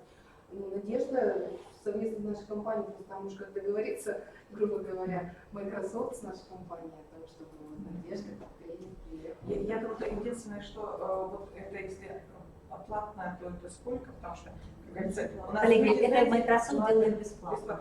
Ой, тем более. Это бесплатно, да. Бесплатно. Коллеги, ну смотрите, нас было сегодня мало, прямо реально нас было мало. Непродуктивно мы использовали этот зал, да, непродуктивно. Бывает такое, что собирают большие актовые залы. Вот в Казани, в университете учителя из разных мест приехали, и был громадный зал. Конечно, хуже зал был подготовлен, не было ноутбуков. Но я сказала, берем телефоны, берем таблички и поехали. Не забывайте, половину учителей сидят сегодня на торжественном. Да, из-за этого, да. Может быть, надо было мне в другой день. Главное, нужно было сделать именно, понимаете, 4-го, вот этот семинар, да, и концерт тоже 4-го. Так разве бывает, например, в приказном порядке вы в 19 часов должны быть там-то, там. Представляете? Это же жуть вообще. Коллеги, ну и можно я последний завершающий штрих скажу? Смотрите, я нажимаю плюсик, помните плюсик там в конце? И передо мной открывается стек приложений, на которые, обратите внимание, они здесь не майкрософтовские. Видите? Пожалуйста. Может быть, вам что-то говорит Marvel программа, или Weibo, или там, ну, замечаете, да? Вот. YouTube здесь же вы находите, Trello, управление приложением, любые другие приложения, Jira, это управление проектами, Mind, Мистер там и так далее. То есть вы можете любые другие приложения, которые создаются, или вот здесь другие приложения, видите? И мы находим вообще громадное количество приложений, разработка IT, образование, видите? Это общие мировые разработки. То есть это мы можем сами все? Конечно. Например, для образования вы решаете вот Бунси, я не знаю, что это такое, или Wikipedia Search. Вы решаете, что это вам нужно. Я щелкаю Wikipedia Search, говорю добавить. И у меня сейчас Wikipedia Search будет добавлено, вот, открыть. И я открываю Wikipedia Search, так, приложение надо закрыть. Вот, захожу в команды. И вот теперь здесь у меня Wikipedia Search будет находиться среди. Так, надо будет ее еще. Ну, в общем, вы поняли, да? То есть здесь надо будет мне чуть-чуть она пропишется. И таким образом я могу отыскивать разные, видите, боты, говорят, модная сейчас тема, да? Вот, пожалуйста, чат-боты, там и прочие вещи. Вы можете все это добавлять, использовать. И много из них для образования. Это общемировые приложения. Это самое-самое современное, что есть во всем мире. Какие-то русскоязычные, какие-то англо. Если русский написал, то там она будет русскоязычная. Ну, конечно, большинство тут англоязычное. Вот. Ну, то есть, по большому счету, если вы чем-то таким пользуетесь, сервисом, чтобы его не разрознить, дети, выйдите на такой-то сайт, сделайте это. Вы можете в Teams закинуть, откройте свои планшеты, телефоны, войдите в группу Teams, в такой вкладке перейдите по ссылке. Все.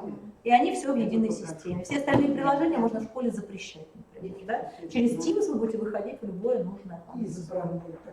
Да. Коллеги, на этом я хочу вас поблагодарить за усидчивость. Спасибо вам. Если одним словом, что такое Office 365 для вас?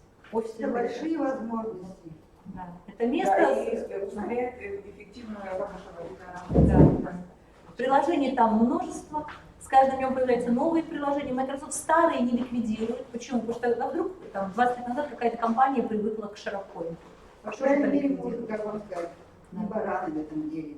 Да, теперь вы знаете, что это такое.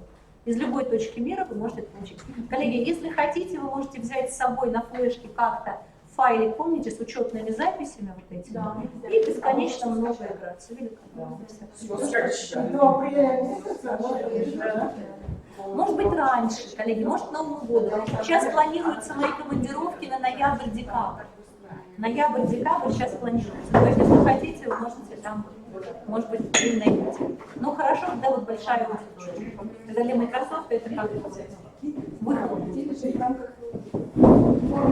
Да, получилось так, что у нас сильно правильно. Да. Ну ничего страшного. Спасибо. Если что, значит можно звонить. Да, вот это понятно, за рабочих поговорить, сертификат отправится на электронную почту, где вы оставляете свои Замечательно. Хорошо, спасибо. Да, спасибо. Они именные будут, что как вы себя там написали, так к вам и придет. Хорошо. Здорово.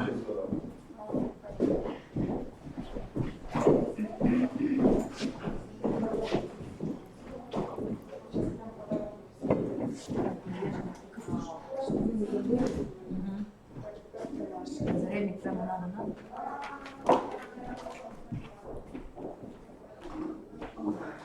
Светлана, сертификаты мне делать, или вы сами по-своему сделаете? Или мне...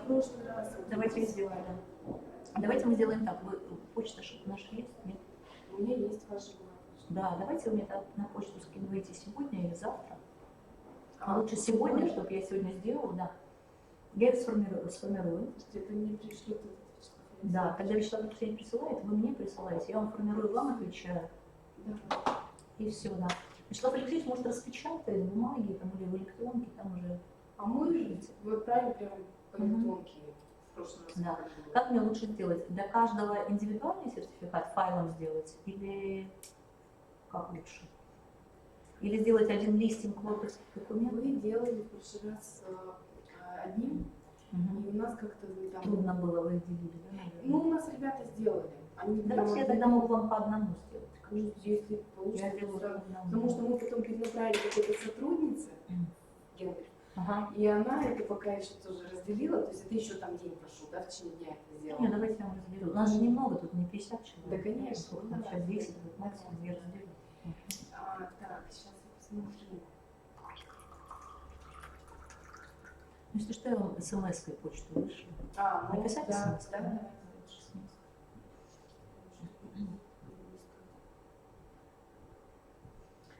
У меня сейчас такое состояние, хочется домой спать. Вот, Мы не поедем уже, да? Давайте не поедем. Вам к семье лучше, да, Светлана? А у меня сейчас все по дополнительным занятиям. Нормально.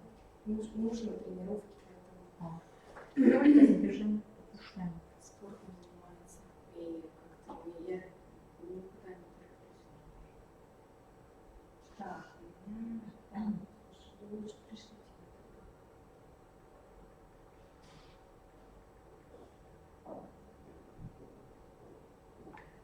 Я просто не представляю, вы еще с утра, получается, ночной перелет.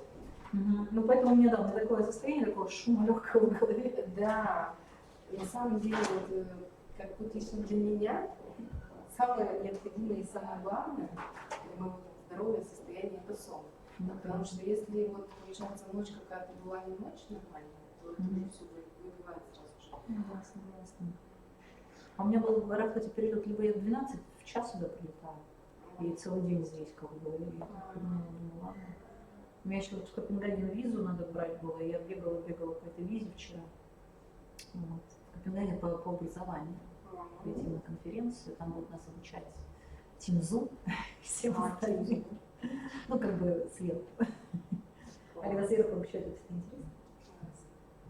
Так, ну, не знаю, что пока не отвечу. А нет, я еще не отправила, сейчас я наберу.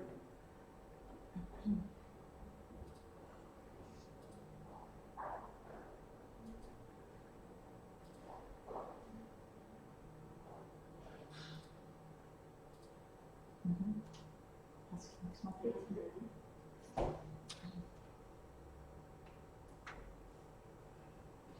Да, пришла, хорошо. Тогда так. Тогда что? Я отправлю вам список, который... Ну да, просто список, да, список фамилий.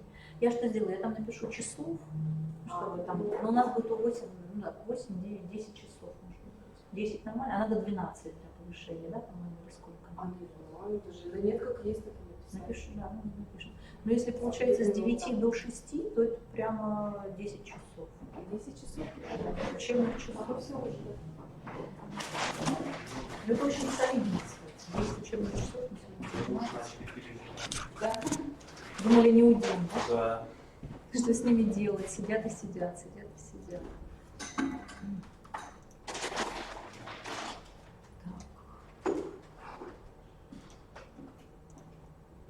А вы все писали, да?